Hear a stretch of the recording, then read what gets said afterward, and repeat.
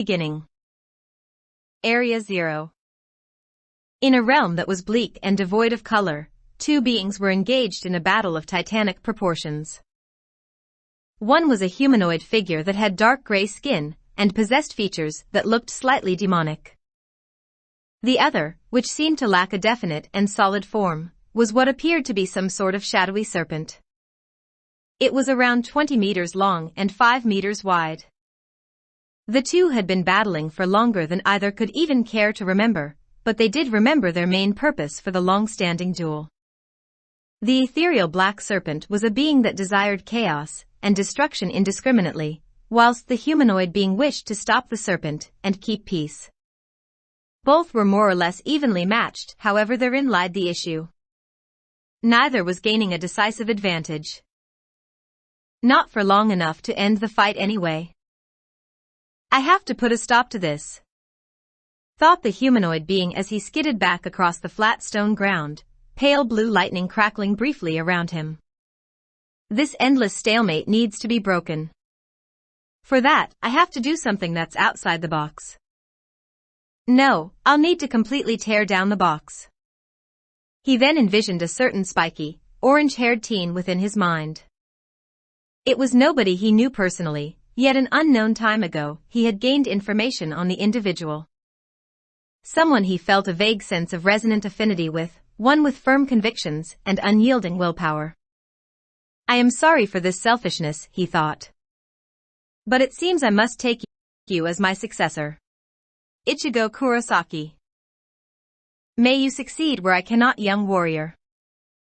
The being then looked up towards his opponent. I shall now put an end to this battle, he declared, as he went into a stance with his legs slightly bent and his palms facing each other in front of his chest, as though he was holding a ball. Rainbow-colored energy began charging between the two palms, spiraling and twisting wildly. A grand-looking magic circle appeared beneath his feet, 5 meters in diameter. Be bound. With your body sealed and your might scattered. He roared before the circle under him glowed intensely. Suddenly, countless white chains and countless black chains burst from the ground under the serpent and constricted its movement.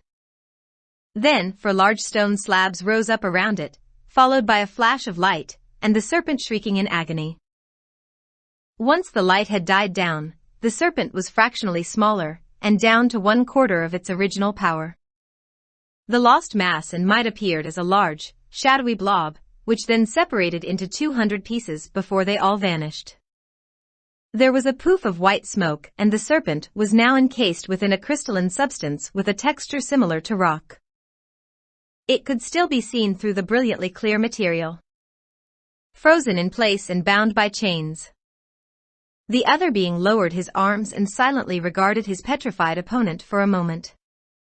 Then, as a radiant glow shined from his body, he dropped to his knees, panting heavily.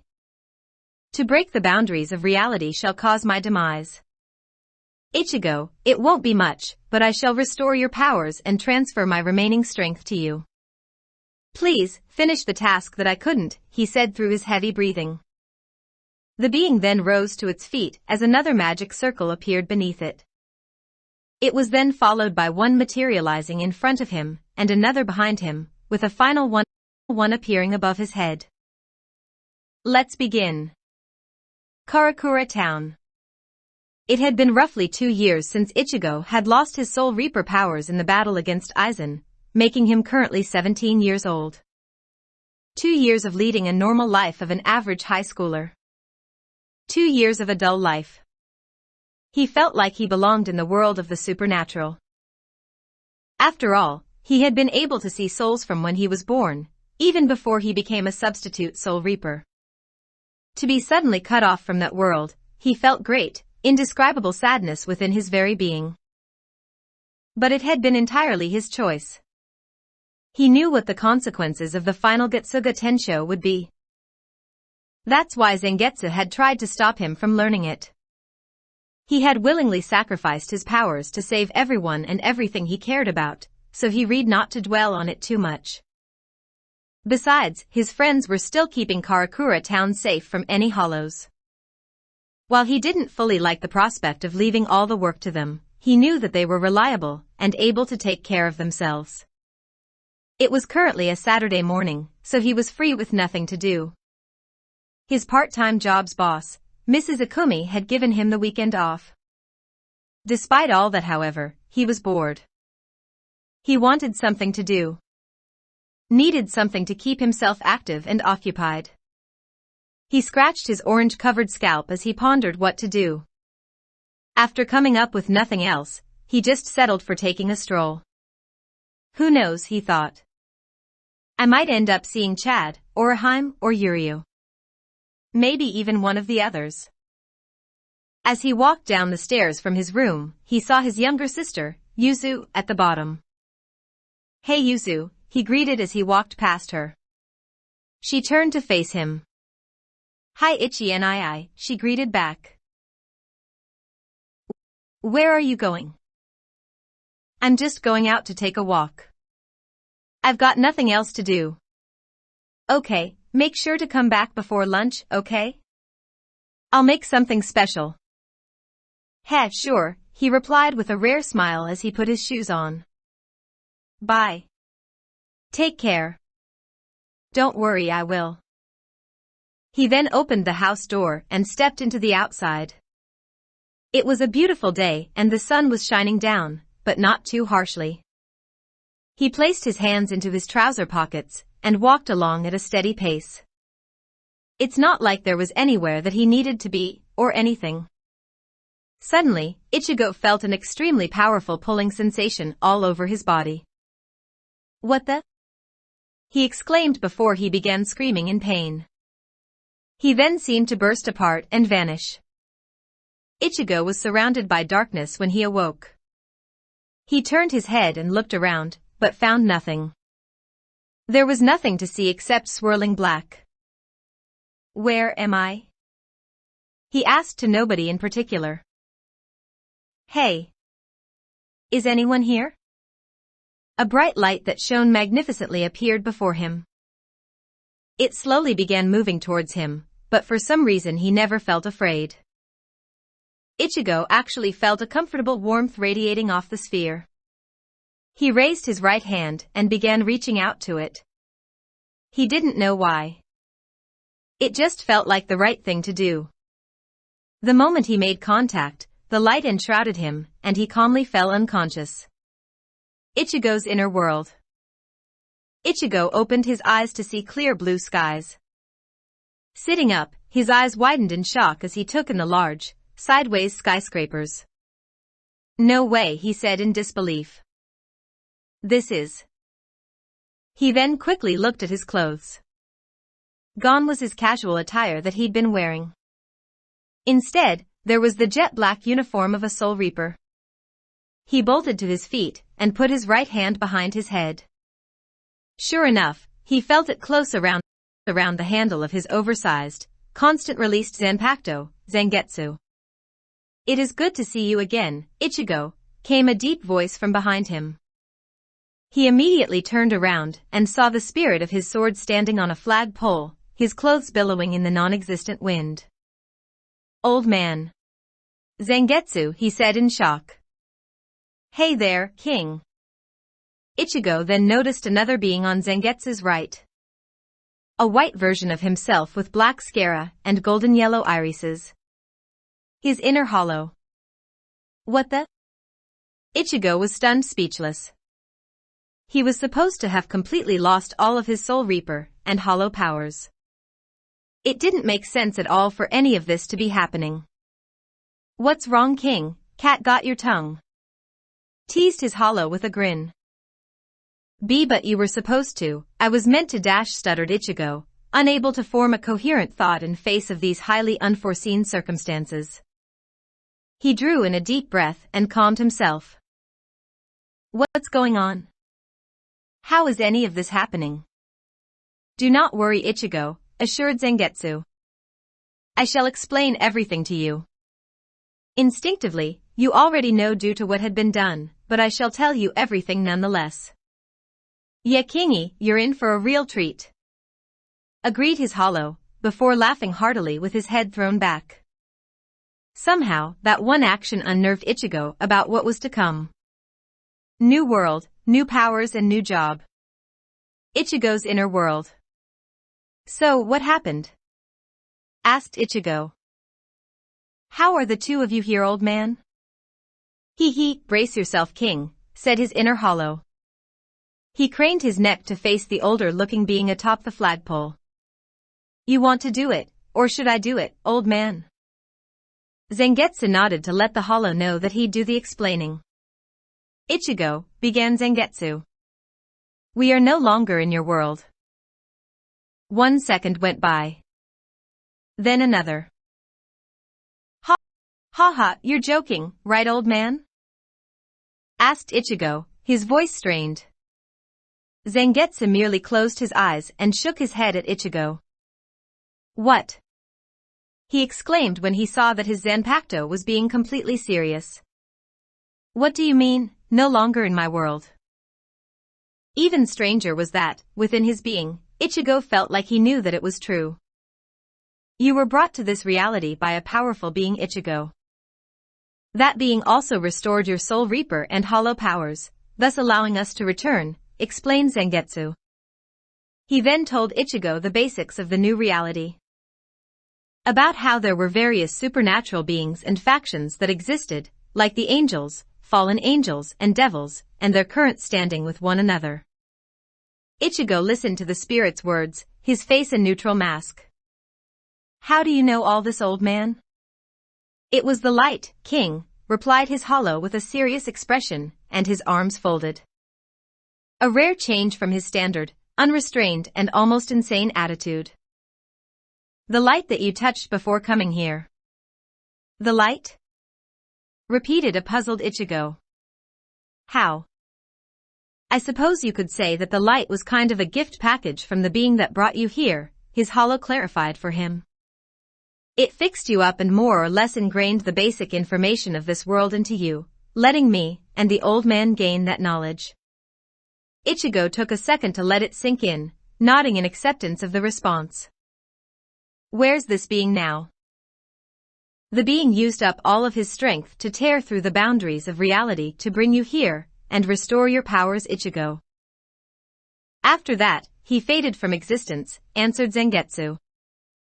Ichigo's eyes widened in surprise at the answer. He then regained his composure and put his signature scowl back on his face. Why did it bring me here? I seriously doubt that it was just to give my powers back. It seems as though the being wished for you to finish what it had started. It made you its successor, so to speak. Zangetsu's tone wasn't analytical, as though he was guessing. It was sure and firm, as though he was stating a fact, which he was. The young Soul Reaper felt some intrigue at that. What was the being doing? Similar to what you've already done. It was stopping a monstrous being from unleashing indiscriminate chaos and destruction. In the end, it sealed the chaotic being and fragmented its power into 200 pieces. Now, it seems that the fragments have gained life of their own due to the creature's surprisingly strong will. So let me guess, said Ichigo after Zangetsu's explanation. I have to now defeat these fragments and the original thing as well, right? Right on the money, king. Somebody should give you a prize. Commented his hollow. Ichigo huffed and decided to ignore his annoying white doppelganger. You are correct, Ichigo. But there is one more thing, said Zangetsu. Oh, he's gonna love this, said his hollow with a smirk. What is it? Inquired Ichigo. The being has also gifted you with new powers, Ichigo, responded Zangetsu. New powers? The yin inquired, his interest piqued. Focus your mind, Ichigo, feel for a new factor in your strength, and will it forward, Zangetsu instructed. Draw upon it and make it surface. This should make it materialize. Despite not fully understanding what his Zanpakuto spirit was getting at, Ichigo decided to go along with it and follow his instructions.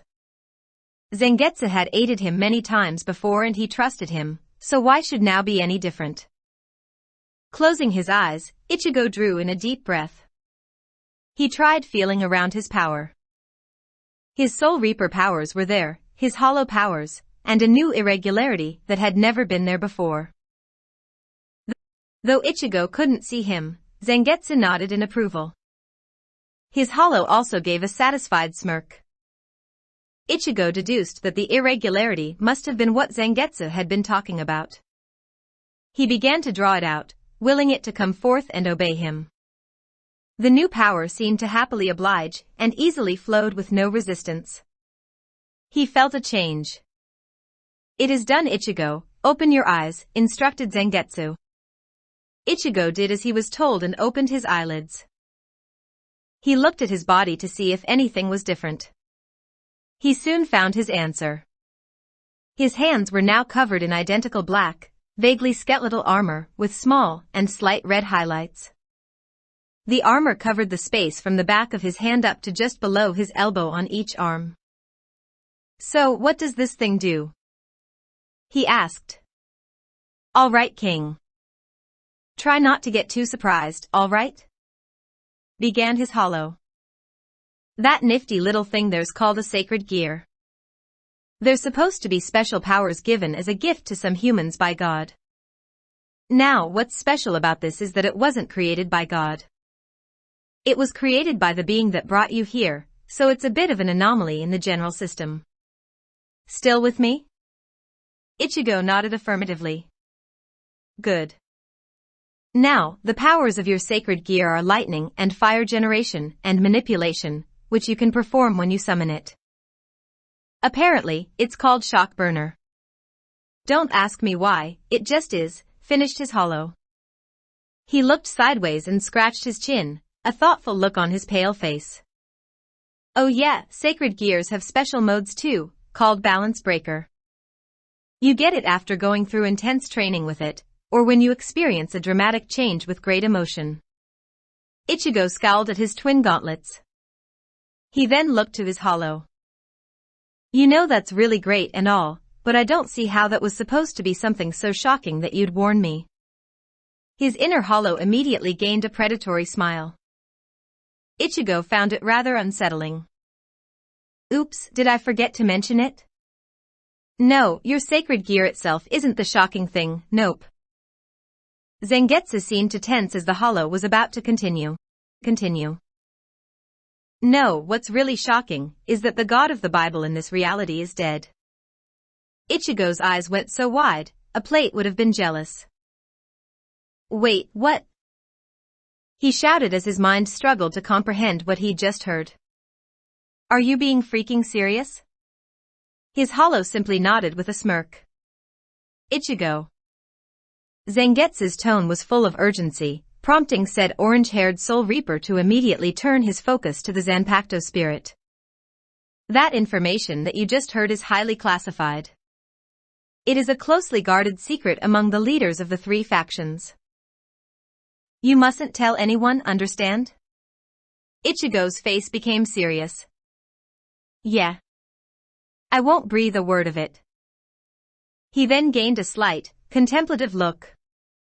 "I guess it's only natural for something that big." He then looked to his gauntlets. "By the way, how do I get rid of these?" No sooner had he said that, and the twin gauntlets vanished. "Oh, that's handy. Yeah, King. You summon and dismiss your sacred gear whenever the hell you feel like it. Just by thought too, no need for any flashy call commands or motions." "Hey, old man, wasn't there something else he should know?" spoke his hollow. Zangetsu nodded at the hollow in appreciation for the reminder, not that he'd actually needed it. "Yes. Ichigo, listen well. Your soul and your physical body have, to a certain extent, and for lack of a better term, fused in this reality." Ichigo's eyes widened yet again as Zangetsu let the revelation sink in. "The result of this is that you can freely use your powers in your body, as well as switch between your casual clothes and your uniform whenever you want." Ichigo's mouth formed a small smile. That sounded kind of fun. "Well, that's actually kind of useful. Anything else I should know?" "No?" "Yes. You've been pulled from our standard reality, but no one has noticed, due to the being's actions again. Zangetsu's face took on a somber appearance. I'm very sorry, Ichigo, but we cannot return home. If it is any consolation, everyone's memory was altered. They believe that you sacrificed yourself in the fight against Aizen, rather than you simply being expunged from their lives. A haunted look came over Ichigo's eyes. What? His shoulders trembled as he stared at Zangetsu. Hey, there's got to be a way, right? Like, once I'm done with the task, I'll be able to return, right? Unfortunately, neither occupant of his soul gave a reply. The spiky-haired teen's expression twisted with anger. What the hell? I didn't ask for this. I didn't want my powers back if it means that I have to leave everything behind. The matter is no longer in our hands, Ichigo, Zangetsu rebuffed with remorse. The very existence that brought us here is irrevocably gone, destroyed by its own actions of tearing through reality. Why did I have to get involved in the first place? Ichigo demanded with a shout. The sky overhead was beginning to darken, signifying the possible onset of rain. Quit your whining, king. His hollow suddenly countered fiercely, drawing his focus. We know that this isn't ideal, but there's nothing that can be done. He folded his arms and glared at the orange-haired substitute. Now make your choice. You can either carry on sniveling like a pathetic insect, or you can walk on, and make the best of what we've got. Ichigo's eyes remained sad for a moment, before he made an effort to school his features, and rein in his negativity. Well, at least I wasn't wiped out from their memories, or something, he replied with a noticeably strained, melancholic smile. I suppose this could be used a fresh start. The lack of action was really getting to me too, I guess. Zangetsu nodded in agreement, and to show his support for Ichigo. Even his hollow had given a single, resolute nod with his eyes closed. His inner hollow then spoke to him. Hey, king. Once you wake up and go from here, you'll be in an apartment, more like a freaking comfy house, that the being set up for you. He also got you registered at the local school as a transfer student. You know, if you look at it all, he's pretty much sorted out everything for you. You got enough cash to last 3 lifetimes. I guess I owe him thanks, even though he's not around anymore. Ichigo smirked. At least his forced translocation hadn't been a half-baked job that would have left him flying by the seam of his pants in a desperate scramble to secure himself a stable residence. Suddenly, Ichigo became bathed in a blue light, signaling that he was about to leave his inner world. He looked to the 2 spirits residing within him. Each gave him a nod in farewell before he vanished. So began the hollow. A new world, new powers and new job, huh? Yes, replied Zangetsu. I guess this could be kinda fun. What do you intend to do? Don't sweat it, old man. I'm not gonna do anything. I'm just interested in this situation. I'll lend King my power when he needs it, after all, that's the horse's job, right? Relax, I won't do anything to Ichigo. I haven't done anything to him in ages. I saved him against that Ulquiorra guy, remember? Very well. I'll take your word for it. Ichigo's apartment, Ichigo's room. The orange-haired teen opened his eyes to find himself in a room identical to his original one. A smile crossed his face. My old room, huh? That's rather nice. He checked his clock. It was already Sunday night, 11:10 p.m. I guess I'd better go to sleep. Don't want to be late on the first day of school after all. He then changed into a set of pajamas with the number 15 emblazoned on the back, and climbed into bed. He thought over his current predicament. This place would be his home from now on. Swallowing the bitter taste from recalling the more negative aspects, he closed his eyes, then slipped into the world of dreams. Dimensional gap. A black-haired girl dressed in a gothic Lolita fashion suddenly perked, ignoring the annoyingly noisy red dragon for once. Just moments ago, she'd felt around 200 presences appear seemingly out of nowhere. Soon after, she felt another presence that seemed to just pop into existence. All were powerful existences of varying degrees. This confused the girl greatly. What is going on? She quietly asked herself. The large red dragon, who was performing stunts in the air, had also noticed the numerous presences. So, though Great Red, you split it apart and brought a successor, huh? New student. Ichigo's room. Ichigo slowly opened his brown eyes as he returned from the world of sleep.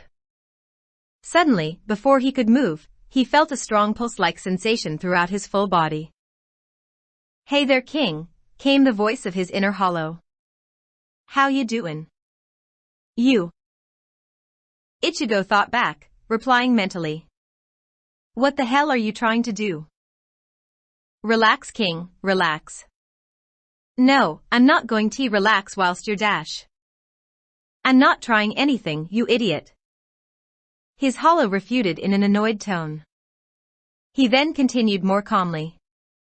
I just thought that I'd fill you in on something rather interesting that I discovered last night, while you were dozing off. He seemed rather amused. Ichigo could practically feel his smirk. His curiosity piqued. Ichigo asked, so, what is it?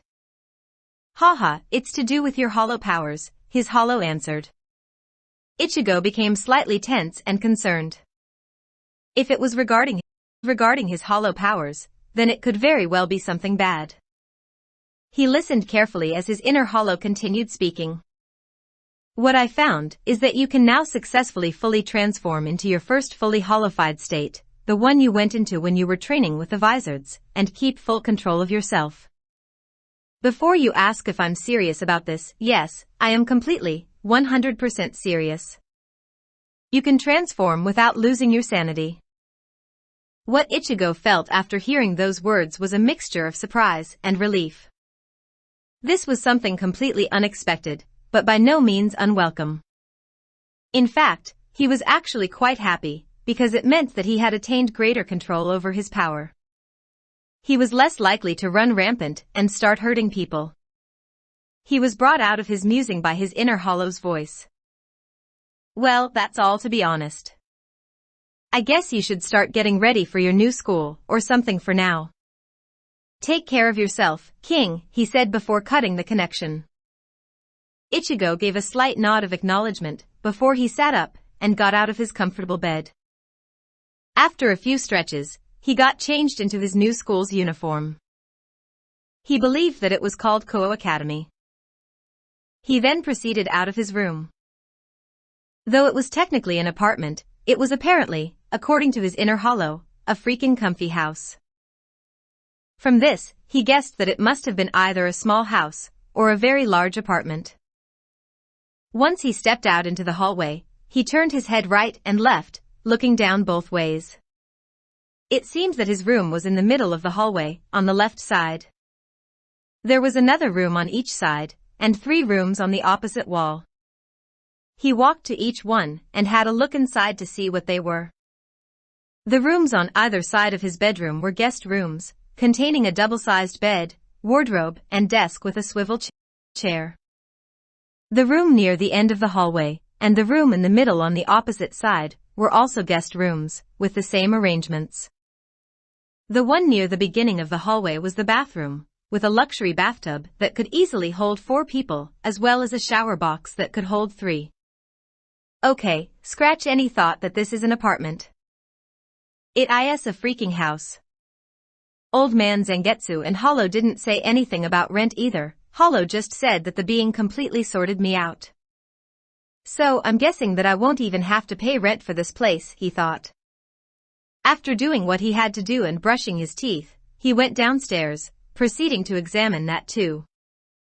There was the front door straight ahead from the stairs, a large living room, and a large, excellent quality kitchen, which led to a moderately sized garden with beautiful greenery.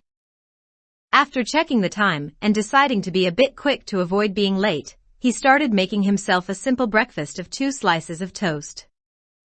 I may be no Yuzu, but I can still make decent enough food to feed myself, he thought. He then smiled sadly at remembering his younger sister. Yuzu, Karen, I hope you guys are all right and well. Ichigo then quickly ate his simple, yet fulfilling breakfast and drank a glass of milk before washing up and grabbing his school bag, conveniently located near the front door. He took the house keys and put on his white casual shoes. Opening the door, Ichigo stepped into the outside world, ready to get going after he locked his house door. No point calling it an apartment when it's really a house, he thought. He turned around and began walking on, with his bag held by his right hand and slung over his shoulder.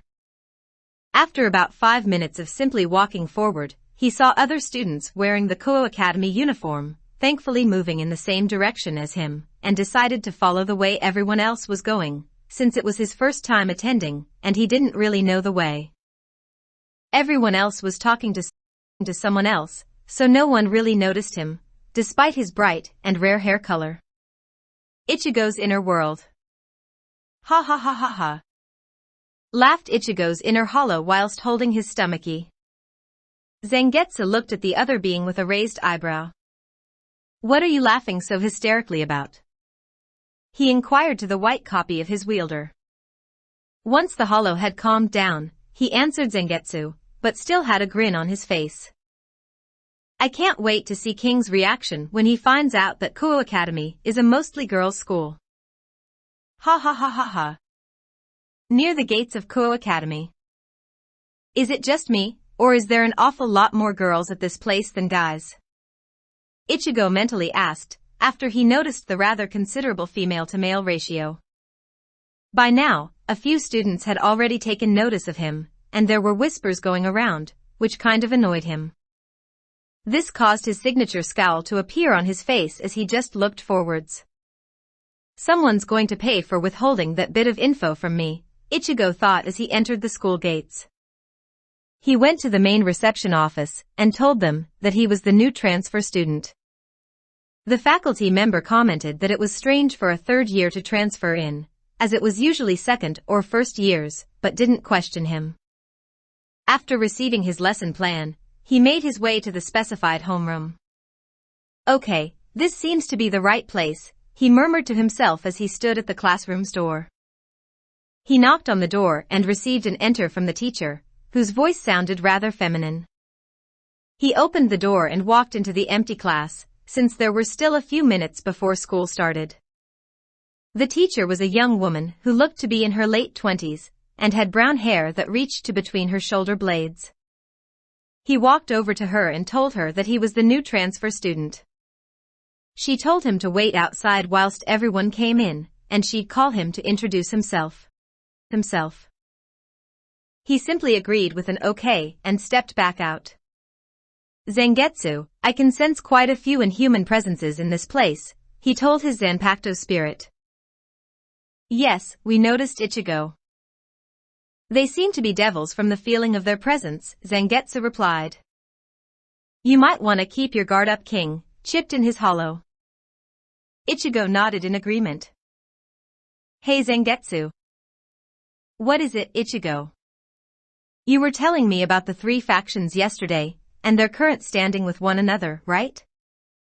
Yes, why? Do you agree that it's best I remain neutral and not aligned with any faction? Yes, for now anyway, as the future is rather unpredictable. It will help you complete your task more easily. Yeah, King, agreed his hollow. You won't get tied down by faction rules, relations, or any of their other nonsense. All right, thanks, said Ichigo before he cut the connection. After waiting for a few more minutes, as his soon-to-be classmates moved into the classroom, he heard the teacher speak to them once they'd all settled down. All right, class, we have a new transfer student coming in today, so treat them well, she announced. Please enter. Ichigo took that as his cue to act and opened the door, stepping into the classroom and moving to where the board was. As soon as he'd walked in, a few people had started whispering, which slightly irked him, but he didn't let it show. Okay, could you please introduce yourself? The teacher requested. Might as well give a good first impression, thought Ichigo. He gave a smile to the class and said, "Hi, my name's Ichigo Kurosaki. This is my natural hair color, and I hope we can all get along." Due to his natural good looks and the fact that he was smiling, not scowling, many of the girls' hearts fluttered while Ichigo seemed to be surrounded by sparkles to them. Some of the guys started grumbling and cursing about another pretty boy arriving, but were immediately silenced when Ichigo sent them a brief death glare. Ichigo noticed the devil aura of someone in the class. It was a buxom girl with purple eyes and long black hair tied into a ponytail by a yellow ribbon. There didn't seem to be any others in the class. So there's one in my class, huh? Guess I'll have to be careful, he thought. The moment the new student had walked in, Akino had felt something powerful from him. But he was only human, so how could he have such a strong presence? Plus, his aura was unlike anything she'd ever come across before. It didn't make sense. I'll have to tell Bucho about this, she thought. Once the teacher had calmed the students' whispers, she spoke to Ichigo again. "Feel free to take any available seat, Mr. Kurosaki. No one is absent, so they're all vacant." Nodding his head, Ichigo proceeded to take a seat in the middle of the class, similar to where he sat at Karakura High. The lesson began and school went on as normal. When lunchtime arrived, quite a considerable amount of his classmates, read as girls, came to his desk and began asking him questions, which he replied to some and politely declined to others. Occult Research Club room. "So let me get this straight, Akino," Rias asked her queen. "You're saying that the new transfer student has an incredibly powerful presence, yet is a human, but at the same time, he has an aura unlike anything you've ever felt before?" Akino simply nodded at her king. Rias rubbed her temple. Situations like this were also troublesome, and she'd already had enough trouble a few days ago with her new pawn and bishop. "All right, I'll look into it," she told Akino. "You make sure to keep your eyes open as well." "Yes, of course," Akino replied before walking out of the club room. "Ichigo Kurosaki, what are you?" Rias thought. Ichigo's inner world. "I've gotta say, Zangetsu, you've been doing a pretty good job, old man," said Ichigo's inner hollow. "What are you talking about?" the Zanpakuto spirit asked. "You know full well what I mean," replied the hollow with a smirk. "You may look like you're just standing around on that flagpole doing nothing, but what you're really doing is actively suppressing King's presence." Zangetsu continued to look at the hollow in silence for a few more seconds before speaking. "How did you know?" "Oh please," replied the hollow. "As if I wouldn't notice something like that. Don't forget that I represent a portion of his power too, you know? Besides, it's not like I'm against what you're doing, old man, since Ichigo's spiritual pressure just leaks out all the time, and would have made us sitting ducks with jumbo-sized targets by now. Thanks to you, only people who are aware and can sense auras can feel something strange about him, otherwise he's just a normal human to most." The hollow's mouth then formed into a wide smirk. "What is so funny?" asked Zangetsu. "Oh, nothing. It's just the fact that I've actually been suppressing Kingi's spiritual pressure too, old man." Ha ha ha ha ha. Kuo Academy. School was moving on how any normal school would. After his little question and answer session at lunch break with some of his classmates, who, oddly enough, were only girls, he went to go eat and then explore the school grounds. He'd come across some tall bald guy and a small guy with glasses who were peeping on the girls whilst they were changing. When he found out what they were doing, well, let's just say that he sent them to hell. When the girls, who were the kendo club by the way, rushed out to see what all the screaming and commotion had been about, they saw Ichigo standing above the battered and broken forms of two of the perverted trio. He apologized to them for the noise and simply stated that he hated perverts and people who didn't respect a woman's privacy before walking off. When the bell rang he, like all the others, went back to class. However, he didn't know that he'd already gained a reputation with the girls as a handsome champion of justice who delivered divine punishment to the infamous perverts. As school had been going on, he had an almost constant feeling that he was being watched. At first, he thought that it was probably nothing, as it was normal for people to observe a new student. After some time though, he'd realized that this was not normal, and he was being observed with a much deeper intention. Putting two and two together, he came to the conclusion that it must have been the devil girl who was in his class. So I've already come under their radar, huh? He thought to himself. I guess I have my leaking spiritual pressure to blame for that, although it does seem more contained. Must be old man Zangetsu's doing. When school finally came to an end, he casually left the grounds like everyone else and began making his way home. The feeling of being watched disappeared soon after he stepped out of the gates. I guess they're not completely stalking me, he thought gratefully. You don't know, King, you might like being stalked by a beautiful young girl, his hollow suddenly commented. Ichigo's eyes almost popped out of his head as he fought to keep down a blush. Shut the hell up. He mentally berated. Ha. Looks like you've got a ways to go if you wanna be a man, King. Ichigo promptly cut the mental connection. Occult Research Club room. Rias sat alone in her chair. None of the other members of her peerage had arrived yet. She was wondering what to do to search for info on the new student, Ichigo Kurosaki. She considered asking Sona to look at his student profile and or records, but didn't know how much she'd find. The door creaked open as Akino walked in. Rias turned her head to look at who'd entered. Hello, Akino, find anything? Her queen shook her head. Unfortunately, Bucho, no. Although what? Apparently he's become known by some of the girls as a handsome champion of justice, since he delivered divine punishment to Ayase-kun's two perverted friends. Is that so? Said Rias. She then put her palm on her forehead and sighed, but her mouth formed a small smile. They heard the door opening again and turned their heads to see the rest of the peerage arrive, with the exception of the pawn, Issei Hayado. Hello, Bucho-san, Akino-san, greeted their new, gentle-hearted bishop, Asia Argento. Hello, Bucho, Akino-san, greeted Yudo Kiba, the prince charming of the school, and the knight of the peerage.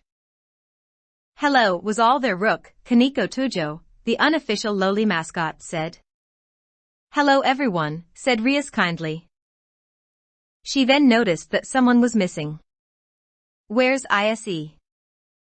They all shook their heads to show that they didn't know. Rias sighed again. Well, looks like we'll have to start without Dash. At that moment the door burst open as Issei came running in. Sorry I'm late, Bucho. He shouted before he bent over and held his knees whilst gasping for air. Some new guy, beat up. Motohama and Matsuda, so I was talking to them for a while, he said between pants. Akino giggled at Issei's antics.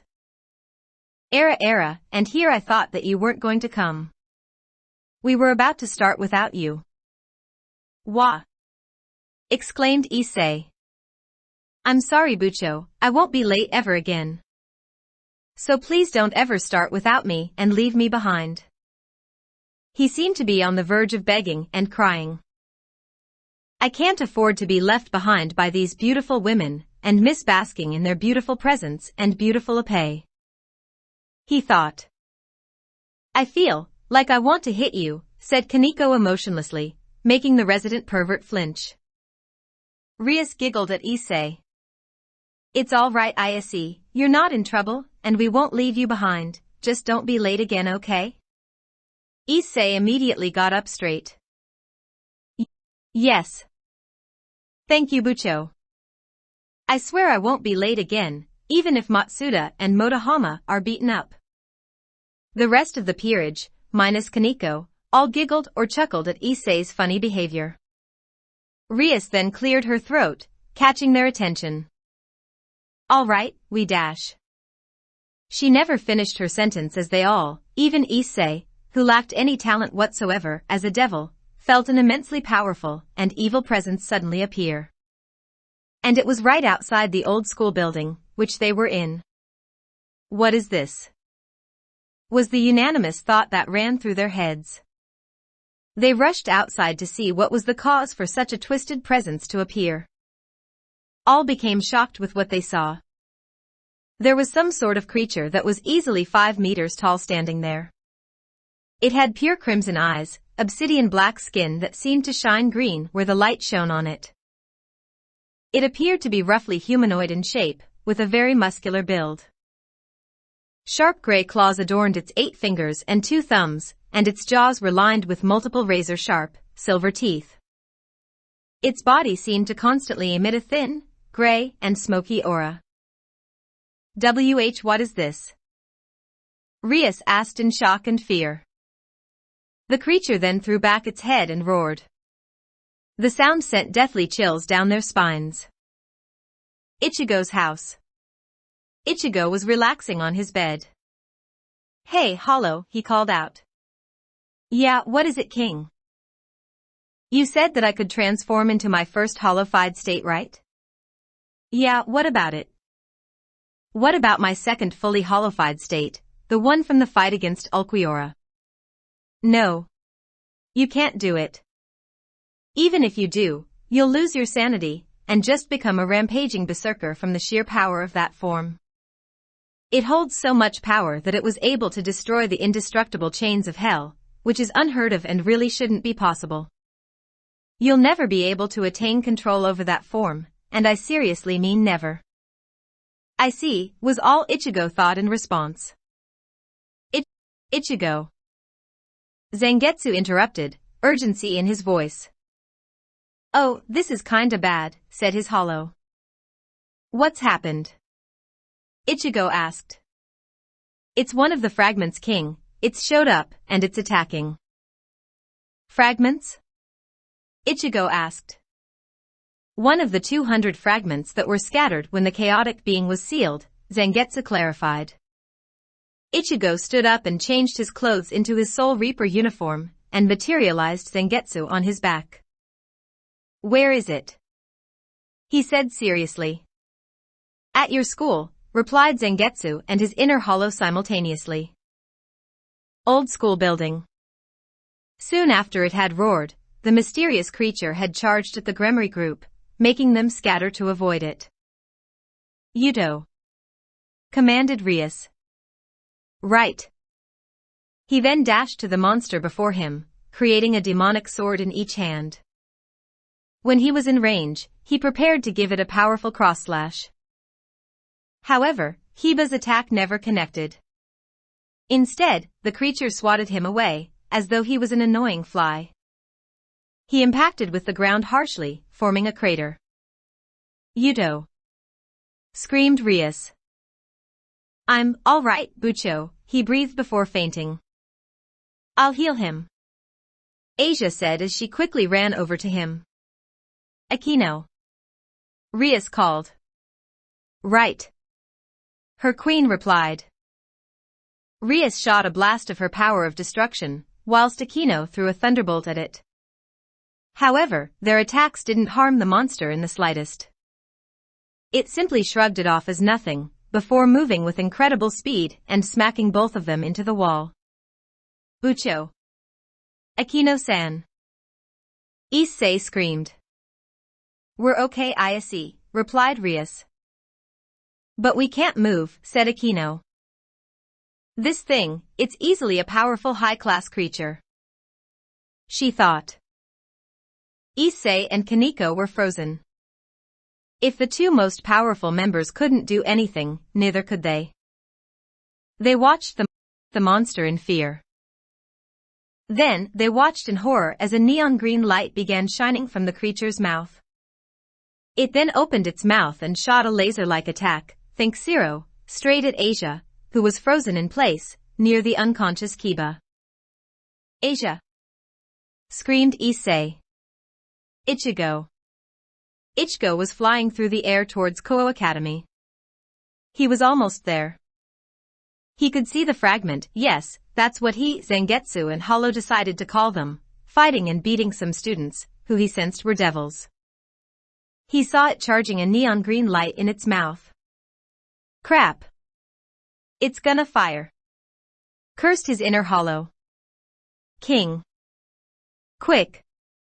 Use your Zanpakuto. I'm not close enough. He thought back in frustration. Damn it. Just swing it like I do. His Hollow commanded him. Ichigo remembered when he'd fought his Hollow, and his unique style of swinging his Zanpakuto, using the extendable cloth wrapping. Acting quickly, he grabbed Zangetsu from his back, the cloth unraveling at his touch. He spun it a few times before launching it forward, the sword still spinning, just as the fragment fired a Sira-like attack. Gremory Peerage. They all looked on in horror as the beam of death raced towards Asia, who was frightened and sure that her life would end here. Suddenly, a spinning sword came in out of nowhere and blocked the attack, negating it completely. The sword then stabbed into the ground. The sword was large, very large. As long as someone's full body, and looked like an oversized kyber knife. They followed the cloth that was attached to the handle, looking in the direction that the sword had come from. They saw a figure with spiky orange hair dressed in a black shikakusho descend from the sky, holding the cloth in his hand. Sorry about that, he said, as he yanked the sword out the ground, and it returned to him. Rias and Akino's eyes widened in shock as they recognized who this was. Ichigo Kurosaki. But how? Wasn't he just a human? The fragment roared at Ichigo's arrival. It was angered that someone had blocked its attack, but it had also sensed the power of the being that had transported Ichigo within him. I think it might be a good idea for you guys to take a step back and stay out of the way, he told the others. What? You can't fight that. You'll get killed. Issei shouted. Don't worry, this is my job. Ichigo rushed forward as the fragment brought its claws down. He held his Zanpakuto up and blocked them. You seem to be pretty strong, he commented. Looks like I can't mess around, especially with these lot here in the danger zone. He then pushed its clawed hand away, making it stagger. Taking the opening, he flash-stepped right up to it and slashed its exposed torso. The fragment roared in pain and stepped back, out of Ichigo's range. Or so it thought. A blue energy charged around Ichigo's sword. He then shouted the name of his signature attack. Getsuga Tensho. A crescent-shaped wave of light blue energy was released from the blade and severed the fragment's left arm, due to it moving at the last second. You're quite quick, Ichigo stated as he appeared above the fragment via flash step. Getsuga Tensho. The attack was released from directly above the fragment. It cut through it from above and traveled down, bisecting it from the head. As Ichigo landed, the fragment broke down into shadowy particles and vanished permanently. He then put Zangetsu back onto his back, the cloth automatically wrapping around it. The Gremory group watched in shock as this one person took out a powerful high-class monster.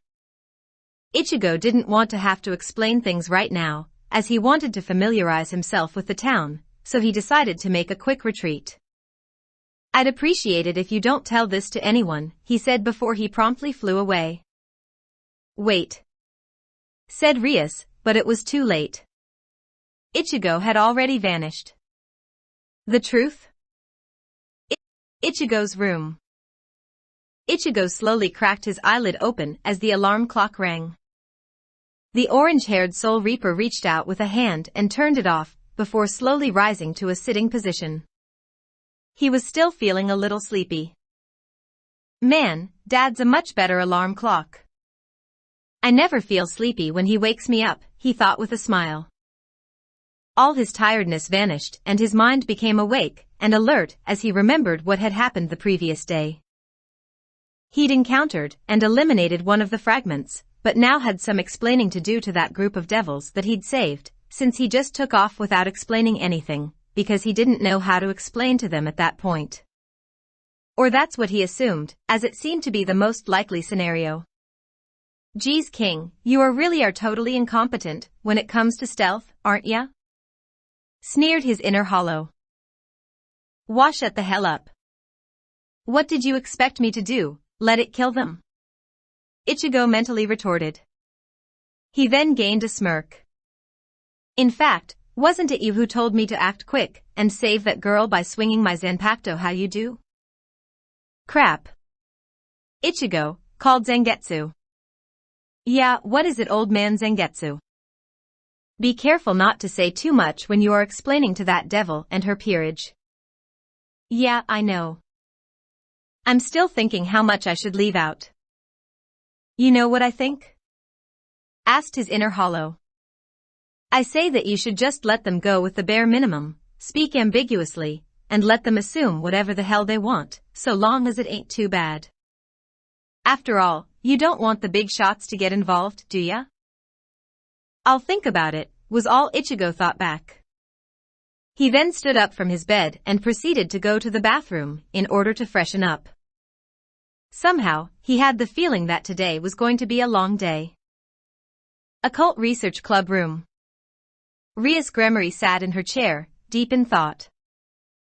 The subject of her pondering?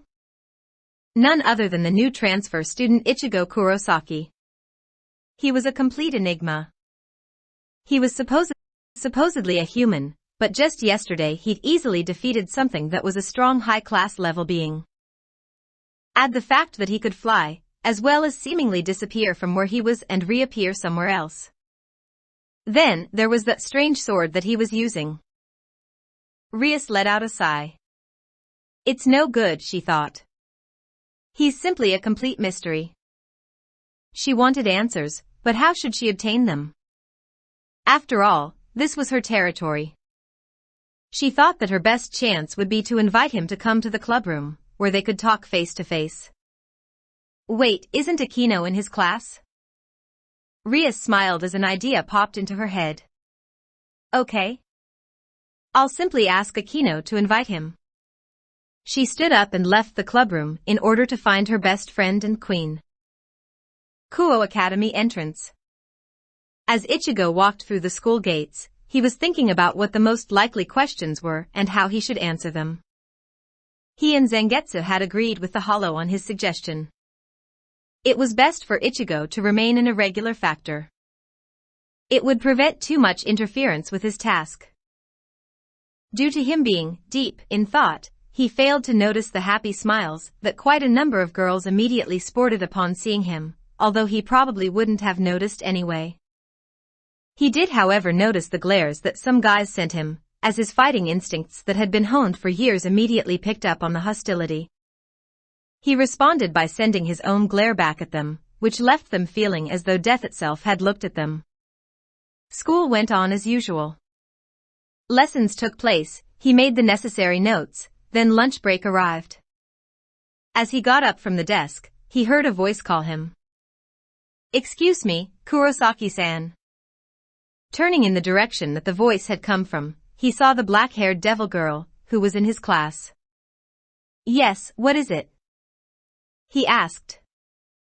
And by the way, just Ichigo is fine. I'm not really one for formalities. Their conversation, if you could call it that, had gathered some attention of a few students, particularly girls. Why is Aquino Wanisama talking to Ichigo-kun? Do they know each other? He just told her to call him casually. Do you think that? What? Ichigo-kun is taken? No. That can't be. I don't want to live anymore. This all caused a certain orange-haired soul reaper's eye to twitch, although the last few had just downright confused him. Aquino, on the other hand, just giggled slightly. Very well then, Ichigo, Aquino said. My club president has asked me to invite you to our clubroom to talk after school. Ichigo thought about it for a moment. So he was right, they did want answers. I might as well just get it over and done with, he thought. Meanwhile, Aquino wasn't sure how to take his silence. Is he going to decline? Yeah, all right. I don't see why not, Ichigo told her, breaking her train of thought. Thank you. Our club is called the Occult Research Club and is located in the old school building. Please come once school is over. Aquino then walked out of the classroom, intending to tell Rias that Ichigo had accepted the invitation. Well, King, looks like you've been asked out by a pretty girl, his hollow spoke up. Shut up, I'm not in the mood for your annoying jokes. Ha. If anyone's annoying, it's you. Anyways, said his hollow, taking on a more serious tone. Make sure you're prepared, and remember not to give too much away. Especially the fact that you're really from another reality. Yeah, I know. But thanks for the reminder anyway. Occult Research Club room. So he's accepted the invitation? Asked Rias for confirmation. Yes, replied Aquino. Good work, Aquino. Ufufu, thank you, Bucho. All the other members, who were also present, heard this conversation. Wait, so that guy, Ichigo, is going to be coming here? Asked Issei. He was actually feeling nervous about that, since that guy was crazy strong, but it was also because of something else. He'd heard that the guy apparently hated perverts, and is the one who beat up Matsuda and Motohama. In fact, some of the girls were actually wishing for him to receive divine punishment next. Yes, I see, he's coming here, replied Rias. Or so I hope. We should be able to get some answers from him. I'm sure he has some idea of why we're calling him, so the fact that he accepted shows that he's willing to talk. I think. I see, said Kiba, seeming calm. In truth, however, he was feeling slightly nervous too. While he might have been unconscious during the battle, the others had filled him in on what had happened. Kaneko, as usual, was silently eating a sweet. She looked like she didn't care, but on the inside she was confused. He seemed to be just a human, yet he had such a high amount of power. It didn't make sense to her. Asia was also nervous, but a little happy too. This was because she could finally thank him in person for saving her life. Ichigo's classroom. The bell rang, signifying the end of the school day. Ichigo packed his notebooks away into his bag, and stood up as his fellow classmates started walking out the class. Ichigo, it is time to go, said Zangetsu. Yeah, I know. He began making his way towards the old school building, where he'd been invited for a little chat. Occult Research Club room. All the peerage waited anxiously for Ichigo to arrive. Hopefully, they would gain some answers about the enigma of a student. But they had to be careful, since they guessed that he could easily overpower them all. The door creaked as it was opened and a spiky-haired teen walked through. The Gremory group reflexively tensed up in anticipation as Ichigo entered. Man, what's with this atmosphere? He murmured, but was still heard due to their enhanced hearing. It's as though someone's died in here or something. Seeing that he hadn't come with any ill intent, they all relaxed. Thank you for coming here, Ichigo Kurosaki-san, greeted Rias. You're welcome, replied Ichigo. And please, just Ichigo is fine. I'm not one for formalities. Wow, he sure is relaxed for someone so strong, thought Kiba, whilst Issei was shivering slightly out of fear of receiving divine punishment. You excuse me? Asia spoke up, trying to get Ichigo's attention. Yeah? He asked whilst turning to look at her. For some reason, she reminds me of Yuzu. I'd like to thank you for saving me yesterday, she said timidly. Oh, don't worry about it, he assured with a kind, brotherly smile. I couldn't simply stand by and watch as someone died, whether they're a devil or not. So he knows we're devils, thought Rias. She cleared her throat to bring the focus back to herself, much to Issei's relief. Ichigo, I'd like to know what you are and what you're doing in my territory, she stated. Straight to the point, huh? Ichigo thought. You'd like to know what I am, huh? Rias simply nodded, as well Akino. Well, I'm just a human. As for what I'm doing here, I simply came to attend school. Rias frowned slightly. She couldn't tell if he was toying with her or not, since his voice didn't hold any sarcasm. Well, she began. Yesterday, when you intervened for us, you told Issei that getting rid of that creature was your job. Care to explain? Ichigo looked at her for a moment. Oh, you mean the fragment? Well, it's simply just that. My job, so as to speak. Fragment? Rias thought. I've never heard of them before. Would you explain in a little more detail, please? Ichigo sighed before giving his explanation. There are 200 of those fragments, well, 199 now, and it's my job to eliminate them all. I suppose you could say that I was selected to do it. Selected? By who? My predecessor. You said that you're a human, but what you did shouldn't be possible for humans. Then there's your sword too. What is it? If I wasn't a human, why would you sense me as a human? Also, I wouldn't have a sacred gear if I was a non-human, would I? This caught the peerage of guard. This guy also has a sacred gear? Though Issei.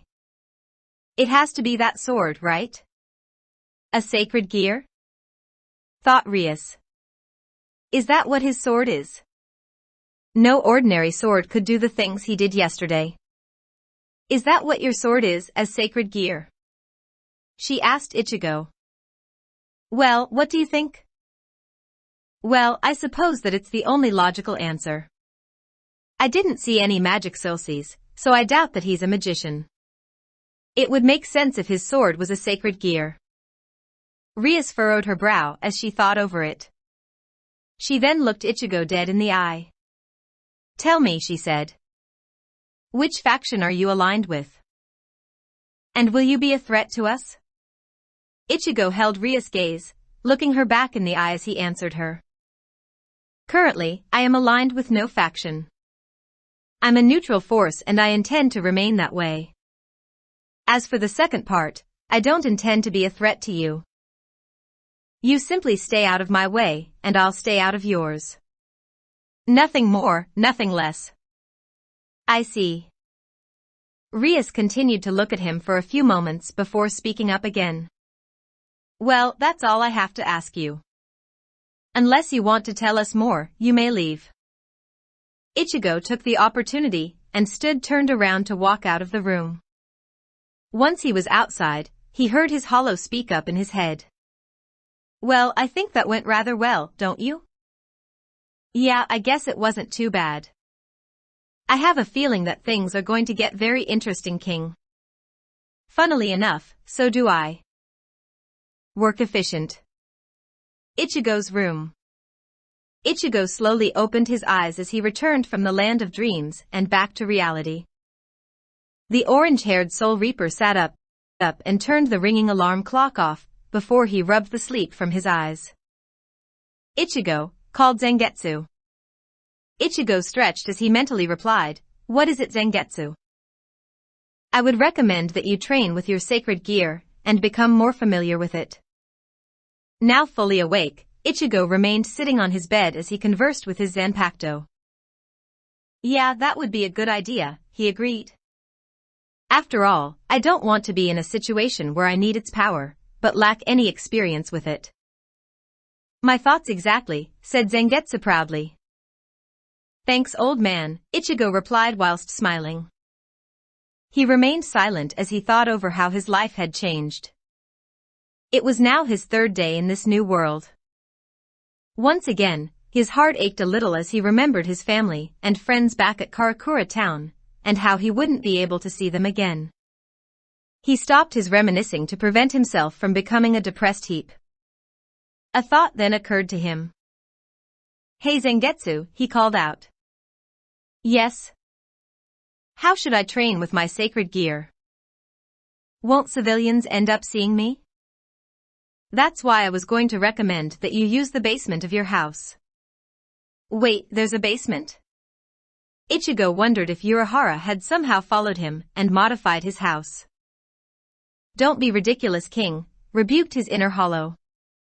It was there from the beginning. Seriously? Asked Ichigo. Of course I'm being serious. His hollow replied in an annoyed tone. What do you take me for? Actually, on second thoughts, don't answer that one. Ichigo smirked at this. Anyway, he said, going back to talking with Zangetsu. Will the basement be able to withstand it? Yes, it should be able to. It has rather powerful and intricate glyphs and seals to prevent its destruction, and allow it to repair itself if any damage does occur. All right, thanks, said Ichigo. You are welcome, Ichigo, responded Zangetsu before he cut the connection. Well, I guess I know what I'm going to do after school today. Ichigo thought. Ichigo's classroom. Ichigo sat attentively in class, taking any notes that were necessary. Due to him being an above-average student, he found the work rather easy to do. However, the same could not be said for quite a few of his classmates, particularly the males. In fact, the majority of males at Kuo Academy seemed to be rather dim-witted. They must have come here just because the girl-to-guy ratio is high, he thought, rather annoyed at their reason for applying to the school. While he wasn't gay, or anything like that, he wouldn't go to a school just for the girls. That was the territory of a lowly pervert. Somewhere in the school, a certain brown-haired, perverted member of the Gremory group cringed. Okay, what the hell was that? Thought Issei. Once school came to an end, Ichigo was rather quick to make his way home, much to the disappointment of his admirers, whom he knew nothing about. He wanted to get this sacred gear training sorted out A.S.A.P, and become more familiarized with his new power. Ichigo's house. Upon entering his house, Ichigo took his shoes off and asked Zangetsu a question. Where is the basement entrance, by the way? At the far end of the living room, to the left if you enter the room from the kitchen. Alright, thanks. Ichigo proceeded to go to where Zangetsu had specified. Sure enough, there was a door in the wall, which was about a head shorter than him. How the hell did I miss this? Ichigo thought. Because you're an incompetent idiot, who doesn't deserve the right to be king, his hollow remarked. Ichigo ignored his hollow, simply cutting the connection. He then opened the door and saw steps leading down. Oddly enough, it wasn't dark and gloomy. It was lit and rather visible, as though light was coming from the basement. Shaking off his surprise, Ichigo walked down the steps, only to enter what seemed like an open desert area. Okay, this just looks exactly like Urahara's place, he thought. Actually, it's just like the place where you learnt Bankai, corrected his hollow. What, is the healing hot spring here as well? He asked sarcastically. As a matter of fact, it is. Wait, what? Ichigo hadn't expected that. Ha ha ha ha ha ha ha. Anyway, said Ichigo out loud, trying his best to ignore his inner hollow's maniacal laughter. How should I train? Summon your sacred gear, instructed Zangetsu. Ichigo obeyed and summoned his shock burner forth, causing it to materialize on his hands.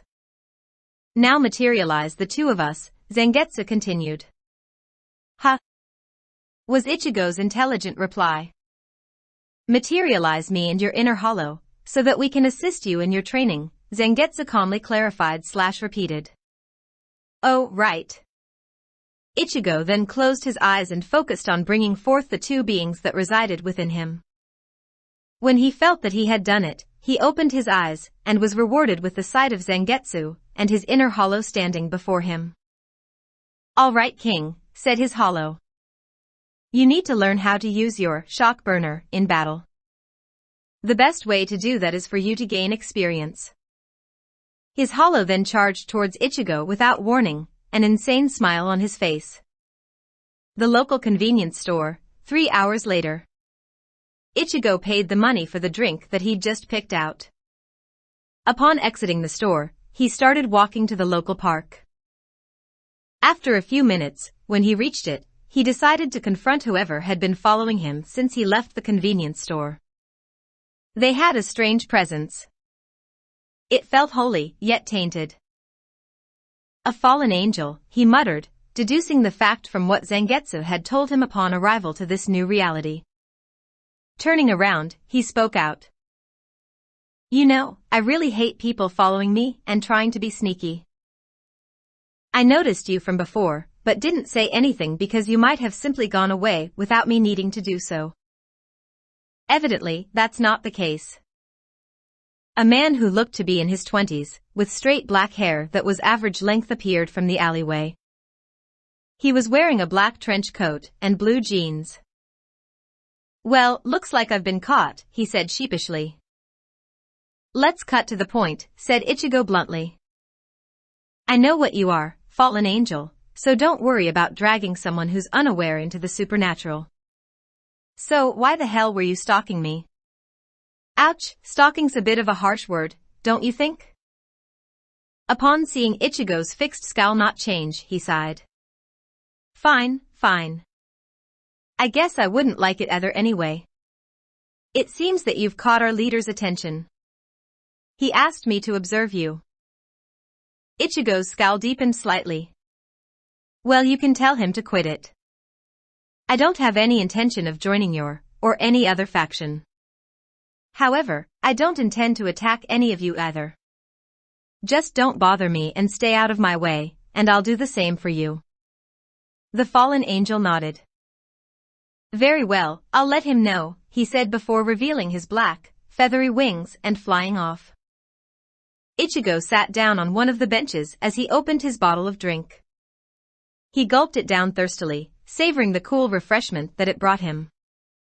When he finished it, he sensed a dark presence.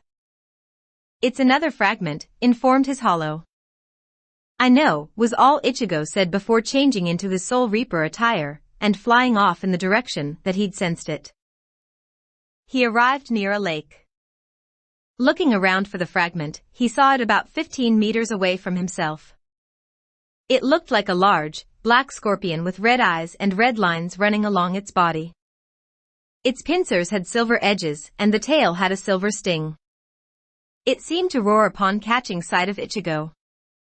Sorry, but I don't have time to waste with you. He drew his Zanpakuto from his back and went into a stance. He had to quickly block, as the fragment had charged at him with great speed and attempted to impale him with its sting. Whoa, he thought. This one's not as physically strong as the last one, but it sure is faster. He pushed the sting away, only to flash step a few feet back, as it immediately tried crushing him with its pincers. It then charged towards him again, forcing him to dodge. That thing's probably got venom in its tail, like an actual scorpion, so I'd better avoid it. I need to time it right. A well-fired Getsuga should do the trick, Ichigo thought. As he dodged its tail again.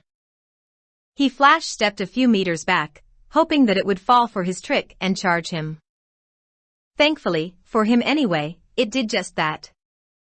Smirking, Ichigo held his Zanpakuto above his head as it drew near. Getsuga Tensho. He shouted, swinging his Zanpakuto down, and releasing the crescent-shaped wave of light blue energy. The Getsuga successfully cut through the fragment with ease. Like the previous, it disintegrated into shadowy particles and vanished. Ichigo then felt another, twisted presence. It felt like a devil's, but was rampant and, for lack of a better term, corrupted. Geez, don't I get any rest? He complained as he took to the air. Ichigo, that presence belongs to a stray devil, said Zangetsu. Care to fill me in? Zangetsu told Ichigo about stray devils as he flew towards its location. So they're just like hollows, huh? Ichigo commented. Killing or defecting from their masters, then running rampant and eating humans. He arrived at what looked like a run-down, abandoned house. The disgusting smell of blood hit his nostrils. He entered through the open doorway, which didn't have a door. The inside seemed to have had all the walls between the rooms knocked down, making it a rather large space. It was pretty gloomy too. "Well, what do we have here?" said a feminine voice. "It's a human, and he smells delicious." A figure then appeared. The stray devil appeared as a teenage girl who seemed his age, with light pink hair that reached her lower back. Except that there were bat wings protruding from her back, as in actual bat wings, not a devil's regular bat-like wings. Then there was her clothing, or rather the lack of it. She was wearing only black, skimpy undergarments. This caused Ichigo, who was fairly innocent and very modest, to blush like crazy. "What the hell?" he exclaimed as he covered his eyes, whilst trying desperately to fight the blush. "Oh, you've got to be freaking kidding me." His inner hollow screamed in disbelief within his mind. "Such a cute boy," she said with a deceptively beautiful smile. "I do love handsome boys, I get to have so much fun with them before, or while I eat them," she said as she licked her lips. Her tone was rather seductive and enticing. Seeing that Ichigo wasn't doing anything, she decided to claim her delicious-looking and smelling meal. "If you won't make a move, then I guess I will," she announced as she rushed towards him. Ichigo snapped out of his embarrassed state and Flash stepped out of the way. My, what's this?" said the stray. "Looks like you're a feisty one." Ichigo didn't reply. His head was down slightly and his hair was overshadowing his eyes. "You," he murmured as he slowly reached up and grabbed Zangetsu's handle. "For killing your master and eating innocent humans, don't deserve to live." He raised his head and fixed her with a cold, steel stare. His eyes slightly shone blue with resolve as his heart burned with righteous fury. "Looks like you like it rough," smirked the stray. "Not that I mind. I'll get to have much more fun with you." Ichigo didn't respond. He silently raised Zangetsu above his head with one hand. "What are you doing?" inquired the stray. "You'll never hit me from that distance." Ichigo swung Zangetsu down with a call of Getsuga Tensho, releasing the technique from the blade. The stray realized her mistake too late and couldn't dodge. The powerful wave of energy completely destroyed her. The Getsuga hadn't even left a trace of her behind. Placing his Zanpakuto back onto his back, Ichigo turned around and started walking out the abandoned house. As he came through the doorway, he that saw Rias Gremory and her peerage were there. "Hey," was all he said as he walked past them, shifting his clothes back to normal. The full peerage had just arrived moments before Ichigo destroyed the stray. They had no words to say. That stray was reported as highly dangerous and powerful, despite its appearance, yet he'd killed it just like that. Into the forest. Ichigo's bedroom. Orange-haired teen slowly opened his eyes as his alarm clock began its routine. Lazily reaching out with his hand, Ichigo turned it off. He then got out of bed and began his daily morning actions to freshen up and get ready for another day at school. For some reason, he had a feeling that today wouldn't be a normal day. Hardly anything had been since he'd arrived in this reality. Occult Research Club room. Rias sat in her chair at the desk, deep in thought. She was wondering about how she could gain Ichigo Kurosaki's trust and friendship, or at the very least, get him to agree to help her at least once. He would definitely be a great help in dealing with my riser problem, especially if things get ugly, she thought. But the problem was, how could they get him to willingly help? Then, a flash of inspiration hit her. She planned to take Issei and Asia to the familiar forest tonight, so that they could get their own familiars. She could invite Ichigo Kurosaki to come if he wishes to. It would be like a sign of non-hostility towards him, and acceptance of him being there. It would also mean that they had no issue letting him join them if he wanted to. Akino saw Rias very happy, and very pleased expression. She was curious as to what had made her king so uplifted. "Rias, did something happen?" she asked, using her master's first name since the two were alone. "Akino, I need you to deliver a message to Ichigo Kurosaki." Ichigo's classroom. Class had gone on as usual, and it was now break. Ichigo was putting his books away when he felt someone approaching him. Turning his head to look, he saw Akino coming towards him. "Looks like she's got something to tell me," he thought, noticing that she didn't have her usual smile on her face. "What's up?" he casually asked when she was standing next to his desk. "Bucho wanted to ask you to come to the clubroom. She said that she wants to ask you something." "Well, I suppose I could. Not like I really have anything else to do." "Does she want me there right now?" "That would be good." "All right, let's go."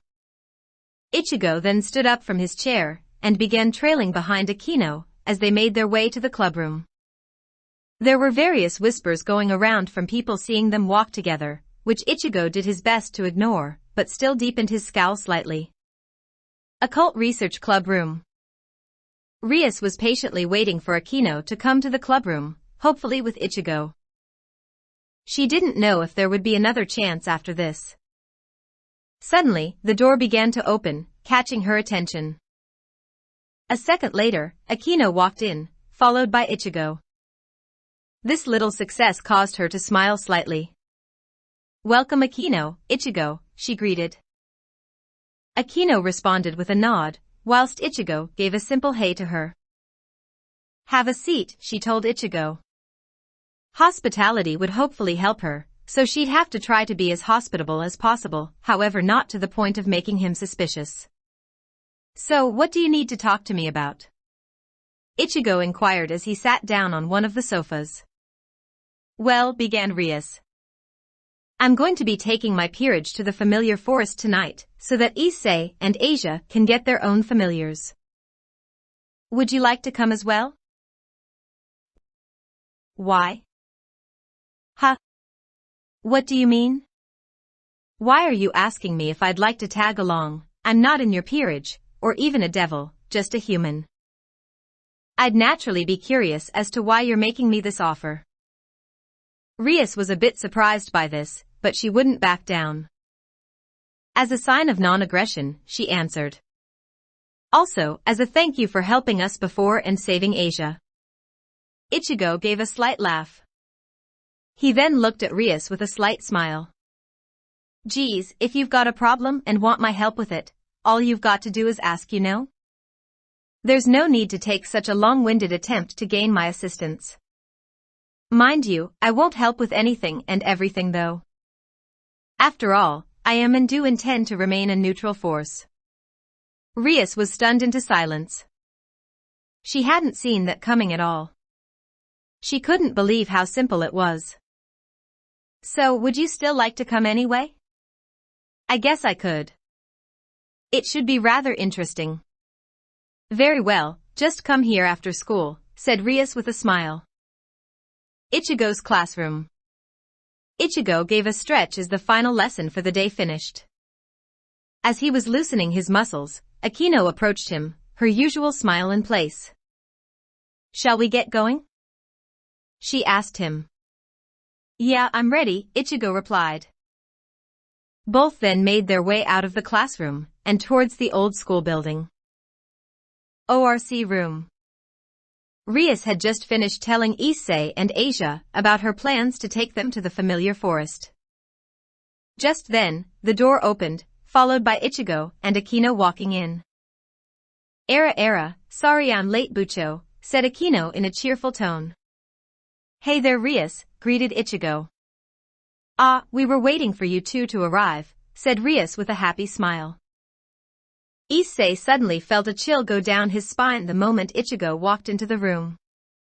The only thing going through his head was fear. "Oh no, what's he here for? Crap. Don't tell me he knows that I was peeping on the kendo club with my buddies before. He's going to kill me. He's going to kill me." I don't want to receive divine punishment. Bibucho.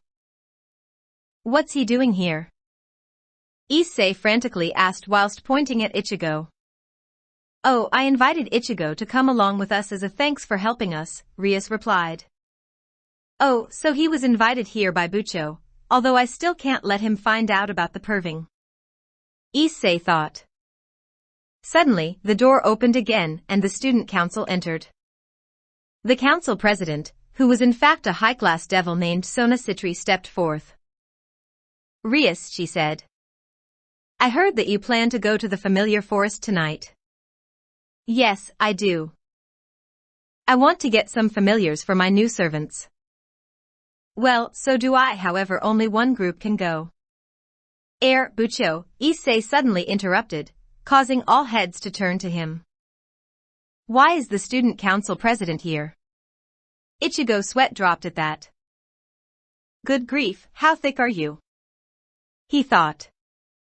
Rias then explained the true nature of the student council to Issei, shocking him greatly. Whilst Issei was receiving his explanation, Ichigo was just idly looking around. He noticed that the little girl with white hair in Rias' group seemed a little uneasy, and kept glancing at him every now and then. Having nothing better to do, he went up to her. Hey, what's up? He asked, slightly startling her. Sorry senpai, she said. Ha, what for? You've probably realized that I kept looking at you. Oh, that? Don't worry about it, I'm not mad or anything. Just curious. By the way, you don't have to be formal with me, just Ichigo is fine. Ichigo-senpai, I can feel something dark inside you. It feels scary, as though it's evil. Her usually stoic face had a slight look of fear. Her response surprised Ichigo. Something dark? He thought. Inside of me? Could it be my hollow powers that she sensed? Even then, she must have really good sensory abilities to be able to do that. Don't worry about it, he reassured her with a small smile. It's probably just the nature of a certain power I possess. Despite it feeling dark, I have control over it. He then ruffled her hair in a brotherly way. Kaneko, who was usually emotionless, had a small smile that was barely noticeable on her face while he did that. All right, why don't we settle this with a match? Rias declared to her childhood friend and rival. Very well, replied Sona. You fufu, they're both getting very fired up, aren't they? Akino commented. Why do I get the feeling that this match is going to make no sense at all? Thought Ichigo. School gym building. Seriously, they should have just done this from the start, instead of trying to go with their own little agendas, Ichigo said as he lined up with the Gremory peerage. Rias and Sona had decided to settle things with a tennis match, which ended in a draw when both got too into it, and started using magic, destroying the rackets. Then, it was decided that both groups would face off in a dodgeball match. Ichigo had offered to help Rias' team, since they were fewer in number, and were the ones who'd take him along if they won. He was currently in his Soul Reaper uniform. All right everyone, let's win. Rias declared. Yes. Issei loyally shouted. Yes, I'll give it my all, said Kiba. I'll try my best, said Asia timidly. You fufu, this is going to be fun, said Akino. I'll do my best, said Kaneko. I guess I'll just say yeah too, said Ichigo. Let the match begin, said the referee.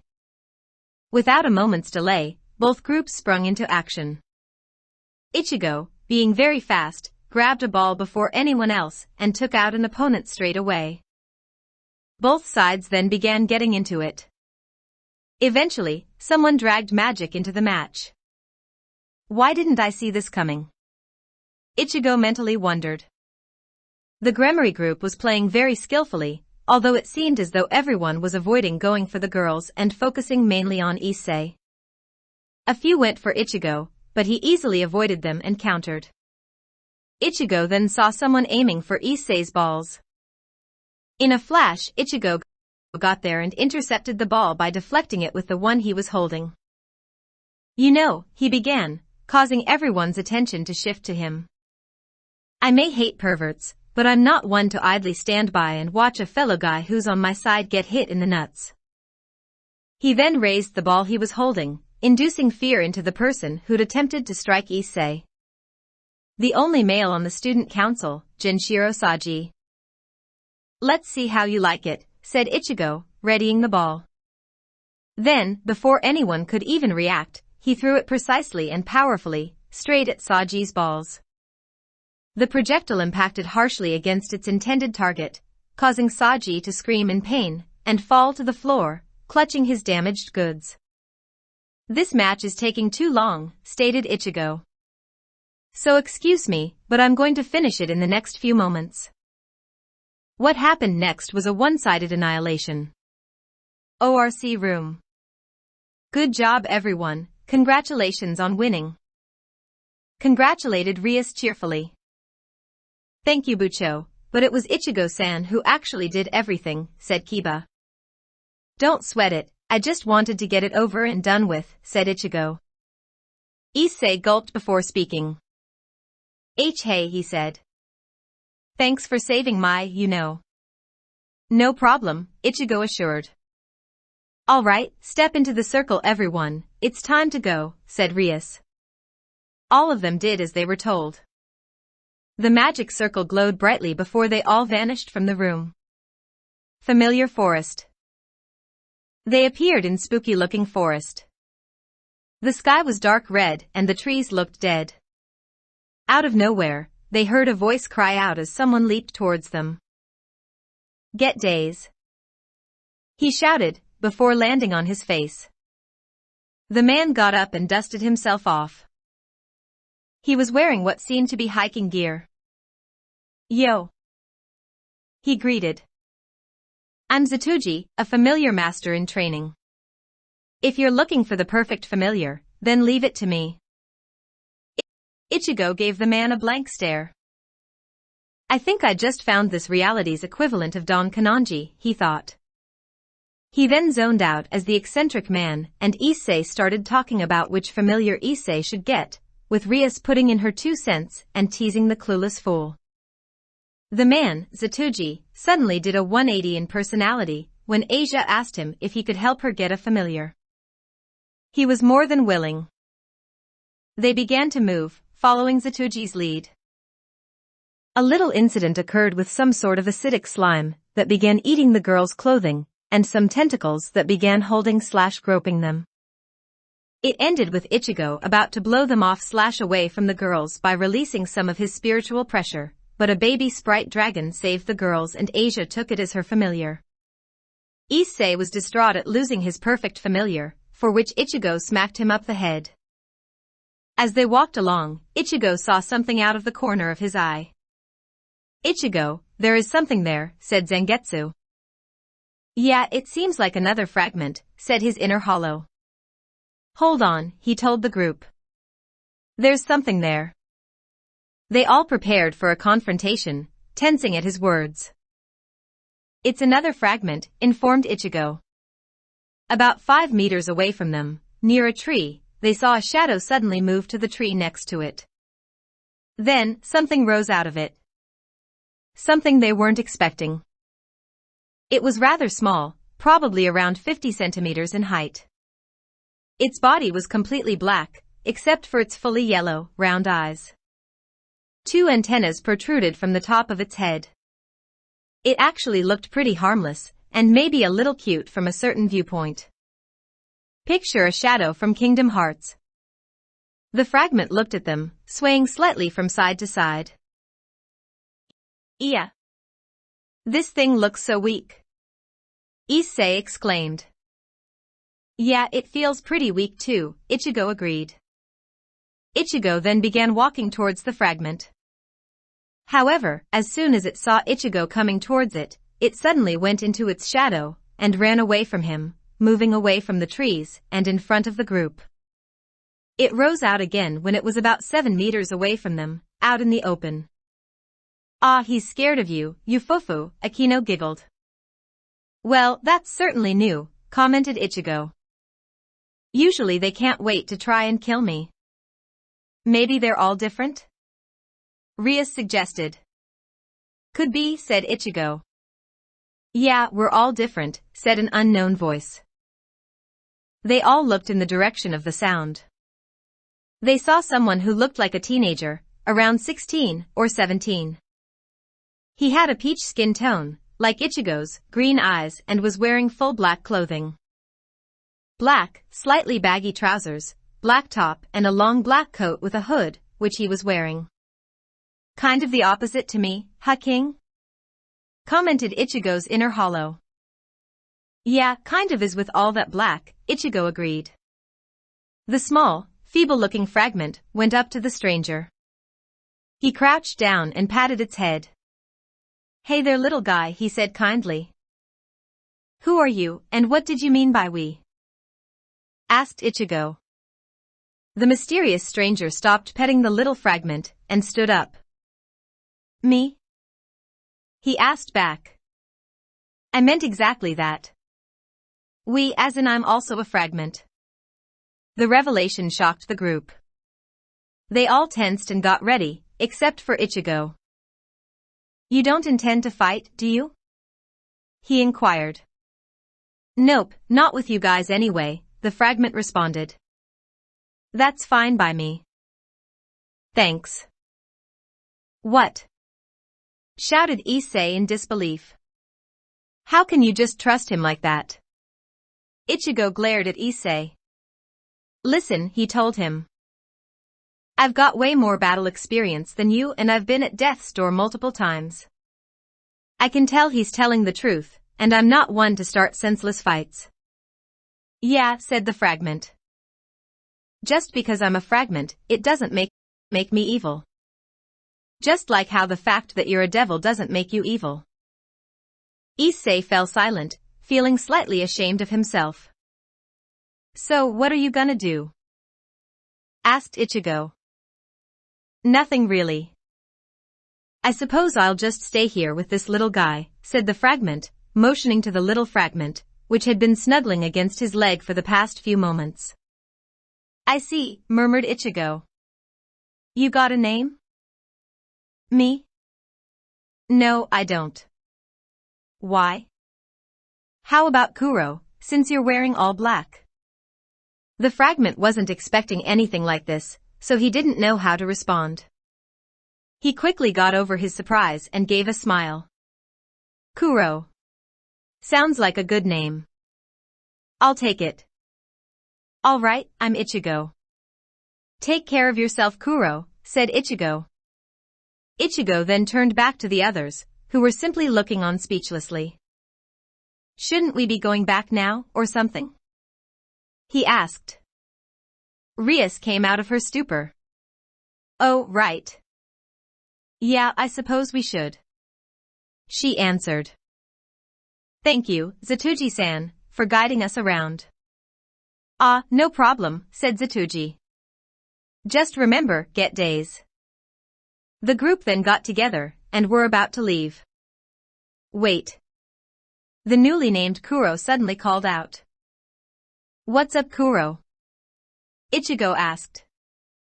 If I'm ever in a tight spot, or something, could I come to you? Kuro asked.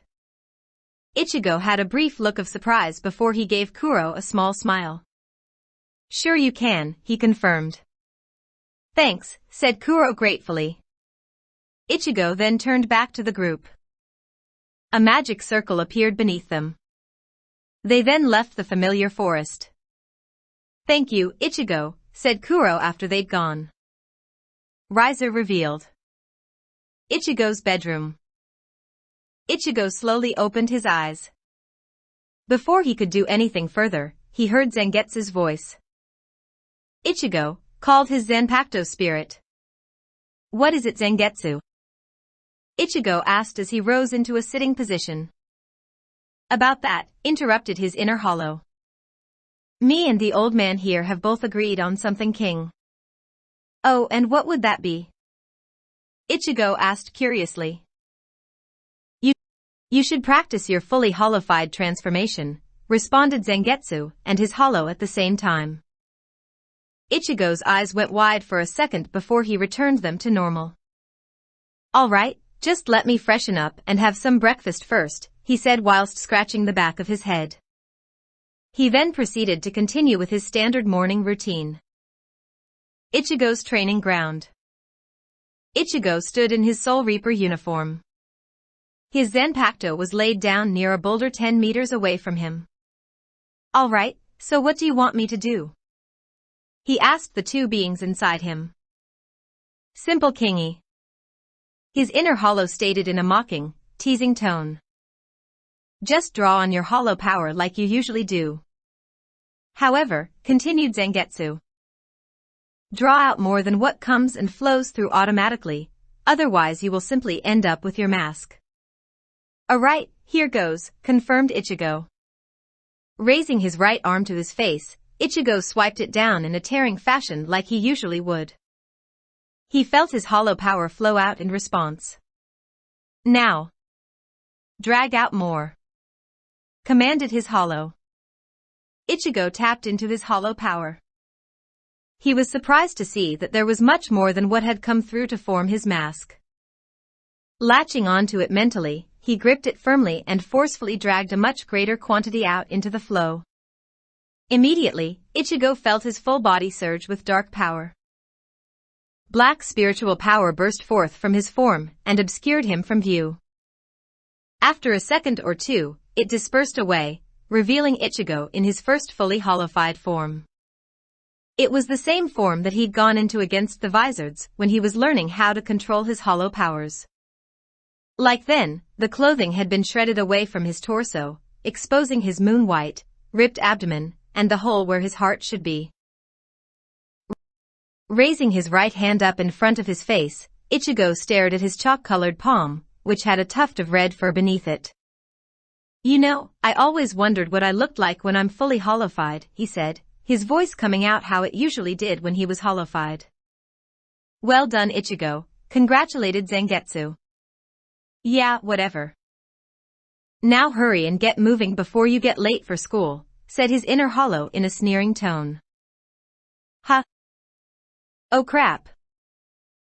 Ichigo exclaimed as he registered the statement. His hollowified form dissolved into black spiritual pressure and vanished, how his mask did when he dismissed it. Ichigo began running out of the training ground, switching to his uniform that he'd worn before coming down to practice. In his mind, he could hear his inner hollow laughing like a madman, whilst Zangetsu sighed in the background. Kuo Academy gates. It had been a few days since Ichigo's trip to the familiar forest with the Gremory peerage. He smiled as he remembered meeting Kuro and the small, timid fragment that was like his, Kuro's, pet. Thankfully, he wasn't late since he ran to make up for lost time.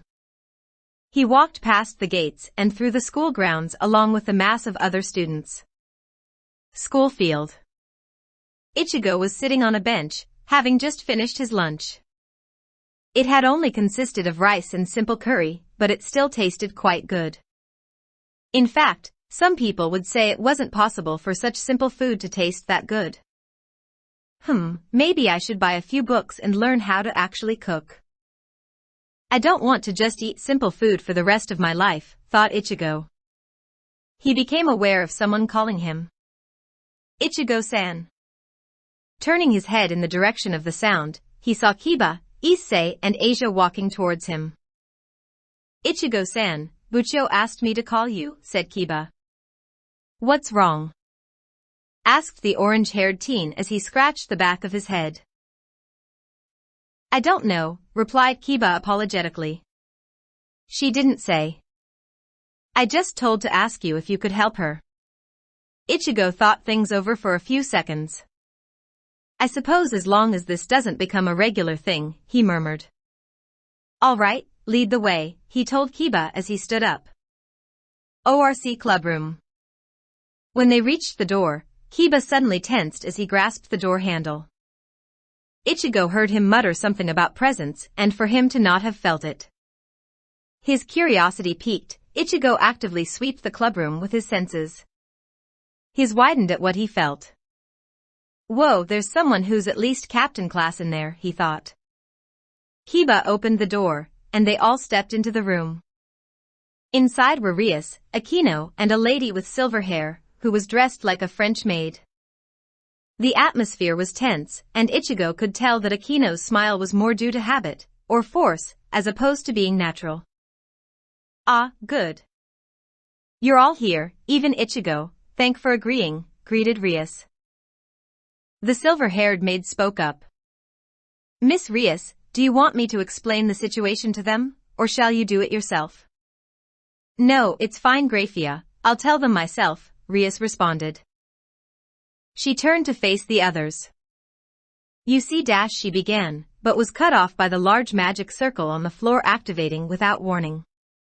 The symbol in the center of the circle changed shape, and flames seemed to spew out from it. Then, from the center, there was a large blast of flame. Once it died out, there was someone there. He was wearing a maroon tuxedo, with the blazer left open, and a few buttons of his dress shirt undone. He had blonde hair and one of those bad boy/playboy auras. For some reason, I feel like I hate this guy already, thought Ichigo. I have a gut instinct that he's worse than 10 Byakuyas, with each having a 6-foot pole shoved up his ass.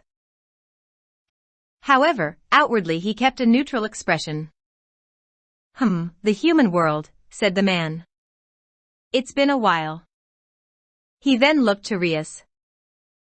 My lovely Rias, I've come to see you, he said in what Ichigo guessed was supposed to be an elegant tone, but for some reason made him clench his fists. Rias responded by turning her head away from him.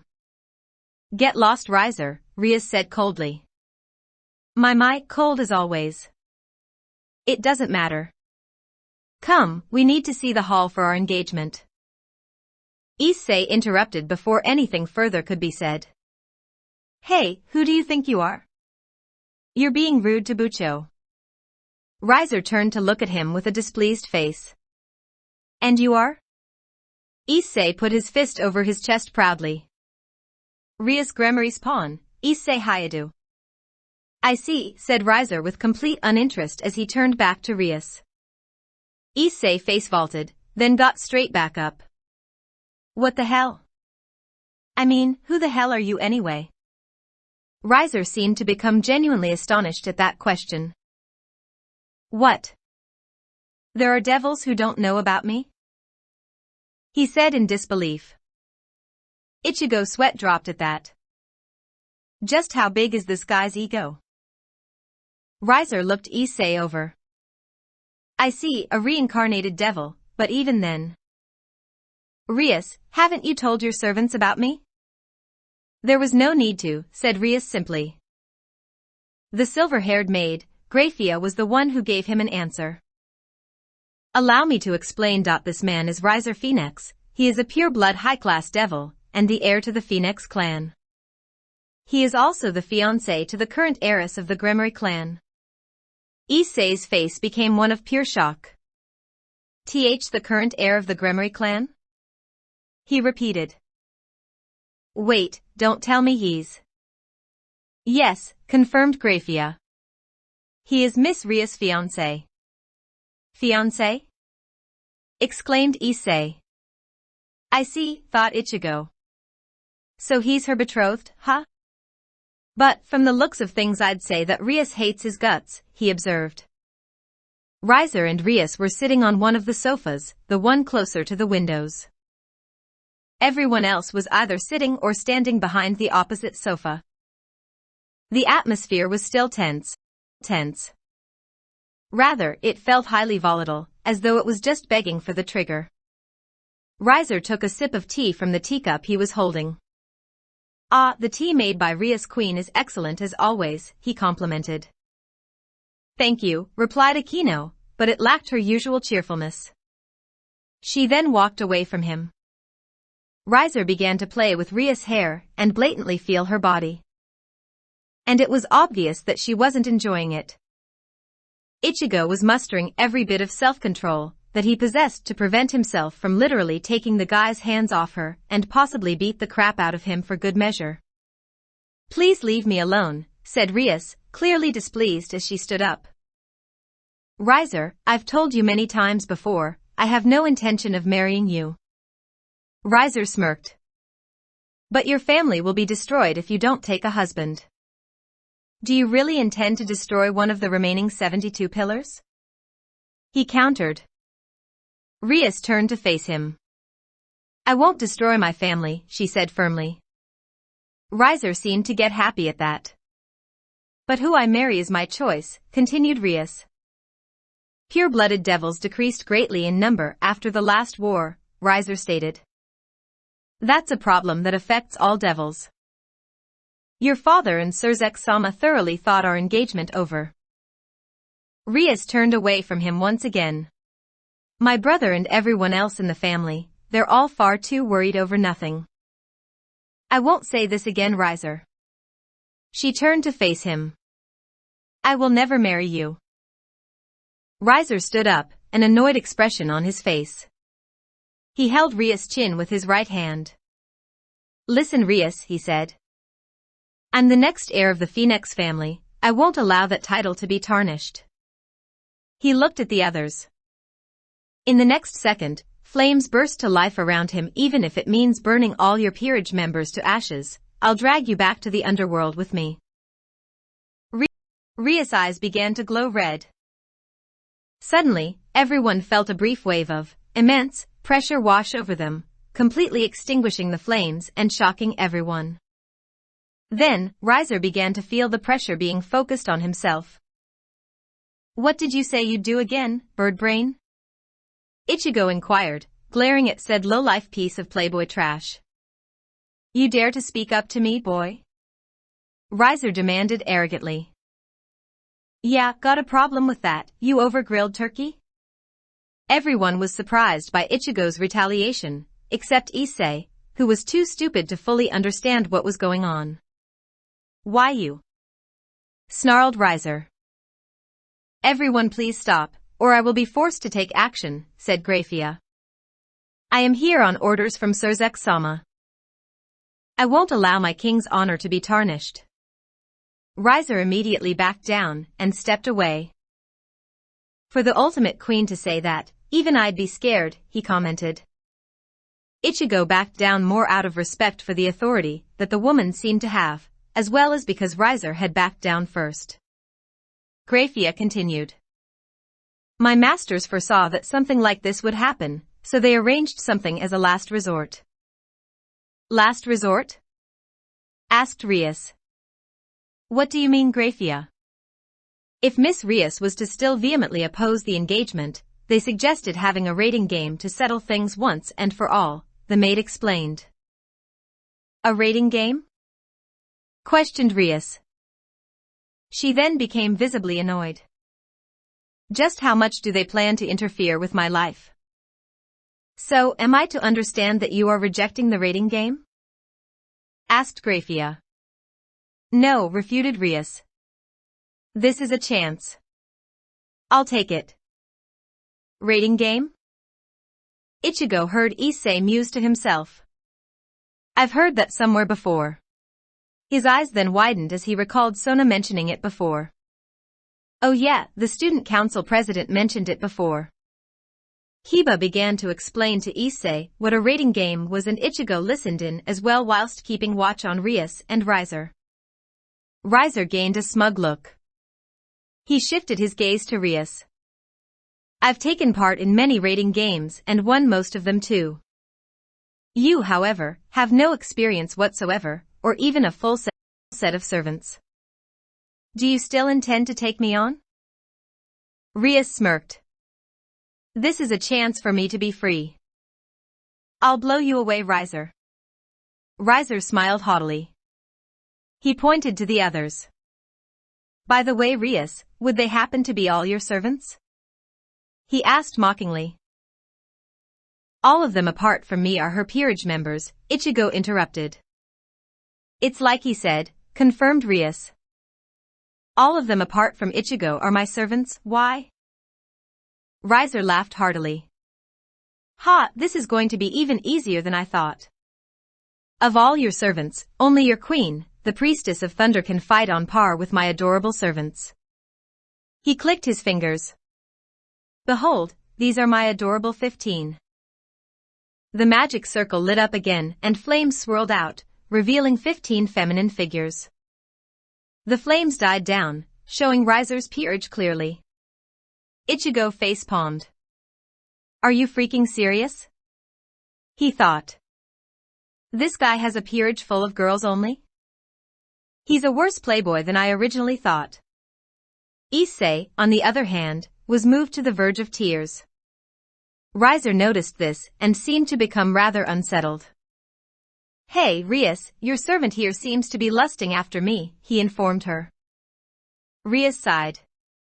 It's his dream to become a harem king one day. Riser calmed down and smirked.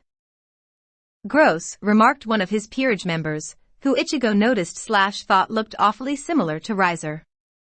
Now, chided Riser. It's only natural for those of low class to admire those who are high class. Let's show him how close we are.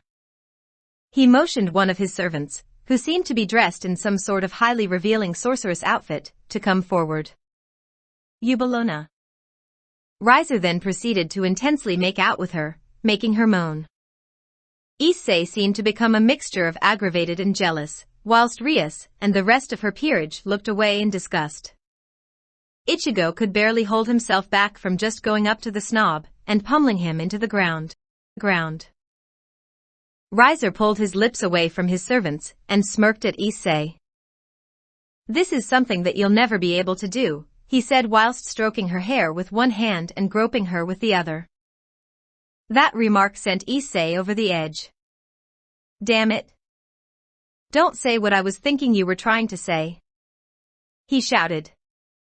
Raising his left arm, he summoned his boosted gear, catching Ichigo's attention. Forget the rating game. I'll beat you all up right here and now. Issei then charged at Riser. When he was a few feet away, he leaped into the air. The stuck-up devil simply closed his eyes and called one of his peerage members. Mira. A little girl with blue hair who was wearing a kimono-like outfit rushed forth. She was armed with a staff and was preparing to strike Issei with it. But the hit never landed. Before anyone could even register what happened, Ichigo was in front of her, one hand grasping her staff firmly. With the other hand, he caught the airborne Issei without looking and gently threw him back, causing him to land on the sofa. Glaring at the girl, Mira, he spoke in a cold, merciless tone. What a pathetic excuse for a stick, he stated, causing her to unintentionally flinch as a shiver ran up her spine. Get lost, he ordered as he released her staff. All of you. Riser scowled at Ichigo's interference. Then he began to smile. Say, Rias. Why don't we make this game a little more interesting? How about I give you and your peerage 10 days to train? He proposed. Are you trying to give us a handicap? Rias asked angrily. Do you find it insulting? I've seen many high-class devils who had great potential, but couldn't use their servants' power properly, so they failed. I'll give you 10 days to learn how to use your servants to the fullest. That should make things more entertaining. He then looked to Issei. Boosted gear, huh? A sacred that's said to be able to kill even a god or Mao. However, there's never been a case of the owner doing such. Why do you think that is? It's because the sacred gear is flawed. Then there's you. You must be the weakest out of all the previous wielders. Riser and his peerage walked to the center of the magic circle. Looking back over his shoulder, he spoke to Issei. Remember, boy, as Ria's pawn, whatever you do will reflect upon her. Your loss is her loss. They all vanished in the next second. Everyone in the room breathed a sigh of relief, except for Ichigo and Grafia. A flash of inspiration hit him. Grafia-san, was it? He called out. Could I ask you for a favor? Yes, Grafia agreed. Could you please check if there's any loop in the rating game system that would allow an outsider to participate? I will look into it. Is there anything else? No. Very well, I shall now take my leave. She then teleported out using the magic circle. Ichigo turned around to face the others. I'm going to come with you guys on your training trip. If in the case that I can't help you in the match, at least I'll have helped you in your training. Rias and pretty much everyone else's eyes widened at the spiky-haired teen's statement. Thank you, said Rias gratefully. But, if you don't mind me asking, why are you doing this for us? Let's just say that I don't agree with forced marriages at all. Plus, that guy is the kind of person that I totally hate. I want to personally kick his ass and teach him a lesson. Heh, chuckled Ichigo's inner hollow. Looks like things are really gonna heat up around here, literally. Ichigo gave a slight nod in agreement. Oh make. Ichigo was walking through the park by himself. It was mid-afternoon, but there wasn't another soul in sight. Also, the silence felt oppressive and awkward. Without any warning, uncountable dark blue, void-like portals opened up around him. Out came things unlike anything he'd ever seen. Their bottom half possessed 6 insect-like legs and seemed to be composed of some sort of metallic substance. Their upper half was cobalt blue and looked like some sort of severely disfigured, humanoid-ish being. Their mouths were lined with numerous, razor-sharp teeth. What the? Exclaimed Ichigo. He switched to his Soul Reaper uniform and grabbed Zangetsu's hilt, preparing for battle. Suddenly, he felt a stopping/pulsing sensation. Next thing he knew, all the weird creatures were falling to the ground. They'd been sliced apart. Looking ahead, he saw someone coming towards him. He was wearing some sort of cloak over himself, and had a scarf wrapped around his lower face and most of his head, leaving a few areas where his platinum blonde, spiky hair was exposed. His eyes were overshadowed by his hair. His clothes and hair were gently blowing in a non-existent wind. Who are you? Ichigo asked as the young man drew closer. I am the Wanderer, he replied as he walked past. Someone you shall never need to remember, nor should you want to. He then carried on walking away until he was out of sight. Initiate training. Countryside Gremory territory. Issei moaned in exhaustion as he trudged up the hill. He felt like he could drop dead. The reason was the large backpack that he was carrying on his back, which was even heavier than it looked. Ahead of himself, he saw Rias and Asia walking whilst holding nothing. Apparently, Rias thought that this could contribute to his training. Why does life have to be so cruel? He mentally shouted in despair. Asia seemed to notice the difficulty that he was going through, as she gained a troubled expression upon seeing him. Bucho, can I please help Issei-san? She requested. Asia. You're such a kind soul. Issei thought in happiness. Rias gently shook her head at her bishop. No Asia, you can't do that. If he can't even handle this then he'll never be able to get stronger, she explained. Oh I see, said Asia, albeit sadly. Issei almost face-vaulted at the blatant rejection. Suddenly, Kiba walked past him, wearing a similar-sized backpack. Bucho, I found some herbs whilst walking. We could use them for dinner tonight, he informed casually. All right, good work Yuto, complimented Rias. Next, Kaneko walked past him, carrying a pack 4 times the size of his. You need to walk faster Issei-senpai, she said without even looking at him. Issei had momentarily forgotten that Kaneko was a rook, and was about to bolt forward in denial, but an unexpected thought came to his mind. Well, at least Ichigo's still behind me. Just then, Ichigo walked past him too, carrying a backpack even bigger than Kaneko's as though it wasn't even there. What made it even more unbearable was the fact that Ichigo was human and he was a devil. Come on Issei, you need to hurry up. Every second's valuable right now. The sooner you get up there, the sooner you can start, Ichigo said calmly. That was it. I see I couldn't take it anymore. He had to prove that he wasn't completely useless. You? He shouted out as he began bolting up the hill, disregarding everything else. He surprised the others as he suddenly rushed past, only to collapse the moment he reached Rias and Asia at the top. Ichigo inwardly sighed at Issei's antics. Good grief, this guy's got a real burning soul, but his hot-headedness and stupidity really get in the way. As he continued making his way up, he frowned slightly as he recalled how silent Zangetsu and his inner hollow had been since after the meeting with Riser. Once Ichigo reached the top with Kiba and Kaneko, he took off his backpack and started going through some of the things. He overheard the others talking about going to get changed, as well as Kiba pull a rather humorous joke on Issei about asking him not to peek at him. Switching his clothes to that of his Soul Reaper uniform, Ichigo stood up and addressed the Gremory peerage. In any case, it's best that you all hurry up and get changed quickly so that we can start. There's a lot of work to be done. What? How the hell did you get changed so quickly? Issei demanded in disbelief.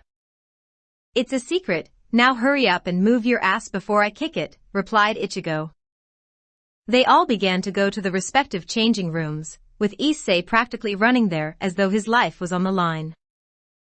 After they were all done changing their clothes, they came back outside to an awaiting Ichigo, who was once again wearing his backpack. All right, let's get started, said Ichigo. Issei, Kaneko, I want both of you to come with me for now.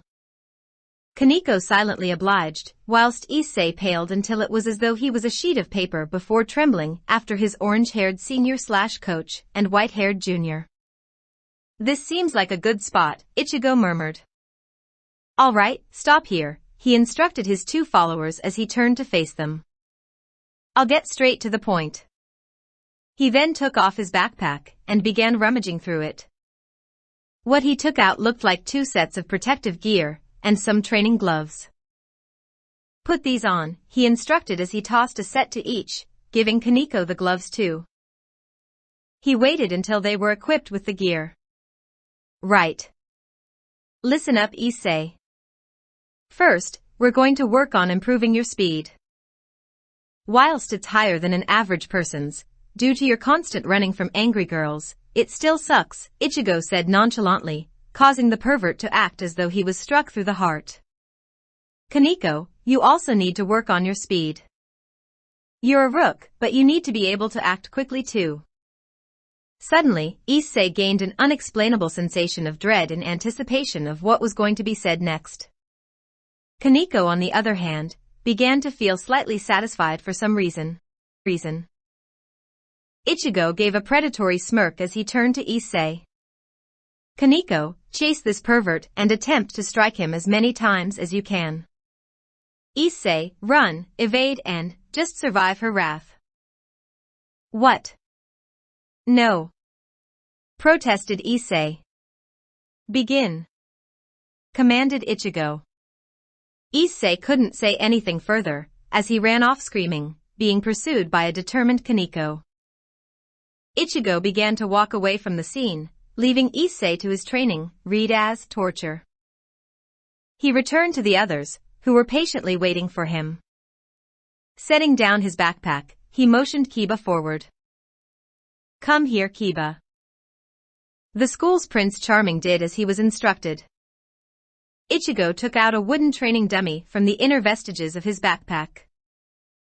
This here is a useful little training contraption that I'll have you working with, he explained as he opened a panel on its back and began messing around with its workings.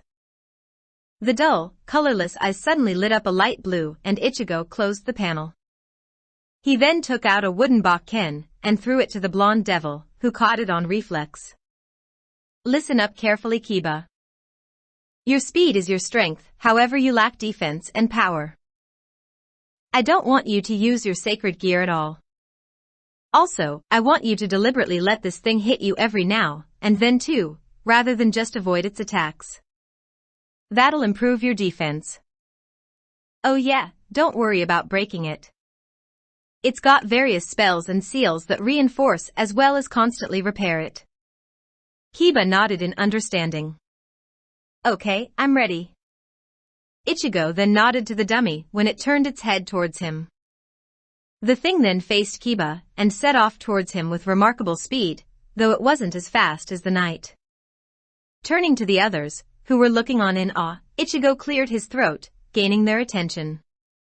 Akino, I want you to teach Asia about how to use her magic. Asia, I would recommend you to learn some sort of method to protect yourself as well. Maybe learning how to form a barrier of sorts. Akino gave a nod and Asia a hi. Before both went to their own little area to train. Ichigo turned to Rias. He pondered what to do for a moment before he spoke to her. You're the king, so you definitely need to be strong enough to fight and defend yourself effectively. Rias nodded in agreement. What should I do? She inquired. Could you let me see your magic? He asked. Sure, Rias consented as she created an orb of destruction and maintained it. Ichigo walked closer to her and began examining the orb of power. It actually feels a bit similar to my black Getsuga, but it feels more unstable. He stepped and gave her his verdict. Your power's potent, Rias, however it seems unstable.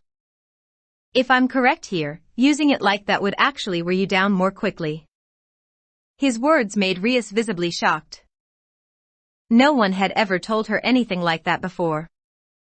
What I would suggest, Ichigo carried on, is that you focus on stabilizing your power and building up your reserves and stamina. How should I do that? She asked. Wait a moment please. Ichigo then went back to his backpack and pulled out another training dummy. Like before, he opened a panel on the back and began configuring it. There, he announced once he was done. He then faced Rias again. I've just set this to be very defensive, so it'll be harder to damage and repair itself a lot quicker. It'll throw in the occasional magic attack of its own too, via arcane circuits. I'll leave you to it. Rias nodded at him before he turned around and walked off. He'd leave them with this routine for now, then he'd switch them on what they were doing. Currently, he was going to do some training of his own. Back of the resort house. Ichigo walked closer to the forest. Suddenly, he felt as though he'd just moved through something. Turning around on his heels, he attempted to put his hand out, but it was stopped by an invisible barrier of sorts. Hearing footsteps behind him, he turned around. The sight that met him was a relatively large being, twice his height. It had an extremely muscular body, stood upright on two legs, had claws on its hands and feet, and two wings protruding from its back. It had a white, bone-like tail that resembled a scorpion's and fully red eyes. From the smoky aura that it emitted and the feeling of its presence, he concluded that it was another fragment. Just great, he complained. It seems like this thing itself is fueling the barrier. Considering I couldn't sense it before I entered, I'd say that it hides whatever's within it too. Ichigo drew his Zanpakuto as the fragment snarled. The two rushed towards one another and struck out. Blade met claws as they clashed. Ichigo then found himself get forcefully pushed away with considerable force. Digging his feet into the ground, he halted his movement before rushing towards it once again. Without warning, the fragment threw a punch at him, connecting harshly with his gut. Ichigo gasped as the air was forced out of his body, and he was thrown to the ground. He quickly rolled out of the way when he saw the fragment's foot rapidly approaching his face. He sprung to his feet, only to be smacked away by its tail. As he looked towards it after recovering, he saw an orange light coming from the fragment's mouth. Thinking quickly, he unleashed a Getsuga Tensho just as it released a Sira-like attack from its mouth. The two techniques created a large dust cloud upon collision. From the dust, the fragment swooped out and barged into Ichigo's abdomen, throwing him back and causing him to impact against the barrier painfully. Damn it! Thought Ichigo in frustration. This one's much stronger than the last ones. He held his Zanpakuto out towards the fragment with his right arm, grabbing near the elbow with his left hand. There's only one thing for it. He then shouted a single word. Bankai. Omake. Ichigo was walking along the road. Suddenly, a magic circle appeared beneath him, and he felt himself getting pulled away. What the hell? He exclaimed as he was teleported away. Aargh! He screamed as fell to the ground. Picking himself up, he surveyed his surroundings. The sky was a sickish mixture of swirling black and red, and the ground beneath him was rocky and bleached white. Where am I? Hearing some sort of growling coming from behind him, he shifted around. His face instantly fell as he saw what had made the sound. The arms and feet of the 10-meter-tall colossus were made of some sort of metallic substance. The rest of its hideously deformed, yet humanoid body was cobalt blue. A pair of translucent, insect-like wings were present on its back. The thing twitched as it regarded him with hostile intent. Sensing this, Ichigo switched to his Soul Reaper attire. He got into a stance, preparing to fight the monstrosity. An unexpected wind began blowing from his right. Looking in that direction, he saw someone familiar. It was the one who had called himself the Wanderer last time he'd met him. It seems that our paths cross yet again, said the Wanderer as he drew nearer. A rare occurrence when I am involved. He stopped at the teenage Soul Reaper's side and faced the deformed thing. Shifting his cloak a little, he revealed a white katana hilt with a blue guard on his left side. This particular Voidborn has become rather strong. It would seem that my power alone is not enough, therefore I would like to request your assistance. Ichigo faced the Voidborn and raised his sword in preparation. Despite the weirdness of this situation, I agree to help you, Wanderer, he replied. The two then ran forward towards their foe to begin their joint assault. Once they'd finished it off, the Voidborn disintegrated into nothingness. The Wanderer resheathed his sword and Ichigo replaced Zangetsu on his back. Hell, that thing was tough, said Ichigo. Yes, it was, agreed the Wanderer. Even though you used your Bankai, and I entered my lunar Corex state. I am thankful for your help, my friend. Think nothing of it, said Ichigo. Very well, I shall now take my leave, said the Wanderer as he began walking off, seeming to move with the wind. Ichigo smiled slightly. I gotta admit, that guy's pretty awesome. He then realized something. Wait a minute. How the hell am I supposed to get back home? Unexpected occurrence. Bankai. No sooner than Ichigo had said the word, black spiritual power, with a red outline engulfed his form. When it dispersed, he was revealed to be wearing a longer, coat-like Shihakusho, and held a shorter, black blade. It was his Bankai, Tensa Zangetsu. Ichigo gave the fragment a glare before he rushed towards it in a burst of speed, creating afterimages of himself. Dozens of him surrounded the fragment, and began closing in on it at the same time. Due to being unable to determine which Ichigo was the real one, the fragment got slashed and stabbed in 12 different places simultaneously. Ichigo pulled back as it gave a roar of fury and pain. The enraged being charged towards him with its clawed hands primed to strike. The substitute Soul Reaper responded in kind. Once again, claws met blade as the two struggled for dominance. Slowly, Ichigo began forcing the fragment back. Realizing that it was being overpowered, the dark creature began charging its orange, Sero-like attack in its mouth. Noticing what it was going to do, Ichigo flash-stepped behind it as it released the attack. Being in the air, slightly above its head, the spiky-haired teen began gathering black energy with a red outline into his blade. Getsuga Tensho! Cried Ichigo as he unleashed his black Getsuga at point-blank range. He flash-stepped back to where he was before he charged the creature, just to be on the safe side. Once the Getsuga Tensho faded away, Ichigo saw that the fragment was still standing, albeit heavily injured.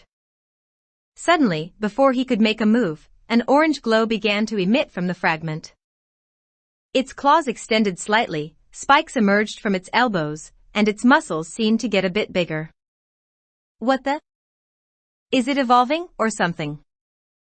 Ichigo thought as he watched it. The fragment then barreled towards him, causing him to move out of its way. It seemed to be faster than before, and he was betting that it was stronger too. Diving towards it, he intended to pierce it through the back, however its scorpion-like tail came up and blocked his black sword. As he was about to pull away, a voice spoke out within his mind. "Getsuga, right now!" commanded his inner hollow. Listening to his pale counterpart, Ichigo made another Getsuga.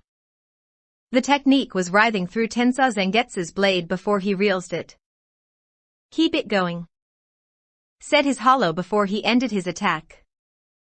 Listening to the advice, Ichigo kept the black energy pouring out of his blade for another 10 seconds before he let up. When the Getsuga faded, he saw that the fragment was no more. Suddenly, a transparent, dome-shaped barrier became visible over him. It then began to disintegrate from the top, moving down. The teenage Soul Reaper exited his Bankai before the barrier completely vanished. "I have to admit, I wasn't expecting one so strong to appear so soon," said his inner hollow. "I must agree with him on that particular point," said Zangetsu. "And would you two mind telling me why you've been so unusually quiet since Riser appeared?" asked Ichigo. "Ha! Pushy as ever, aren't you, King?" replied his hollow, causing Ichigo to scowl slightly. "Me and the old man here were just searching more into your sacred gear, to see if we could find anything new." Ichigo was now curious to know if they had found anything. "What did you manage to find?" he inquired. "Ichigo, are you familiar with the Chinese zodiac?" Zangetsu replied with his own question. "You mean the Suling? As in the 4 divine beasts?" Ichigo asked. "Yes, that is correct," confirmed his Zanpakuto. "But what does that have to do with my shock burner?" Ichigo asked. "Well, Kingy," began his hollow. "It turns out that shock burner's fire and lightning aren't just any old fire and lightning. It uses Suzaku flames and Byakko lining." This new information caused the teen's eyes to go wide. "Whoa," he said in surprise. "I've got to say, that's pretty out there. Anyway, King, I'd suggest you go back and check up on how the devils are doing," said his hollow. He began walking back round to the front of the building, back to where the others were. Upon arrival he saw that they were all busy training. Except for Issei. He was running for his dear life, being mercilessly chased by the compact tank known as Kaneko. Chuckling to himself, he decided that the pervert had withstood enough torture. He flash-stepped behind Kaneko and gently took hold of her by the shoulders, resulting in her looking back at him in surprise. "Fast," was all that went through the white-haired girl's head. "I think he's had enough torture for now, Kaneko," Ichigo told her with a kind smile. The smaller girl silently nodded her head as he let go of her. As for Issei, he was on the floor regaining his breath. He tried to give the Soul Reaper as much of an appreciative nod as he could. "Thank you for saving me," he said between gasps. He then returned to trying to calm down his crazy breathing rate. "Come with me," Ichigo told Kaneko, who gave a nod. He walked back to his backpack with her in tow. Reaching in, he took out another training dummy. Opening the panel on the back, he began fiddling around. Once he was done, he closed the panel again as the eyes glowed blue with artificial life. "I want you to train against this," he instructed her. "Don't worry about breaking it, it's self-repairing." Oh, and be careful too. It may be just a training dummy, but it packs a nasty punch. Yes, Ichigo-senpai, she said before she faced the dummy, and went into a stance. Ichigo moved back as she and the dummy ran towards one another, and began trading blows. Leaving her to her training, Ichigo went back the Gremory group's resident pervert. When Ichigo arrived, Issei was fully recovered. Hey, he said in greeting. Hey, Ichigo replied back. Listen up.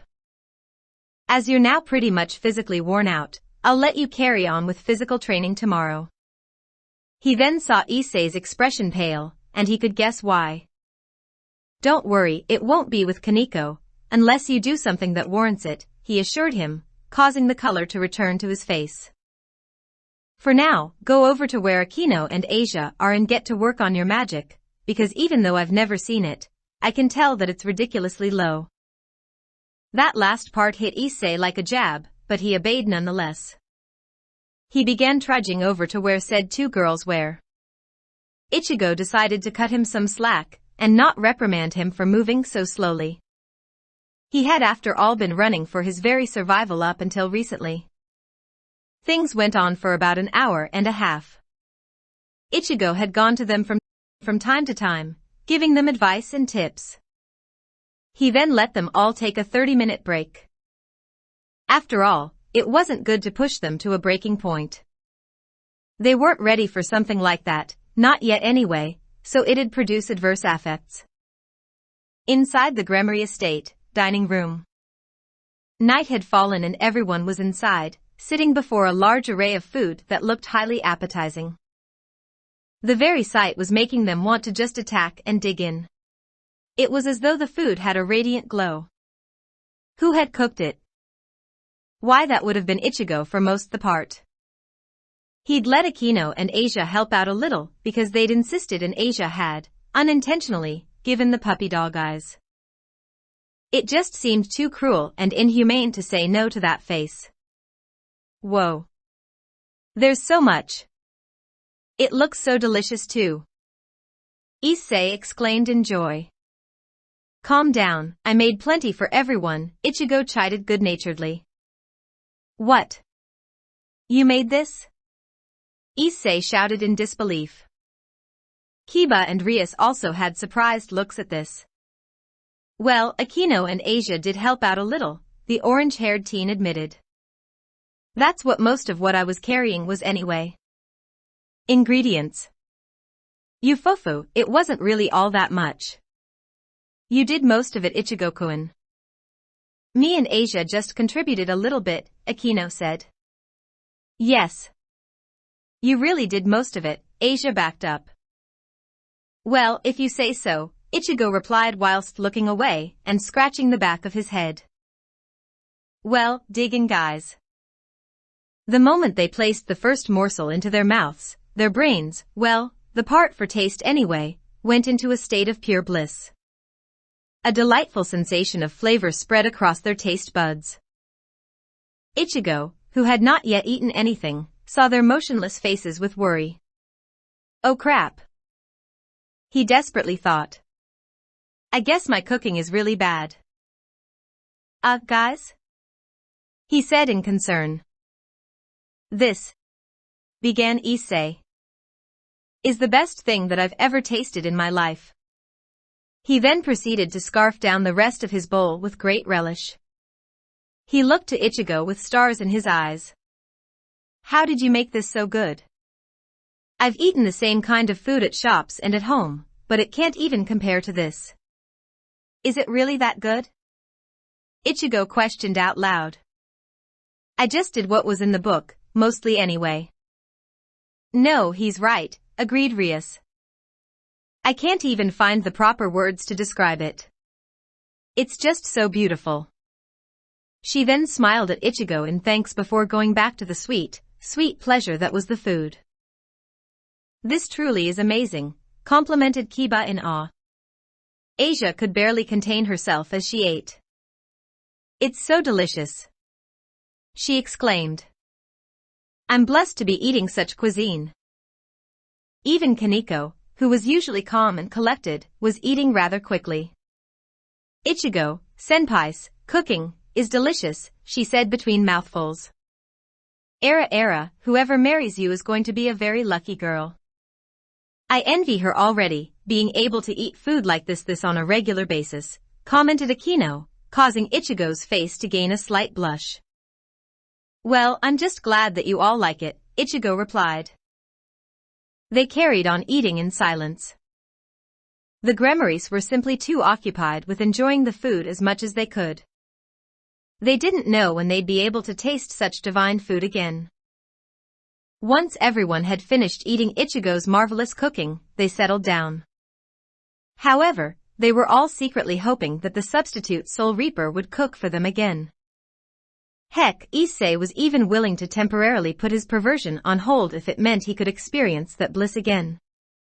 "Anyway, now that we've finished our delicious meal, it's time to take a bath," Rias proclaimed. "Yeah. There's a bath here?" Issei exclaimed. Ichigo wasn't too surprised. After all, this was a holiday house. They tended to have good baths. He did however frown slightly as he detected that the Gremory pawn was getting up to his perverted antics again. "Yes, there is," Rias answered. She then began to smile. "Why, Issei, would you like to join us?" Ichigo nearly face-vaulted at that. What kind of girl willingly lets an extreme pervert take a bath with her? But, since he's being invited, I suppose I can't do anything to him. Issei, on the other hand, had a delighted expression on his face. Really?" he asked. "Of course," confirmed Rias. "So long as the others don't mind." Era, I don't mind." "I'd like to wash his back," said Akino. If it makes Issei-san happy, then I don't mind," said Asia, her face a deep shade of crimson. "I refuse," said Kaneko emotionlessly. "Go die, pervert." Issei's face crashed into the table at the blatant rejection that the rook had showed. She didn't even consider it. He internally cried. "Sorry, Issei, looks like you don't get to bathe with us," Rias said in an apologetic, read-as, slightly teasing, manner. Issei twitched as though a stake had been driven through his heart. "Kaneko, why?" Issei whimpered. "I hate perverts," the petite girl said flatly. Then, she murmured something that none of them heard. "Although I wouldn't mind Ichigo-senpai joining." Issei began to actually cry at his misfortune, whilst Kiba gave an awkward chuckle and smiled at him. There Issei-kun, it's not that bad. Besides, you can still join me." "Shut up, you damn handsome. I don't want to join you. It sounds disgusting." Issei vehemently refuted. Ichigo couldn't help but give a small laugh at the comedy he was witnessing. Rias unexpectedly turned to Ichigo. "What about you, Ichigo, would you like to join us?" she asked, making said teen's eyes widen with shock. Ichigo regained his composure and politely declined. "Sorry, but I don't do things like that. It just doesn't sit right with me, and would make me feel too awkward." He'd already had enough embarrassing moments with a certain purple-haired former captain to last him a lifetime. Gremory Estate, Ichigo's room. Ichigo got changed into his pajamas and climbed into the bed. The mattress was soft and luxurious. Within moments of closing his eyes, he drifted off to the realm of dreams. Ichigo lay there, lying on his bed in a peaceful sleep. Dimensional gap. Ichigo saw nothing but infinite, swirling colors. "Where am I?" he said in confusion. "So you have arrived, successor from another reality," came a voice from behind him. However, the voice seemed to sound within his head, not from outside and physically. Turning around, Ichigo gave a gasp of shock as he saw a huge, red western dragon with a horn on its snout. "What the hell?" he breathed. He then remembered how it had greeted him. Wait a minute, what did you mean by successor, and how did you know I'm from another reality? The dragon regarded the teenage Soul Reaper for a moment before answering him. I am the Great Red. The Dragon of Dreams, the Apocalypse Dragon, and the true Red Dragon Emperor. As for how I know about you, the being that summoned you here was a friend of sorts of mine. I must say he took a fine pick. I can sense your power. Even at base strength, it is impressive. Where am I, if you don't mind? Also, how did I get here? The last thing I remember was going to sleep. Great Red laughed heartily. You still have much to learn, I see. You are in the dimensional gap. Since I am the Dragon of Dreams, I brought your consciousness here when you went to sleep. Your physical self is still enjoying its rest. Oh, I see, said Ichigo, relieved that he hadn't been sucked to some random place again. How come you brought me here anyway? I was simply curious about you, replied the dragon. I wished to meet with you. I shall return you to your sleeping body, but before I do, I wish to give you some advice. Ichigo began paying close attention as the dragon continued. Do not tell anyone that you have met with me. It will cause complications. Furthermore, it seems likely that Ophis, the Dragon of Infinity, will take an interest in you. Currently, she's in the form of a small girl with black hair who dresses in a gothic Lolita fashion. Okay, thanks, said Ichigo in appreciation. Farewell, Ichigo Kurosaki, and good luck with your task. Ichigo then felt himself losing consciousness as he was returned to his sleeping body. Omake. Ichigo was walking through the streets. It was a quiet day, and there weren't many people about. He felt a weird sensation as a magic circle appeared beneath him. Oh, not this again! He exclaimed in protest. When he could see again, he found himself lying face down on the ground. Getting back to his feet, he surveyed his surroundings. It seemed as though he was in some sort of abandoned city. Hearing footsteps, he turned in the direction of the sound. He saw a figure walking towards him. He had pure white, spiky hair that overshadowed his eyes. So white it seemed as though it was glowing slightly. His skin tone was the same peach color as Ichigo's own.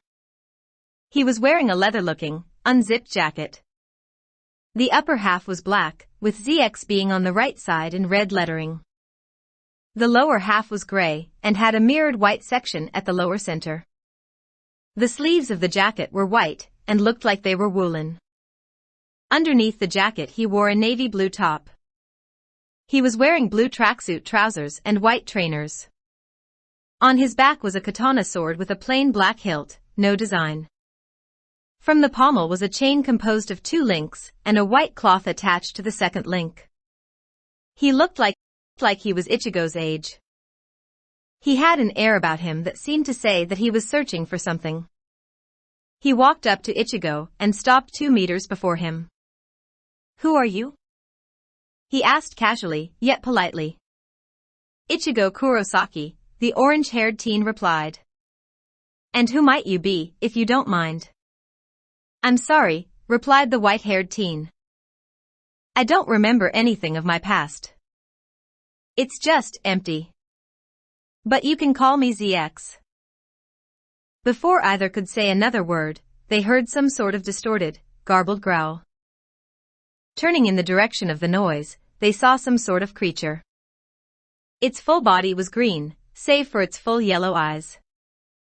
It stood on all 4s, although the front 2 limbs looked like arms rather than legs, and its body gave off a small, misty green aura. A Zekrocyte, said ZX as he reached for his sword. A what? Asked Ichigo. Doesn't matter, I'll deal with it, said ZX, it's a weak strain. ZX then dashed forward as he unsheathed his sword. In one swift motion, he cut through the Zekrocyte and stood behind it. The creature made one last sound before it burst into a green mist that quickly dispersed. ZX turned back to Ichigo and walked back to him. I'm sorry about this, since we just met and all, but I need to get going, he said apologetically. There's something I need to find. Is it your memory? Asked Ichigo. Yes, it is. I don't know how to explain, but I feel as though there's something very significant about it, and I'm not talking about ordinary sentimental value, answered ZX. Good luck, I hope you find it soon. Thank you. Good luck to you as well, in whatever you're doing. With that, the mysterious teen walked on past Ichigo. Ichigo then scowled. Why and how the hell do these things happen to me? How the hell am I supposed to get back? Preparation. Gremory Estate.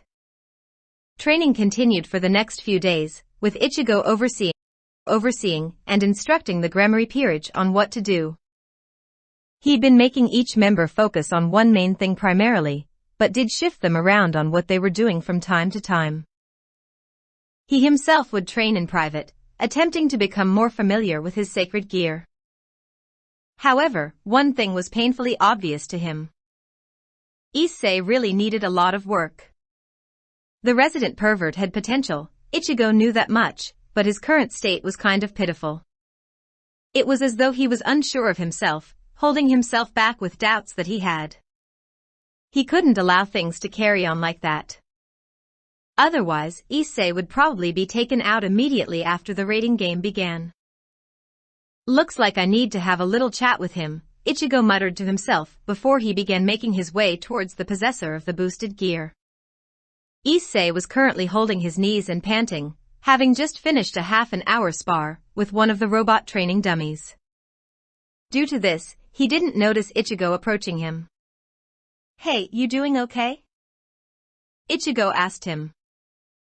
Fine, Issei breathed as he stood up properly. He then looked to the substitute Soul Reaper, as though he wanted to ask him something, but was unsure of whether he should or shouldn't. Dude, just spit it out already, Ichigo assured him. I don't bite. How did you do it? Issei inquired. How did you get so strong? The orange-haired teen looked at the brown-haired teen for a moment as he thought. Mind telling me exactly why you're asking me this? Ichigo asked casually. Issei released a breath before he began. I've realized that I'm actually the weakest one here. I thought that I could just do whatever I wanted and beat up anyone in my way, just because I have the boosted gear.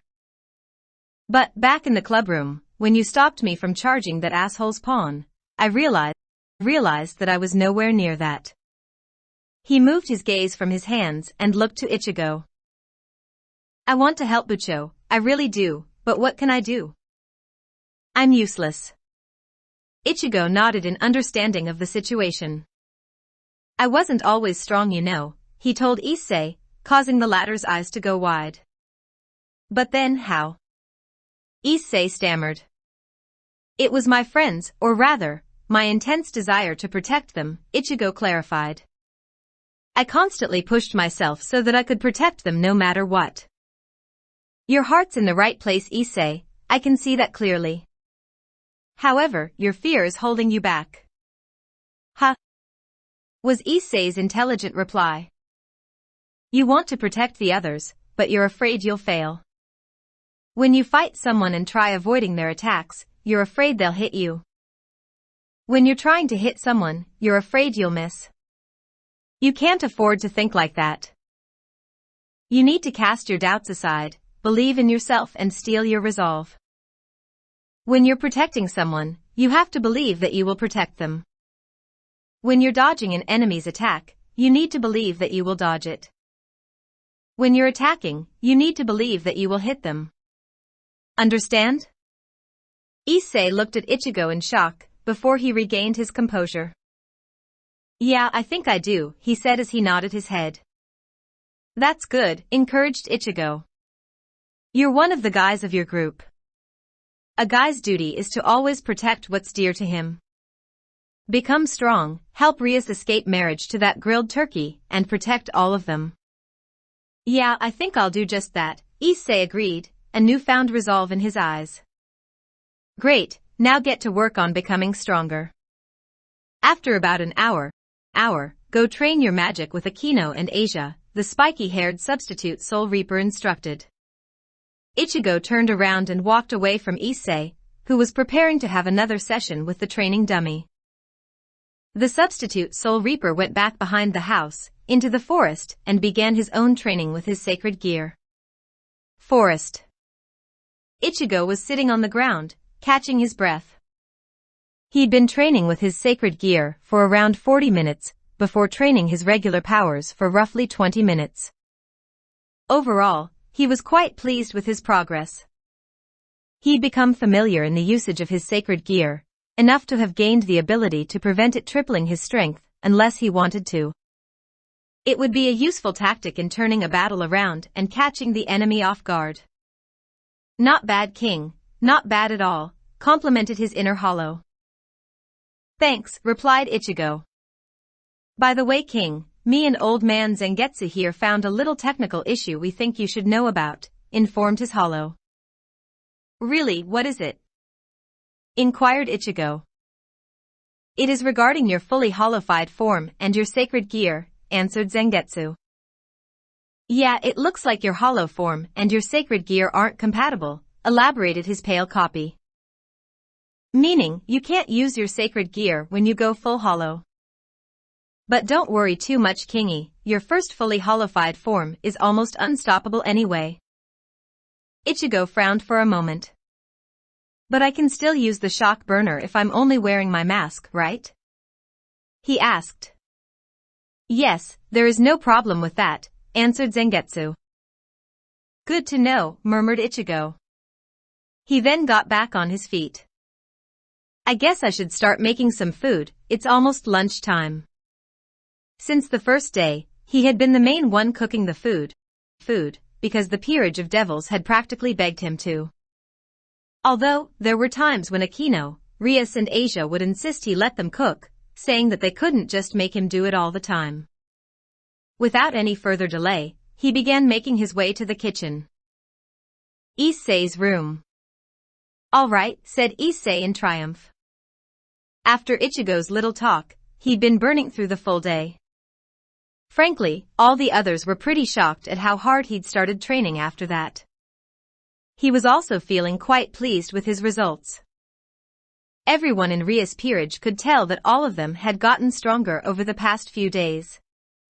Even sweet little Asia. She could now make an emerald green bubble around herself that could block attacks, and another one that could deflect them back in the direction of the attacker. His own magic reserves had improved too. In the beginning, it was just about a grain of rice. Today, it had reached slightly bigger than a marble. His greatest progress had been in his physical attributes. His strength, speed and stamina had improved considerably from what they initially were. He was planning to work on his own special move from tomorrow night, one that he believed would tip the scales colossally in their upcoming battle, whilst simultaneously satisfying his libido. Issei lay down on his bed and closed his eyes as he began to fall asleep. Issei's mind. Issei was in a dark place. Literally. He couldn't see anything. What the? Where am I? He questioned out loud, despite no one else being there with him. Suddenly, he heard a sound. What was that? He said in confusion as he turned around. A few moments of silence passed. Then he heard something again. It was faint, like a whisper, as well as extremely difficult to make out. P-N-C-A-Y-R-E-N-U-R-E. Hello? Issei called out. Who's there? Are you trying to call me? He received no response. N-E-T-U-R-O-T, Adi, O-un, E-L-L, me. Next, the dark place vanished as his mind returned to dreaming. A few days later. It was currently morning and Ichigo was sitting alone at the table, having a simple breakfast consisting of some toast and tea.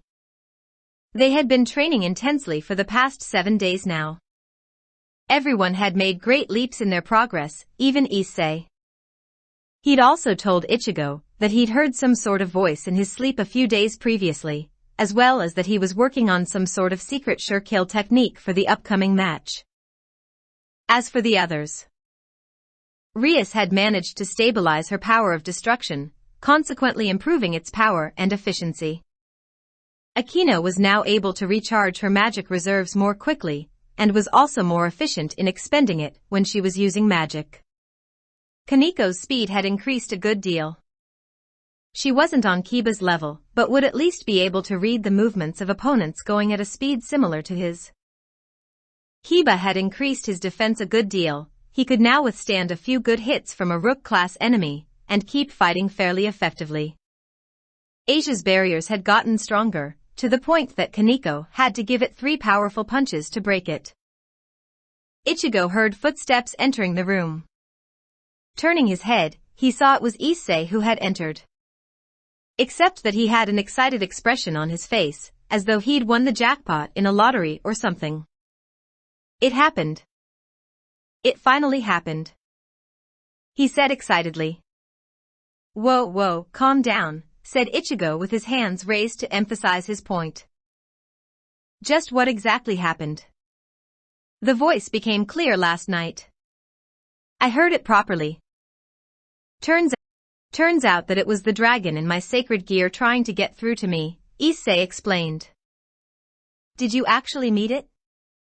Inquired Ichigo with a slight inquisitive frown. Yeah. He's the Welsh dragon, Drake. I actually had a proper conversation with him. What did you talk about? Oh, nothing really. He was just telling me how he'd been trying to get through to me for a long time, and that I was finally strong enough to hear him. I can talk to him whenever I want through the sacred gear. Ichigo's mouth formed into a small smile. He clamped his right hand onto Issei's shoulder. Way to go, Issei. I told you that you had potential, he said in congratulations. Nah, it was all thanks to you, to be honest, otherwise I doubt I'd be strong enough, replied Issei with a large, friendly grin. His eyes then widened as though he'd just remembered something. Oh yeah. I forgot, Drake said he wanted to talk to you. Me? Asked Ichigo in confusion. How? Issei then summoned the boosted gear onto his left hand. For a second, nothing happened, then the jewel began to light up and a voice spoke out. So you are the one who made my partner strong enough to hear my voice, said Drake. You have my sincere thanks, Ichigo Kurosaki. Oh, you're welcome, I guess. Ichigo responded. He then noticed something. Wait a minute, how do you know my name? Oh, that would be me, said Issei happily. I kind of told him who you were from what I know about you. So what did you want to speak to me about? Asked Ichigo. Nothing in particular, to be honest, I merely wished to thank you. It was getting annoying having to wait for my partner to be able to hear me. Oh, I see, said Ichigo. Well, I'll leave you to the training, said Drake before the boosted gear went silent. Ichigo remained silent as he pondered over something. Finally, he looked to Issei. I think I know what I'm going to do with you for today, he told him. What's that? Asked Issei. You'll see, but first, we need to get the others. Outside the Gremory estate. Ichigo and the others were standing in a line, except for Issei and Kiba, who were standing in front of them. All right, announced Ichigo. Issei, I want you and Kiba to spar with each other. Issei, use your sacred gear. Kiba, take this. If it breaks, you can use your sword birth, but make sure you create your sword with a dull edge. Ichigo tossed the blonde boy a wooden bakken, which he caught. What's sword birth? Asked Issei with his right hand slightly raised. You don't really need to know yet, Ichigo told him. All right, both of you get ready. The two combatants took their places opposite each other.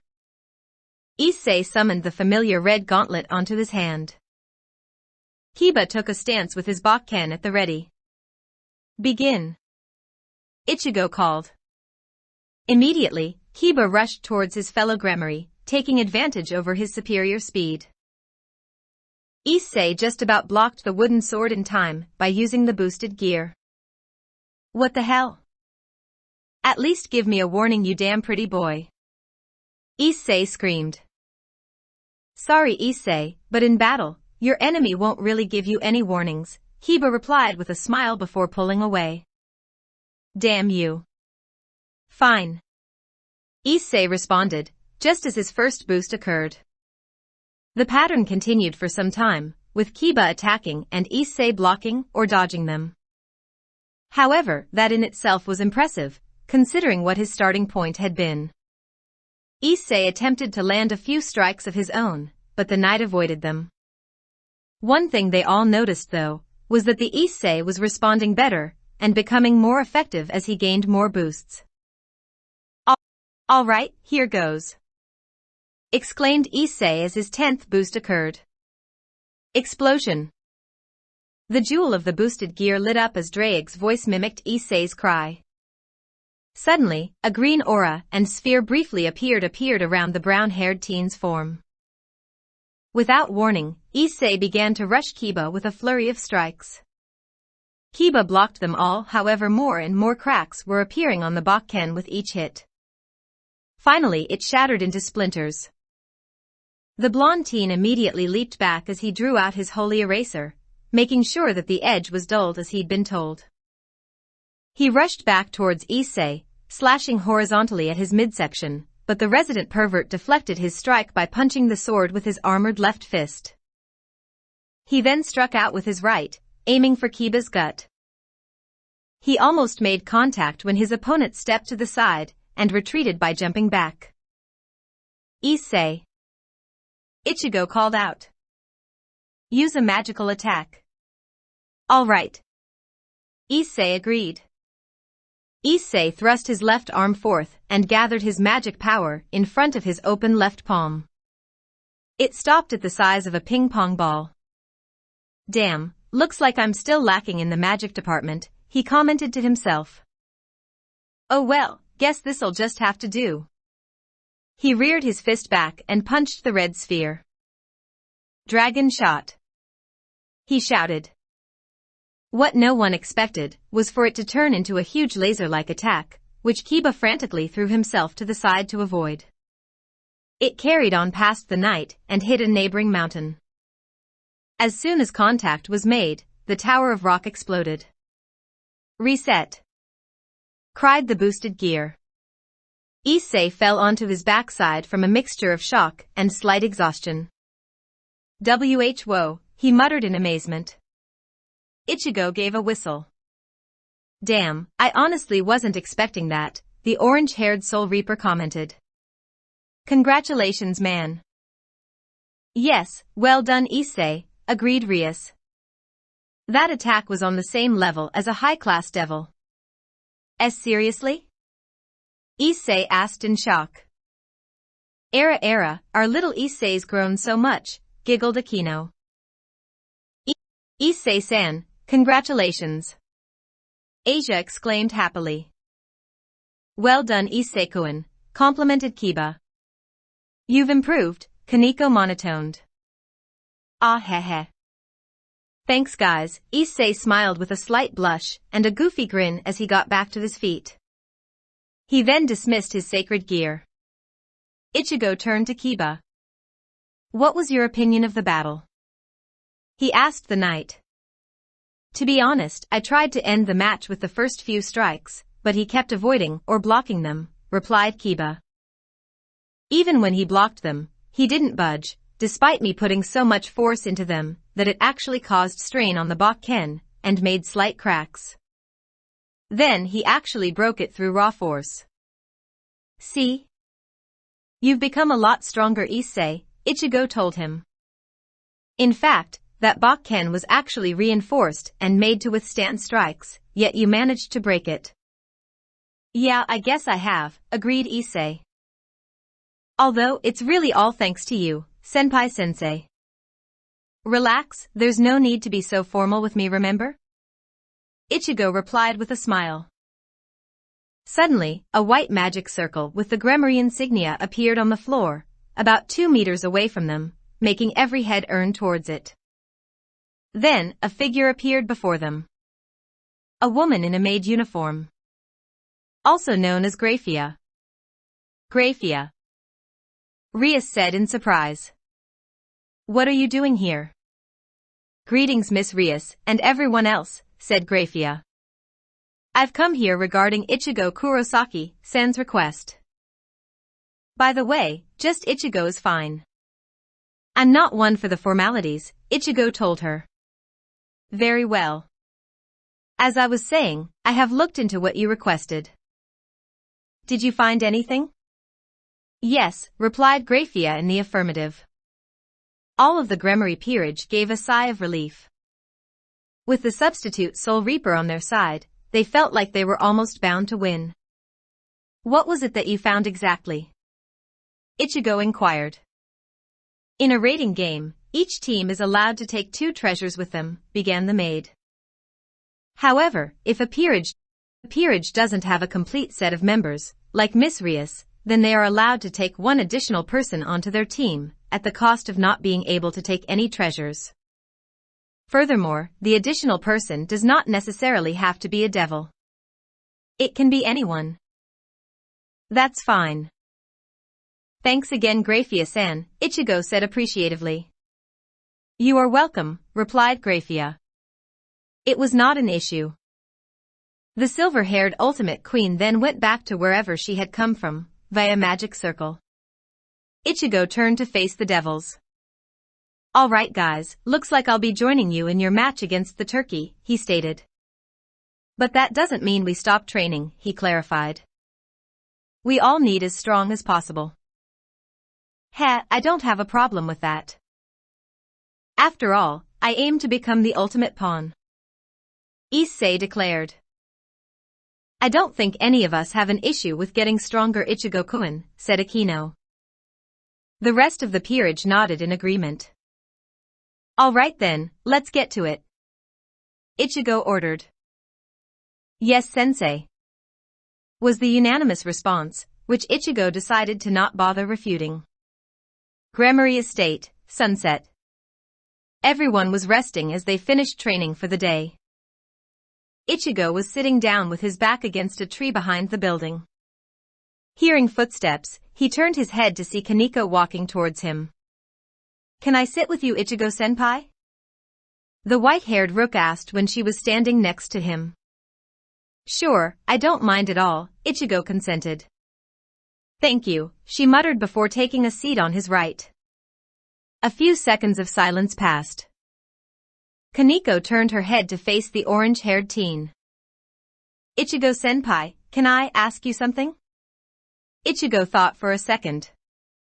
He closed his eyes as he relaxed his body. Yeah, go ahead, he told her. I've noticed that you seem more open and relaxed with me and Asia-senpai. Why's that? Ichigo's eyes opened in slight surprise. His face formed a light frown as he pondered over it.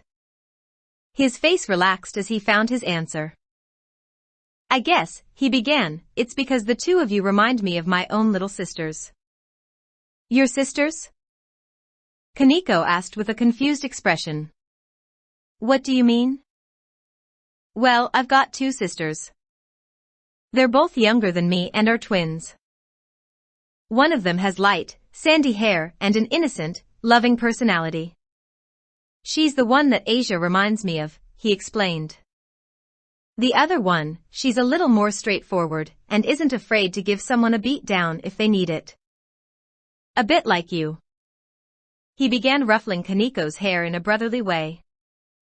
Kaneko's mouth formed a small smile, and she began to make a faint noise that sounded like purring. She realized what she was doing after a few seconds, and her face lit up bright red in embarrassment, before she quickly moved her head away. Her reaction made Ichigo smile. Ah, what a cute reaction, he commented. She kept her gaze averted, not looking at him directly. "Don't worry, I won't do it if you don't like it," Ichigo reassured her. Kaniko's face returned to its normal color. She turned her face to him. "Did anything happen to your sisters?" she asked. She immediately wished she hadn't, since Ichigo's expression became one with a slightly sad look to it. "No, nothing happened to them," he said. "But unfortunately, I can never see them again." I'm sorry," Kaniko whispered sadly. "I didn't mean to dash." "Don't worry about it," Ichigo cut her off, shaking his head slightly with a small smile, and his eyes closed. "You didn't know about it." The teenage Soul Reaper then stood up. "Come on, we should head inside with the others," he stated before he began walking away. Kaniko remained as she was. Painful memories of her losing her own sister, and the events that followed played through her head. In that moment, she knew that someone who was the closest thing to a kindred spirit had come to her. Someone who shared a similar pain. She recalled what Ichigo had told her about why he was more relaxed around her and Asia. "Ichigo, Nii-san," she whispered, as though she was testing it. It sounded all right, but she didn't think it'd be right to use it just yet. Releasing a sigh, the petite girl stood up and began making her way to the entrance. Omake. Ichigo was taking a stroll in the park. It was a peaceful and quiet evening with a clear sky. The beautiful full moon was visible. He took a deep breath, relaxing himself. Without warning, a magic circle appeared beneath him. "Seriously?" he exclaimed as he was transported away. When Ichigo could see again, he found himself in a forest. Not just any forest. The familiar forest. "What the hell?" he murmured. "Why have I been brought here?" Suddenly, he heard the fast-approaching footfalls of someone who was running. Turning around, he saw Kuro running directly at him. He looked frantic, as though he was running for his life, with the small fragment in his arms, its round yellow eyes looking up at him. "Ichigo! Help me!" he screamed as he approached. "What's going on?" Ichigo shouted back to him. Kuro reached Ichigo, but he didn't stop. Instead, what he did was shift the small fragment, so that he was holding it with his left hand only, leaving his right hand free to grab Ichigo's arm as he neared him, pulling the substitute along with him. "Kuro? The hell?" Ichigo exclaimed as he released himself from the humanoid fragment's hold, and ran alongside him. "What's wrong?" "I brought here using the magic circle. You have to help me. She's trying to eat me." Kuro screamed in response. "Who?" "Her," said Kuro whilst pointing backwards with his thumb. Ichigo looked back and saw a snow-white wolf chasing after them, its gaze fixed on the teen garbed in black. It was frighteningly close. "What the hell did you do to get a wolf chasing you?" he asked Kuro. "I don't know," Kuro frantically replied. "The thing's been stalking me for days. I used to throw some food to it when I was eating, but when I tried to actually approach it today, it tried to pounce on me." Ichigo gave a depressed sigh as he ran. He was seriously doubting if having a normal life had really been all that bad. After all, he didn't have to deal with crazy things like this. Kuro ended up tripping on an exposed, oversized tree root. The little fragment and his hat fell out of his hands as he fell to the floor. Ichigo stopped in his tracks and turned around. Kuro turned over when he saw a shadow cover him, attempting to roll out of the way. However, fate had other plans for him, as the wolf landed on top of him, pinning him down with his back to the ground. The little fragment retreated into its shadow out of fear. The orange-haired teen was about to move when the wolf began to unexpectedly glow a bright white. There was a brief flash of light, temporarily blinding all of them. When the light died down, the wolf was no longer on Kuro. Rather, what Ichigo saw on top of the fragment was a girl. She looked the same age as Kuro, had waist-length silver hair, a fair skin tone, bright blue eyes, and a pair of snow-white wolf ears on her head, as well as a matching wolf's tail. She was wearing a white kimono that reached just above her knees. She had a look of pure excitement and happiness as she looked down at Kuro. "I finally caught you," she exclaimed joyfully before hugging him without any further ado. "Kuro, please explain the meaning of this," Ichigo demanded with a tick on his forehead, annoyed that Kuro had dragged him here simply for this. Hey, easy. I'm just as dumbfounded as you are," Kuro said in defense. The little fragment came out of its shadow and simply stared at the scene. The wolf girl was still hugging Kuro, and it didn't look like she intended to let go anytime soon. "Please let me stay with you," she asked excitedly without relenting her embrace. "Wait, what?" Kuro asked in shock. "Please let me stay with you and please look after me," she said. "I want to stay with you forever." "What?" exclaimed Kuro. "Forever and ever and ever," she said whilst she continued hugging him. Ichigo facepalmed from where he was watching on the side. "Good grief," he complained. Rating game. Ichigo's house, Ichigo's room. Ichigo stood by his window, looking out at the neighborhood. Night had fallen over Kuo, casting a cloak of darkness over the town. The spiky, orange-haired teen was clad in his black Soul Reaper attire. His sacred gear was already equipped. "Guess it's time to go," he muttered to no one in particular. He slowly began making his way towards the door, intending to take leave from his house.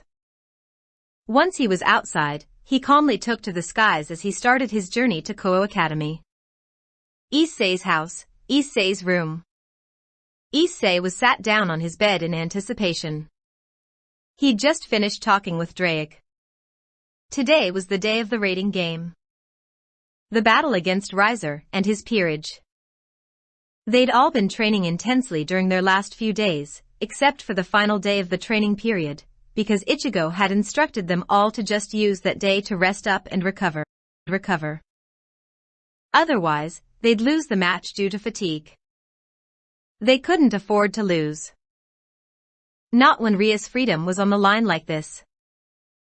Not when there was the danger of her being forcibly married to that stuck-up playboy, Riser. He remembered the talk that he'd had with Rias in private, during one of the nights whilst they were training. When she'd mentioned her dream to him. He wouldn't allow that to be taken away from her. She deserved much better than that. Ichigo had assisted him in developing a new technique. The mechanics were similar to his dragon shot, following the same core principles. He'd materialize his magic power, or a portion of it. However, instead of punching the sphere forward, he'd enclose his hand around it into a fist. The result was that he could then deliver an extremely powerful punch, which he dubbed the Dragon Smash. Also, there was his special move that Asia had helped him to perfect, although he hadn't revealed it to anyone. This was for various reasons, one being that Ichigo, using his impossible strength, would reduce him to a bloody pulp. Suddenly, he heard the sound of his bedroom door opening. Turning his head in the corresponding direction, Issei was greeted with the sight of innocent little Asia. The blonde bishop was wearing her nun clothes, although the cross was omitted. "Issei-san, can I come in?" she nervously asked. "Oh, yeah, sure you can," he replied, causing Asia to enter happily. His fellow peerage member sat down next to him. "Are those your clothes from when you were a nun?" he inquired. "Yes," she responded. "Bucho-san told me to wear whatever I felt the most comfortable in, so I decided to wear my clothes from when I was a nun." Issei noticed that she seemed a bit fidgety. He was about to ask her what was wrong, when she spoke again. "Issei-san, can I please lean on your shoulder?" she requested. "Yeah, go ahead," he consented with a small, yet warm smile. Asia placed her head onto her savior's shoulder, instantly becoming calm. When I think about how we have to fight a hard battle today against someone so strong, I feel afraid, she stated. I know that Ichigo-san was kind enough to train us, and that I can look after myself now, but I still feel scared. But when I'm with you, I feel calm. I feel as though everything's going to be okay. Issei was practically speechless. He didn't know that Asia thought so highly of him. That she felt safe around him, just because he was there. Issei-san, can you promise me something? She inquired. Yeah, okay. What is it? He asked her whilst giving her his permission. Can you please stay with me forever? She asked him hopefully. To stay with me and always look after me? After overcoming his initial shock, Issei smiled and patted her head. Of course, he answered. I'll always look after you, Asia. Just then, a red magic circle appeared in the middle of his bedroom, bearing the Gremory insignia. Looks like it's time to go, remarked Issei as he gently moved Asia's head off his shoulder and stood up.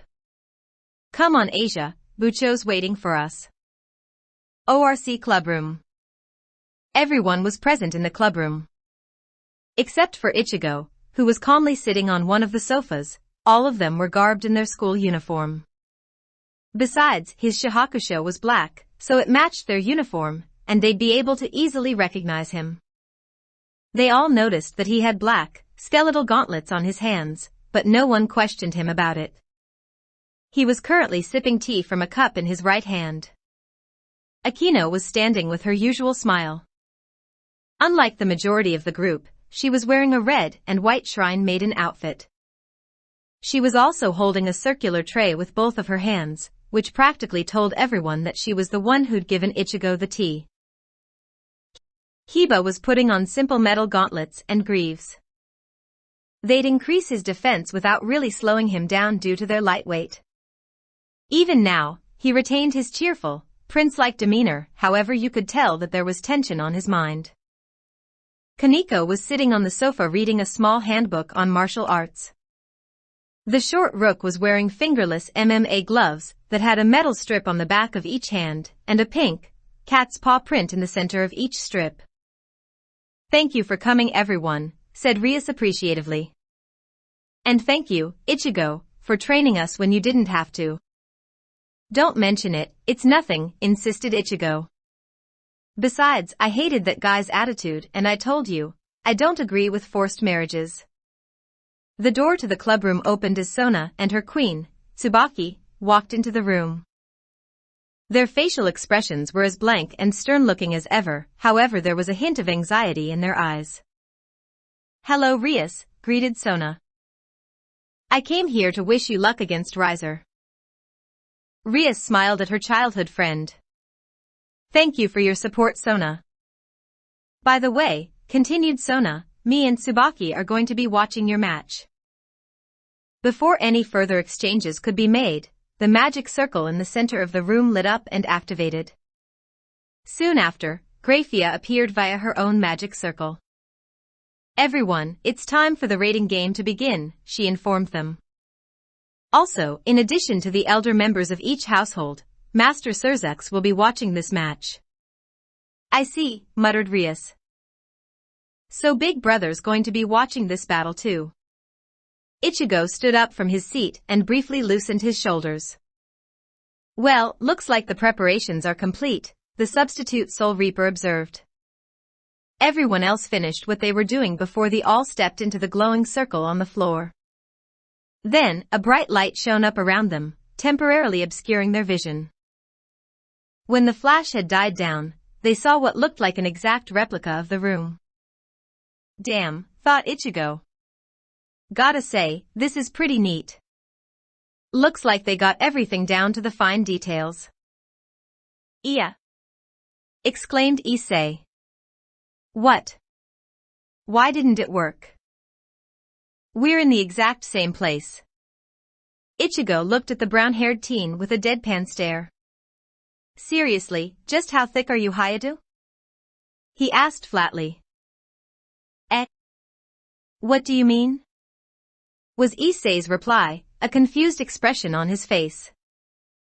Issei, this is just a replica of the school created for the purpose of holding the rating game, explained Rias. You can go all out in here without worrying about any damage that you'll cause, because it's in a separate dimension. Issei's face was the very image of shocked thoughtless. He shouted in surprise once his mind had processed what the Princess of Ruin had told him. They can actually do that? There was a brief ring of static as the replica school's intercom system was turned on. Good evening, announced a female voice that they all recognized as Graphia's. My name is Graphia, a maid of the Gremory household.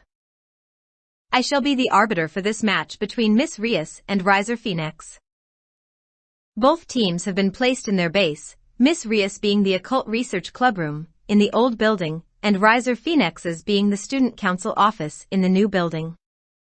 In order for any pawns to promote, they must reach the enemy base.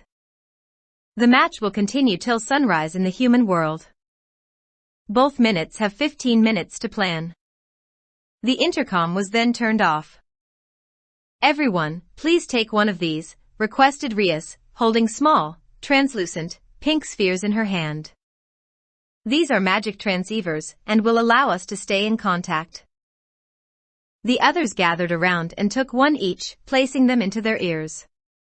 Once everyone had finished doing that, Rias took out a map of the school. It was gridded, possessing numbered squares, like a chessboard. She began talking again. Okay, we need to plan how we're going to attack. First, I want Kaneko and Yudo to use their familiars and lay traps in the forest, she explained. The two said peerage members nodded in understanding, summoning their respective familiars after a second. Aquino, I want you to set a fog over the forest, obviously one that won't affect our team. Understood, confirmed Aquino.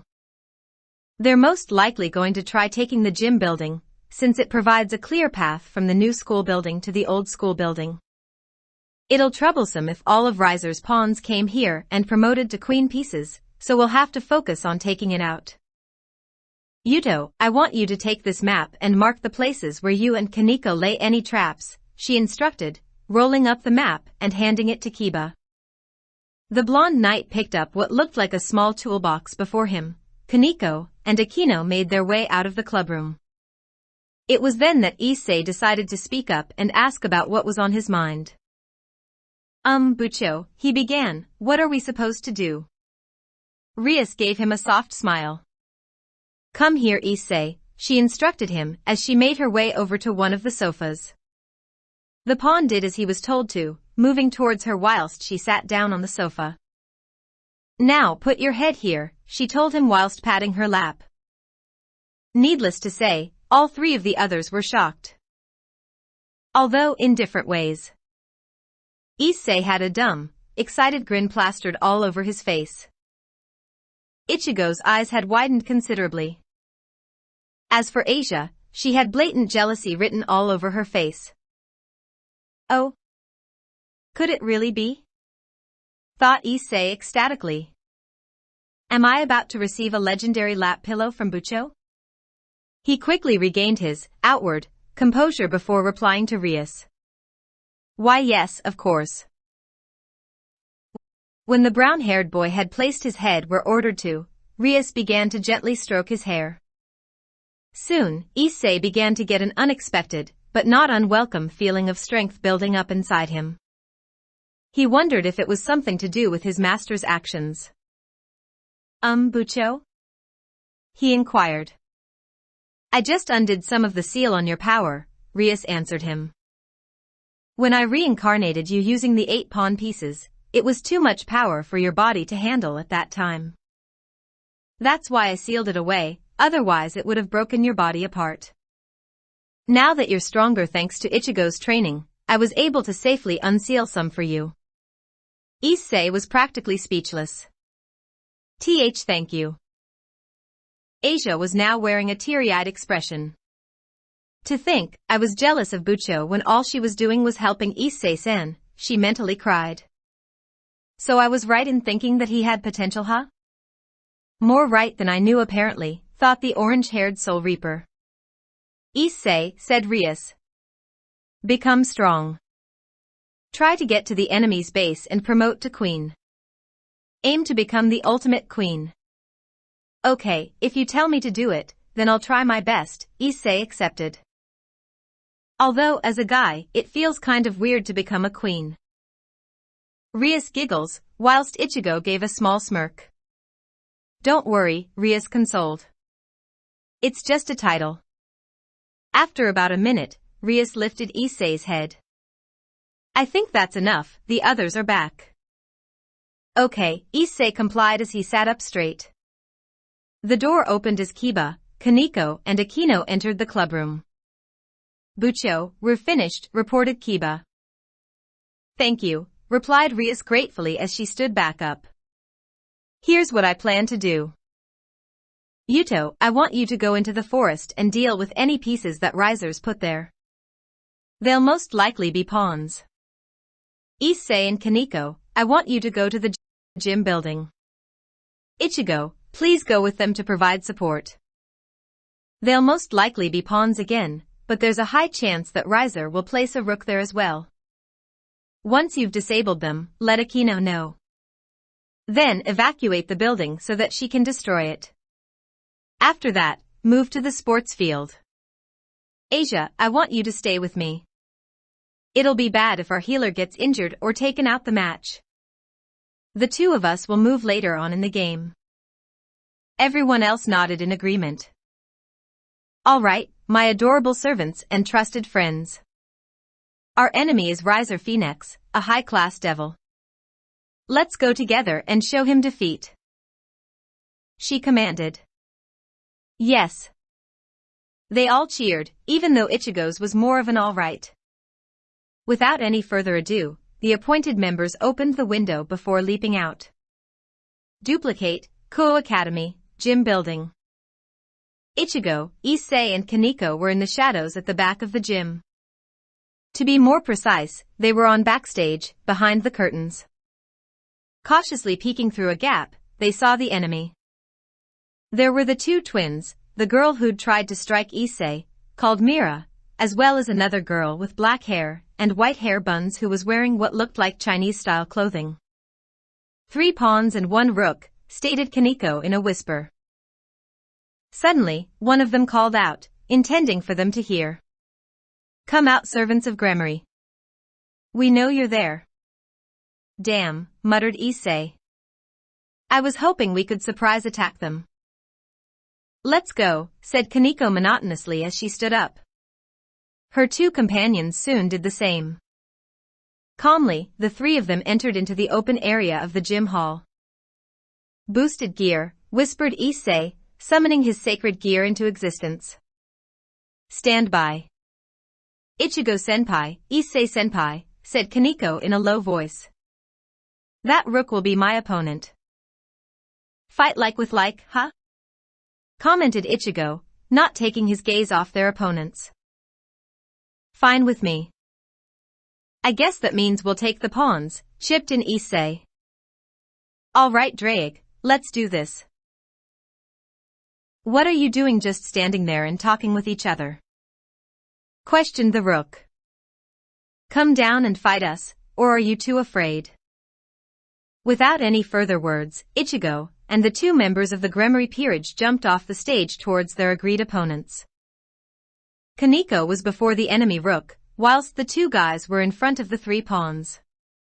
Issei's first boost occurred. The 2 rooks wasted no time in beginning their battle. Kaneko easily evaded the hostile strikes, the petite girl making small yet quick movements that allowed her to weave through them gracefully.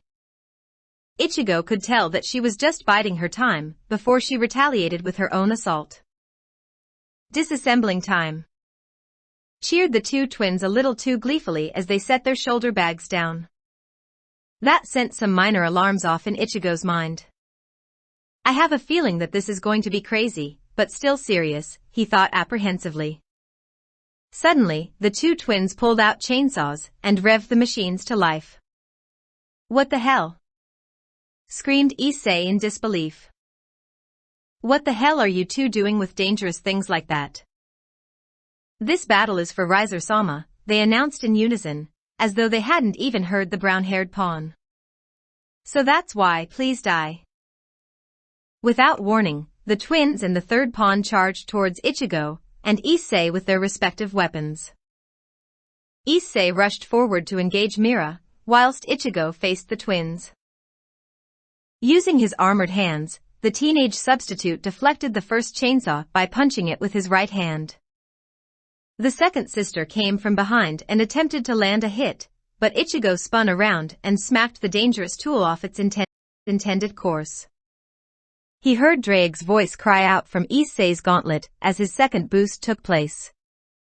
Without warning, the twins switched their target to the resident pervert. Take him out now before he has the chance to get strong enough. One of them ordered Mira as they approached him.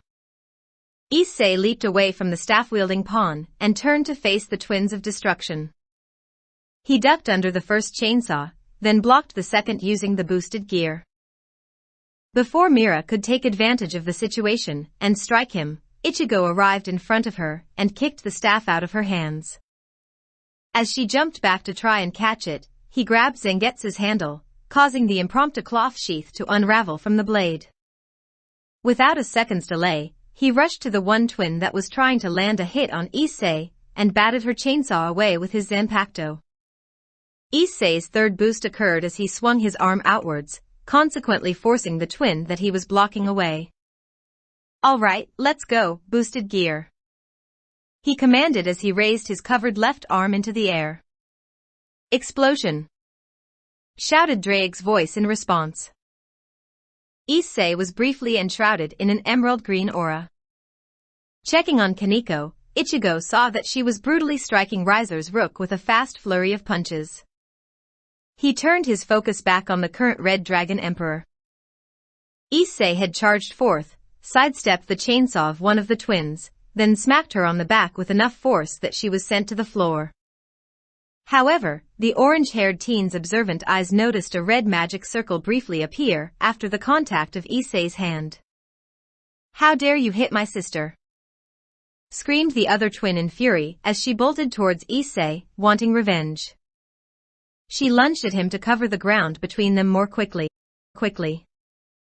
Issei smirked as he ran behind her and delivered a swift palm strike to her back also, sending her sprawling next to her sister.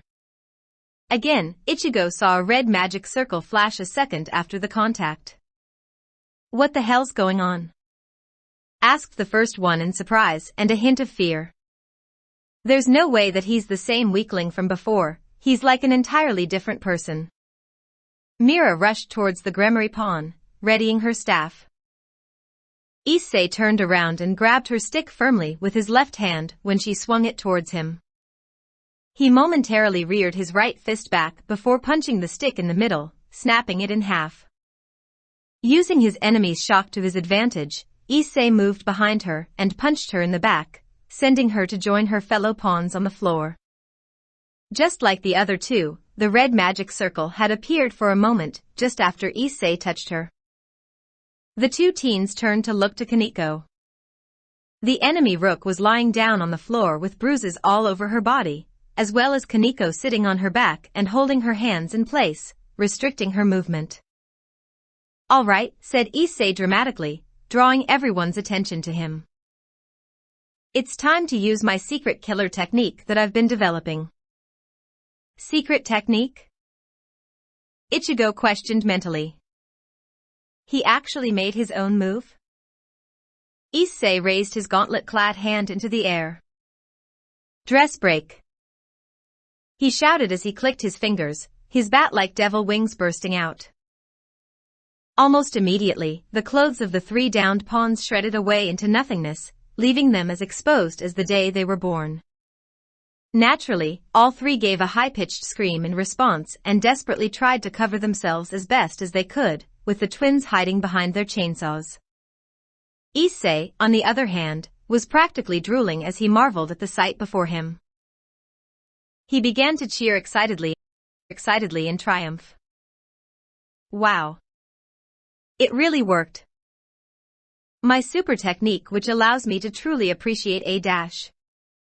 He never got to finish his sentence, because a certain orange-haired Soul Reaper smacked the back of his head with such power behind the blow that Issei crashed face first into the floor, making a spider web of cracks. What the hell's wrong with you, you creep? Ichigo roared in fury at the resident pervert. Issei started to whimper as tears streamed from his eyes. Sob asterisk, Senpai, you're a traitor to the Y chromosome. Disgusting, stated Kaneko coldly, causing Issei to flinch as though he'd been stabbed. Sighing in annoyance, Ichigo began walking up to the three unfortunate girls. What are you doing? Demanded the one called Mira. Yeah. Stay away from us, said one of the twins. Stop jumping to conclusions, Ichigo chastised them with an annoyed frown on his face. He took the outer coat of his uniform off and threw it to them.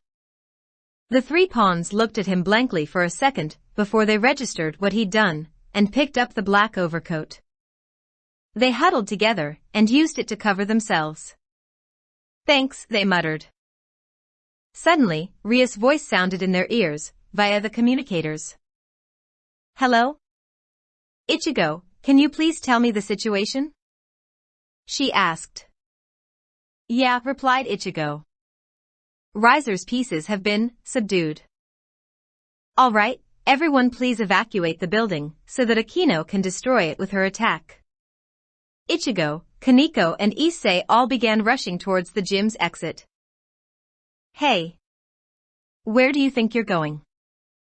Shouted the rook whom Kaneko had defeated. This building is an important strategic location in this match.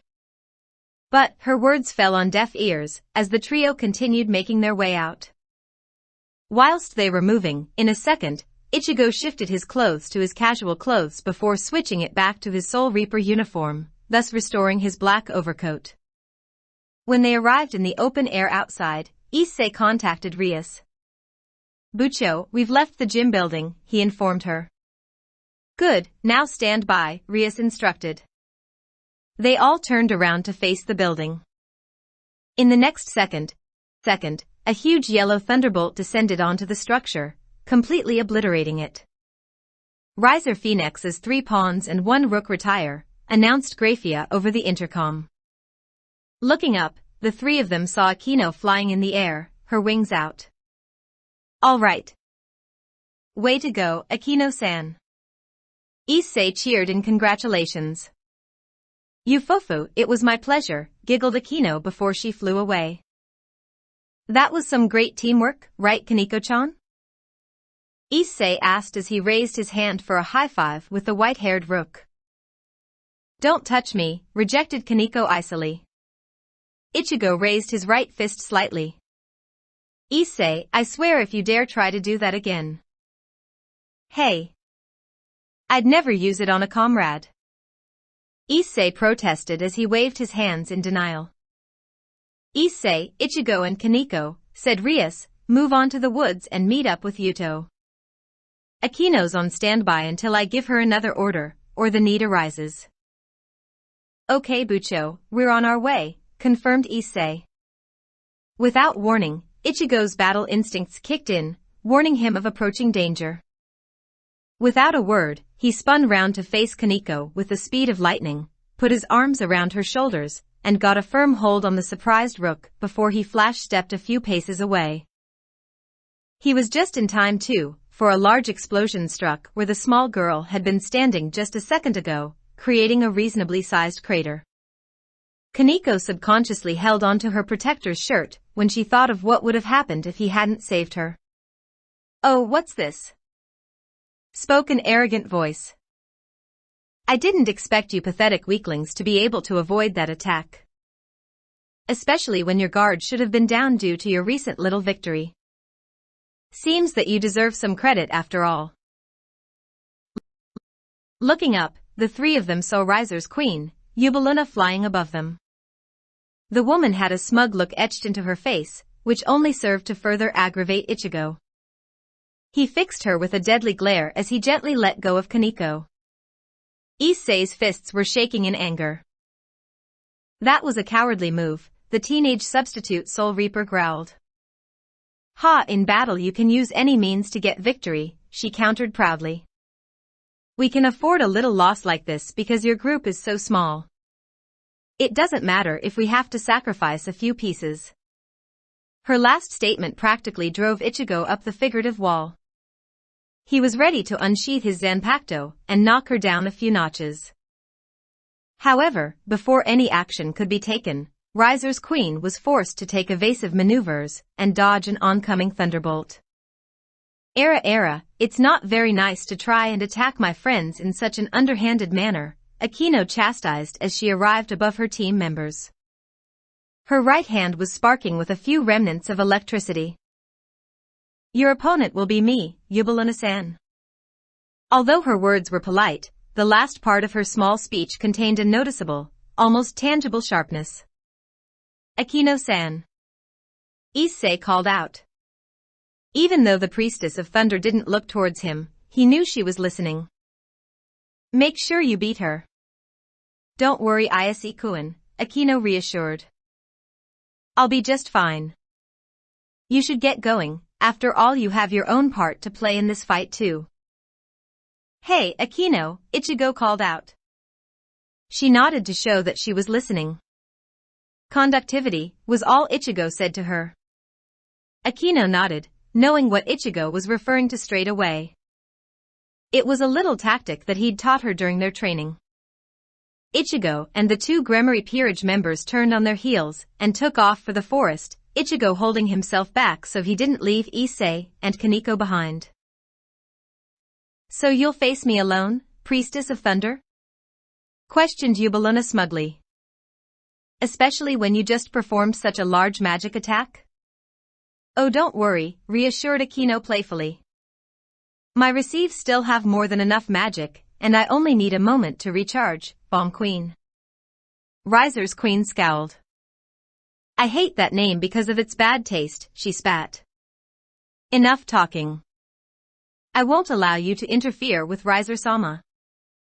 She then threw a fireball at the raven-haired teen. Akino swiftly evaded by flying around it, then retaliated by throwing a small thunderbolt at her enemy. Yubaluna negated the attack by hurling a firebomb into it, causing a small explosion in the air.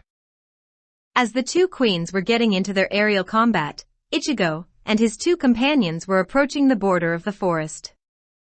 Gariffia's voice rang out as she made another announcement. Riser Phoenix's 3 pawns retire.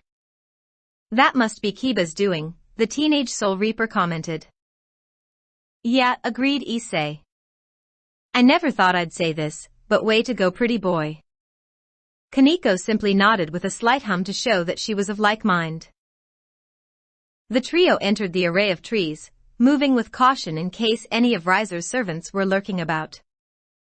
They continued proceeding through the sea of wood without a word between them. Soon, Ichigo caught the sound of soft footsteps approaching their position. He raised his hand as a signal for Kaneko and Issei to halt their movements. Closing his eyes, he spread his senses out in an attempt to identify the spiritual pressure signature. Within a second or two he recognized it as Rias Knight.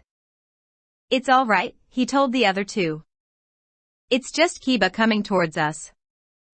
True to the orange-haired teen's words, the blonde Prince Charming of the school stumbled through a bush a moment later, entering their view.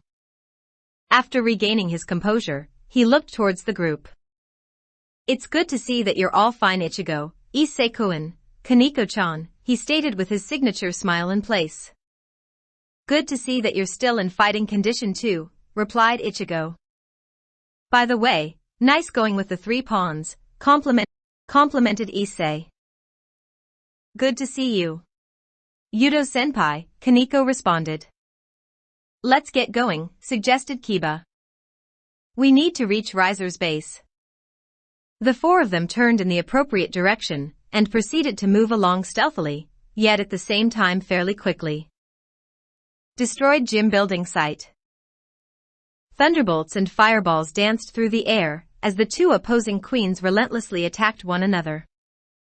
Akino threw another thunderbolt at an oncoming fireball, her strike piercing through her enemies and continuing on towards the other queen. Unfortunately for her, Yubaluna dodged it at the last second. Akino's Miko uniform had a few minor rips in its fabric. Yubaluna's scanty clothing was also a little torn, and she had a few small marks on some of her exposed skin. My, you're quite troublesome, Akino complained out loud.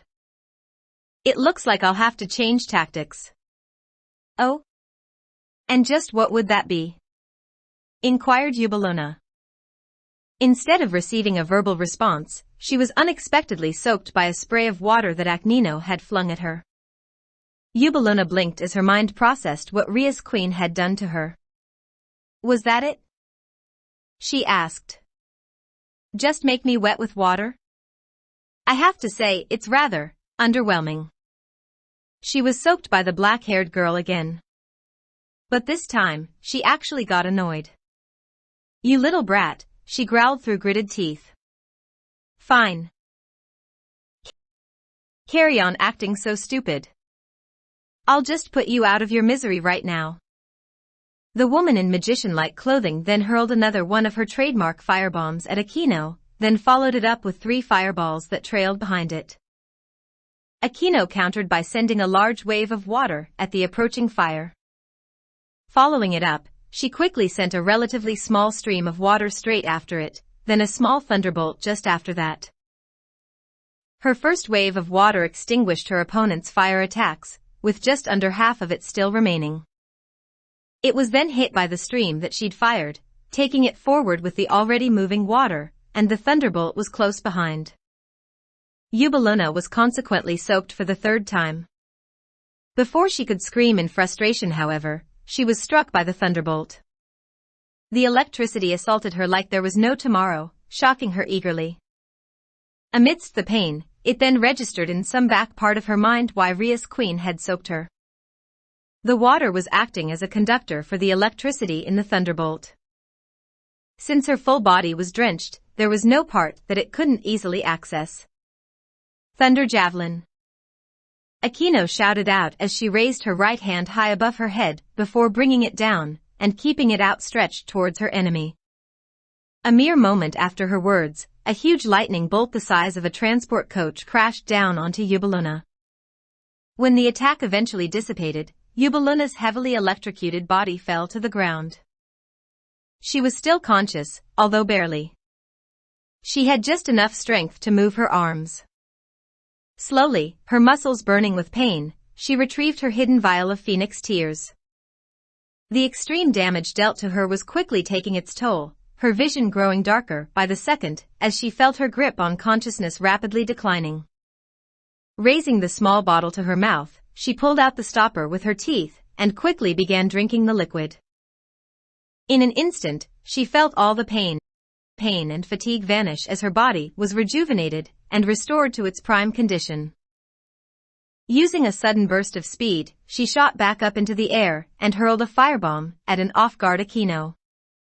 The attack met its intended target, causing Akino to gasp with pain as she began to spiral down. Before she hit the ground though, the Priestess of Thunder recovered and flew back up to be level with the Bomb Queen. Forest, near the new school building.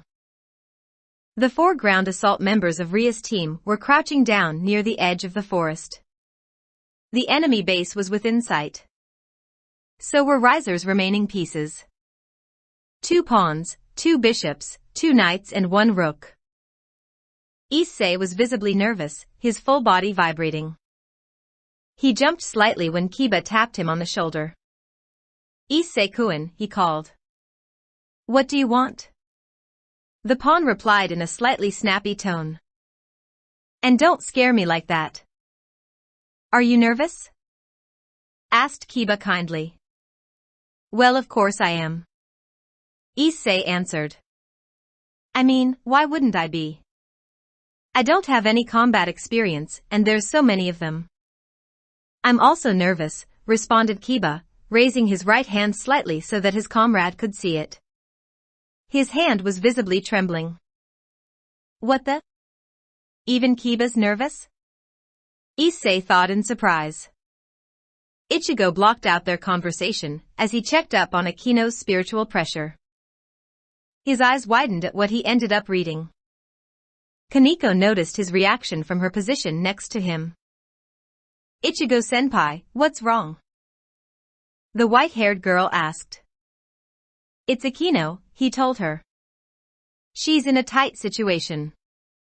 Before the small rook could inquire further, they all heard one of Riser's knights walking forward and declaring a challenge to them, saying that she was tired of waiting and wishing to have a true sword fight, etc. Haha, chuckled Kiba. Well, my honor and pride as a knight won't allow me to let this declaration go unchallenged. He began to get up to his feet. Hey guys, listen up, Ichigo said as he stood up, catching their attention. It seems like Akino's in a bit of a bind. I'm going to go help her out. Make sure you don't lose here, okay? Don't worry, everything'll be fine, remarked Issei, a serious resolve in his brown eyes. Just leave it to us. All right, don't let all my training go to waste, Ichigo told him with a smile. Go and show them what the Red Dragon Emperor can do. Yes, sir. I'll show the fruits of my training, Issei declared proudly. The orange-haired teen turned around and began speeding off towards the location, where he could sense the two queens of each peerage battling fiercely. Destroyed gym building site. Akino hastily launched a sphere of water at the oncoming fireball, before being forced to swerve to the left to avoid another. She quickly turned around and threw a thunderbolt towards a firebomb, causing both attacks to explode in midair. She was beginning to pant quite heavily from the effort and exhaustion. She'd used up a vast majority of her magical reserves when she'd attacked Riser's queen before, believing that it would be a finishing blow. But then her opponent healed herself completely using her bottle of phoenix tears. At the moment, the raven-haired was pretty much running on fumes. Hearing a sizzling sound, she saw another firebomb being flung towards her, however this one was 10 times larger than the previous ones. She was preparing to create whatever counter or defense she could currently muster, but was cut off by a large shout that she recognized. Getsuga Tensho. Out of nowhere, a large, crescent wave of light blue energy charged into the hostile attack, negating it entirely. Suddenly, Akino felt the presence of someone standing/flying besides her, on her right. Looking in that direction, she saw Ichigo standing on the air next to her. Sorry I'm late, he apologized, not taking his focus off the enemy queen in front of him. Well, better late than never, Akino replied with her usual smile. Just stay on the side for now, I've got this, the teenage substitute ordered as he began moving towards Riser's queen. Yubaluna didn't say anything to the approaching young man. She knew that he'd be dangerous. His power was easily detectable, as though it was leaking out of his very body. Ichigo flash-stepped behind her, catching her by surprise. Before she could look for where he'd seemingly vanished to, he rammed his right fist into her back, making her shout out in pain. Charging the Byakko lightning of his sacred gear, he blasted it out of his fist like a railgun. The blue electricity raced towards the ground, forcing Yubaluna onwards from behind. She met the floor face first, colliding with it harshly enough to leave an imprint. As she was attempting to start lifting herself out of the dent and off the ground, Ichigo began charging up a ball of lightning just above the open palm of his right hand. Within a mere second, it was the size of a beach ball. Hey Akino, he called out. Come over here, would you? Yes, what is it?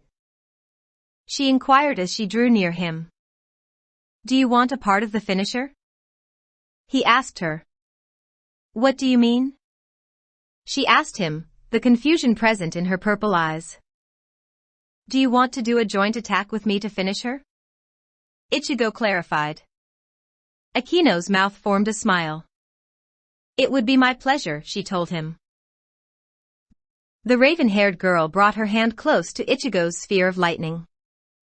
She didn't question it, but for some reason it gave off a slight feeling which felt akin to holy power. Soon, she started adding her own power to the orb. Yellow electricity began arcing around and throughout the ball. Then it became a swirling, storming mass of light blue and yellow electricity with sparks orbiting around it. With a battle cry, the two allies hurled the attack forward at their target. The ball zipped towards Ubeluna, a small tail trailing off from it as it moved. Her eyes widened in fear as it approached her. A few moments before it reached her, she began to see it in the image of a tiger made from blue lightning charging towards her with yellow bolts dancing around it wildly. Then it made contact, which to her vision was seen as the great beast pouncing at her with its claws outstretched. An eruption of the twin colors of the lightning followed, similar to how a geyser would erupt. Riser Phoenix's queen retires, declared Graphia as she announced their victory. Akino released a large sigh. Her reserves were by now drained close to completely. She felt a hand gently clasp her shoulder. Take it easy for now, instructed Ichigo. She only felt too happy to oblige. I think I'll do just that, she admitted. I'm going for Riser, her orange-haired classmate informed her before flying away. Dragon's Resolve. Forest, near the new school building. Hey guys, listen up, Ichigo said as he stood up, catching their attention. It seems like Akino's in a bit of a bind. I'm going to go help her out. Make sure you don't lose here, okay? Don't worry, everything'll be fine, remarked Issei, a serious resolve in his brown eyes. Just leave it to us. All right, don't let all my training go to waste, Ichigo told him with a smile. Go and show them what the Red Dragon Emperor can do. Yes, sir. I'll show the fruits of my training, Issei declared proudly. The orange-haired teen turned around and began speeding off towards the location, where he could sense the two queens of each peerage battling fiercely. The remaining members then towards Riser's peerage. Issei summoned the boosted gear and put it into standby mode. Stealing their nerves, they all began to walk out into the open. Kiba began making his way towards the knight who'd issued the challenge, Carlemagne. I'm the knight of Rias Gremory, Yudo Kiba, he announced as he approached. I accept your challenge to a duel. Heh, only someone crazy would come out into the open like you just did, remarked Riser's knight. But I like crazy idiots like you. It makes things much more interesting and enjoyable. Well then, shall we have a passionate battle with our blades? Offered Kiba. Well said, Knight of Rias Gremory. She approved before unsheathing her great sword and charging forward. The blonde-haired teen responded in kind, drawing out his holy eraser.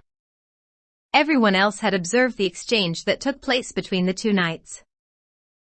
Good grief, muttered one of Riser's pieces, a rook, who had a white half-mask covering the upper portion of her face. She was constantly complaining about how the tactics we were using had no honor to them. It's as though she's displeased with how Riser-sama decided to go about things. Seriously, why did there have to be another sword freak? Complained a blonde girl who had her hair in twin drills on either side of her head. She looked very similar to Riser. I thought that finally I'd found a cute guy, but then he turned out to be obsessed with swords just like she is. She then turned her gaze to Issei and Kaneko. And then there's you, she stated whilst pointing a finger at Issei. I mean, why would Rias Gremory even put you in her peerage? Does she have no taste in men, or something? Hey! Shouted Issei in protest. Take that back. And don't talk bad about Bucho either. The blonde girl just carried on as though the Gremory pawn hadn't even said anything. That orange-haired guy in the black clothing looked pretty cute, although he's not here with you.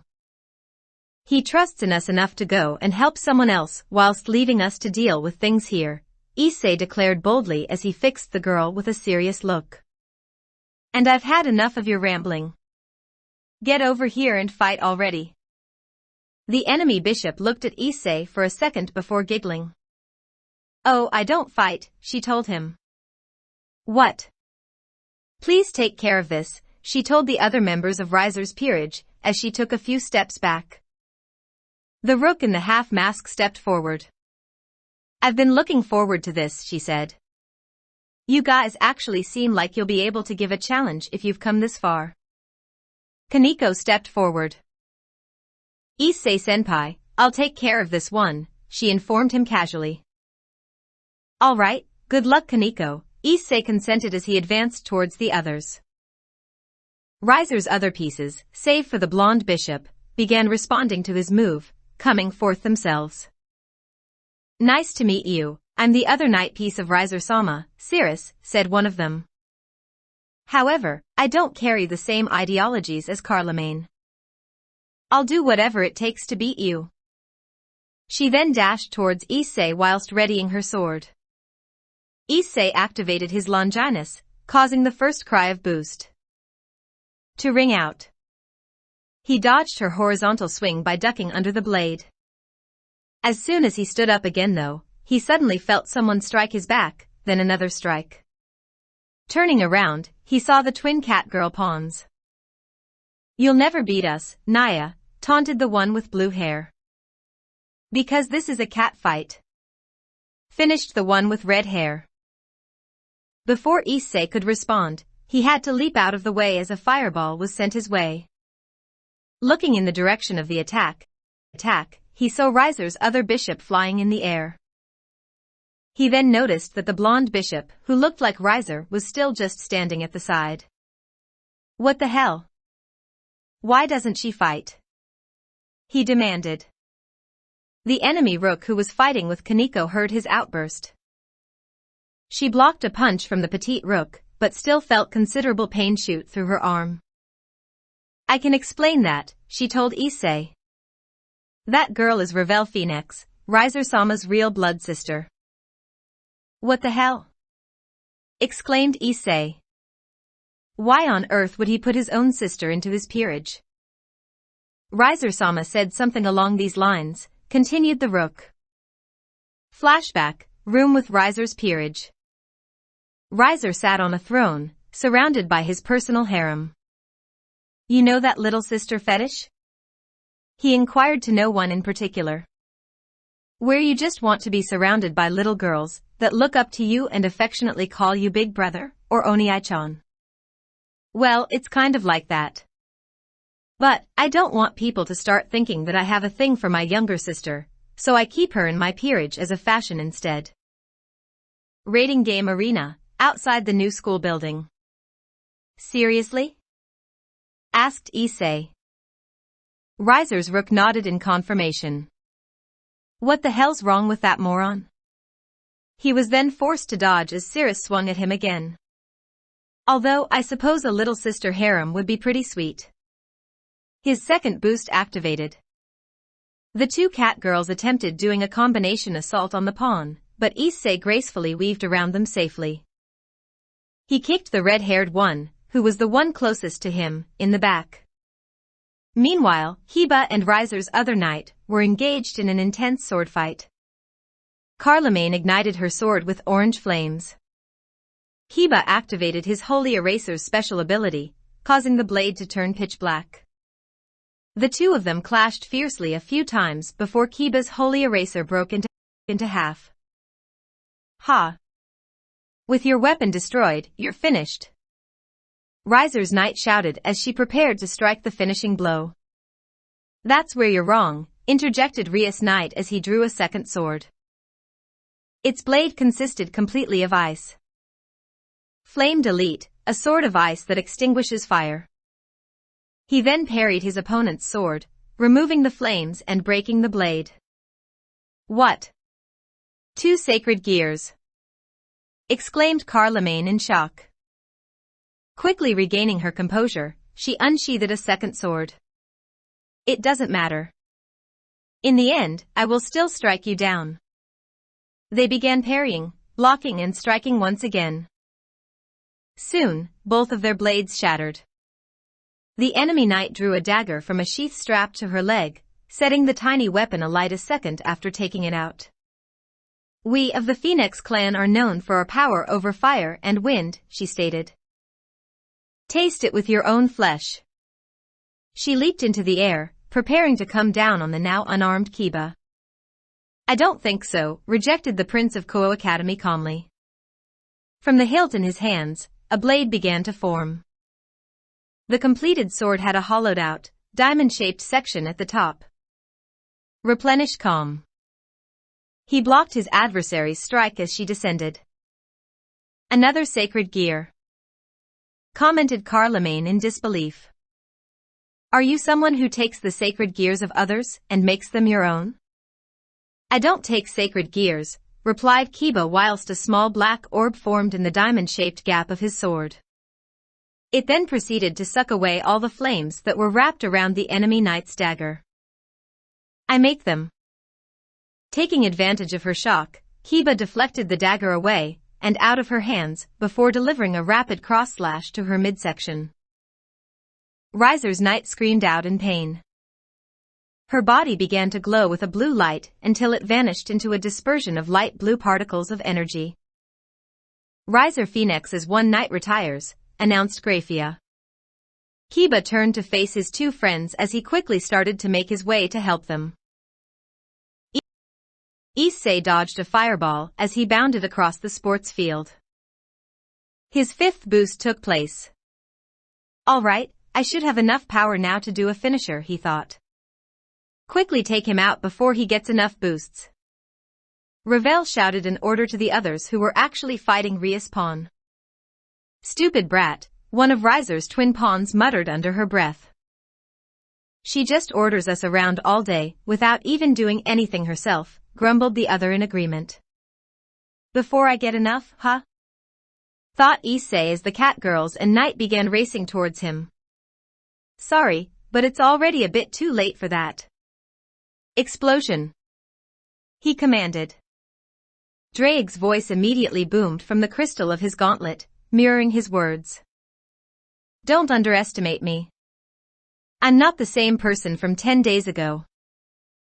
Issei rushed forwards as his attackers approached. He jumped over the blue-haired pawn before kicking her in the back. Then he caught her by the tail before she could go flying off and spun around, releasing his hold after doing a complete 180 turn. He ran towards the approaching knight, Cirrus, moving out the way of an incoming fireball as he did so. The brown-haired teen punched her sword out of her hands using his gauntlet left fist. He followed the hit up by palm striking her in the stomach with his right hand.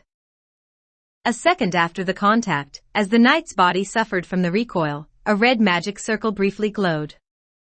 Cirrus fell to the floor on her backside. When she stood back up, Issei clicked his fingers with his eyes closed and his hand at eye level. Immediately, the poor girl's clothes shredded away into nothingness. She squealed in a mixture of shock and embarrassment as she tried covering her bare body with her limbs. Riser's other pieces who were attacking Rias Pawn froze as they stared on in awe, unable to comprehend what had just took place before them. Issei charged up a marble-sized sphere of his magic power. He then grabbed the orb in his left fist. I really don't like having to hit girls, so I'm really sorry about this. The resident pervert told her before proceeding to smash his armored fist into her abdomen. An impact ring was generated from the force contained within the attack, before a burst of red energy exploded around Issei's fist. Cirrus felt the majority of the bones in her body break, screaming in agony whilst she was sent flying away. Her body began to get bathed in a light blue glow. Kaneko evaded another of her enemy's punches. She saw the mouth of the older woman morph into a snarl out of frustration. She threw yet another punch at the white-haired rook. Kaneko grabbed the offending fist before throwing her opponent over her shoulder. Riser's rook grunted from the impact of when her body met the ground. Wasting no time, Kaneko swiftly executed a strong elbow drop onto her exposed stomach. The masked woman gave a brief shout of pain as the air was knocked out of her body. While her foe was trying to recover, Rias Rook grabbed her lying form's right foot and hurled her above her head, launching her into the air. Kaneko readied her right fist as her adversary began to descend.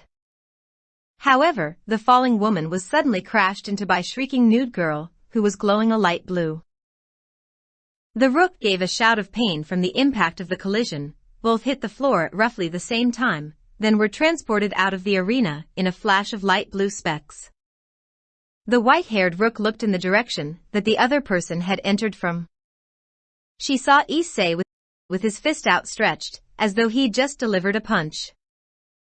Riser Phoenix's rook and knight retire, declared Graphia a moment after the two had vanished.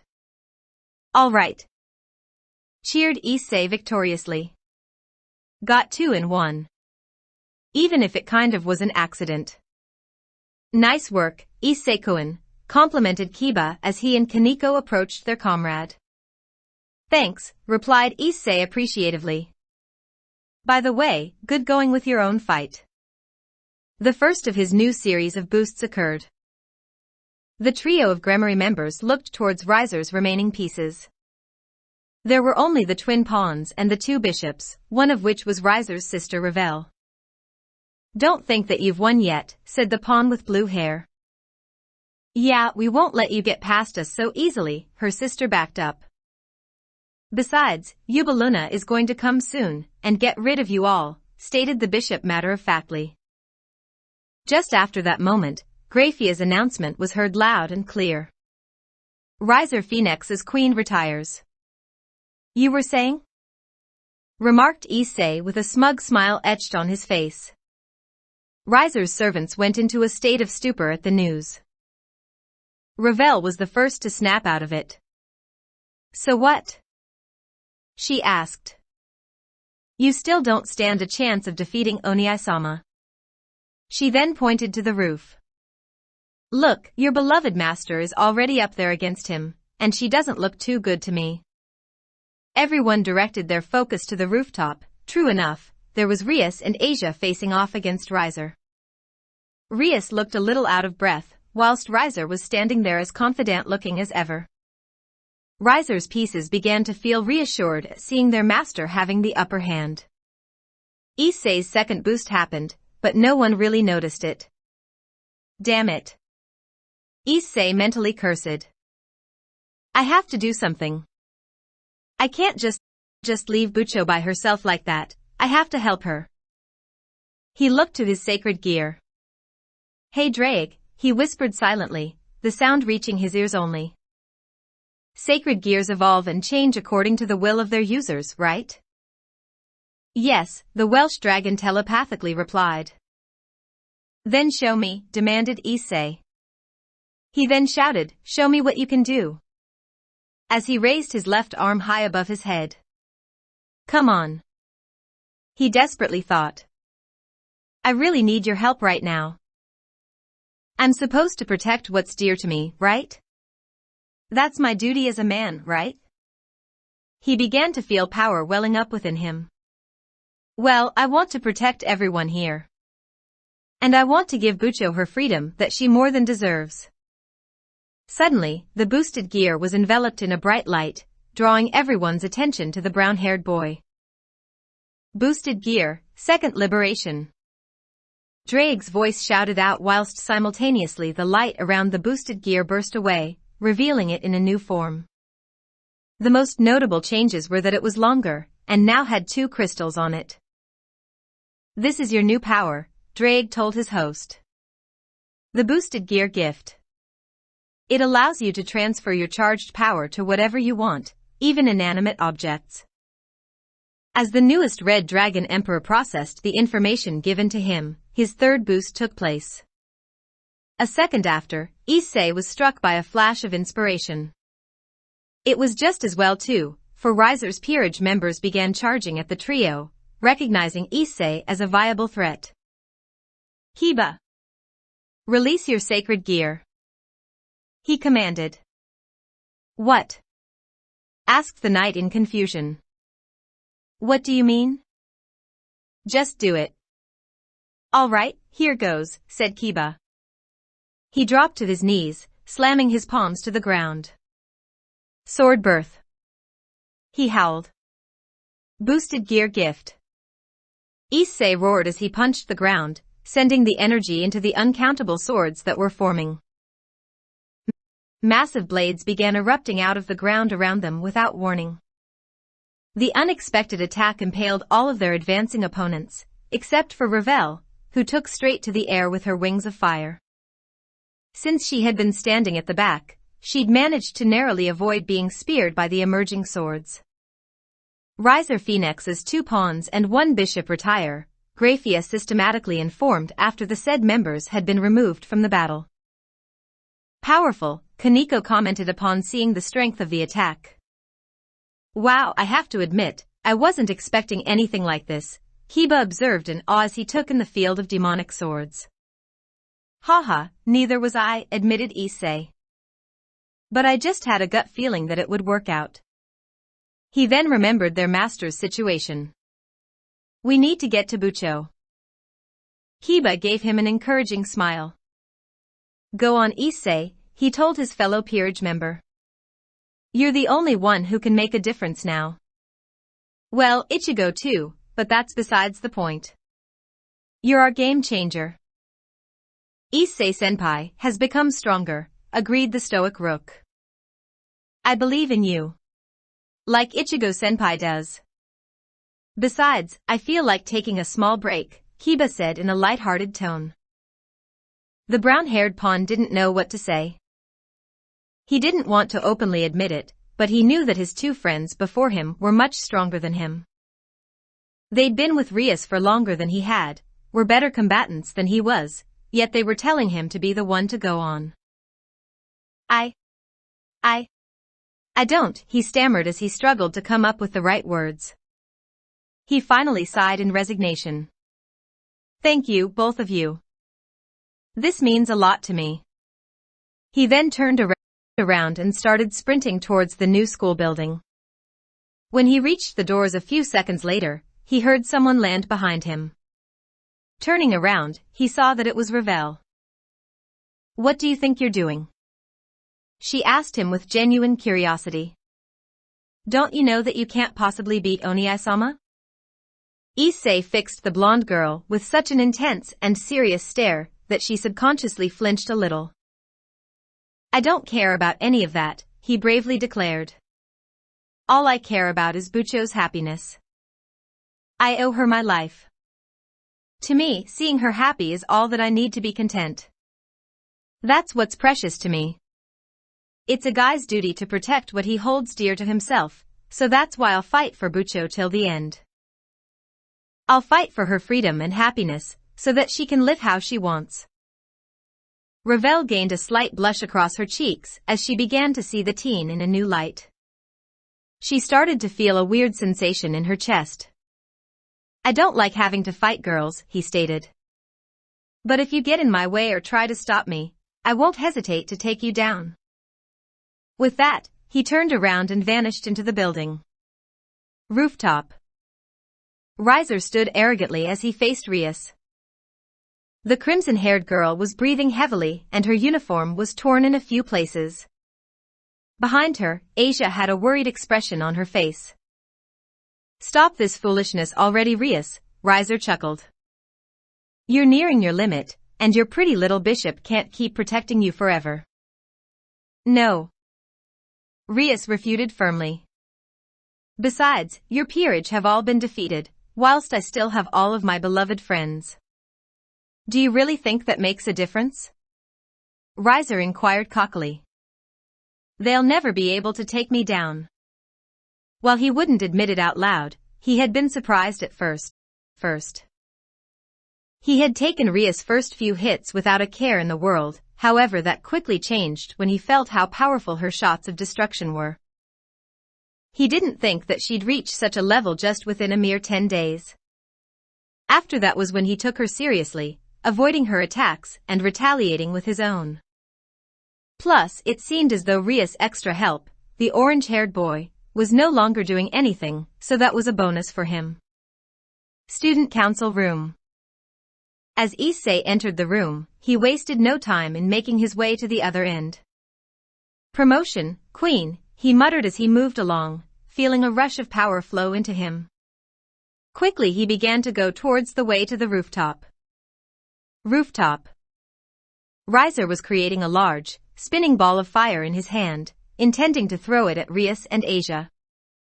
His proud smirk was plastered on his face all the while. Dragon shot.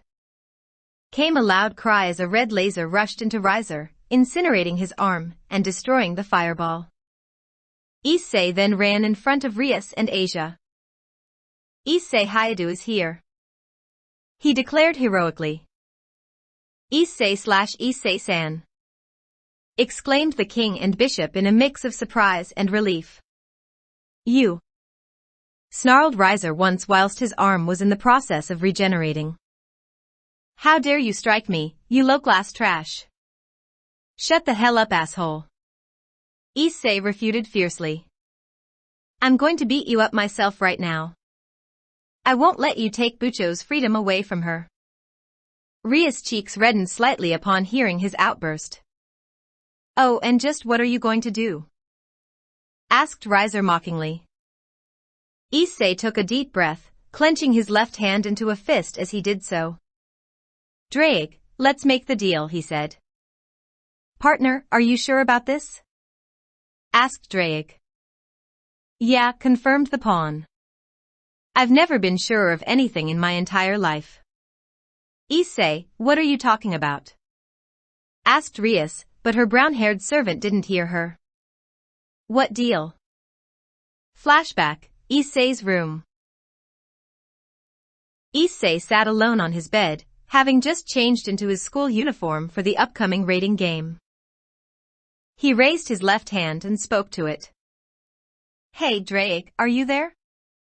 Yes, what is it, partner? His draconic tenant replied. I wanted to ask you something, said Issei. I'm listening. Is there any way that I can get stronger for this match, besides training? He asked. Something that I can use to give me a sudden edge, especially up against that stupid turkey? I mean, I'm grateful for Ichigo's training, and it's worked wonders for me, but I still feel like I'll need more. At least something that I can fall back on. Well, there is one thing, answered Drake. But it comes at a cost. What is it? I'll do almost anything. It will be an incomplete version, but I can allow you to access Balance Breaker, the ultimate form a sacred gear can take. But, you will have to sacrifice a part of your body to me, and you'll only be able to use it for 30 seconds. Your body won't be able to handle any more than that, I'm afraid. Issei considered his options. How about we put it on hold? I'll tell you when I think I'm going to need it, and we do the deal then? That's fine with me, partner. Raiding game, rooftop. All right, partner, then I'll take your arm as payment now, accepted Drake. Issei punched his left arm forward. Shine on. Overbooster. He shouted out as a magnificent emerald light shone out from the main crystal of the boosted gear. Welsh Dragon Overbooster. Boomed Drake. Red lines appeared around Issei's body, like a 3D net of something. Then, red draconic armor manifested around the teen, making him look like some sort of dragon knight. Boosted gear scale male. He roared once it had finished forming. What? Balance breaker? Riser shouted in disbelief with wide eyes as Issei charged towards him. Capitalizing on his foe's distraction, Issei delivered a powerful right hook to Riser's jaw, sending him off the roof and towards the ground. The armor-clad teen jumped after him. Remember, you've only got 30 seconds, the red dragon reminded him. I know, that's more than enough time to beat him into a pulp. I used some of my power to give you an extra few seconds. The countdown begins now. Drake informed as his partner touched down. He'd gotten over his initial shock, and was now infuriated at the mere boy that dared to defy him. To add insult to injury, he'd actually allowed himself to get knocked down by the boy in his carelessness. He would make sure not to repeat that mistake. Don't get ahead of yourself, brat. He spat as he leaped at the teen. Just because the dragon gave you some power, it doesn't mean anything. Issei also sprang forward, intending to hit Riser again. The two clashed and began trading blows in a frenzy. Secretly, Riser was actually impressed at the pawn's progress. To go so far in just 10 days, it was as though he was a completely different person compared to when they'd first met. Both fighters reared their fists back before ramming them into the other's jaw. The force sent the two of them flying back. Riser felt his injuries already regenerating, whilst Issei's armor protected him from most of the damage, the only thing having affected him being the impact of the Phoenix's blows. Not bad, boy, complimented Riser. But can you keep up? Like hell I'll lose to you. Issei declared as he rushed forward using his jet boosters, catching Riser off guard with his sudden speed. He drove his left fist into the older male's gut, sending him sprawling. Riser recovered mid-roll and got back on his feet. He unleashed his fiery wings as he began to fly whilst creating a large sphere of flames in his right hand. Firebird and Foam Huang, our family's flames, was praised as being equal to that of a phoenix. Taste it for yourself. Your pitiful flames will never burn me. Issei propelled himself towards Riser, readying his fist in the process. Emerald green energy began charging up around his enclosed hand. With a roar, the two of them attacked at the same time, meeting each other head-on. Again, both were knocked to the ground, this time making a light indent when they collided with it. Damn it, that actually hurt right then, he complained to himself as he got back up. Be careful. The flames of a phoenix can damage even the scales of a dragon, warned Drake. 20 seconds remaining. As Riser had just got to his feet, Issei was on him like a wild predator. Bucho. He called out, instantly gaining the redhead's focus whilst he smashed his opponent in the face. I don't have Kiba's unmatchable speed.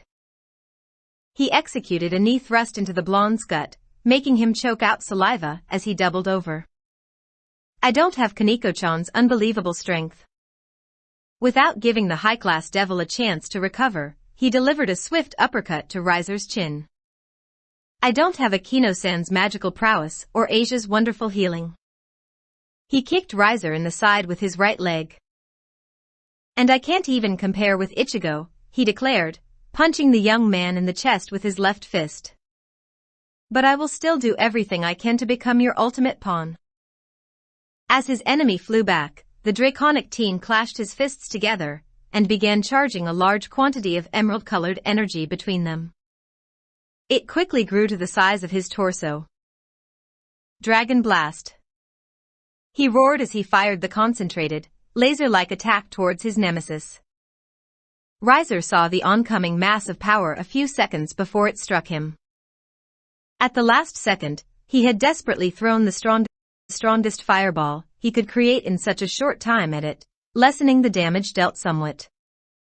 He slowly got back to his feet, the majority of his body alight as his, now slower, regeneration began repairing it.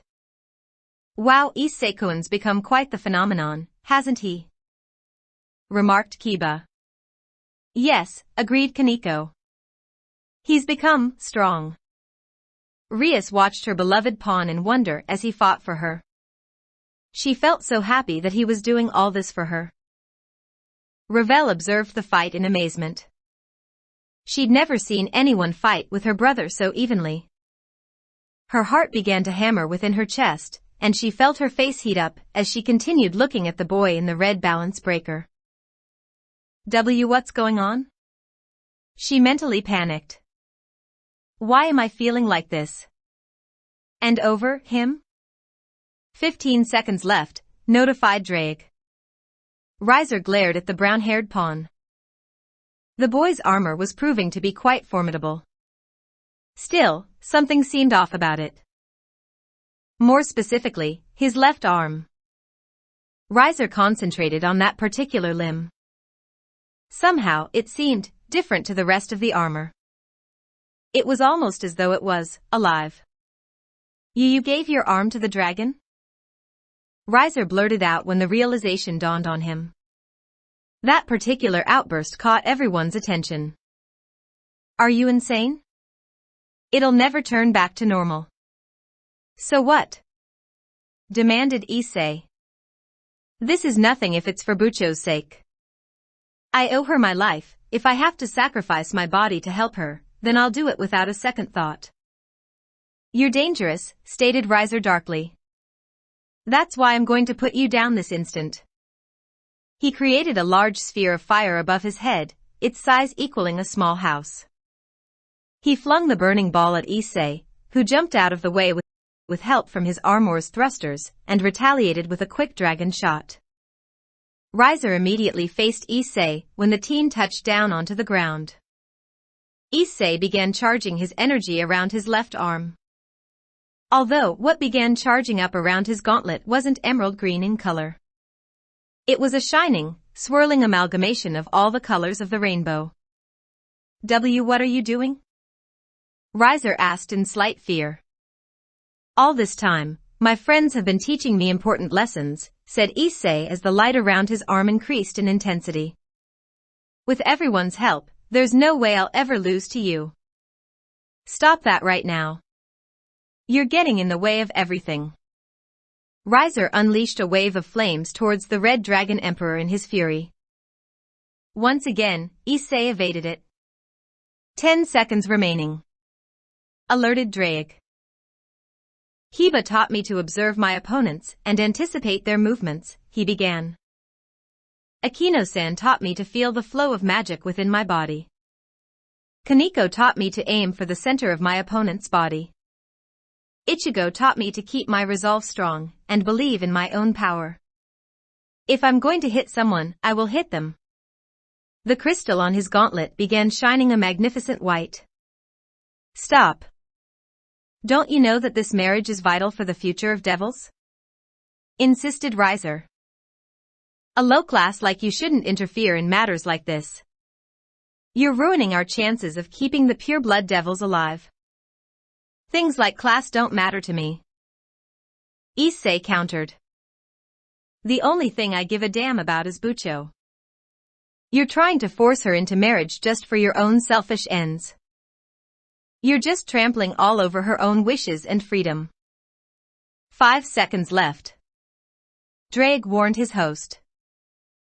That's more than enough reason for me to beat the crap out of you. Issei roared in declaration as he began rocketing towards Riser, rearing his left fist back in preparation for his big strike. 4. Announced Drake. 3. Issei slammed his fist into his enemy's abdomen with all his might, shouting a loud battle cry as he did so. Riser retched up blood as the teen's fist pulverized his insides. The concentrated magic power enshrouding it hit him with the force of a truck. 2. Proclaimed Drake as Riser was sent flying away whilst groaning. Everyone else watched the spectacle in awe. 1. Count over.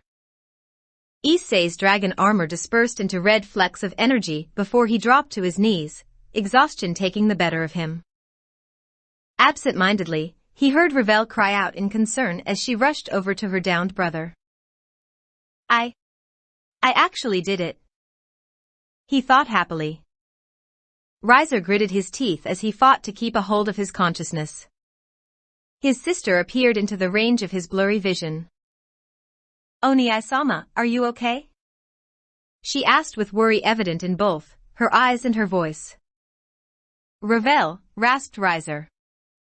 Give me your bottle of phoenix tears, now, he instructed her. Obeying her older brother's command, the blonde girl retrieved her blue vial of phoenix tears and handed it to him. Pulling the stopper out with his teeth, he unceremoniously spat it out before downing the contents of the bottle. Instantaneously, his damaged body was invigorated and had its full strength restored. He was back on his feet in a second, much to the shock of Rias and her friends. He threw his arms back, generating a wave of flames behind each.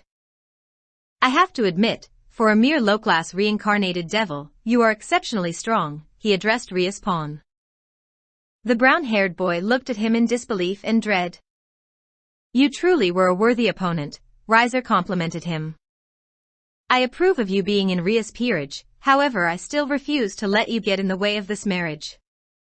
He then hurled the twin waves of fire at the spent teen whilst his friends watched on in horror. Getsuga Tensho. The crescent wave of energy flew in front of Issei and into the oncoming blaze, cancelling itself out along with the fire. Great going Issei, Ichigo congratulated as he flew down next to his comrade. Just take it easy from now. I'll handle things from here. Yeah, Issei breathed in relief.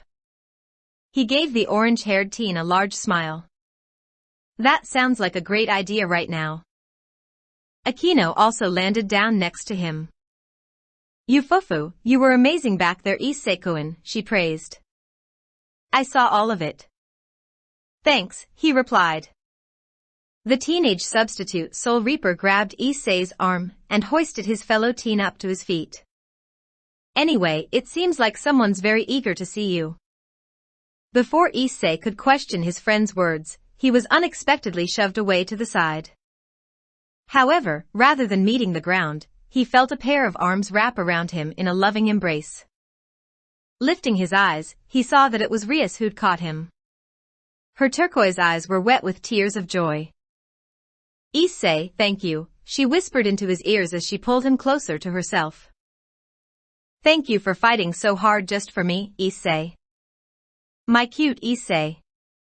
While master and servant were sharing a heartwarming moment, Ichigo was advancing towards Riser, who was now wearing an expression of annoyance. So you've come to face me in the pawn's place? He growled. No, he's already fought his battle. This one's mine, Ichigo stated in denial. I'll burn you to ashes, you lowly human. Riser bellowed, fire rising from his palms. You know, there's a saying, fight fire with fire, said Ichigo calmly, his expression neutral. Also, I've been wondering about something. Then, to everyone's astonishment, red flames burst up and began swirling around his form. Which is stronger? The flames of a devil phoenix? Or a Suzaku? Omake. Ichigo was sat in his chair, leaning back against the backrest with his eyes closed. Lunch break had just began a minute or so ago. Normally, he'd be making his way out of the classroom to go enjoy his homemade lunch in the shade of the tree that he usually sat under.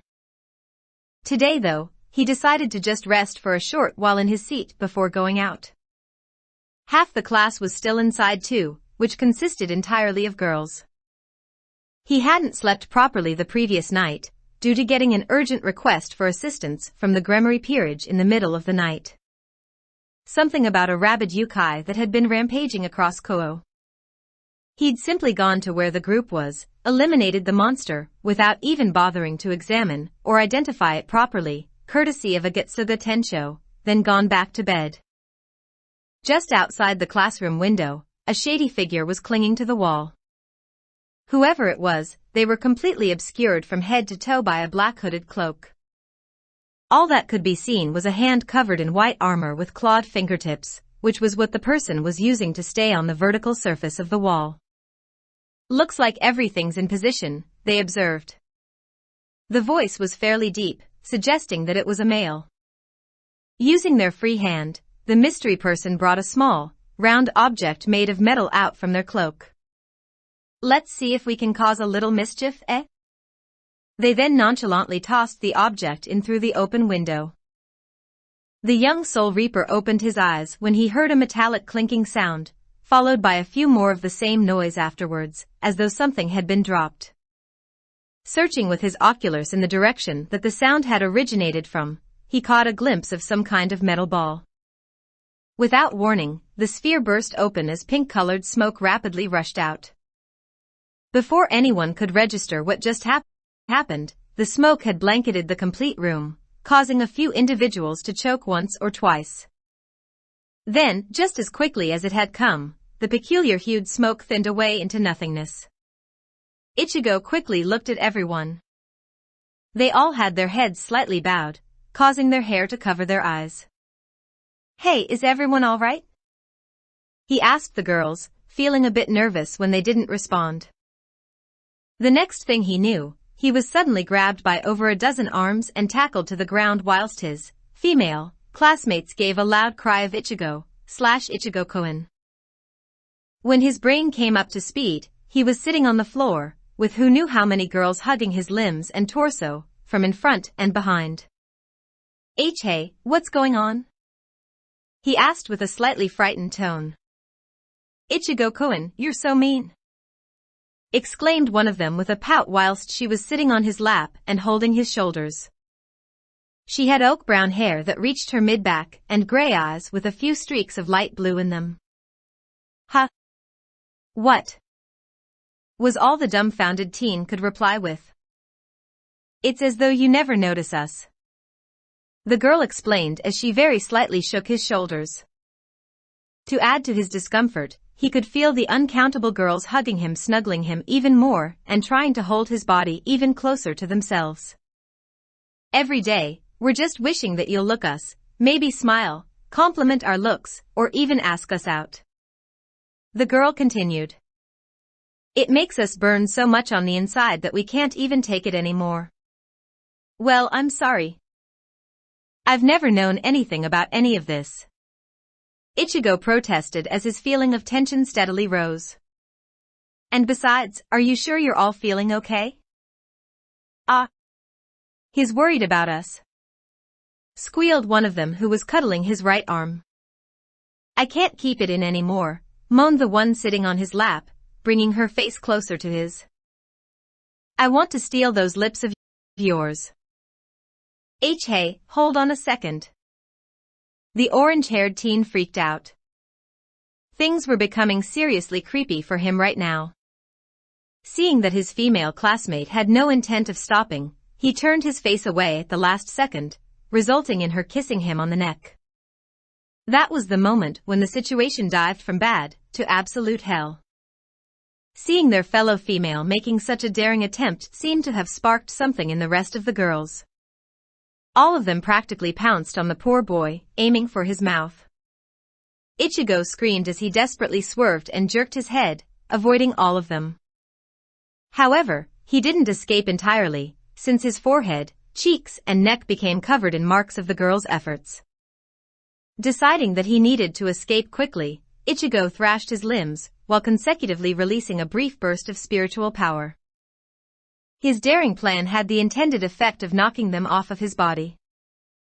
Seizing the opportunity presented to him, the teen made a beeline for the window before literally leaping out of it. The moment his feet met the floor, he took off like a bullet, running behind the school and into the forest. "What," he panted, "the hell was that all about?" Sitting on the roof of the school, having watched the entire performance on some kind of floating screen, was the cloaked figure. They rolled around laughing uncontrollably at Ichigo's misfortune, which had been deliberately caused by them. "Ha ha ha. I knew it'd be great if I used the modified aphrodisiac gas," they commented. "Ha ha. Ichigo Kurosaki, you're definitely a keeper in my book. I just know that I'll get so much entertainment out of you." Fall of a Phoenix. "So you've come to face me in the pawn's place?" Riser growled. "No, he's already fought his battle. This one's mine," Ichigo stated in denial. "I'll burn you to ashes, you lowly human," Riser bellowed, fire rising from his palms.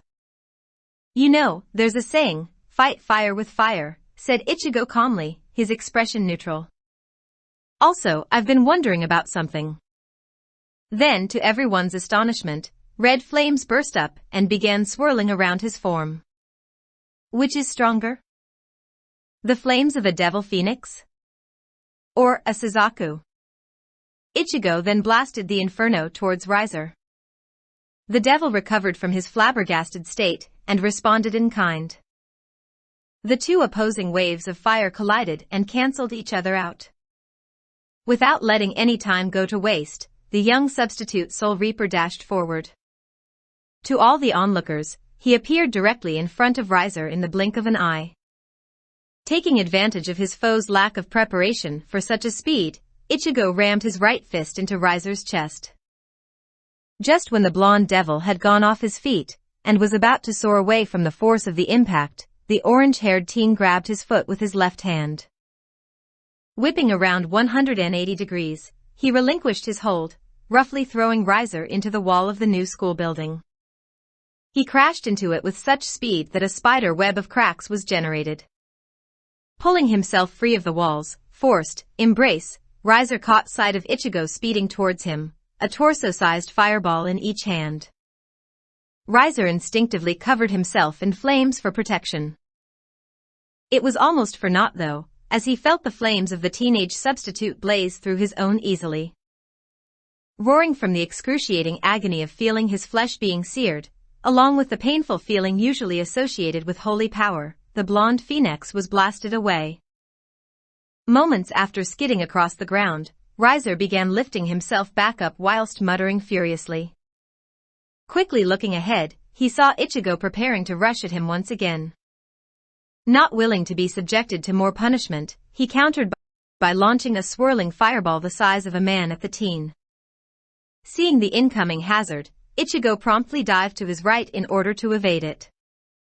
Springing to his feet, the Soul Reaper noticed his opponent barreling towards him with a burning rage clear in his eyes. Patiently, he waited for Riser to draw closer, confusing all the spectators, while simultaneously making them watch closely in anticipation. Carefully perceiving his adversary's approach, Ichigo waited until he was just a few seconds away. Then, he unleashed a raging torrent of his red Suzaku flames directly into Risra's chest. As the devil staggered back in suffering, the substitute charged forward with his right fist cocked back in preparation. When he was within striking distance, Ichigo released a bone-shattering punch to Riser's face. Next, his left fist flew into a left hook that connected with the side of his enemy's face. Letting Riser stumble a few steps, he followed it up by crashing his right foot into the blonde's gut. Riser coughed out blood. He was being overwhelmed by the power of the boy before him. His family's healing was helping, however the orange-haired demon before him was relentless in its strikes. He was continuously raining down blow after blow on his body. Just when his mind registered one strike, the next would immediately follow. Deciding that enough was enough, and that if he wasn't given any sort of relief then he'd simply make his own, the son of the Phoenix household made his body explode with flames. It had the desired result of making Ichigo halt his assault and back away a little. "Don't you dare try to mock me, you insolent piece of trash!" Riser roared.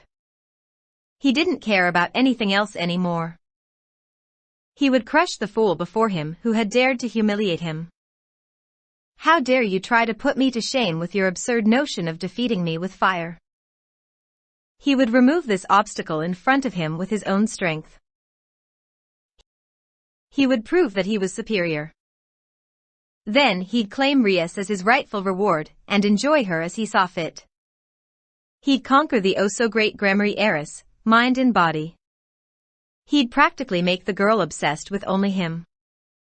"I'll reduce you to nothing but a smoldering corpse," he thundered to Ichigo. "Then I'll make Rias into my bride." He was practically fuming right now, in addition to salivating like a rabid animal. Ichigo observed Riser. Although his body language looked calm, his eyes held a cold anger. "Look at you, Riser," he spat. "You're nothing but stuck-up wreck who only cares about getting what he wants." His facial expression then morphed into one of blatant wrath. "And I've had it with you and your stupid bullcrap." Riser leaped towards his target, snarling like a feral beast. Ichigo growled, igniting each hand in a crimson inferno before subsequently storming forth himself. Utilizing his vastly superior speed, the orange-haired teen landed the first hit. Then, the two combatants engaged in a furious slugfest. It was mainly Ichigo who was landing his crushing blows on Riser, throwing in the odd punishing kick here and there. However, fueled by his mindless anger, Riser was still standing, as well as getting in a few of his own strikes. Ichigo drove his fist deep into the blonde's stomach, resulting in Riser doubling over and coughing out blood. Using his other hand, he delivered a brutal uppercut to his opponent's face, causing his upper body to raise up. Then, he performed a spinning roundhouse kick to the side of Riser's head, sending him hurtling to Ichigo's left. After laying on the ground for a few moments, Riser began struggling to his feet. His slowly repairing face was a bloody mess. The majority of his body was enshrouded in his regenerative flames. His breathing was rapid and ragged. Feeling a sudden heat emanating from in front of him, he looked up. What he saw made his eyes go wide in disbelief. Ichigo was standing in the same place. Blazing off both of hands was a colossal quantity of red fire. Except, what caught Riser's attention, and caused his mouth to hang open in awe and his body to tremble with a sense of dread, was the fact that the fire had gathered just behind Ichigo, in the fluctuating form of a majestic bird. "Hey there, King," spoke his inner hollow. "What do you want?" he asked mentally. "I just had a little idea," his white doppelganger elaborated. "Something that'll make sure this incompetent moron remembers us." He relayed his suggestion to his host. Ichigo smirked at what he was told. "Sounds like a good plan to me," he agreed. Drawing on his hollow powers ever so slightly, he transformed his eyes into their hollowified state. Bright, piercing yellow irises against pitch-black sclera. Riser noticed the change and paled with fear. "This is the end, Riser." The black-clad teen thundered in a tone that spoke of definite finality. He threw his arms forward, in the direction of the wretched being who saw others as items and playthings for his own amusement. The bird-shaped red flames raced towards the petrified Riser, with its great wings stretched out. As the grand attack neared him, the devil knew that he was beaten. He couldn't overcome such a magnificent attack, especially when he was already so drained. As the ethereal avian crashed into him, his world exploded into a sea of hurt. Somewhere, in the subconscious vestiges of his mind, Riser had one thought. "They're both monsters. Him and that pawn." His body then vanished in a dispersion of blue flecks. "Riser Phoenix retires," announced Graphia whilst the fires of Ichigo's sacred gear began to clear away into nothingness. Rias Gremory wins. The Gremory peerage, with the addition of Ravel, looked on in awe. The younger sibling of Riser soon vanished in a similar manner to how all the other members of her brother's peerage had, since her king had been defeated. Ichigo turned around to face his comrades, his eyes having reverted back to their natural state, not that they had seen it change anyway. He gave a small sigh. Looking at the devils, he saw the shell-shocked expressions plastered across all of their faces. His mouth formed a small smirk. "You know, if you keep your mouths wide open like that, a fly's going to enter it," he told them good-naturedly. His little quip snapped them all back to reality.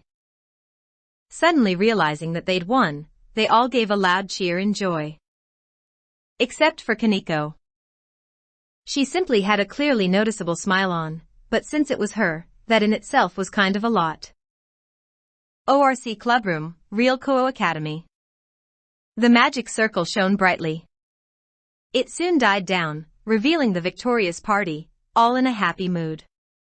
"Ichigo, that was just amazing!" exclaimed Issei. "Nah, it wasn't all that," the substitute Soul Reaper cheerfully denied. "Besides, the one who made the greatest effort was you. You're the one who's progressed the most too." "Gee, thanks, heh," the brown-haired pawn said appreciatively, rubbing the back of his head with a slight blush on his face from the praise. "Ichigo, thank you so much," said Rias with a large, sincere smile. "No problem," assured Ichigo.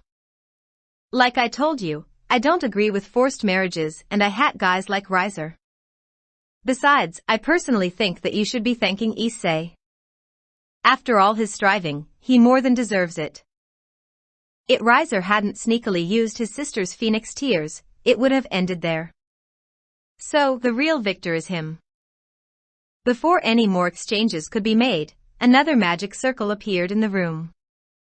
One bearing the crest of the Gremory family. All of them immediately turned their focus onto it. A figure soon materialized. It was a young-looking man, with crimson hair and turquoise eyes. Just like Rias. He was accompanied by the maid who they had become familiar with as Grafia. "Hello everyone," the man greeted cheerfully. "Congratulations on your victory, I'm really happy about it." "Oh, Oniai-sama?" Rias stuttered in shock. That caught Ichigo and Issei's attention. "So that's Rias' big brother, huh? Gotta say, he's definitely strong," thought Ichigo. "What?" asked Rias' brother playfully to his little sibling. "Is it so surprising for your big brother to come and congratulate you on your success?" But you're needed as..." Rias stammered in desperation, only failing miserably to get a coherent message across. Grafia stepped forward. "Miss Rias, do not worry. Your brother has some time off from his duties as a Mao tonight, due to your raiding game, which you have fortunately won." "Oh, I see," Rias mumbled. "Mao?" Ichigo thought, keeping his surprise hidden. So he's one of the 4 leaders for his faction. Talk about unexpected. Issei, on the other hand, wasn't so subtle in masking his astonishment, letting out a small "ee." The young man then turned to face Ichigo. "Ichigo Kurosaki, it's a pleasure to meet you," he stated warmly, offering his right hand for a shake. "Likewise," replied Ichigo as he shook his hand. "My name is Surzex," Rias' brother told him. "I'm very grateful for the help you've given my sister tonight." "It was no problem," Ichigo assured. "Honestly."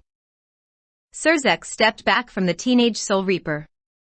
"Anyway," he said joyfully, facing back to the others.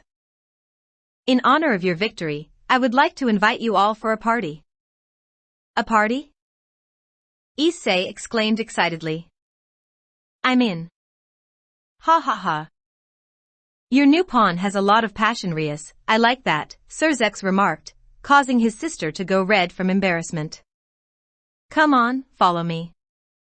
The older Gremory activated the room's central magic circle and stepped into it. Everyone else soon followed suit. Underworld, Surzeka's celebration hall. The sound of people chatting and laughing was moving through the air. Sona and her peerage had joined them to celebrate their victory over Riser. There were also some other people, mainly those belonging to, or closely tied to the Gremory household, as well as good friends and their families. Ichigo walked towards a table with some refreshments on it. He'd recently been receiving a lot of thanks from various people for helping Rias in her first raiding game. Like before, he told them that it was no problem, as well as that Issei was really the one they should thank. To his surprise, even Lord Phoenix, Riser's father, had thanked him. "My son had become too confident in our clan's regenerative power," he'd told the orange-haired teen. "He was too cocky for his own good. Now, he has learnt a valuable lesson. That even those of our household can be defeated." "You're welcome," Ichigo had replied to him. "However, I believe that the truly worthy one to be praised here is the Red Dragon Emperor, Issei Hayato. He actually defeated your son first after all." Lord Phoenix chuckled. "How modest. It is an admirable quality." He then proceeded to turn around and leave. Back to the present, Ichigo felt pretty relaxed. Although, there was something that confused him. Not anyone from Rias or Sona's peerage, but a few females had been giving him strange looks. Some of them even winked at him, or giggled when he made eye contact with them. He also heard something about inviting him from a few girls in some groups. He wasn't really sure why though. Those weren't the only weird things that happened though. A few minutes ago, when he was just relaxing against a wall, a girl who looked his age, or maybe a year younger, came next to him out of the blue. She asked him the typical questions, what his name was, his age, etc. She inquired if he was a member of Ria's peerage. When he told her that he wasn't actually a devil, she seemed to be a little conflicted, and was muttering something under her breath, as though she was debating with herself. The only things he could make out were something to do with permission, what would they say, and does it really matter? She soon got over it and asked him if he planned on coming to the underworld again. He replied that he honestly didn't know if he'd visit a second time. She seemed a little disappointed with his answer. Nevertheless, she politely said that it was nice meeting him before walking away with a faint blush across her face, which Ichigo failed to notice. The event left him confused to say the least. As he finally arrived at the refreshments table, he noticed Kaneko a few paces away from him to his right. The petite girl was gathering a various assortment of sweets and desserts on her tray. "You've got quite the sweet tooth," Ichigo commented after he'd walked up to her without her noticing.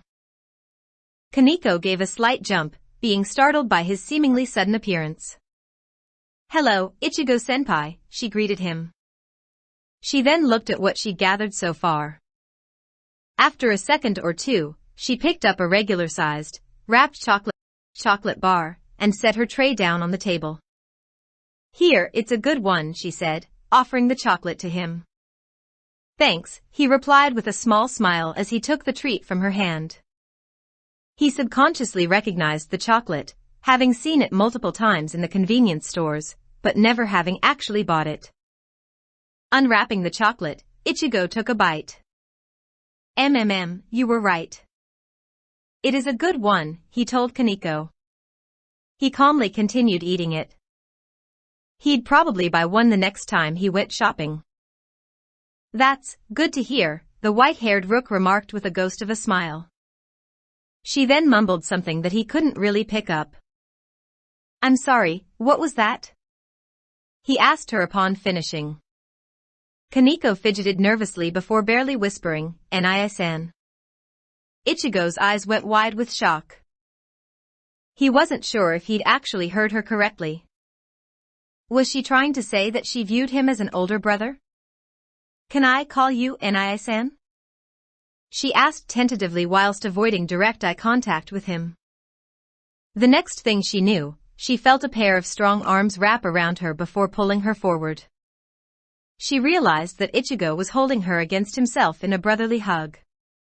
"Yeah, sure you can," he permitted. "I don't mind at all." Kaneko slowly raised her own arms and embraced the older teen back. "Thank you, Ichigo Ni-san." The two remained like that for a short while. Ultimately, it was Ichigo who ended the hug, removing his arms from the small girl's frame, leading her to relinquish her own hold. "You can get back to enjoying your sweets, Kaneko. I'm going to go outside for a bit," he informed her. He gave her a warm smile. "I'll be there if you need me, okay?" Kaneko nodded in understanding. "Okay." Ichigo turned around and advanced towards one of the doors that lead to a balcony. Meanwhile, Issei was sitting at a table, quietly enjoying some of the food that was on offer. After all the fighting he'd done, he had quite an appetite. An appetite which had been fulfilled with satisfaction, since the food was delicious. It wasn't better than Ichigo's impossibly awesome cooking though. When he finished eating, he stood up and made his way to the bathroom to wash his hands and mouth. Upon re-entering the large hall, he heard the sound of footsteps approaching him. Facing the direction that the steady sound was originating from, he caught sight of his master, Rias, walking up to him. Her expression showed that she was clearly happy. "Issei, can I talk to you?" she requested. "Sure you can, Bucho," he responded. "Not here, somewhere more private," Rias explained. "Follow me." Without waiting for Issei's reply, she took his hand in her own and started leading him away. She was moving towards a door that led to one of the balconies, not the same one that Ichigo went to, just so you know. Opening the doors, she stepped out into the cool night air. Releasing a content sigh, she released Issei's hand from her grasp before closing the door. Bucho, just what is it that you wanted to tell me? Issei questioned. Issei, I want to thank you for what you did, Rias told him, slowly drawing closer to her pawn. For fighting so hard just to give me my freedom. It was nothing, Issei smiled. Honestly. It was the least I could do for you, after all that you've done for me. The crimson-haired teen donned a somewhat sad expression. She gently touched his dragonized left arm. Still, you didn't have to go so far. This is never going to turn back your normal arm, you know?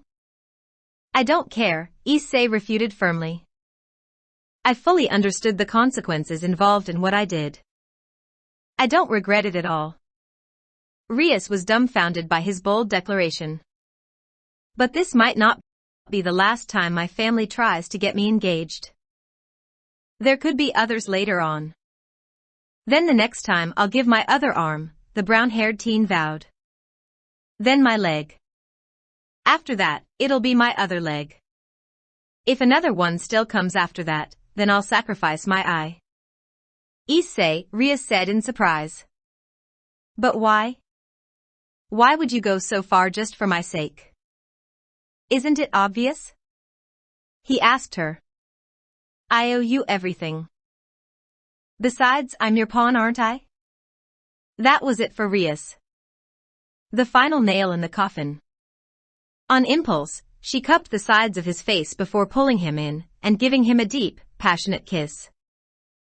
The Red Dragon Emperor's eyes literally bulged out of their sockets at the intimate contact.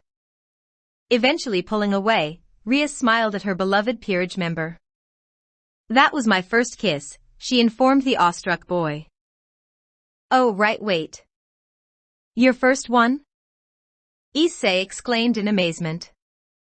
That's right, his master confirmed. It's something that girls treasure, isn't it? Well, yeah. But, are you sure that you should have given me something as big as that? Yes, you deserved a reward like that after everything you did, she verified. Well, I'm very grateful, he told her. I feel honored to have received something so special. Oh, there's one more thing too. Huh? What's that? I've decided to live with you from now on, she enlightened, thereby dropping a figurative bomb on Issei. I want to get closer to my beloved servants. After all, that's what a good king should do, isn't it? Giggling, she turned on her heels before walking away and re-entering the hall, leaving a speechless Issei behind. All he did was carry on staring off into space. The events that had just occurred constantly replaying in his head. Are you okay, partner? Drake asked him after a while. Why yeah, Issei replied, snapping out of his trance-like state. He slowly raised his right hand towards his mouth. Gently, he touched his fingers to his lips. Slowly but surely, a smile etched itself onto his face. In fact, I'm feeling pretty great. On another balcony, leaning against the stone railing, Ichigo was looking up at the sky. He had a calm feeling of satisfaction. Overall, things were going pretty well in his new life. Maybe it wouldn't be so bad after all. The opening of the door caught his attention. Directing his gaze in its direction, he saw Kaneko coming out from the party to join him. Hey Kaneko, you need something? Ichigo inquired. No, not really, the small girl answered. Just want some fresh air and company? Yes, kind of. He motioned her over to come his side. When she arrived, he ruffled her hair affectionately, making her react by smiling and purring slightly. You can stay here as long as you want, little sis, he assured her as he lowered his hand. Kaneko silently nodded and embraced his arm. Thank you. She closed her eyes and allowed her body to relax, dropping her usually ever-present guard. While she still felt sad over the loss of her sister, she was happy at the gain of her new brother. Omake. Ichigo and Riser stood facing each other, preparing to battle. You know, there's a saying, fight fire with fire, said Ichigo calmly, his expression neutral. Also, I've been wondering about something. Then, to everyone's astonishment, red flames burst up and began swirling around his form. Which is stronger? The flames of a devil phoenix? Or a Suzaku? Instantly, Riser's entire demeanor changed. Gone was the cocky, arrogant expression plastered over his face, replaced by a look of shock. Wait. He suddenly demanded. What did you say your name was? Ichigo. Kurosaki, Ichigo responded, somewhat confused. To everyone's disbelief, Riser dropped to his knees. Please forgive me. Forgive me. He begged. I didn't know that it was you. I'm so sorry, I should have recognized sooner. Wait, what? Asked Ichigo, having lost his grasp of the situation at hand. Ichigo? What's this all about? Rias inquired. Honestly, I have no idea, he replied truthfully. The crimson-haired Gremory heiress looked at Riser. Never in a million years would she have expected to see what was taking place before her very eyes right now. Would you mind explaining what you're going on about here, Riser? She queried the blonde devil. It's him! Exclaimed Riser as he lifted his head up. The one from the ancient texts in my family's possession. The one blessed with the power of the Suzaku.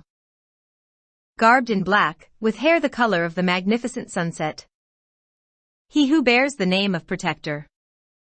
Wielding a sword which purifies evil. All of the Gremory peerage looked at their Soul Reaper comrade in utter shock. Ichigo, is there something that you're not telling us? Rias questioned with a slight frown. No. Ichigo refuted. I don't know what the hell this guy's going on about. I've never even heard of any text like the one he's talking about. By now, Riser was practically groveling at the orange-haired teen's feet. Please, you have to come with me. The others need to know of your arrival. He pleaded. I don't even care about this raiding game anymore. Please, you must let the others in my family know. We've been waiting generations for you. Are you sure you don't know Ichigo? Akino asked him whilst eyeing Riser with confusion. No. I don't know.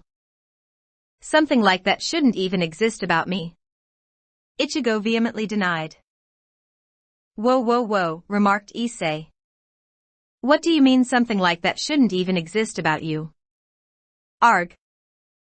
Damn it all. Ichigo screamed in frustration. Oh, make two. Ichigo was walking down the road. It was a sunny Saturday morning. He was currently moving through the shopping area of Kuo. A few meters ahead, he spotted a familiar figure. Teenage boy who looked the same age as himself, with pure white hair, and a jacket that had woolen-looking sleeves. ZX? Ichigo asked when he approached the figure. The person turned to face him. If it was ZX, his hair was no longer overshadowing his eyes, allowing Ichigo to see that they were a light blue in color. Hello again, Ichigo. What are you doing here? The teenage Soul Reaper inquired. Nothing really, replied ZX, I'm just taking a break for a few days. Have you regained your memory yet? Ichigo asked. The white-haired teen gave a little sigh before gently shaking his head. Unfortunately, no, I haven't. Oh, I see. The two boys fell into silence. Suddenly, Ichigo noticed that the surroundings had become awfully quiet. He could have sworn that a mere minute ago this place was filled with people. Something's wrong, declared ZX. Yeah, I figured as much, agreed Ichigo. The ground beneath them began to rumble as cracks started appearing around them. Without warning, there was an eruption of sorts a short distance ahead of the two. Something rose up out of the ground. It looked like a massive metal egg, easily twice an average man's height. A hissing sound emanated from the strange object before it split into two halves. However, it didn't split from the top and move downwards. Rather, it went in the complete opposite way. The two halves rose up like gull-wing doors on a car would, revealing something inside. The creature was a bone-white color, and had a highly skeletal appearance. It stood on two sturdy legs, looking at them with red eyes. Its two arms were hanging at its sides. Two protrusions came out from its back and connected with the tips of the shell. It looked vaguely draconic in shape. What the hell is that thing supposed to be? Ichigo wondered out loud. No idea, said ZX, it's my first time seeing something like this. Damn, of all the times to not have my sword on me. Don't worry, reassured Ichigo. He materialized Zangetsu into his hands. I've got mine. Upon seeing the orange-haired substitute draw his weapon, the creature gave a low growl. Ichigo kept his gaze steady, ready to act if he was attacked. Snowy-chan, cried an unexpected voice jubilantly. I found you. Looking in the direction that the noise came from, they spotted someone running towards their location. It was a grown man with mostly black hair and gold bangs at his forehead.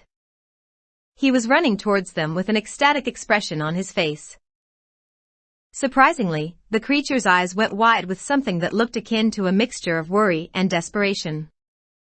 Wasting no time whatsoever, the creature turned tail and began running away as fast as it possibly could, away from the approaching figure. Wait. Snowy-chan, called the man. Come back. Stop running away from Daddy. The retreating creature gave some sort of garbled squawk in response before moving even faster, its arms flailing around wildly in a comical fashion. Snowy-chan, stop, pleaded the man, who was now comically crying streams from his eyes. Come back to me. Don't leave me alone, Snowy-chan. Ichigo and ZX looked at the strange pair as they carried on running further and further away from the two. What the heck was that all about? Ichigo asked with a clueless face. I don't even know, said ZX with a troubled frown. Zangetsu? Ichigo mentally inquired, hoping for some sort of an explanation. Heck, he didn't even mind his hollow giving him an answer to what he'd just witnessed. I'm sorry, Ichigo, his Zanpakuto spirit apologized. But some things in the world simply cannot be explained. The mysterious girl. Ichigo's house, Ichigo's room. Ichigo slowly opened his eyes as he woke up. It was a Sunday morning. A few days had passed since their victory over Riser. He remembered being informed about the fact that Rias was now living under the same roof as Issei. School was out for the next week, giving him 5 free days. He wondered what to do as he lay on his bed. It was an opportune time to hunt down the fragments. I guess I could start hunting for them in the afternoon or something, he mused to himself. Geez, King, why don't you just take it nice and slowly? His inner hollow asked with a blank tone. Huh? His words are actually worth considering, Ichigo, Zangetsu stated. There is no harm in taking your time with your task of eliminating the fragments. After all, you have your full life to do so. Yeah, I guess you guys have a point, Ichigo agreed. I suppose I could just take life easy today. Maybe I'll just walk around for a while and see if anything interests me. Well, with your track record, something interesting is practically bound to happen, voiced his inner hollow.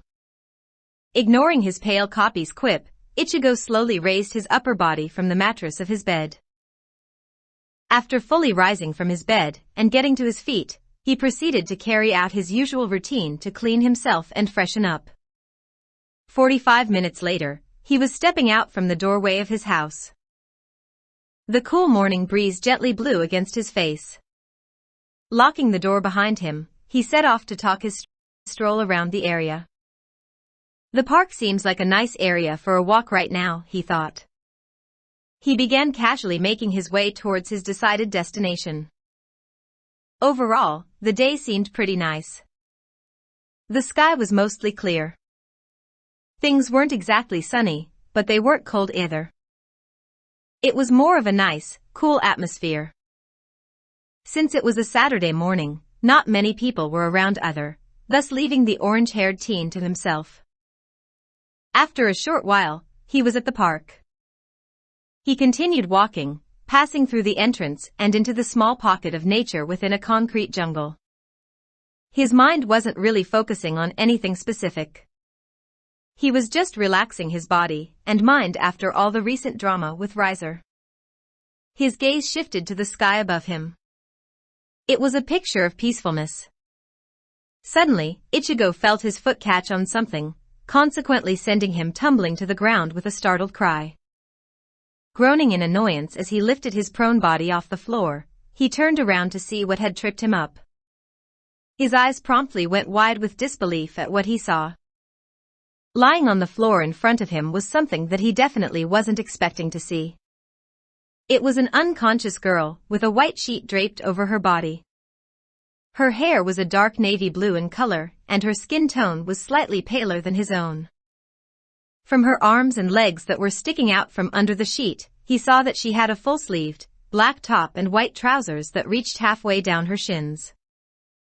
This kind of reminds me of when Kon found Nozomi, he muttered to himself once he snapped out of his stupor. Except Kon said that Nozomi was literally naked under the sheet when he found her. Quickly shaking his head to take his mind off that topic, he then began checking his surroundings for anyone who was nearby. Thankfully, there wasn't, so there was no chance of anyone accusing him of something ridiculous. Good grief, he complained. I can't believe that this is actually happening. He proceeded to gently pick the sleeping girl up in his arms before walking away, back the way that he'd come from. Ichigo's house, living room. Ichigo sat anxiously on a sofa opposite the one that he'd laid the unconscious girl on. He had been waiting for around 5 minutes now. He was actually feeling pretty nervous. What would he tell her when she woke up? How would she even react to waking up in a place that she didn't recognize? Would she jump to conclusions, or would he be given a chance to explain? Geez, King, you just have to be a trouble magnet, don't you? Criticized his inner hollow. Well, that's not my fault, okay, he mentally argued back. Whatever. I wonder what people would say if they knew you were alone with a hot girl right now, his hollow mused/teased. What the hell? What on earth is wrong with you? You should know better than nearly everyone else. I'm not like that. Oh, stop denying it, Kingy, mocked his pale replica. You know deep down that you noticed she's pretty damn cute. Ichigo, I suggest that you return your focus to your guest, Zangetsu interjected. She is about to wake up. No sooner had his Zanpakuto spirit informed him of that when he immediately concentrated on the prone form of the girl on his sofa. She was beginning to stir, her facial expression shifting slightly every second or so. A moment later, she slowly rose to a sitting position whilst rubbing her eyes, giving a sleepy hum all the while. Good to see that you're finally awake, Ichigo greeted. In response to the sound of his voice, the girl immediately withdrew her hand from her face as her eyes snapped fully open, revealing them to be a light blue in color. Like the clear blue sky on a sunny day, but also seemed to possess a sort of ice bluish quality. Her surprised face quickly morphed into a light glare. Who are you? She demanded. Where am I? She further added, giving her surroundings a quick scan before returning her focus to the orange-haired teen before her. Whoa, don't jump to any conclusions. Please give me a chance to explain everything, Ichigo said frantically as he waved his hands before himself. All right, consented the girl, dropping her glare, mostly anyway. Start explaining. The substitute Soul Reaper gave a sigh of relief. He was lucky that she hadn't been one of those unreasonable types. This may sound pretty far-fetched, but I'm being completely honest, okay? He started. The girl opposite him nodded. I was just taking a walk in the park since it was a relatively nice morning. I wasn't really paying attention to the ground when I suddenly tripped over something. I checked to see what I'd fallen over, and I saw you, lying unconscious on the floor with that white sheet over you. I didn't think that it was a good idea to leave you literally lying around like that, so I brought you back to my house. Really? You sure you didn't do anything else? The girl interrogated. I swear, I didn't even try to do anything else. The young Soul Reaper confirmed exasperatedly. The girl looked at him intensely for a few seconds. Ichigo could feel a slight cold sweat along the borders of his face. Did she believe him, or did she think he was some sort of lying creep? All right, I believe you, she finally stated. Your eyes and face don't seem to have any dishonesty in them. Ichigo released a sigh of relief. Glad to hear that.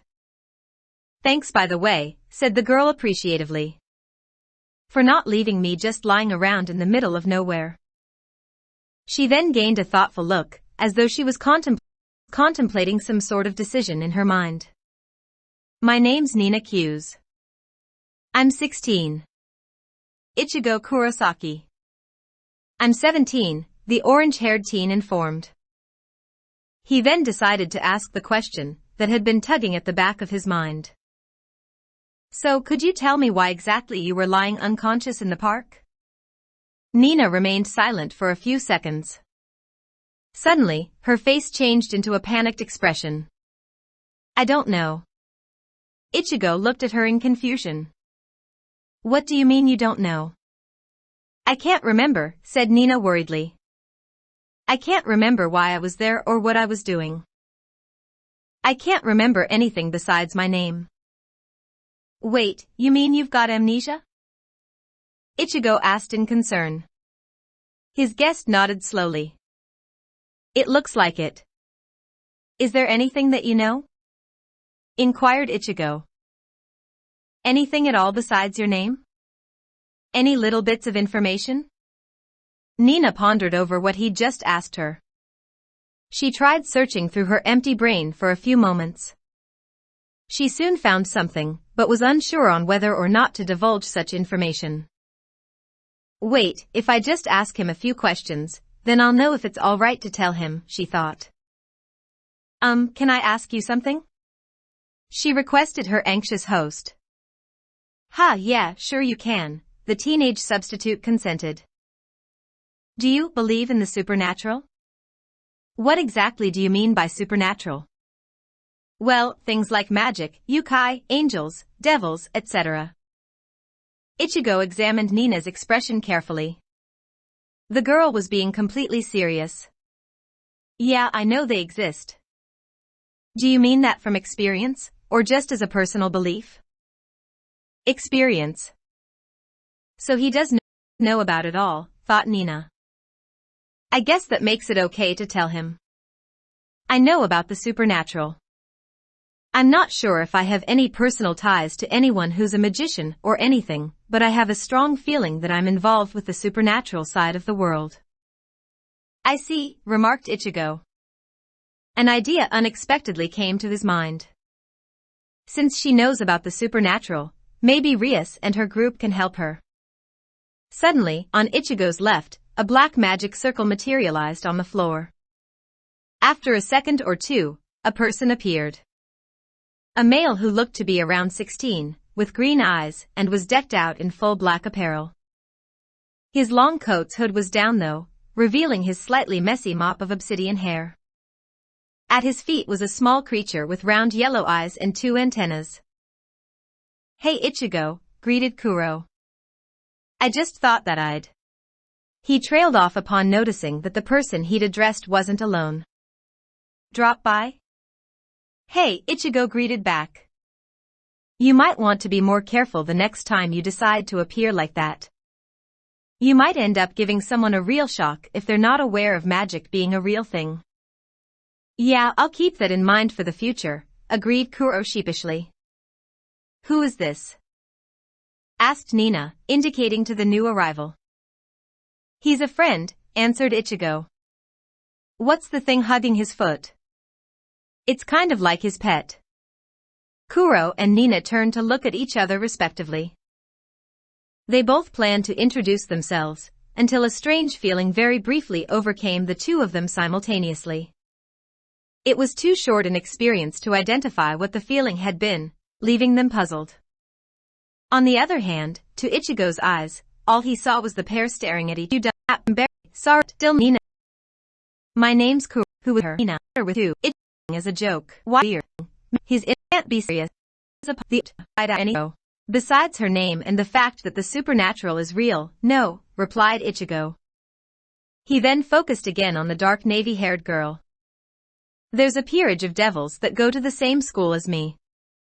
Since you're aware of the supernatural, I thought they might be able to help. Thank you, said Nina gratefully. I really appreciate everything you're doing for me. It's not a problem, assured the substitute Soul Reaper as he rose to his feet. Ichigo took his phone out of his pocket. Searching through his contacts, he began calling Ria's number upon finding it.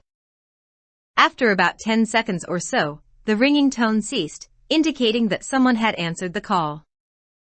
Ria's voice then came through into his ear. Hello Ichigo. Is there something that you need? Hi Rias, he replied back. Listen, there's someone I found who I think you might be able to help. Do you mind if I bring them over to you? He heard the crimson-haired heiress hum as she thought about it. Sure. Just meet me in the OCR clubroom. I'll bring the others. Thanks. You're welcome. I owe you for all the help you've given us anyway, Rias told him before ending the call. Come on, let's get going, Ichigo instructed, stepping towards the door. All right little guy, you know what to do, Kuro said to the little fragment that accompanied him, which promptly sank into his shadow. Nina silently got up from the sofa before following the two ahead of her. OCR clubroom. The Gremory peerage were assembled in their usual base of operations, awaiting Ichigo's arrival. Soon, they heard the sound of the door opening, followed by Ichigo entering, then Kuro, then a girl that none of them recognized. Hey guys, Ichigo greeted. He gestured towards Nina, who was standing on his right.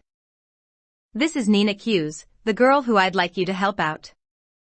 I'm really thankful that you're willing to help me, said Nina. I'm sorry for any inconvenience I've caused. Rias gave the girl her signature kind smile. Don't worry, we don't consider it a problem. If Ichigo's trying to help you, then we consider you a friend and we'll do what we can.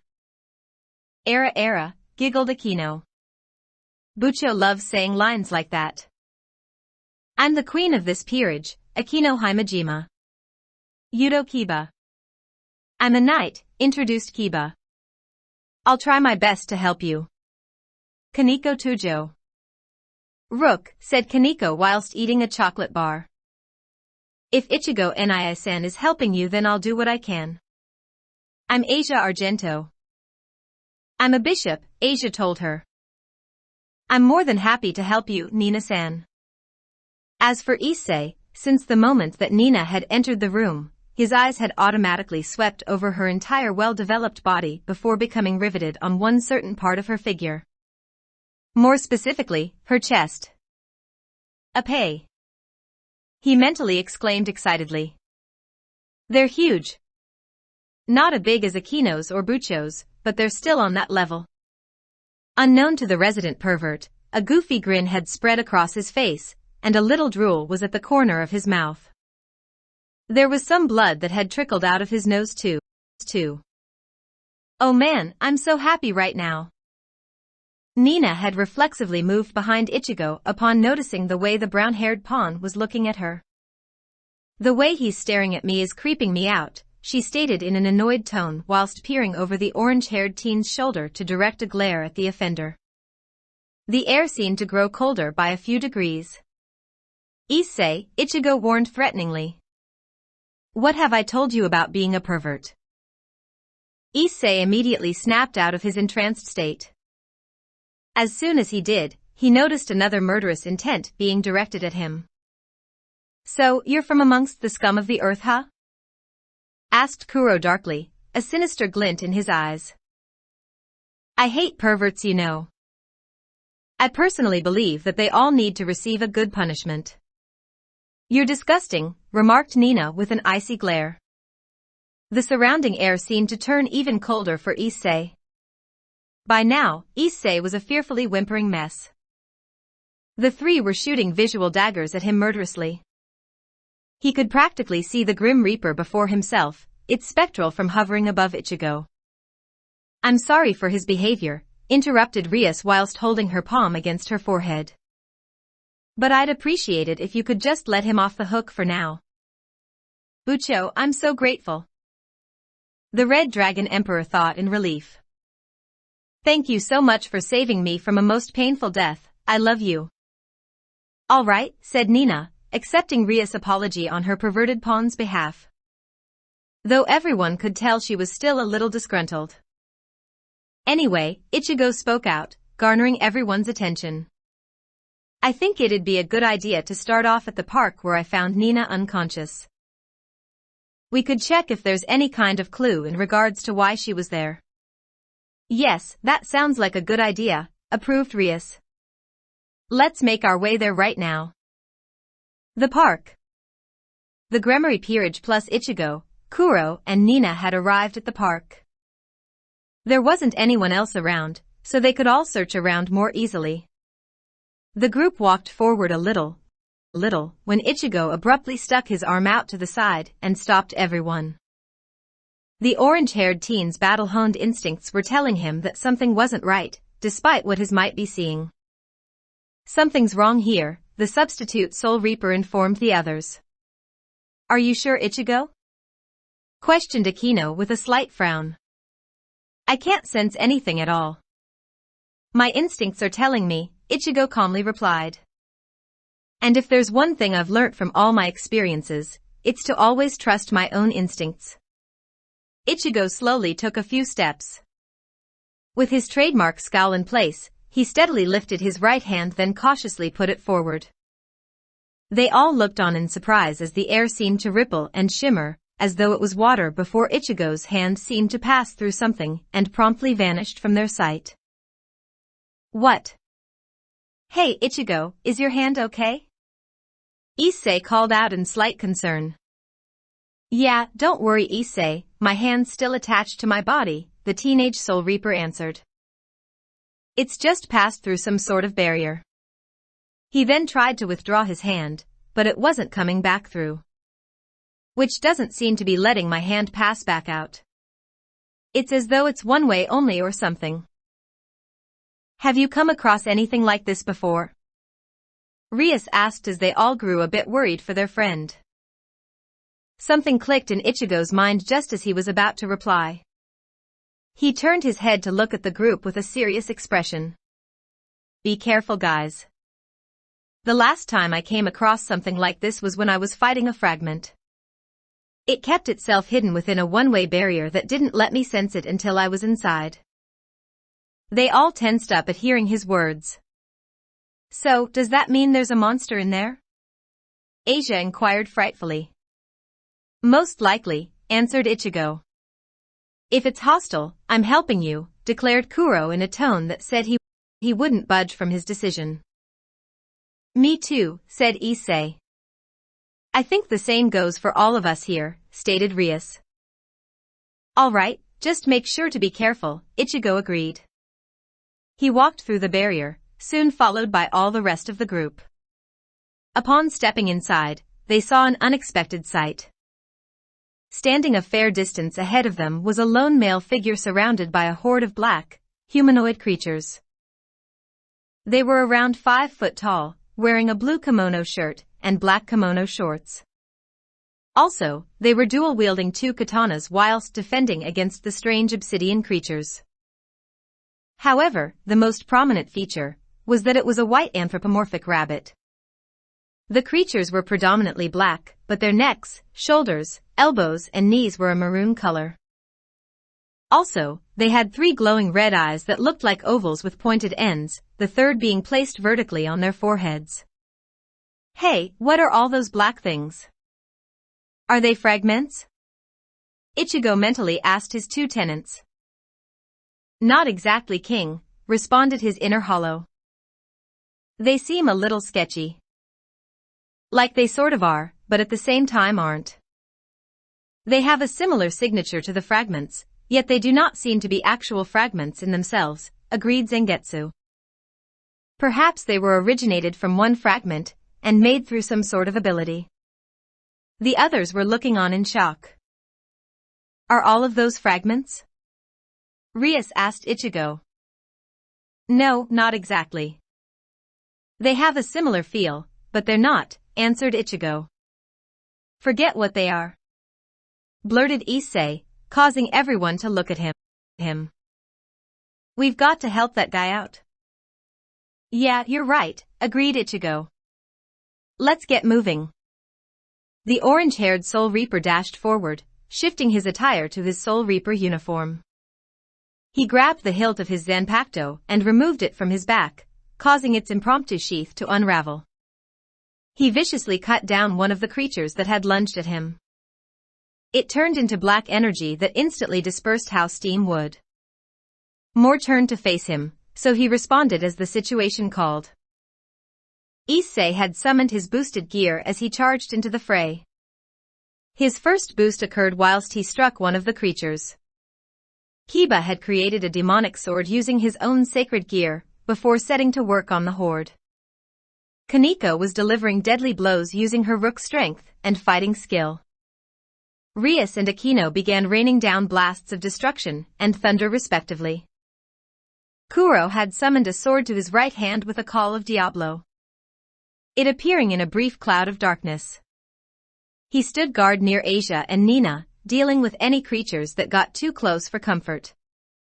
The hilt was pitch black, but had a bone-white, ribcage-like casing across its full length. There was a short chain at the end consisting of only 3 links made from gray metal.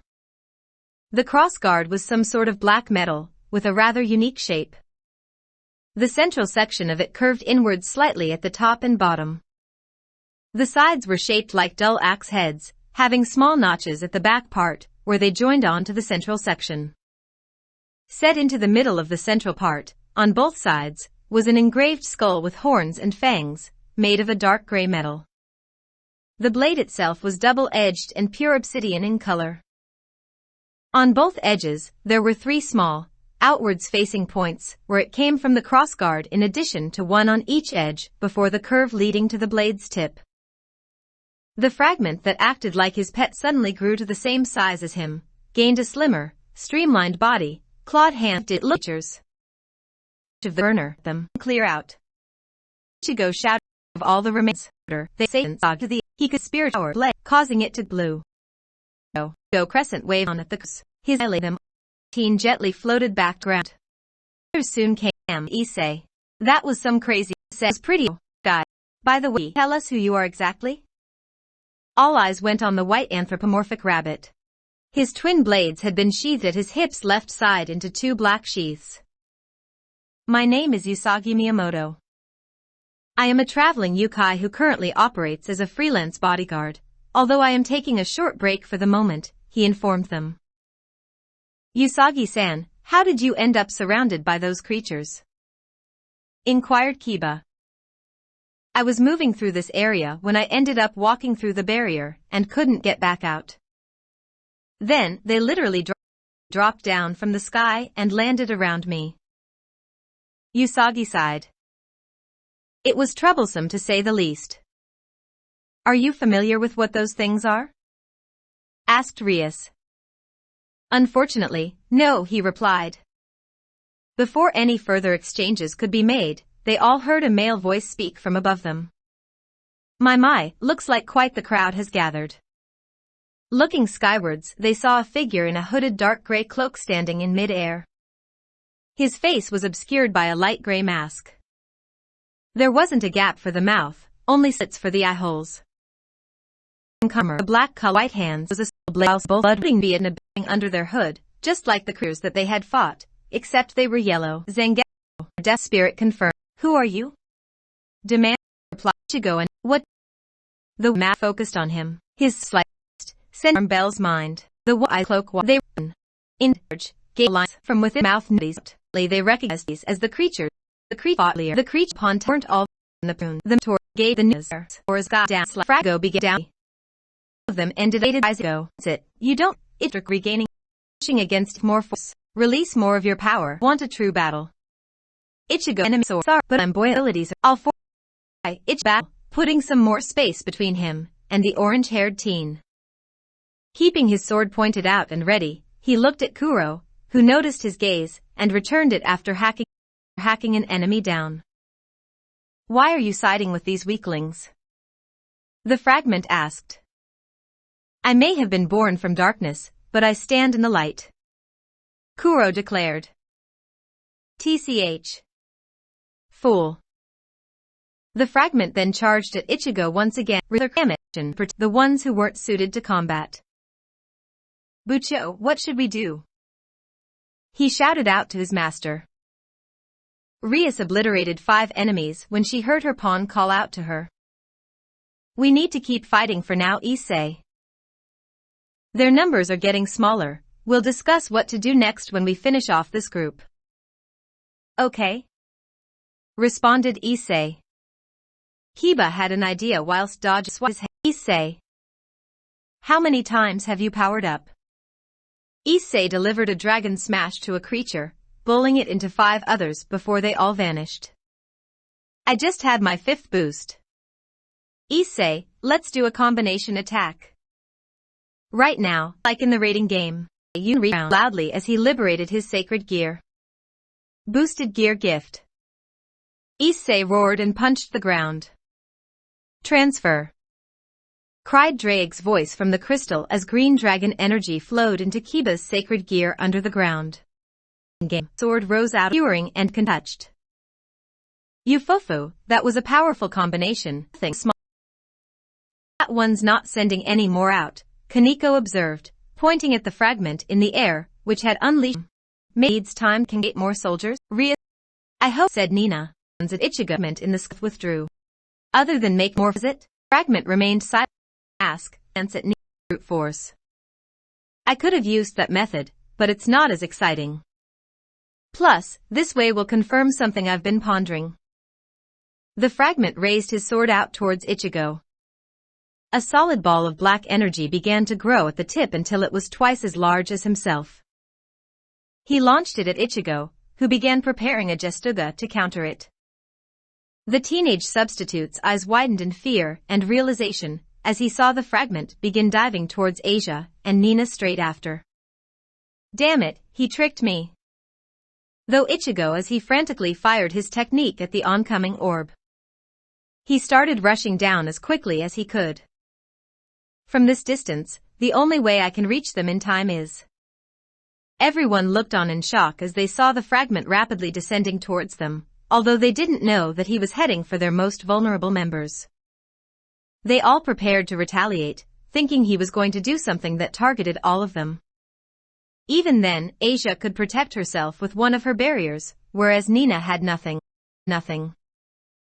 Bankai. Ichigo roared, causing black spiritual power, with a red outline to enshroud him. It immediately cleared away, revealing Ichigo clad in his Bankai attire, and wielding Tensou Zangetsu. He shot forward like a bullet, causing a boom and passing the fragment, and spinning around to face him, while bringing his sword around for a strike. The group watched in shock as Ichigo was briefly covered from their energy, but kneeling and moving humming like I said the with, and I've stated fragment stare down for a few and given blades. Going to regret what you just tried to do, Ichigo threatens fragment more weakened strength. The double reaper forced his opponent away. Without word, fragment parried a strike his head before quickly dashing back at room. It's like Bikyu, the energy sword body. Right section arming the blue of his sword shifted hues to a glowing purple. The dark purple from his back before it took the shape of 2 ethereally solidified somewhat. However, they weathered in appearance actually reminded Ichigo of Hitsugaya's powerful those he weary ground. To think that Ichigo had this level of all along, said Rias in awe. Could this be his balance breaker? His skill with a sword is on a completely different. It was though barely breathing to stick their enemy, Waters blows. The orange hair thrust his sword at the young soul, scoring as he dodged it, with his sword held high. The fragment used its wings as shields to block the strike. The teenage took. This battle's making my blood. Ichigo remained and collected on, whilst he smelt like Kenpachi. He thought in exasperation. Once the dueling charged at each other, their spectacle struck around himself, them able to clear lance, as sliced at wore out adversary's center of mass. Stepping to the right, lifted his left, he tried to pass and fragment flicked his right wrist. Almost immediately after, a cover of dark purple energy shrouded his sword's blade, and extended outwards by a few inches, as well as forming a second bladed edge, of energy, but within his charge caught with hollow mentally give what Getsugo. Another way for the map tip. Within a second, it was as of Manso, owner, both-sized, still did. Again, they set into a furious, fast-paced close combat. Ended sword hole. It soon formed into a large skull that was equal in size to a fully grown man.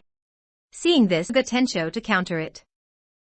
The fragment swung his weapon down, making the skull race towards Ichigo in shape of a way as opposing and died. The pair through the air, pairing for a fight superior. At the same time, the sky towards, which made them to their spectators readying their respective swords. When they collided, creating a rather imparks before on for a few minutes ring across the every couple, causing sparks the sky every round and set to go. The Mickley, and a ball of he suddenly flung at the unsuspecting he was approaching him. Orange King exploded after ending Ichigo batters. Seeing the chance, frag rushed towards Ichigo another blow. Ichigo recovered palliated quickly and shaped black that tended, which collided and forced him back. Frag had a diagonally armored body. I think the masked make stop in a mix of wings that appearance prior they were no longer. The body purple seeming to bleed them to their be it with the bat on his form. What are you doing? Asked Posh.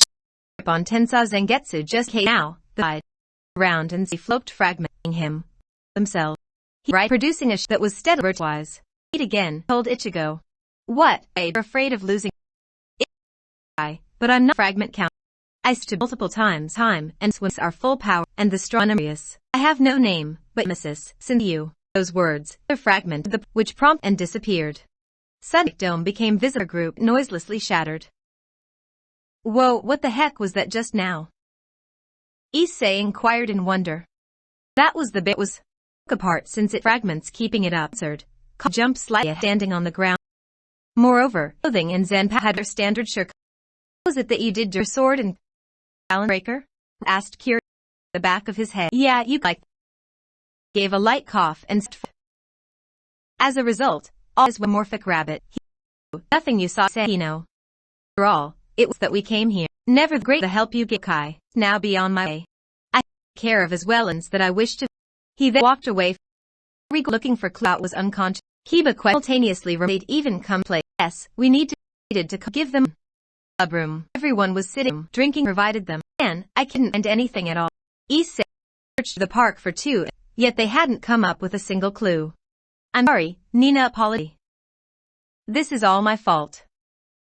Upon seeing that the dark navy blue-haired girl was feeling Say was about got beaten to her. Doubt it, he consulted Jay holding her shoulder.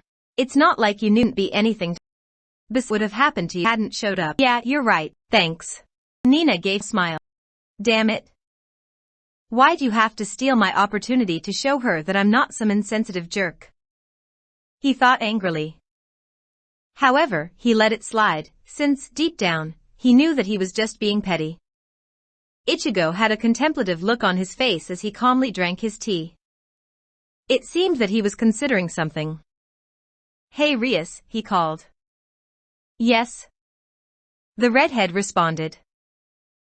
Do you think that you could use your connections to see if you can find anything about Nina? That's actually a good idea, the Gremory heiress agreed. She took out a few stacks of paper and placed them on her desk. Asia? Oh yes? The blonde bishop asked. Could you please come here and check through the written records? Of course, Asia cheerfully replied, getting up and walking over to the stacks of paper. Aquino? Rias called her best friend and queen. Yes, Bucho? Could you help Asia with going through the records and check in with your clients to see if they know anything? Yes, I'll start right away. The priestess of thunder made her way over to the younger girl and began helping her. Rias turned to face the rest of her peerage. Everyone else, I want you to check in with your various clients to see if they know anything about Nina. Issei, Kiba and Kaneko stood up with a unanimous yes Bucho before setting to complete their given tasks. Ichigo finished what remained of his tea and stood up. Nina, Kuro, come with me, the orange-haired teen instructed. While the two got up he addressed Rias. We're gonna go around Kuro for a while and see if there's anyone or anything that Nina knows. We'll be back later, is that okay? Yes, that's fine Ichigo, Rias consented. The teenage Soul Reaper moved to the door and opened it, letting his two companions walk through first before he followed them. With Kiba. I'm sorry Kiba-kun, but I don't know anyone who's called Nina Q's, one of Kiba's regular clients told him apologetically. That's okay, I'm sorry for coming on such short notice like this and taking your time, he said. Don't be, she assured him. You already help me so much as it is. With Akino. A Nina Q's you say? Asked Akino's contractor. He was a man in a smart suit who was sitting behind an expensive-looking desk in a high office. Yes, that's right. She has dark navy blue hair and blue eyes, Akino informed. The man started checking the computer in front of him, then sifted through the papers on his desk. I'm sorry to tell you this, but I don't know anyone who matches that description. We don't have a record of anyone like that on the company database either. That's all right. Thank you for trying, said the raven-haired girl. I'm sorry for taking up your time. If anything, I'm the one who's sorry that I couldn't help you for once when you've been helping me all this time. With Kaneko. I'm afraid that I don't know anyone called Nina Q's who looks like what you just told me Kaneko-chan, Kaneko's client said apologetically from his swivel chair. Okay. I appreciate you giving your time, the petite rook said in her usual monotone, however there was a hint of disappointment in her voice. With Issei. Issei nervously stood before the towering form of Miltan. SSO, do you know anything about her? The large cosplaying man shook his head. I'm very sorry Devil-san, but I don't know the person you just described to me. It's okay. Yelped Issei jumpily. I'll just be on my way now. He dashed out of the apartment as though his very life was on the line. He took a few breaths to calm down his nerves. Phew. Well, I guess I should check in with that university couple that Bucho and I helped get together. Kuo Academy, old school building. Ichigo, Kuro and Nina were wearily walking towards the entrance to the old school building. The trio had been walking around Kuo and asking for 3 hours, but their little venture had yielded nothing at all save for blanks. Kuro had suggested that they head back to Rias and the others since it was starting to get dark. I can't believe all that was for nothing, muttered Nina. I'm sorry for making you guys waste all that time.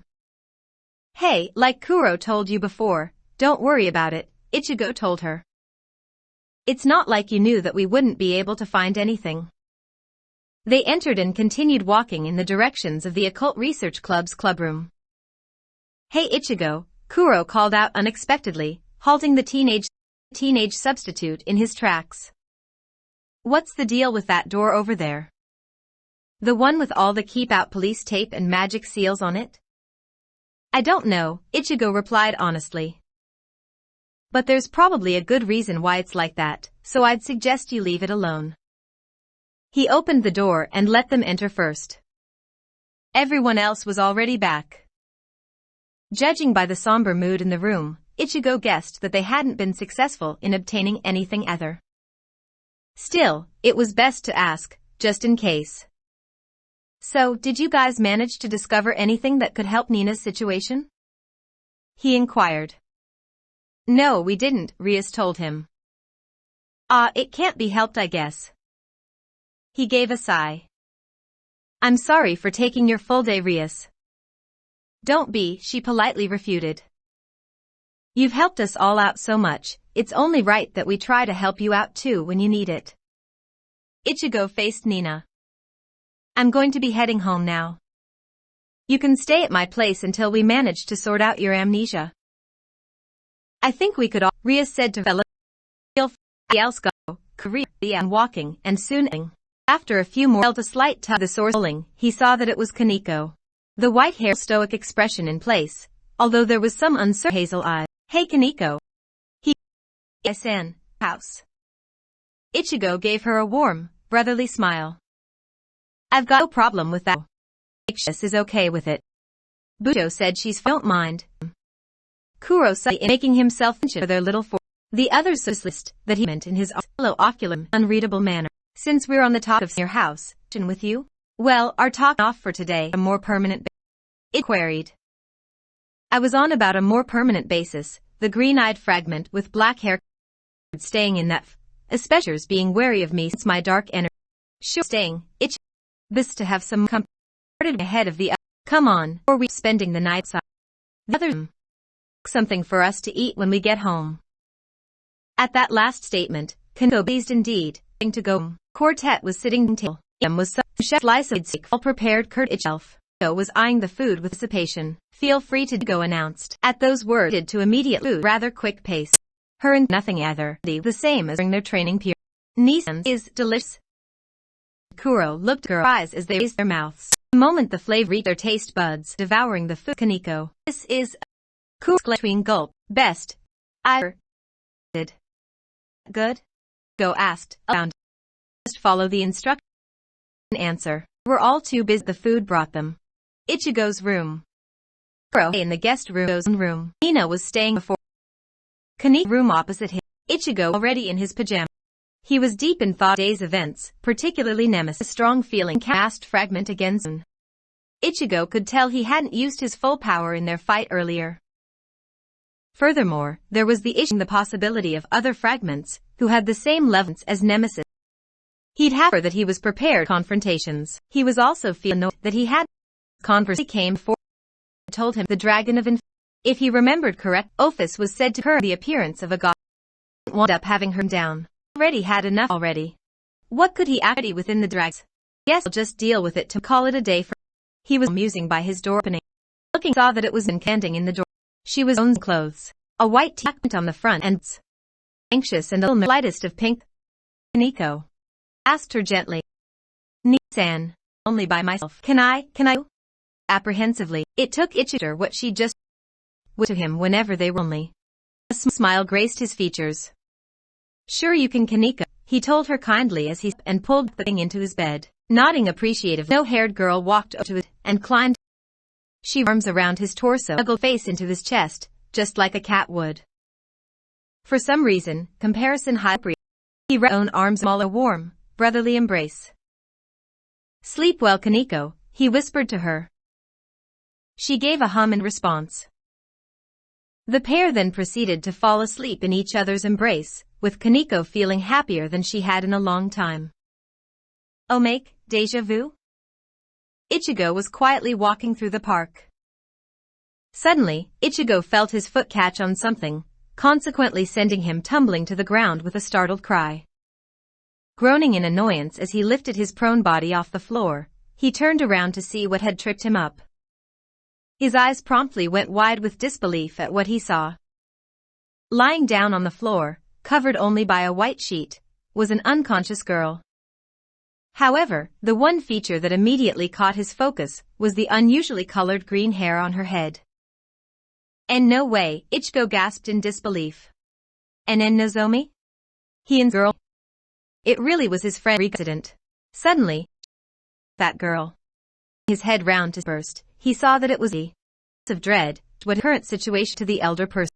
Wait. Tested. Help. Here hooted innocent girl. She shouted out. Damn it, I need to get here before I get some of offense. Ichigo thought desperately. Nozomi up. Woman pulled out dialing, probably for the cops. He wasted no time in running back to his house. Ice Queen. Ichigo room. As Ichigo stirring ordered in a and weighed up a body and helped to remove, he looked at what. Upon peaceful, he immediately the pre girl go to sleep next to him. Orange-haired teen Morrissey had it again let to wake her up. Slowly, the lazy look stared at her older brother figure. Rise and shine, Ichigo said. Ichigo-san, 5 drawing the sleep out. Be carefully room. I'll be Kaneko, he told the handle. You want breakfast for half the house's table. Breakfast that them was full of potato. Omeling a bit of cheese, sliced toast. Egg itself was a written else the separate colors. To help, all also had a glass. They all began to eat, savoring the flavors in every bite. Well, aside from the teenage substitute Soul Reaper himself, he still just considered it normal food. When they all finished nums and the rest of the let Shivo in for to go. Train with that spirit to reason able to beat way weak. So what do his sword that Imperial it will spar Ichigo clothes bring his black-clad figure of Zangetsu, as well as inner Hall and Kinka, dematerialized by his I'll get your shock burner out, but don't ask hollow foods onto his hand. Prepare, Zang, we will attain the orange-haired sub martial arts stance. His hollow blade meet inner hollow. He parried the reversed Zangetsu by punching it on the flat side, redirecting the slam around anti-clockwise. He raised his left arm to block and get his sword with it. Ichigo flapped away just before his inner hollow could impale him. Immediately facing the Zangetsu fired a name Ensho. Blue Ichigo wave charging the lightning pinlet of the opposing energy-based attack cancelled each other out and evaporated away. Ichigo's eyes widened as he suddenly he saw Gang his hand to pull. The two was Ajin, suicide, in an overhead narrows to his feet. 2 low down to O. Wreathing himself in flames, Ichigo is getting for his fist, using the concussive fire to get. He found a multiple clothing on him. Thinking fast, Ichigo his arms out in a sweeping motion, making red flames swirl up around him and consume his numerous opponents.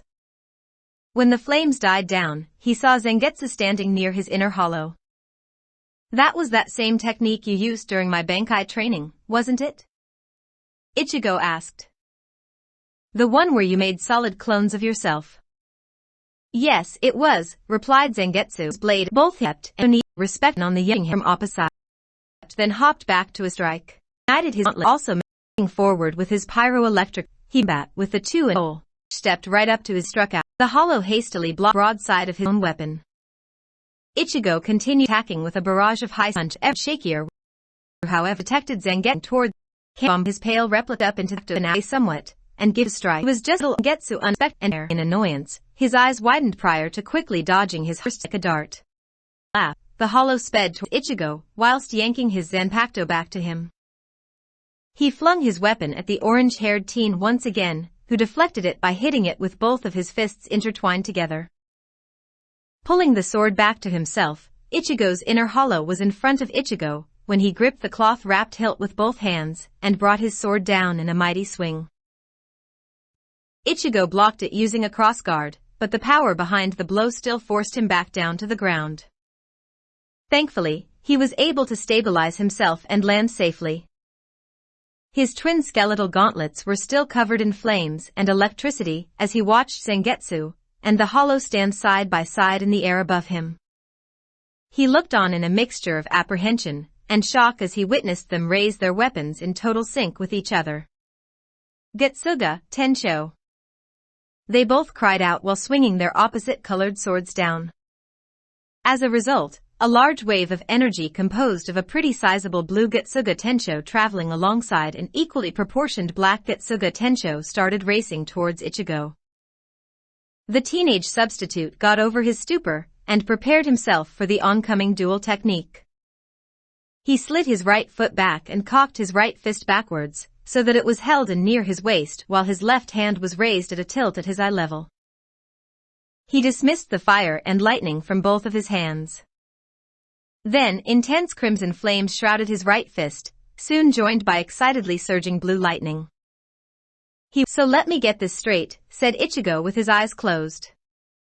You're telling me that you're actually a fragment, like Kuro is? The dark blue-haired girl nodded in affirmation to his question. And that your amnesia had enough, intending to win his Koa Academy uniform, ready to get going. He'd already eaten breakfast, cooked for him by both of his fellow gremmaries. His parents were as joyful as ever, since their hopelessly perverted son had two beautiful girls living under the same roof as him. He didn't know whether to feel happy or insulted about that. Oh yeah, club activities are taking place here for today, since the old school building needs to get cleaned out, he knew. Stood at the head of the class, facing the rest of the students. Hi, my name's Kuro Yamaki. Oh my. Kiba then looked into the photo album again, and his expression instantly changed, becoming serious and slightly darker. It even caused Issei to cease his attempts at swiping the book back. Hey Issei-kun, do you remember anything about this picture here? The knight asked while pointing to the particular photograph. Issei took a look at the picture. It depicted a younger him, along with another child who had chestnut brown hair. Oh, that's a kid who I used to play with when we were younger, he answered. He had to move away because of his dad's work. What about this sword over here? Kiba inquired, placing his finger under the sword on the wall in the photo. I don't really know anything about it, to be honest. Why? This is a holy sword. The venom laced into Kiba's words caused Issei to tense up slightly out of concern. Elsewhere in Koho, Ichigo was taking a walk around, enjoying the afternoon weather. Kuro and Nina were still at the house, probably still playing on the game console too. There weren't too many people around, since it was a working day, and the majority of students were indoors at some place or the other. After a few minutes, he was moving through an area with hardly anyone else there. Suddenly, he heard a clanging sound coming from an alleyway. It was a sound he recognized immediately, since he had been hearing it a lot ever since gaining his powers. It was two blades clashing together. Rushing into the alley, the orange-haired teen saw that there was a fairly sized clearing ahead. Two figures, both wearing a priest's black robes, were dueling with swords. One of them had white hair and seemed to be a teenager, as well as a little mentally unhinged. The sword in his hands looked rather unique too. His opponent was a man who had dark brown hair and appeared to be in his mid-20s. He was also looking rather fatigued if his sloppy stance was anything to go by. Well, father, it looks like you're in for an untimely trip to the next world, courtesy of yours truly. Cackled the white-haired one as he dashed forward with his blade poised to kill the man. Now let's send you off, why don't we? Ichigo stepped in front of the older priest and blocked the incoming strike using Zangetsu, causing both of the combatants' eyes to widen in surprise. Ooh, what's this? Said the psychotic one, growing a crazy smile, along with getting a glint in his red eyes. An unexpected arrival has just occurred. He jumped back a little. If you want to die too, then please wait for your turn, and let me finish off with the stupid priest behind you. Like hell I will, you crazy idiot, Ichigo refuted. So what are you? Are you a devil? Inquired the crazy priest, if he actually was one anyway. No, you don't feel like one. Oh well, it doesn't really matter anyway, since soon you won't be feeling anything.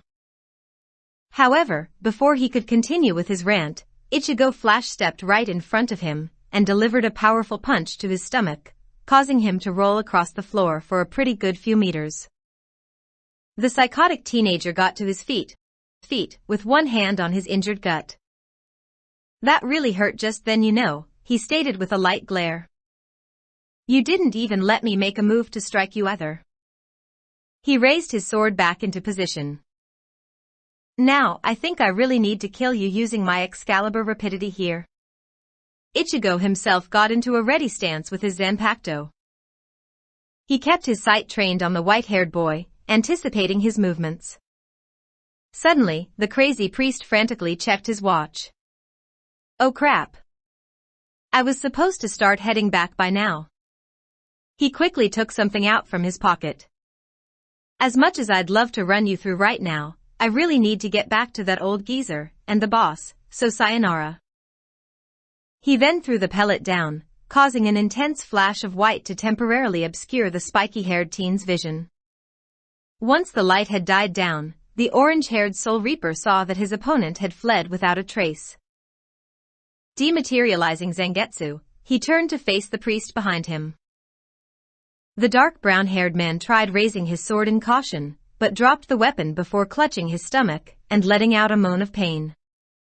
Ichigo noticed that he had a rather nasty-looking gash there. Then, the man's knees began to buckle.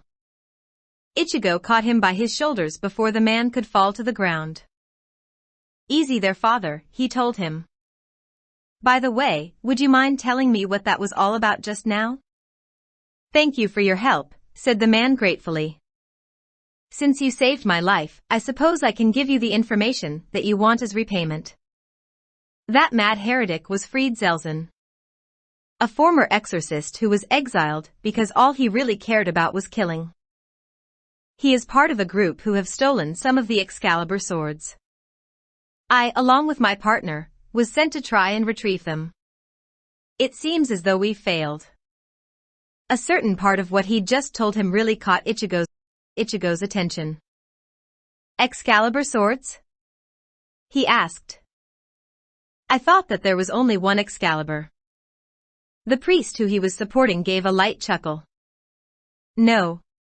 You see, the original Excalibur was broken long ago. Through the use of alchemy, 7 new swords were created from the fragments." The spiky-haired substitute slung the man's arm over his shoulder. "Come on, we need to get you some medical help," he said. "I am grateful for your help," replied the wounded priest. "But there is no need for you to go to such lengths." He slowly moved himself off Ichigo's frame. "Now that I've recovered from the fatigue, I believe that I am capable of returning by myself. Rest assured, I will not go into any further battles with my current state." Ichigo gave the man a quick once-over. He did seem to be okay, the only thing wrong with him being the injury on his stomach, which was no longer bleeding. Plus, he had the feeling that the man really believed that he was fine to go back on his own, and wouldn't appreciate being followed. "All right," the teenage Soul Reaper relented. "Just make sure to be careful." "Don't worry about me, young man," the priest reassured. "I don't intend to throw away your help by getting myself killed." He then started walking towards the corpse, which Ichigo assumed was his partner. Turning around, Ichigo began making his way out of the area, and back onto the main street area.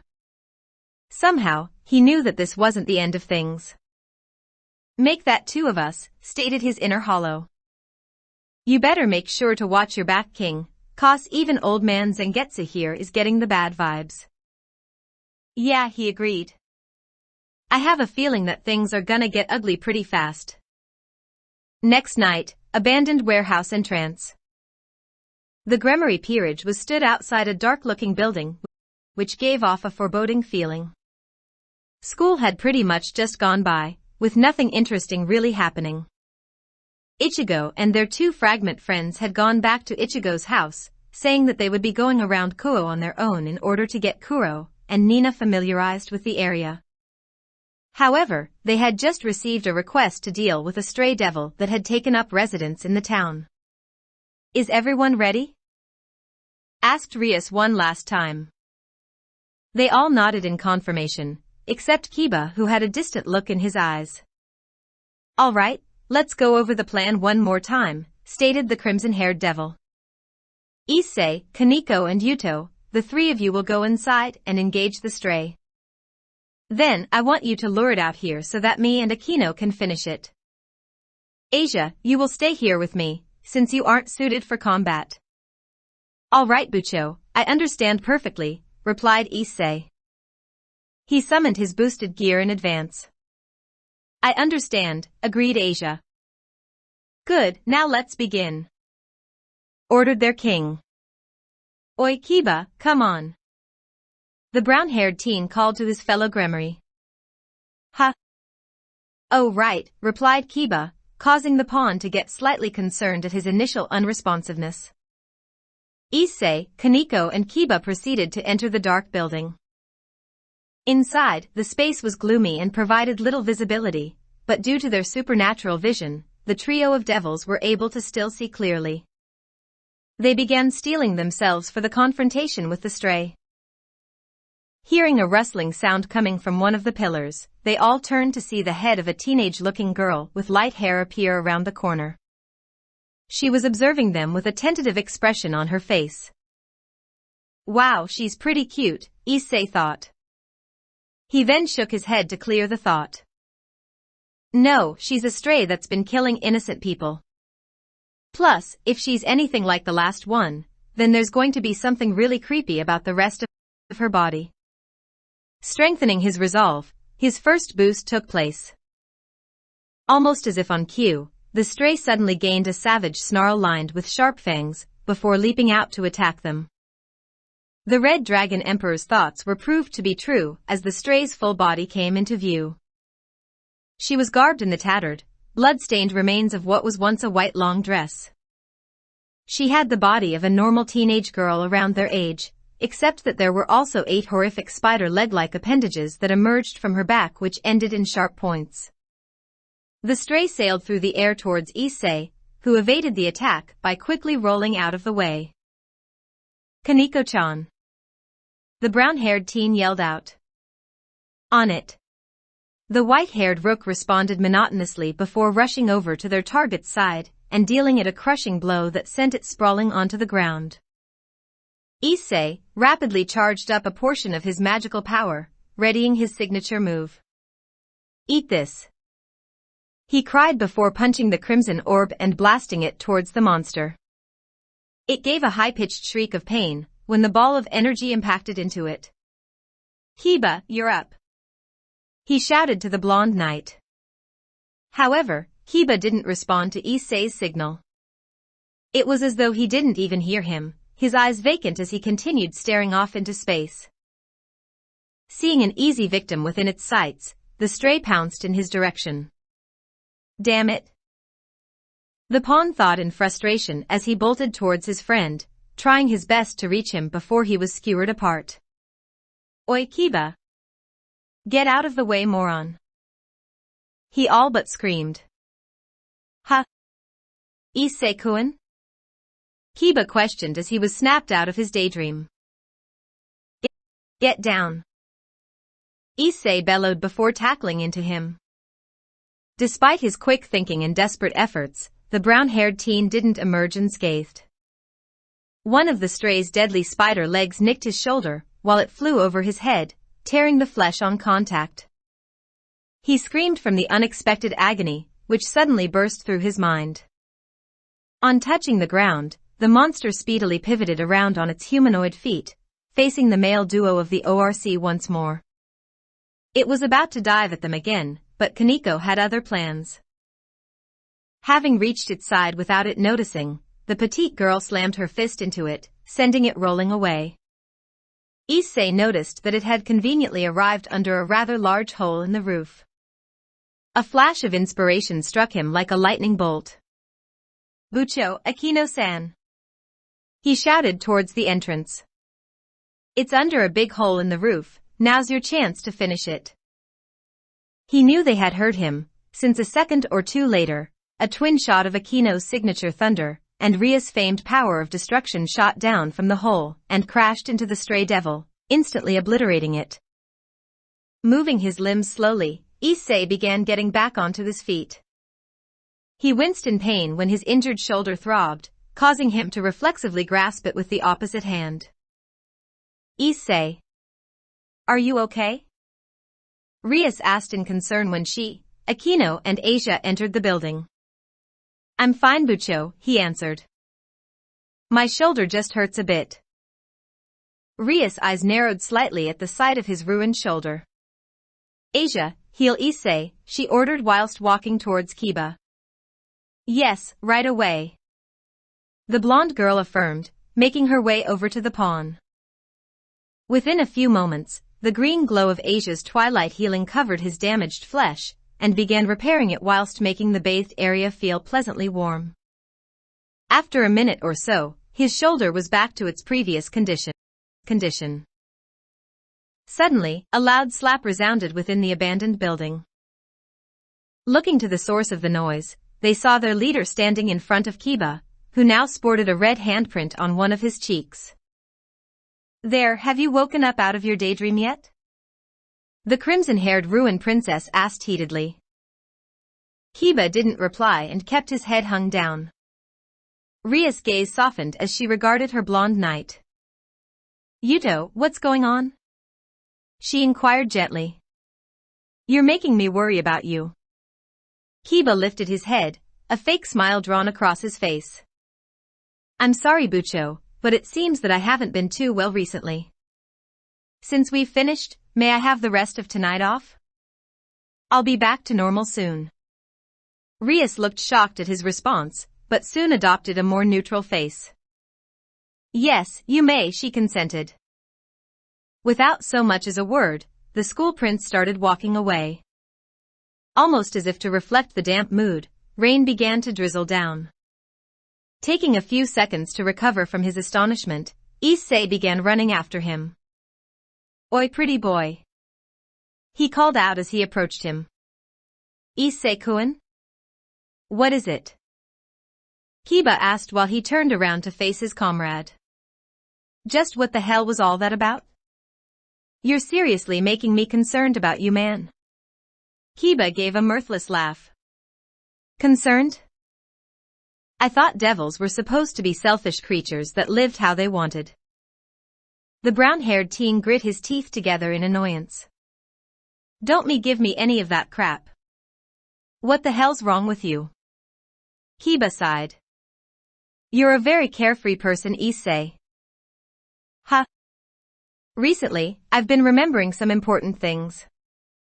"Things? Like what exactly?" "Like the reason why I'm fighting." "The reason why you're fighting?" The Red Dragon Emperor repeated. "Isn't it for Bucho?"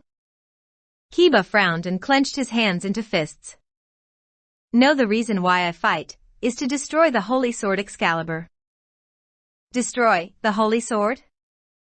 Issei repeated in shock. Kiba turned around and started walking off as the rain continued to patter down. The Gremory Knight wandered throughout the streets of the town with his head hung low. Visions and memories of his bitter past assaulted his brain as he watched everything replay out in his mind's eye. Suddenly, he felt a twisted bloodlust get directed at him and heard a familiar psychotic voice cry out. "Well, well, if it isn't the stupid Devil Knight." Shifting around to face the source of the disturbance, he drew out his holy eraser, just in time to block a swipe aimed at his neck. Once his assailant jumped back, he saw them properly. The white hair and those insanity-filled red eyes made them instantly recognizable.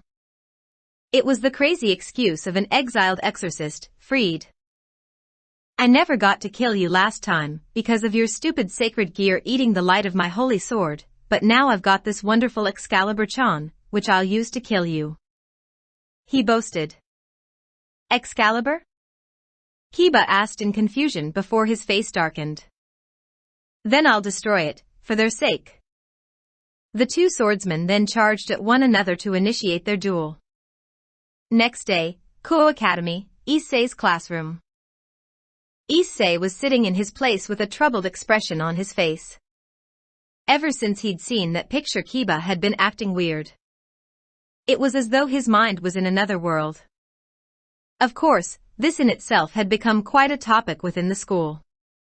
A prince in his thoughts was what he'd heard a few girls comment about it, if he recalled correctly. There was also the issue of what had happened the previous night during their task of eliminating the stray devil.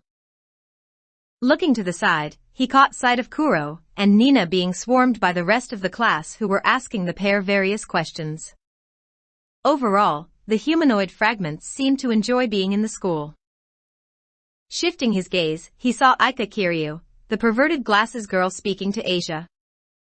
The former nun's face turned beet red as her friend whispered something into her ear. Gritting his teeth, Issei bolted out of his chair in order to make his way over to them. He had to stop that girl from corrupting Asia's innocence. "Oi, Kiryu. Get the hell away from Asia." He barked when he approached the pair. Why? The female pervert countered.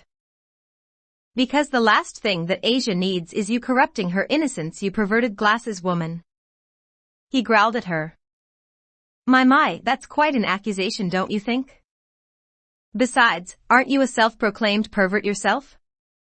She inquired with a raised eyebrow. That's different. Issei proclaimed. You're a direct bad influence for her. Wow, you're pretty overprotective of your girlfriend, aren't you? Questioned Kiryu. Both members of the ORC turned beet red. What the hell are you talking about? Issei spluttered. That's right. Asia squeaked in embarrassment. Issei-san and I aren't like that. Remarked Kiryu in genuine surprise. You mean the two of you aren't dating? I always see you two together, so I assumed you were going out. Well, like I said before, we're not, stated Issei, having calmed down. Besides, stop trying to corrupt Asia, you're a bad influence on her. Suddenly, Matsuda and Motohama popped up out of nowhere. Yeah, that's right. They proclaimed in unison. What Issei said. Oh look, it's the two morons, commented Kiryu blandly. Hey! M shouted, feeling insulted. Motohama then pointed a finger at the girl. And just what makes you so smart or special anyway? He demanded. The bespectacled girl chuckled sinisterly, causing the perverted trio to shiver involuntarily. You know, you're not the only one whose glasses have a special ability, she stated, primarily addressing the infamous 3 sizes scouter. What? All three of the perverted trio exclaimed in shocked disbelief. No way, began Motohama. You mean she also has? The scouter? Matsuda finished. It can't be. There's no way this is true. I refuse to believe this. Kiryu gave a dark giggle whilst adjusting her glasses. She turned her gaze onto the Red Dragon Emperor, who immediately felt a disturbingly strange sensation of violation, and covered his crotch area. I have to give it to you, Hayadu, she stated.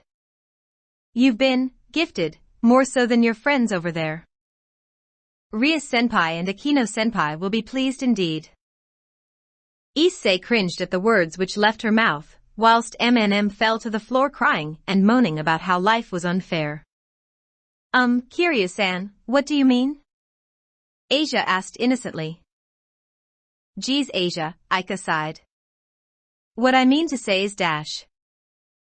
She was cut off from saying any more by Issei clamping a hand over her mouth and dragging her away from the blonde former nun. Stop trying to corrupt Asia. He barked before letting go of his grip on the girl. He was brought out of doing anything further by a sudden pulsing sensation in his left arm, causing him to grab it as the pain settled in. The Gremory bishop noticed and walked up to him in concern. Issei-san, are you okay? Asia asked him. It's nothing too serious, Asia, he told her. I just need to go see Akino-san. Is it your arm? She asked him worriedly. Yeah, he confirmed. He began making his way towards the door. If Kuro or Nina ask about me, fill them in on the situation, okay? All right. Dimly lit room.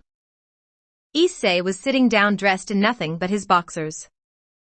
He was feeling a little tense, as evidenced by his clenched fists atop his thighs. He suddenly heard the sound of the door opening, and looked to see the raven-haired queen entering. Akino was wearing a white kimono, and had her hair done loose. Wow, Akino-san looks so nice with her hair down too, the pawn thought in slight amazement. The dragon's power is acting up again, huh? Akino asked rhetorically. It's a good thing you called me Issei-kun. Besides, I'm always prepared to help out my cute little junior. She sat down on the floor in front of Issei, who was seated on a bench of sorts. She took a hold of Issei's left hand with both of her own, making him unconsciously open it. She slowly brought it closer to her mouth before she began to suck on his index finger. Immediately in response, Issei started to feel an unexplainable sensation in his left arm as he felt Draig's excess draconic energy get drained away from it. The priestess of lightning soon began sucking his finger in a much more provocative manner and started pulling out the dragon's power at a quicker speed. The feeling made him give out a slight moan as Akino continued draining the built-up power away. Era, if you give me such an innocent reaction, then I'll be tempted to give you even more service, Akino remarked playfully. Service? Issei asked in slight confusion. He was also wondering if his hearing was working correctly. That's right, said Akino as she crawled up onto his lap. You know, I really want to do what I can to help you out and make it enjoyable for you, but when I see you react like you just did, the instinct of the bully inside me rises. I wonder, could this be love? I'm not so sure about that, the brown-haired boy replied nervously. I really don't think that sexual bullying qualifies as love, he thought. Still, the raven-haired girl continued. When I saw you going against Riser, your burning will to protect those you care about, and how quickly you've grown to your current strength, I couldn't help but feel attracted. Attracted? He stammered. That's right, affirmed Akino, stroking the side of his face. I'm curious too, about what it would feel like to be tied with a younger boy in lust. Despite how it may seem, I'm not really experienced in anything like that. Issei then registered the last part of her statement. Wait a minute.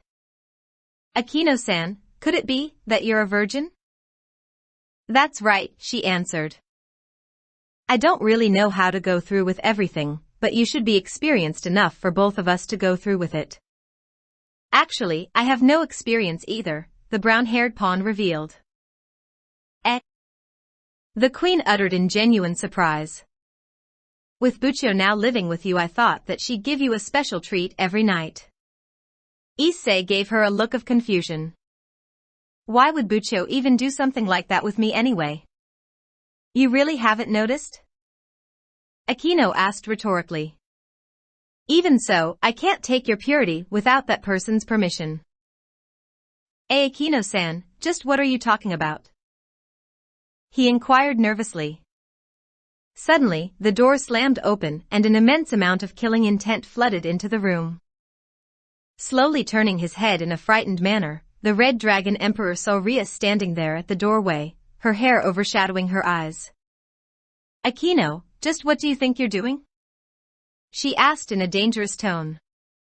Oh, nothing, replied the raven-haired girl. I was just extracting the dragon's power from Issei-kun's arm. But weren't you just trying to do more than that? It was just a little affection for my cute little kohai. Even then, there are limits to these kind of things. Rias looked away slightly with a small blush on her face.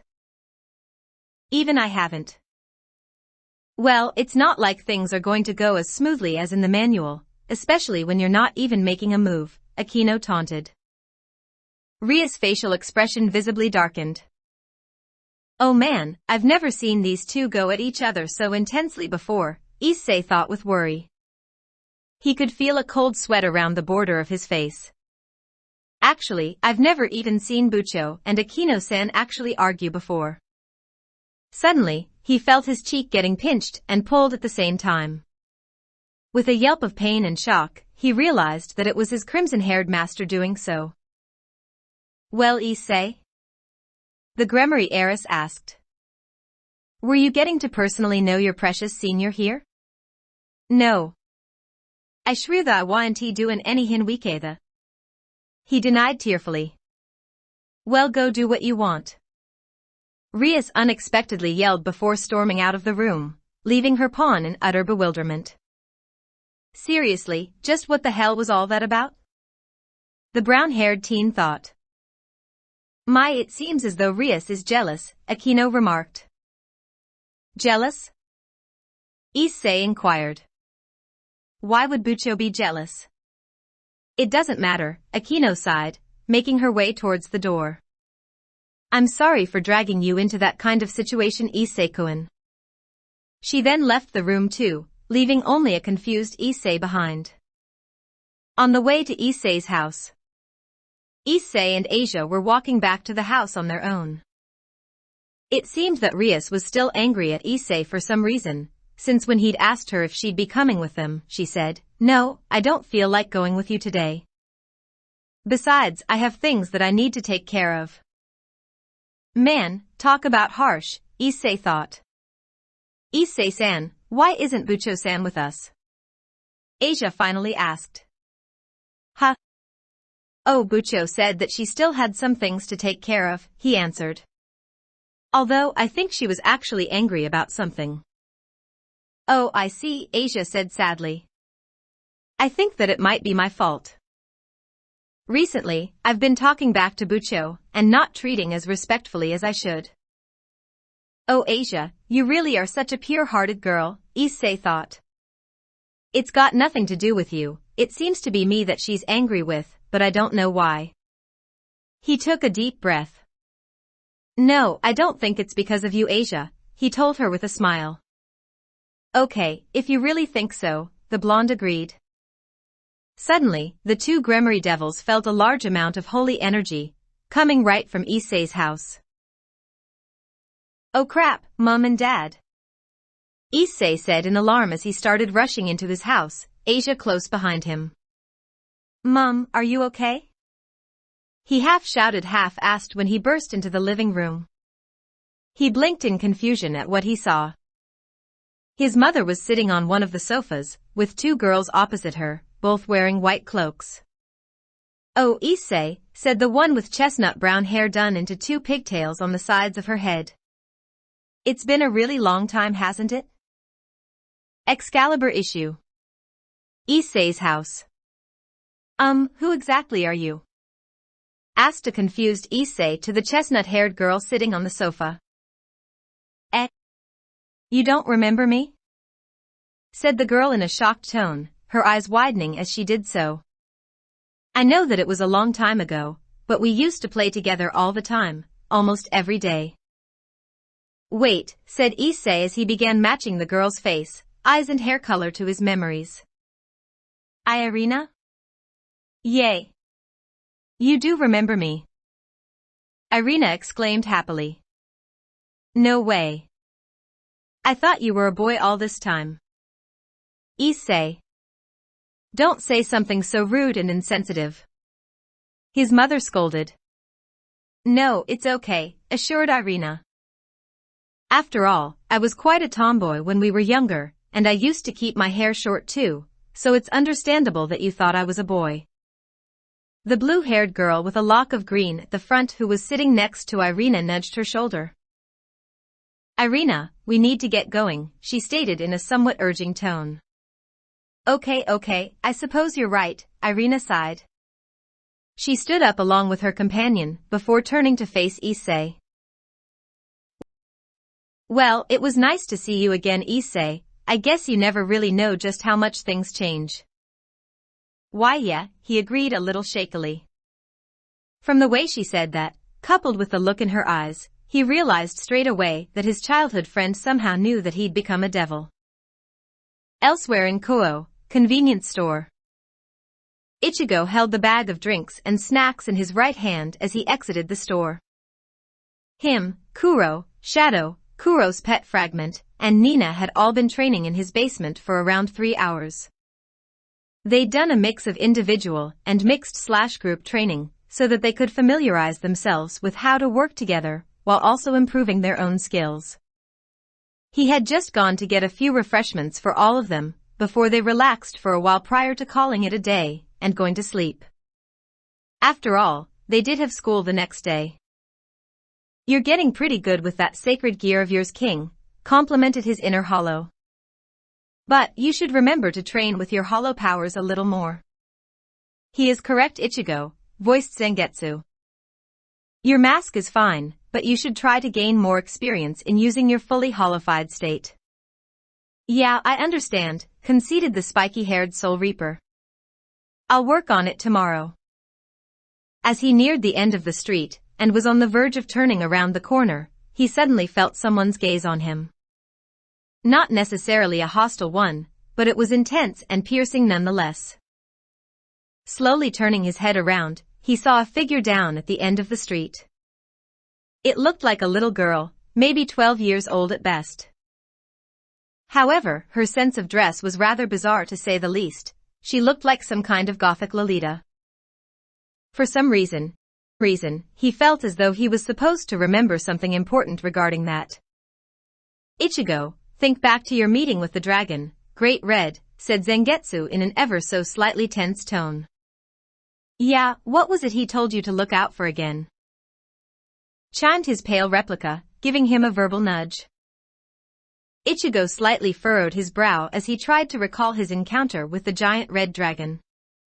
"He said that I should look out for." His eyes widened as it dawned upon him. A little girl dressed up like a gothic Lolita. He began to tense up as his nerves started to rise. "Oh man, just what the hell am I supposed to do?" He mentally panicked. He looked back once again. The girl, or rather Ophis as he recalled Great Red calling her, was still there, staring at him with those piercing eyes that looked slightly empty in a creepy way. Turning his head forward again, he started to resume his walking away.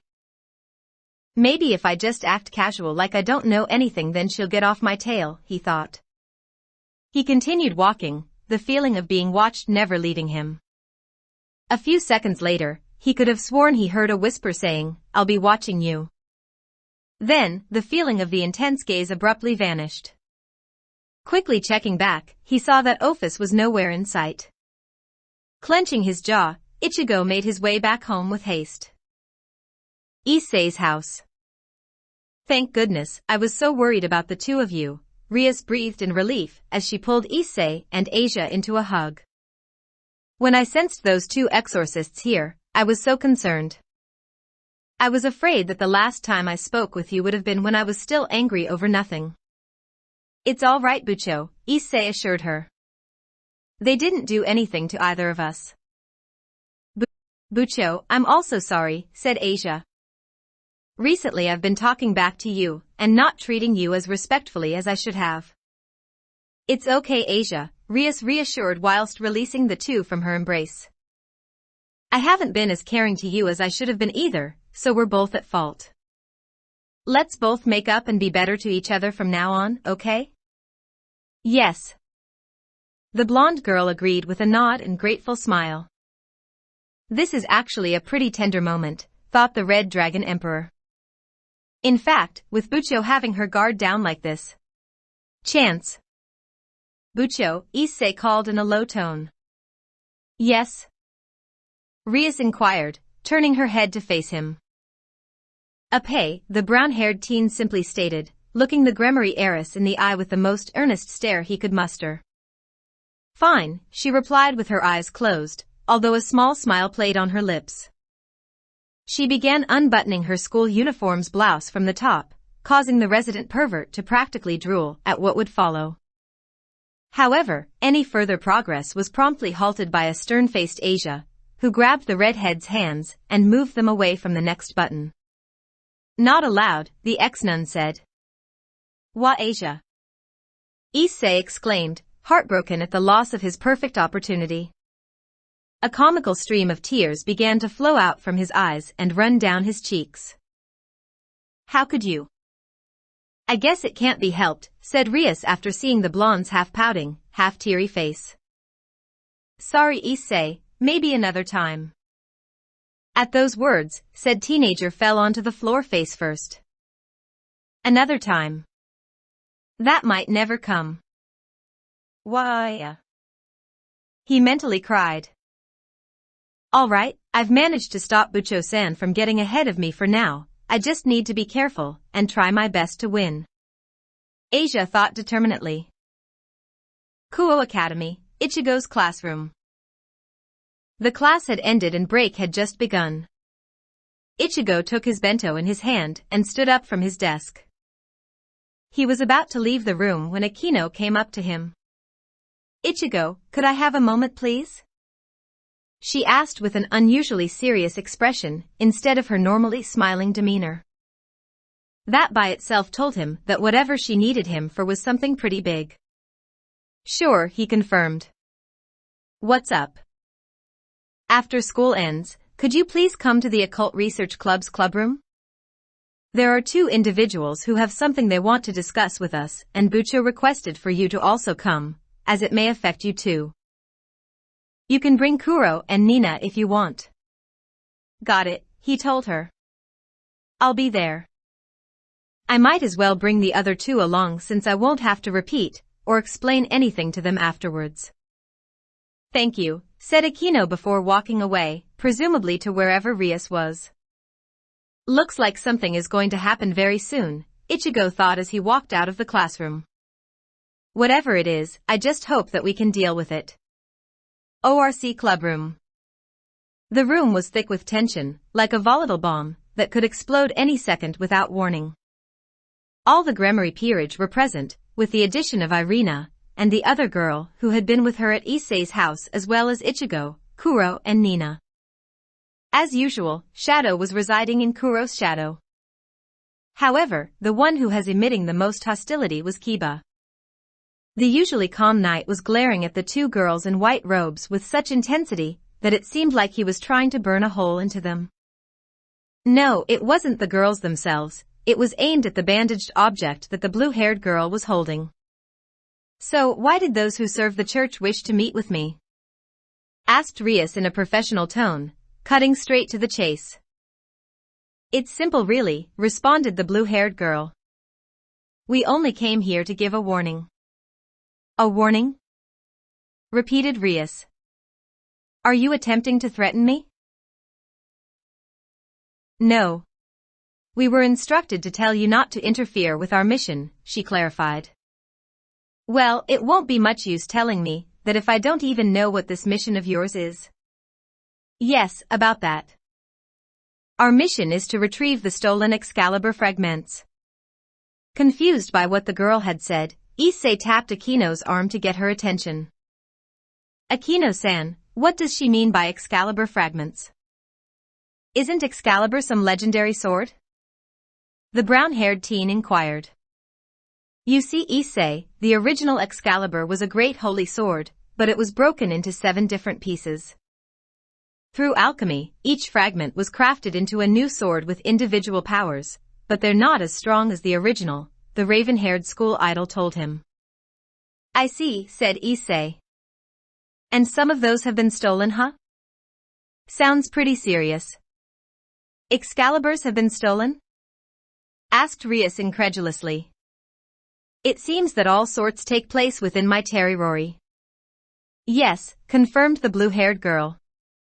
Out of the 6 swords that were in the church's possession, 3 have been stolen. 2 of the remaining 3 were given to Irina and myself, whilst the 3rd is being kept at the church. Zenobia. Exclaimed Irina in shock. Are you sure you should be telling them so much? If we fully explain the situation to them, we'll be more likely to get a cooperative response, replied Zenobia. Besides, it's not like we were forbidden to tell them. I guess you're right, agreed Irina. Who was it that stole the Excalibur swords? Rias inquired. One of the leaders of the Fallen Angel organization, Grigori, Zenobia revealed. A cadre-class Fallen Angel, Kokobile. At the mention of that name, Rias and Aquino's eyes widened. Judging from that reaction, I'm guessing that this Kokobile guy is serious news, Ichigo thought. If that's the case, these 2 are on a suicide mission. Their strength isn't high enough. I may be pretty crappy in my sensory abilities, but with them literally right in front of me, even I can tell that they're not more powerful than Rias or Aquino, regardless of the crazy aura their weapons are giving off. So, you wanted to ask us for our assistance? Asked Rias. No, Zenobia denied. We came here to tell you not to get involved with this matter. Are you implying that we might form an alliance with the fallen angels? The tone Rias had used had a warning edge to it. Oh, Bucho's getting pretty mad, thought Issei. Well, the higher-ups at the church think that it might be a possibility, Zenobia said calmly, unfazed by Ria's glare. Since you're the younger sister of a Mao, and the devil's numbers are rather low, they believe you may see the advantage in forming an alliance with the fallen angels in this situation, since it would be rather advantageous for you. Ria slammed her hands onto the table in between them. If you know our link to one of our leaders, then you should know that we'd never do anything to tarnish the name of our Mao. She declared firmly. Rias Gremory swear that we will never form an allegiance with the fallen angels. Irina and Zenobia gave small smiles at her outburst. That's good enough for us, remarked Zenobia. Yes, despite the fact that you're a devil, I'm sure you wouldn't go back on your word, chimed Irina. Is it only the two of you tasked with this mission? Asked Rias. Yes, answered Zenobia. Our chances of success are 30%. We thought that was high enough for us to take this job, added Irina. As extreme as ever I see, Rias muttered. Even with 2 Excalibur fragments at your disposal, it'll be difficult to retrieve the others by yourself. Do you have a secret weapon of some kind? At that question, the blue-haired teenage exorcist gave a small smile. Perhaps, she said ambiguously. Would the two of you like anything to eat? Offered the Gremory heiress. No, we're both fine, declined Zenobia before her and Irina stood up from their seats. She looked over at Ichigo. Are you by any chance the same person who saved Father John a few days ago? The priest who was being attacked by the white-haired psycho. Yeah, that was me, the orange-haired teen replied. We were told to send you thanks from the higher-ups. If you hadn't intervened then he may very well have died. No problem, and you're welcome. The 2 church girls began making their way towards the room's door, however Zenobia stopped when she was in front of Asia. I wanted to ask this before when I first saw you at Issei Hyodo's house, but it didn't seem like the right time or place, she began. Aren't you the witch Asia Argento who was exiled for healing a devil? No way. Exclaimed Irina. That's you? Upon hearing her former title, as well as all the attention she was now receiving, the blonde bishop became visibly worried and uncomfortable, a presence of fear being detectable in her green eyes. Despite her lack of confirmation, Zenobia realized that she was correct in her assumption. To think that you actually became a devil, huh? Don't worry, I won't tell the higher-ups about this. Just tell me one thing though, do you still believe in the teachings of our faith? What are you talking about, Zenobia? Irina questioned. There's no way that she, who became a devil, could possibly still believe in our Lord. No, refuted the blue-haired exorcist calmly. I can smell the belief coming off her. It might be an abstract way of saying it, but I'm sensitive to these kinds of things. Ichigo began to tense up. So did everybody else in the room, particularly Issei. This was not going to end well. I've never been able to let it go, Asia trembled. I've believed in everything all my life. I see, muttered Zenobia.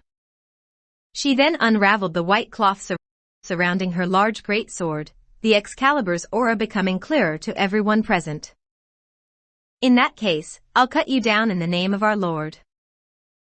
Maybe that way you'll gain forgiveness and redemption. Before anything further could happen, Issei was suddenly standing firmly in front of his precious friend, arms spread wide. If you so much as touch her, I swear I'll beat the living daylights out of you. He declared angrily. Move out of the way, Zenobia said emotionlessly, although she had a look of annoyance in her yellow eyes. This way her soul may be spared. Shut the hell up with your b.s. The brown-haired pawn shouted fiercely. All you people ever did was lock her away from others and isolate her. You left her to drown in a sea of loneliness, and when she helped someone who she didn't even know was a devil you just kicked her out like some piece of trash. If she truly was a saint or noble maiden, then those things wouldn't have mattered, as she would have had the divine presence for company. The fact that she didn't shows that she probably wasn't sincere in her beliefs in the first place.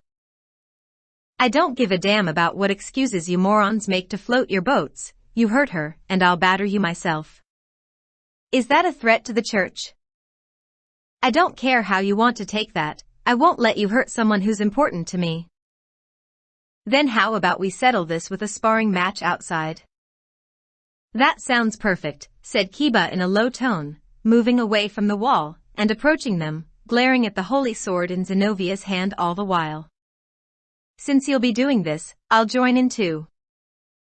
This isn't good. He's completely blinded by his own rage towards that sword, Ichigo mentally observed.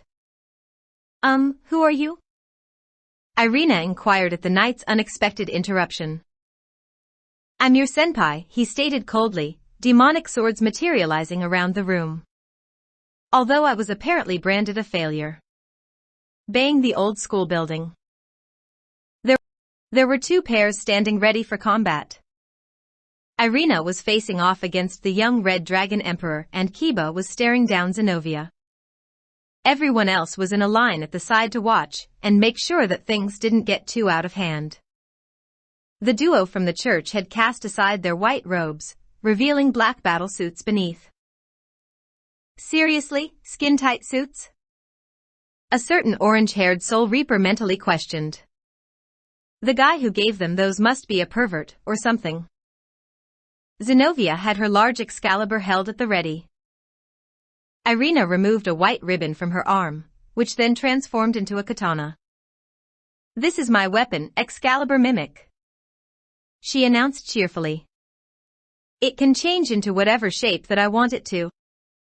Pretty useful ability for a weapon, Ichigo thought. Wow, there's a lot of advantages to having a weapon with a power like that, Kuro commented whilst Nina nodded in agreement with him.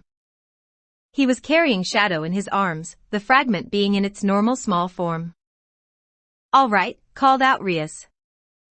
Remember, this is just a sparring match, so don't take things too far. Kiba began to chuckle, catching his opponent's attention. What's so funny? The teenage exorcist asked him. The very thing that I've wanted to destroy for so long is right in front of me, Kiba answered darkly in a humorless tone.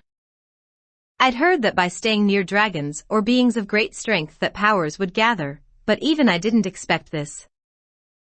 So you wish to destroy my Excalibur? Then why don't you come and try? She taunted. Meanwhile, Issei was mentally preparing for a battle with his childhood friend. He clenched his fists in anticipation. Issei Hayato-kun. Irina suddenly exclaimed with sparkles in her eyes, making Issei a little confused. She continued speaking, seemingly in another world. When I came back to my home country, I was so happy at the idea of seeing my childhood friend again, but then I found out that you'd gone and become a devil. I felt so sad when I found out. This must be another trial for me to overcome. All right, Issei-kun, get ready to be exorcised, amen. What the heck? Issei thought, flabbergasted at her little monologue.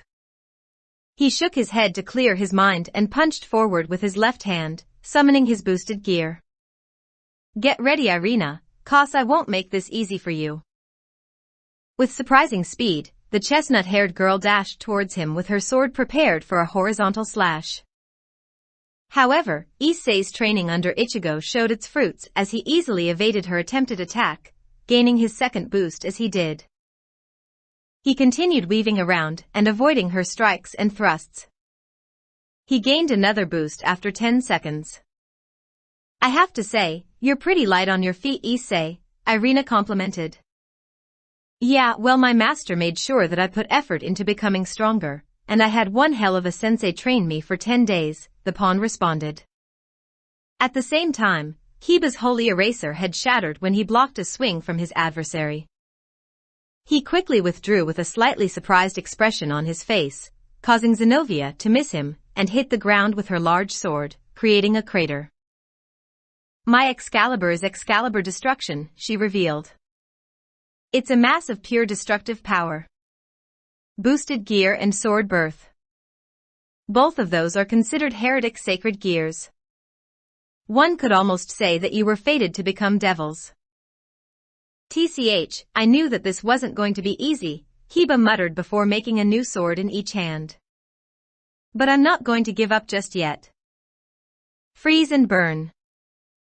He charged in at her with one sword trailing flames, and the other trailing frost. He began to pressure her with rapid yet powerful blows of alternating strikes. Zenobia took a few steps back to keep her footing as she carried on blocking. She really hadn't expected this much raw strength from a night piece. It seemed that he'd gone through some intensive training. Her yellow oculars frowned a little as she felt the impact of another one of his strikes against her great sword. She hopped back a bit, resulting in Kiba overextending a little due to not having his sword clash against anything. Taking the opportunity, she rushed at him and tried to cut his torso, but her blonde opponent utilized his knight's speed to maneuver out the way. Enough! She yelled, clashing her sword with both of his when he approached her again. Like before, his weapons shattered into countless pieces. Undeterred, Hiba jumped back and created a new pair to continue the duel with. By now, Issei had reached his 5th boost. Of course, he hadn't spent all of that time playing defensive. He'd made sure to harass Irina a few times by launching a relatively quick assault of punches and kicks at her. She proved how much of an agile fighter she herself was when she dodged his attacks, albeit almost getting hit by most and needing to actually dive out the way in desperation for a few. All right, that should be enough power, the teen devil thought. He then gained a somewhat creepy and perverted smile on his face. Now it's time for my secret surekill move. Drag, let's do this. He shouted out, soon getting answered by a cry of explosion. From the gem of his red gauntlet. An emerald green aura surrounded his body as his power rose instantly. Here I come. Please make sure not to let Issei-senpai touch you, Kaneko called out to Irina. He has a perverted technique which rips a woman's clothes off. At that warning, Irina opted to roll out of the way instead of blocking Issei. Also, a slight chill manifested around Nina as her head dropped slightly, causing her hair to overshadow her eyes. Ichigo had a similar reaction. Kaneko-chan. Why would you tell the enemy information like that? Issei asked in a betrayed tone. Because you're the enemy of all women, pervert, the snow-haired rook replied coldly with a matching glare. The addressed pervert promptly fell to the ground clutching his heart and crying about how Kaneko was so cruel. What the hell, by this point it doesn't matter. Issei declared, bolting back onto his feet. Irina, get ready to lose. For the next few moments, the two combatants were locked in a twisted game of tag, with Issei trying his best to grab Irina whilst she did her best to avoid him at any cost. Kiba, on the other hand, had finally lost his cool. He'd created a huge black sword which he was grasping tightly with both of his hands. Let's settle this right now. He challenged. Which blade has more destructive power, your Excalibur or my demonic sword? He then began charging recklessly at Zenobia, who carefully anticipated his approach. He was moving faster than she'd expected him to whilst hauling such a large construct, however he had still lost the majority of his speed. Just before he swung, she rushed in and slammed the crossguard into the enraged devil's torso.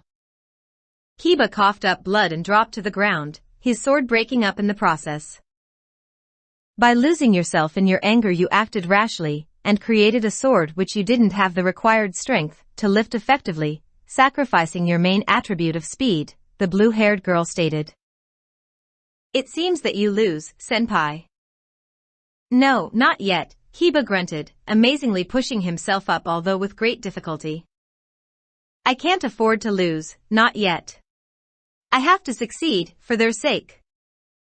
He summoned a new demonic sword to his hand and slashed upwards, causing Zenobia to hastily hop back in order to avoid being injured. Stabbing his weapon into the ground and using it for support, Kiba began rising back to his feet. His opponent and fellow peerage members watched him with wide eyes, speechless at how he was able to withstand the damage caused by being in contact with a holy sword. He withdrew his blade from the ground and held it at the ready, preparing for another bout. At the same time, Issei bolted towards the chestnut-haired exorcist once again, both hands outstretched. At the last moment, Irina darted out of the way, leaving the brown-haired teen to unfortunately end up landing his hands on Kaneko and Asia's shoulders. A red magic circle briefly appeared on both of them. Reacting reflexively, Kaneko slammed her fist into the pawn's torso, knocking him down. Ironically, when Issei hit the ground, his fingers clicked, activating the spell and consequently shredding the unfortunate pair's clothing. His big brother instincts kicking in immediately, Ichigo flash-stepped over to the resident pervert and delivered a brutal kick to his stomach, sending him painfully rolling away for a fair distance. "What the hell, you little creep? I thought I told you to never use that again." The spiky-haired substitute Soul Reaper roared furiously. He took off his school blazer and draped over Kaneko's shoulders, the garment almost completely covering her smaller frame.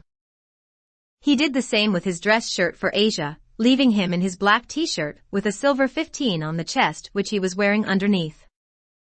"Ow!" Issei moaned pitifully. He then felt his strength suddenly abandon him. "Count reset," called Drake's voice from his boosted gear. "Issei-kun?"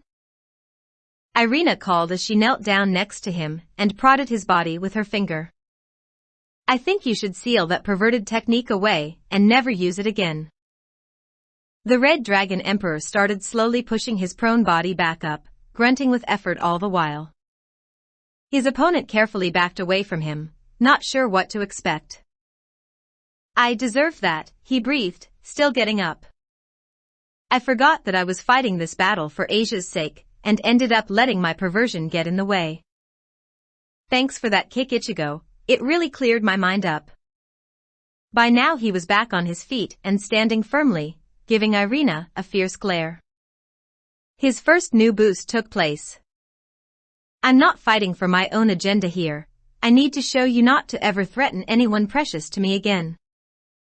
Boost. His gauntlet shouted again. "So get ready, Irina, cost childhood friend or not, I don't forgive you for what you said to Asia, and this time I'm serious." Zenobia rolled out of the way as Kiba's sword smacked the ground where she'd been standing mere moments ago. While the blonde knight wasn't at his prime condition, and the toll of being hit by a holy weapon was visible in his movements, he was still capable of giving a decent fight, and his strikes retained considerable power.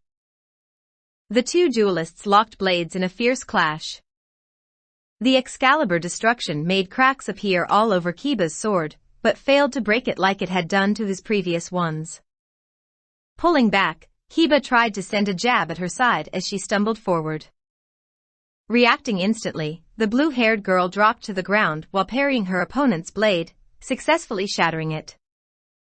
Before the school prince could do anything further, she held her large sword at him, the tip of the blade just a small space away from his chest. "Give up," said Zenobia firmly. "You're good, but you'll only be able to go for so long with the damage you've already received." "Yuto, stop," commanded Rias. "She's right and you're at sword point." "I'm sorry, but you've lost this match." Kiba grit his teeth in a mixture of frustration and anger. "I yield," he spat, as though he'd been made to swallow something bitter. Issei sent another punch at Irina's head. She evaded it by stepping to the side.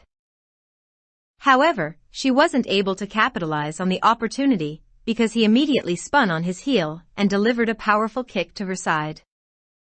To her credit though, Irina was able to get straight back up with only a slight stumble. This time, she rushed him with a flurry of rapid thrusts and jabs, all of which he avoided using the increased level of combat ability provided by his explosion ability, which was currently active. Leaping back to get some room, the brown-haired teen quickly shot a weak dragon shot at her when his feet touched the soil. The teenage exorcist dived out of the projectile's path, a small explosion detonating when the sphere of energy hit the ground. A flash of inspiration struck Issei as he carefully watched Irina dart towards him again. My left arm, even if it looks normal again, it still belongs to Drake, he thought, getting ready for his counter. In that case, it's still a dragon's arm, and I've got my sacred gear out, so it should be immune to the Excalibur's holy aura and effects. Irina sent an overhead slash at him, expecting him to dodge again. Her eyes widened in surprise when he grabbed the blade of her sword instead, holding it in a tight vice with his armored left hand. Rearing back his right fist, Issei then launched it at his childhood friend's face. Irina closed her eyes, expecting an immense amount of pain. When none came, she slowly opened her eyelids to see Issei's fist hovering right in front of her face, inches away from making contact. I win, Irina, he declared with a tone of finality as he withdrew his fist and released the sword from his grip, but kept the intense glare he was giving her. Next time I won't hesitate to finish that punch though. Irina stood speechless at her loss, silently nodding in understanding to the warning he gave her. She watched as he turned around and walked back to the rest of the Gremory peerage and his other friends. Kuo Academy school gates. The two exorcists had left the grounds, thanking Rias for her cooperation in regards to their request. Ichigo and their fragment friends had also departed, telling them to stay alert in case anything popped up, and that they'd keep a lookout too. The Gremory group was getting ready to leave themselves and retire for the day. Yuto, what are you doing? Called Rias as Kiba began walking away from her. Stop. It'll be very troublesome for me if you start acting on your own and become labeled as a stray. I'm sorry, Bucho, Kiba apologized without turning back to face her. But I can't stay. I have to go. I need to destroy the Excaliburs so that my friends can finally rest in peace, so that their anger can gain justice. After a brief few seconds of silence between the crimson-haired heiress and her servant, Kiba resumed walking away from the rest of the group. Damn, just how deep does his hate for those swords go? Issei pondered whilst watching his retreating comrade's figure grow gradually smaller. With Ichigo. Hey, why don't you guys go on ahead? Ichigo suggested to Kuro and Shadow, who was once more occupying Kuros 1 and Nina. There's something that I need to take care of. All right, agreed Kuro. Try not to take too long though. See you later, Ichigo, said Nina in farewell. If Kaneko arrives before you do, I'll let her know. Thanks, he told her appreciatively. Once his friends had walked away and disappeared around a corner, he called out to someone who was behind him. You can come out, you know, I knew you were there from the start. I actually had a feeling you might follow me. How did you know? Inquired Kiba once the orange-haired teen turned around to face him. I have a lot of experience from the various battles I've fought, replied the Soul Reaper. I got the feeling that I was being stalked, and your presence was confirmed by a friend of mine. A tense silence followed as both males stared each other down. Well, you gonna say anything or what? Asked Ichigo. Your sword, said Kiba. Please let me use it. I'm sure that I'll be able to destroy the Excaliburs if I use a weapon that's powerful like that. First thing first, Kiba, began Ichigo. You won't be able to use my sword. Even if you somehow manage to take it, you won't be able to do anything besides swing it around like any other blade. That sword only allows me to use its special powers and abilities. Secondly, stop chasing blindly. I get that you've got some kind of bad history with the Excalibur swords, but you can't just do as you please. With that, he turned around and began walking away, leaving the blonde teenager by himself. Omake. Kiba fell to the floor after Zenobia hit him with the crossguard of her Excalibur. She was about to make a comment, but noticed his fallen body rising back up slowly, his head bowed down. A pitch-black sword materialized in his hand. A smoky black aura trailed off from it. Kiba's hair began to gain a glowing effect and his skin darkened a few shades until it was a tan color. Also, Zenobia began to feel as though her energy was very slowly being drained out of her. "Fight me," he said in a low tone. His head snapped up, revealing his red eyes. "I won't give up until I break that damn sword. Fight me. Fight me. Fight me." Ichigo rushed in with flash step and promptly knocked Kiba out with a swift punch across the jaw. "Seriously, Buso Renkin?" he asked. "I'm not even going to bother asking how something from that series crossed into this." Sword chasing. Issei's room. Issei, Rias and Asia had just come back from Koa Academy. They hadn't really said much, each being in their own thoughts. Now, they were all gathered and sitting down in the brown-haired teen's room. "Man, just what is Kiba's deal with those damn swords?" Issei half complained half inquired. "Why on earth is he so determined to destroy them?" "It's because of his past," Rias answered. Yuto was part of the Holy Sword Project, in which the church attempted to create artificial holy sword wielders. However, the project was deemed a failure and all the child test subjects were to be terminated. Yuto is the sole survivor of that dark project. Issei's eyes widened at the revelation of his friend's dark past. He couldn't believe that something so twisted had taken place. Asia was in a similar state, trembling with fear and disbelief. "And no, it can't be," she protested weakly. "Something like that couldn't have been allowed, it's just not acceptable." The crimson-haired Gremory heiress continued. "When I found Yuto, he was freezing and on the verge of death. His eyes looked so cold and empty of life. When I turned him into my servant, I was hoping that he could forget about his past and move on for a better life. But, now he's gone back to how he was in the beginning, avenging his fallen friends, and destroying the Excaliburs that he hates so much being the only things on his mind." All three of them fell into silence. Suddenly, Rias stood up and began taking off her shirt. "Well, it's no use moping over it," she stated, dropping her removed garment to the floor. "Bibi Bucho? Why are you taking your clothes off?" Issei exclaimed. He might have been an infamous pervert, but even he was shocked at the unexpected turn of events. "I thought I already told you. I can't go to sleep with clothes on," Rias flatly replied. "I know that, but why are you getting naked here?" the brown-haired teen asked. "Isn't it obvious?" "I'm going to be sleeping with you," the peerage leader answered as though it was a fact. At those words, a teary-eyed Asia started trying to lift her shirt off too. "In that case, I'll get naked too," the blonde declared. "What? Not you too, Asia," Issei protested. "Asia, what do you think you're doing?" Rias demanded. "I also deserve to be pampered by Issei-san," the bishop retaliated. "I don't want to be left out. It's not fair that you always keep him to yourself. In that case, why don't we let Issei himself decide?" Rias challenged.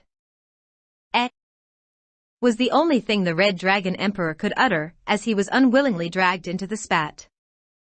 Both of them were staring at him expectantly. "Well, it's obviously going to be me, right?" Rias asked with a blank expression. "Issei-san, please don't leave me out," Asia begged with teary puppy dog eyes. "Oh crap, I'm a dead man, aren't I?" Issei mentally lamented.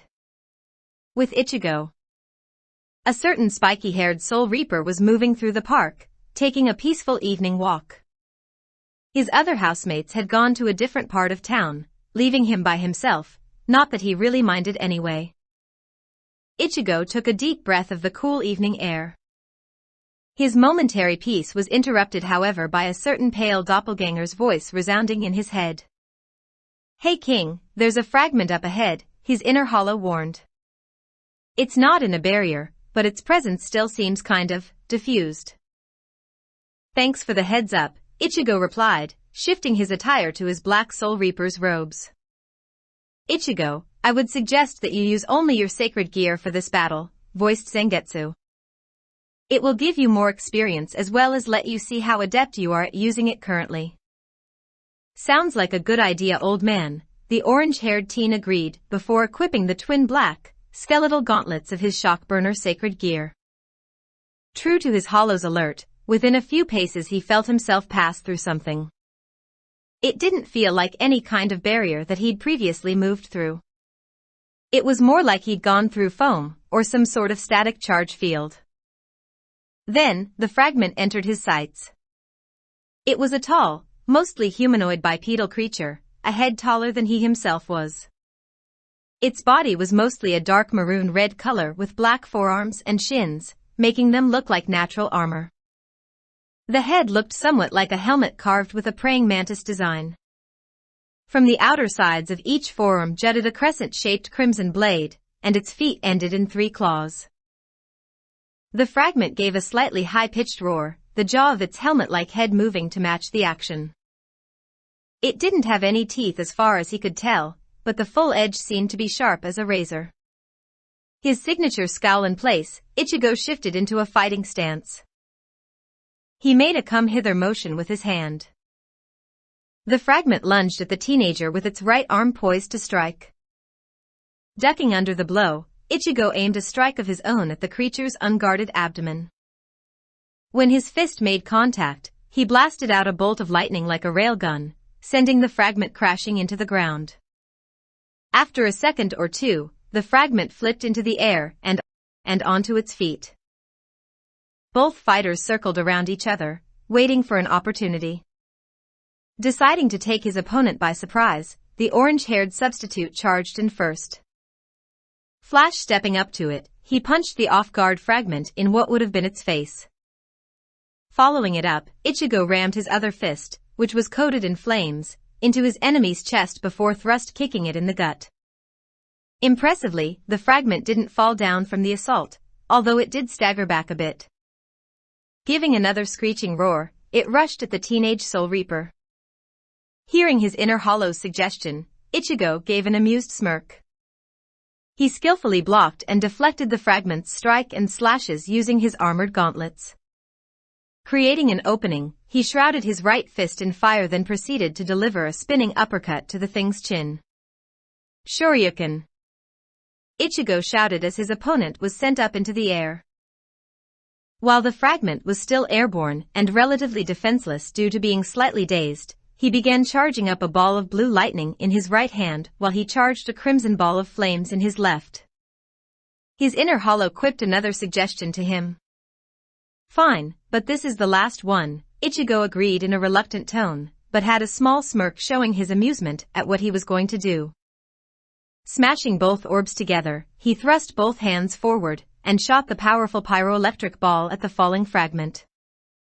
Hadouken! His attack destroyed the fragment upon colliding with it, causing the being to disintegrate into smoky black particles. The strange static field also lifted away. Unsummoning his sacred gear, Ichigo put his hands into his pockets and resumed his earlier walk. He thought back on the events that had happened since he was brought to this new dimension of reality, and how things had been since then. A small melancholy smile formed on his face. He was happy to have his powers back, gain new ones and make new allies and friends, but it still saddened him how he wouldn't be able to see his family and original friends anymore. Dad, Yuzu, Karen, the orange-haired teen thought. Chad, Yuryu, Oraheim, Rukia, Rinji, everyone else at Soul Society, Tatsuki, Mizuiro, even Kigo, and all the others who I know. I hope you guys are all doing okay. He didn't dwell on it or let it bring him down into a slump, none of them would have wanted that. Instead, he would move forward as much as he could and would cherish the memories he shared with them. Besides, it wouldn't be fair on his new friends to make them concerned and have them worry over his personal issues. He continued his peaceful stroll through the park undisturbed, taking the time to relax and enjoy his natural surroundings. A few minutes passed like that, before Ichigo arrived at one of the park's entrances/exits, recognizable by the stone archway. Another man was stood there, just beyond the park's boundaries. He was a young-looking man who had dark black hair with gold bangs at the front and a slight stubble beard. His outfit consisted of simple yet elegant traditional-style Japanese kimono-like clothing that was a deep maroon in color. He looked perfectly normal, however that was only his outward appearance. Ichigo could feel something else coming from the stranger, and it was powerful too. "Oh, I didn't expect to see a youth like yourself out for a nice evening stroll," the man greeted in a friendly manner with a smiling expression. "Ah, it's good to know that there are some kids who enjoy the finer points of life. I may not be the best censor out there, but even I can tell when a fallen angel is standing right in front of me," the spiky-haired teen bluntly stated.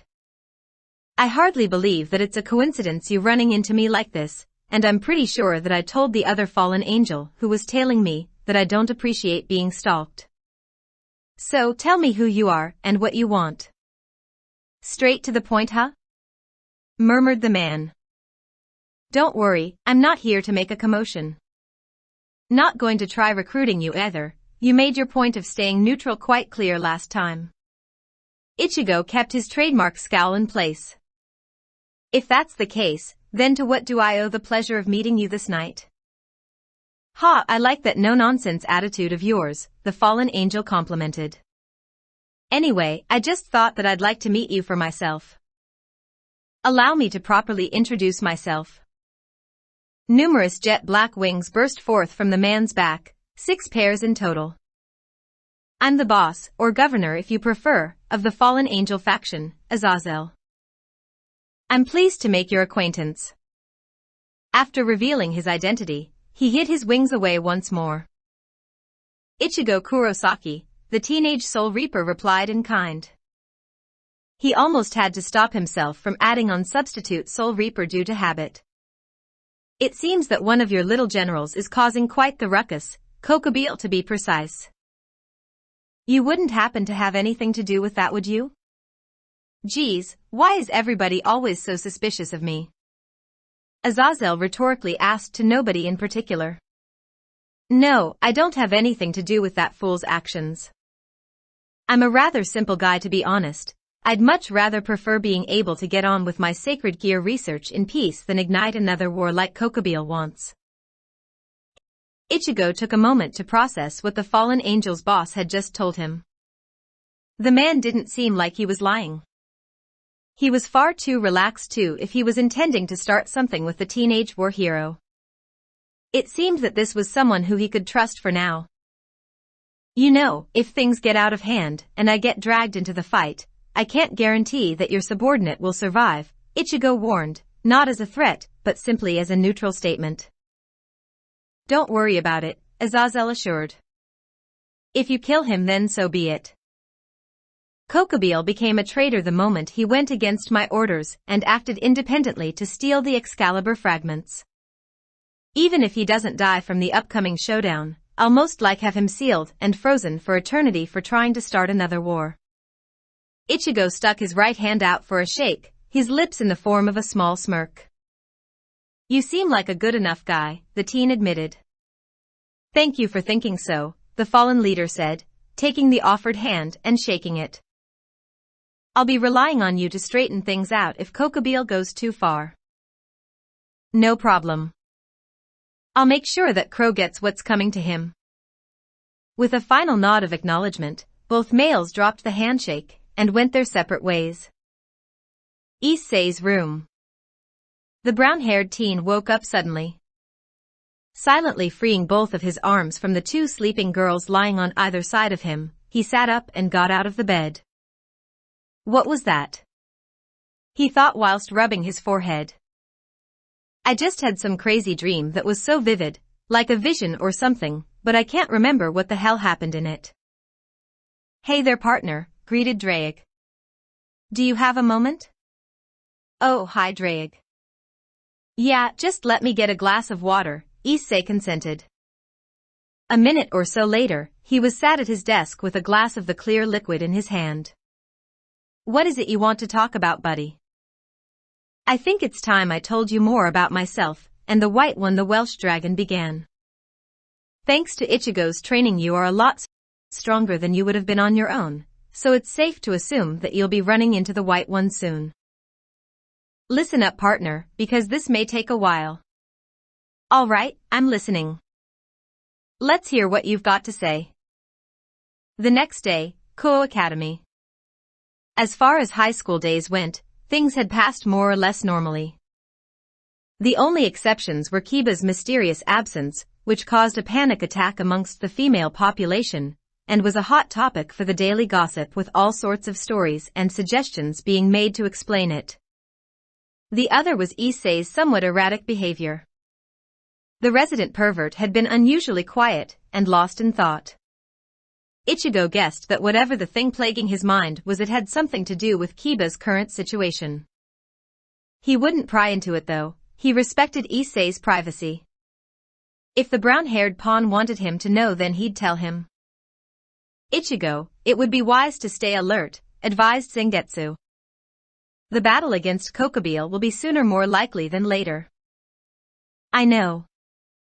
It'll happen even quicker too if the Gremory group end up doing something," the spiky-haired Soul Reaper mentally responded. "Ha. With the kind of luck you have, King, the battle's probably gonna take place tonight, or something." His inner hollow chipped in. Ichigo sighed. "I'd say don't jinx things, but you probably already have. Besides, you're kind of right too." Kuo Academy rooftop. Ichigo sat down on the floor with his bento in hand. Kuro and Nina were accompanying him. As usual, the substitute Soul Reaper had cooked his own food. However, Nina had prepared her own and Kuro's lunches herself today, saying that she didn't want Ichigo to be the one always taking care of their meals. The trio quietly opened their respective boxes and began to eat. This is really good, Nina," Kuro complimented. "Not to the impossible level that Ichigo can somehow reach, but still really enjoyable. Good enough to be served in a professional restaurant." Nina smiled at her fellow fragment. "Thanks, I'm glad you like it. If that's really the case, then maybe I should get you to cook more often," Ichigo proposed. "I suppose a little variety in who does the food would keep things nice." "I don't mind doing that," the dark blue-haired girl said in approval. "I actually kind of enjoy it, and it'll take some of the responsibility off your shoulders too." Hearing footsteps coming their way, they turned their heads to see a certain Issei Hyodo walking over to them, looking a little nervous.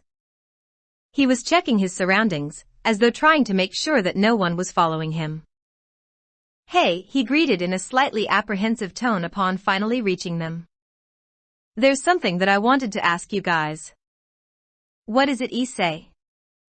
the orange-haired teen inquired. "We'll consider your request when we know what it is." "Fair enough, I guess." The pawn sat down too. "I was wondering if you three would be willing to come with me after school to try and help Kiba with his problem." "That's a little vague, Issei," Kuro told him. "Mind elaborating a bit more?" "Well, despite him being the school Prince Charming, I see Kiba as a friend. That's why I don't want him going into this and trying to haul everything by himself." Issei gave a nervous chuckle.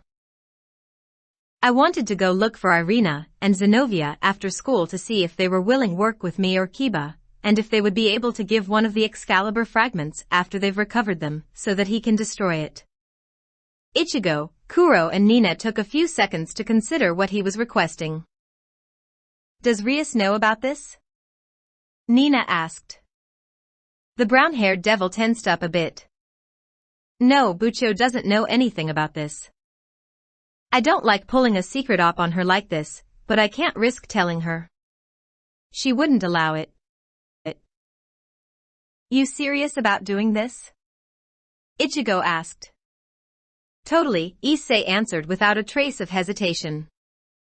His eyes had a look of resolute determination in them too.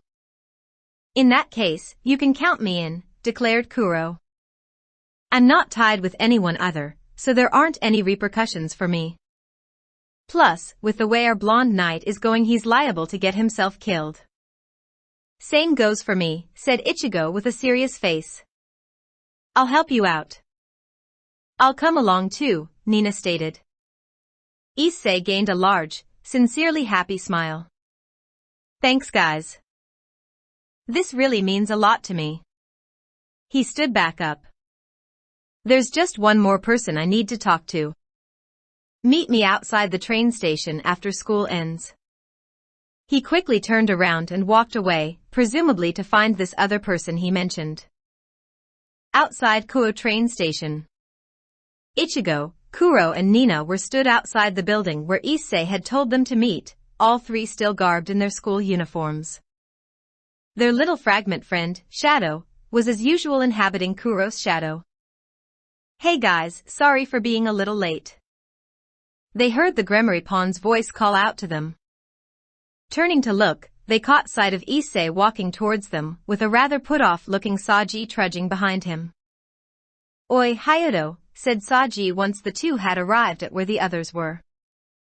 You still haven't told me why I'm being dragged along. In fact, you haven't even told me what it is that you're pulling. Sorry about that, man, Issei apologized. Anyway, the others already know, so I'll fill you in.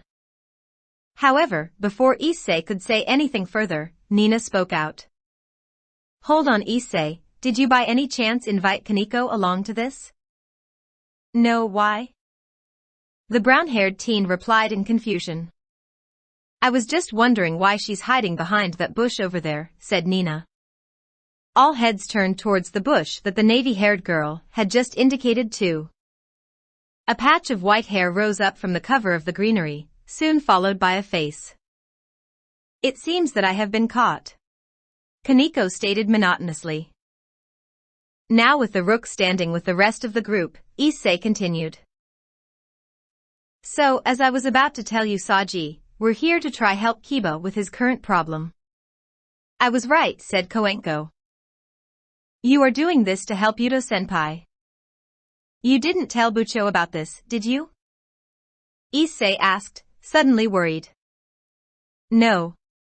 Issei visibly calmed at the petite girl's response. Oi oi.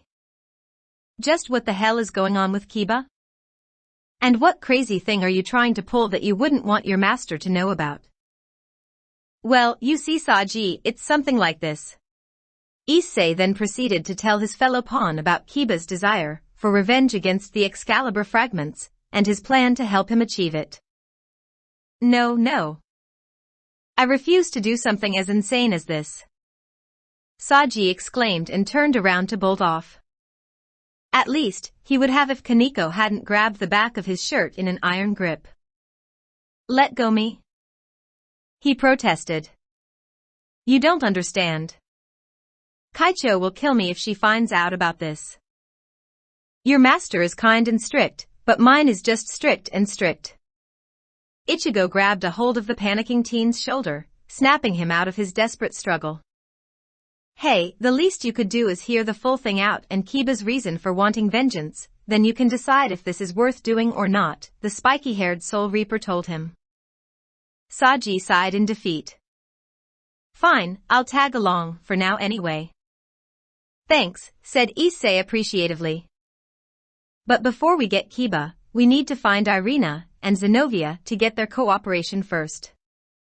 All the others nodded in understanding, and the group set off to search for the pair of young exorcists. Hopefully, the task wouldn't be too difficult. They didn't have to look for very long. Soon after starting, they caught sight of their intended targets, who were trying to ask some of the locals for spare change or food. They seemed to be having a debate about cutting up a painting of a fake saint to earn some cash. Their little argument ended when both of their stomachs growled out audibly from hunger. Hey, Issei greeted somewhat awkwardly when he stepped up to them from behind, giving the two a slight scare. We were just about to grab some food. Do you guys want to join us? You look pretty hungry. At the offer of nourishment, the two girls gained sparkles in their eyes and nodded eagerly. For some reason, the brown-haired pawn suddenly gained a feeling of overwhelming regret. Local diner. So this is Japanese cuisine? It's simply marvelous, Zenobia stated whilst she shoveled some food down her throat. It's so delicious. I know, agreed Irina, eating in a similar manner and at the same pace. This is the food of my home country, it's the best. Everyone else from the group watched the previously starving girls in awe as they wolfed down dish after dish at light speed. Issei was crying slightly on the outside and dying pitifully on the inside. These two had blown his full month's allowance, and some the cash that he had saved up. His poor wallet was going to lose a lot of its contents just from this one outing. Damn you, Kiba, the Red Dragon Emperor thought miserably. This is what happens when I try to help you. Why? Noticing his fellow teen's distraught expression, Ichigo tapped Issei on the shoulder to get his attention. These two are going to end up killing all your money, man. I'll pay for everything that they've eaten, all right? Issei gave the Soul Reaper a tearful smile. Thank you. Thank you so much, you've saved me and my wallet. No problem. After the church duo had finally finished eating to their fill, their faces became a bit downcast. I know that we were starving and needed food, but was it really okay to accept help from a devil? Zenobia asked with a troubled expression. We've ended up selling our souls, said Irina sadly. No, you haven't, Issei snapped at his childhood friend. Geez, you guys could at least show a little more appreciation, especially after killing my poor wallet. You're right, agreed Irina. I'm sorry about that, and thank you for the food. While the others were conversing, Ichigo felt that something was amiss, but couldn't pinpoint what it was. Hey, King, his inner hollow called. There's a fragment nearby. Not that nemesis guy, but still stronger than the average cannon fodder. Hey Issei, he interrupted. You guys carry on with your little meeting. Kuro, Nina, Shadow, come with me, there's a fragment to deal with. The Red Dragon Emperor nodded in understanding whilst the three fragments rose from their seats to accompany him. Outside, fountain. The four of them approached an area not too far from the diner, which had a large fountain as the main attraction. Nobody else seemed to be around. Be careful everyone, there's a blank zone in my senses near the fountain, Nina warned. It's probably some kind of barrier that the fragments set up. Thanks for the heads up, said Ichigo. His well-trained instincts suddenly picked up on something. Get ready, something's coming. Shadow, grow to your battle form. His order was proven to be for good reason, since 5 dark figures landed around them soon after. They looked something like a large lizard crossed with a praying mantis. The vast majority of their bodies were reptilian and humanoid, but their forearms, or forelegs, were scythe blades that looked like a mantis' arms. Also, their yellow eyes were large and oval in shape, and they all had a set of twin, backwards-facing antennae that protruded from the back of their heads. The orange-haired teen materialized his Zanpakuto and shifted to his Soul Reaper attire. Following his example, Kuro summoned his Diablo sword, and Nina became clad in her sleek armor that was surrounded by a frosty air. Ichigo, these beings have a similar presence to the fragments, however they are not complete you could say, informed Zangetsu. Similar to the soldiers created by the fragment that was with Nemesis. You three deal with these foot soldiers, instructed Ichigo. I'm going after the main thing that made them in the barrier field. All right, leave it to us, assured Kuro, deflecting a strike from one of them and hopping out of its follow-up attack. Without further ado, the substitute Soul Reaper dashed through the boundary of the barrier. What he saw inside looked similar to the lizard/mantis hybrids outside, but was twice as large, and had an extra pair of blade arms under its primary arms. Also, it had what seemed to be some kind of large, amber-colored bulb or pod on its back, within which he could make out the body of another soldier, albeit smaller than the ones his friends were fighting. The fragment gave a screeching roar as Ichigo held Zangetsu at the ready and fixed the monster with a hard glare. Both fighters dashed at each other to initiate their duel. Local diner. "I see," said Kiba, who was sitting next to Issei. After convincing Irina and Zenovia to let them help, due to the blue-haired exorcist finding a loophole and saying that they weren't taking help from a devil, but from a dragon and neutral warrior, Ichigo, the pawn, had called Kiba and filled him in. Although, having to team up with two church exorcists and being given their permission to destroy the Excalibur fragment makes it seem somewhat lacking, the knight commented. "Disappointing even." "Oh, do you have a problem with our current agreement?" inquired Zenovia with a raised eyebrow and smirk. Hey, said Issei, trying to calm the pair down. "Let's not fight, all right? We have a common goal here." "But Kiba-san, just why is it that you want to destroy the Excalibur fragments in the first place?" inquired Irina. The blonde's gaze hardened, although it wasn't directed at the chestnut-haired girl herself. Because my comrades and fellow test subjects in that accursed project were mercilessly slaughtered just for the fact that they couldn't use that damn sword." "The Excalibur project?" said Irina with a light frown. "But due to that project we were able to get much more people who can use the holy sword fragments." "That doesn't in any way make what they did right," countered Kiba. "You're right, Kiba," agreed Zenovia with a sympathetic look. "However, you have to realize that the project you were involved in wasn't sanctioned by the church, and was classed as one of the greatest atrocities ever committed. It was a solo project by a man who was exiled when word got out of it, the one known as the Genocide Archbishop, Valpur Galilei." "Valpur Galilei," repeated Kiba softly. He gave the teenage exorcist a small smile of appreciation. "Thank you for that information, I was unaware." "You're welcome." Seeing that things had smoothed out somewhat, Issei decided that it was a good time to move on. "All right, now that that's settled," the pawn stated. "Let's get on with our plan." Outside, fountain. Kuro stabbed his blade into the gut of one of the partial fragments as it pounced at him. Swinging outwards, he cut through its body and threw it away from himself. The creature gave a weak gurgle before disintegrating into black misty particles.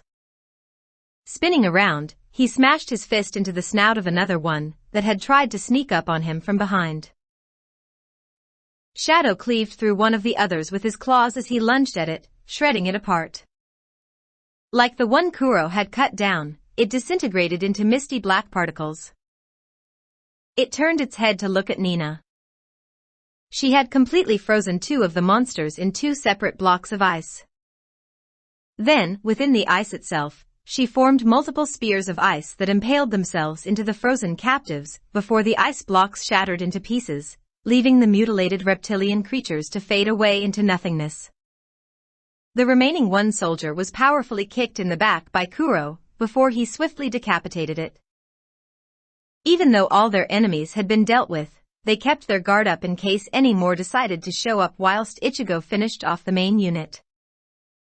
Inside the barrier, Ichigo pulled back to avoid a swing from his opponent's curved blades. The teenage Soul Reaper had managed to hack off two of the fragment's arms, one from each side. Seeing that the thing in its back pod had almost reached full maturity, he flash-stepped over to behind his enemy and unleashed a Getsuga Tensho. The crescent wave of light blue energy sliced through the pod, terminating the growing creature inside and spilling out some kind of amber liquid that gushed like water. The fragment roared in fury and tried slamming Ichigo with its tail. However, the orange-haired teen perceived the incoming attack and dodged. Not intending to give the fragment a chance to do anything further, Ichigo rushed it with a furious flurry of precise and powerful slashes. He hacked off the remaining two arms, then its tail as it tried to strike him, and finally released a Getsuga at point-blank range, cleaving his enemy into two. The barrier lifted after the fragment's demise, revealing the spiky-haired protector to his allies. Seeing their de facto leader safe, they all let up their guard and reverted to their initial appearances. Ichigo too dismissed his Zanpakuto and shifted back to his civilian attire. With a nod of agreement between them, the group began heading back to the diner to meet up with the others. Outside the diner. Having decided on their course of action, Issei, Kaneko, Kiba, Saji, Irina, and Zenovia were waiting outside the diner for the rest of their group. Kaneko caught sight of Ichigo and the others approaching. "Nissan is here," she informed the others monotonously. "Hey there, Issei," Ichigo greeted when he was in front of them. "You guys come up with anything?" "Yeah, we did actually," Issei confirmed. He then proceeded to tell the substitute and their fragment friends about their plan of disguising as church members and splitting into groups. Kiba approached Ichigo. "I'll try not to do anything rash, but I can't make any promises," Kiba stated. "Well, that's better than nothing, I suppose," Ichigo conceded. They were all ready to begin their operation when Zenovia suddenly called out to the resident pervert. "Oh, Issei Hayato, I just remembered something," she told him. "You can take this as thanks for the meal, as well as proof of our cooperation. The white one has already awakened." "What, seriously?" Issei said in slight shock. "Yes," the blue-haired girl confirmed. "I've heard that he's also a very strong fighter, and already has his balance breaker." "All right, thanks for the heads up," Issei stated. "But right now, let's focus on the task at hand." They ended up splitting into 3 groups. The Devils were one group, the Church Duo were another, and Ichigo and the Fragments were the third group. Besides Irina and her partner, the others had donned typical clergy uniform and set off. At the moment, Ichigo and his group were walking along their designated route. Night had already fallen, so there weren't really many other people about. They continued moving through the empty side streets and alleyways without any encounters. A sudden fluctuation blinked in the teenage Soul Reaper's senses, but he couldn't pinpoint it. "Ichigo, it's Issei and his group," Nina informed. "It looks like they've drawn out whoever they were searching for and are now fighting." "You've got some good sensory abilities, Nina," Kuro complimented. "All right, grab a hold of my arms and brace yourselves," Ichigo ordered. "I'll get us there quickly." Nina grasped the orange-haired substitute's right arm, while Kuro grabbed his left and held Shadow, who was in his normal, small, form, with his free hand.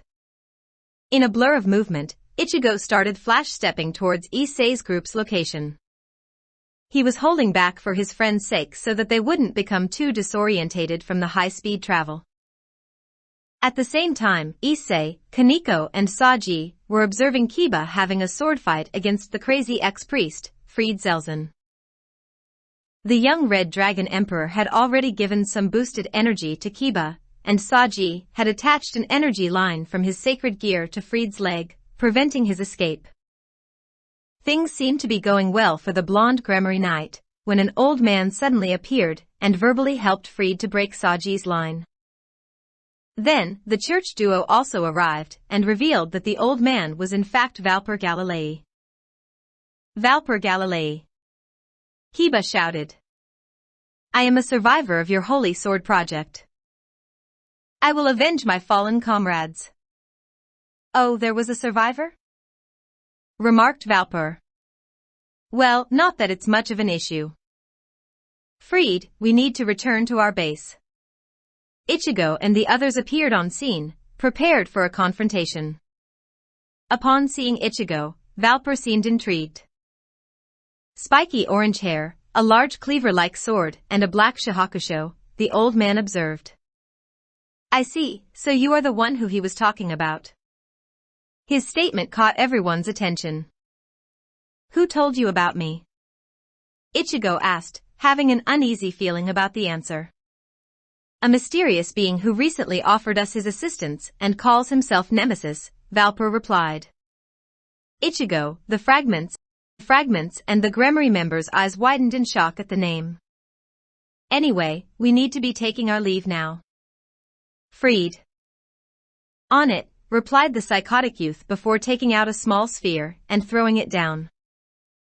A bright light momentarily blinded the group, allowing Valpur and Freed to make their getaway. Come back here, Zenobia demanded, giving chase. Zenobia, wait for me, Irina exclaimed as she followed after her friend.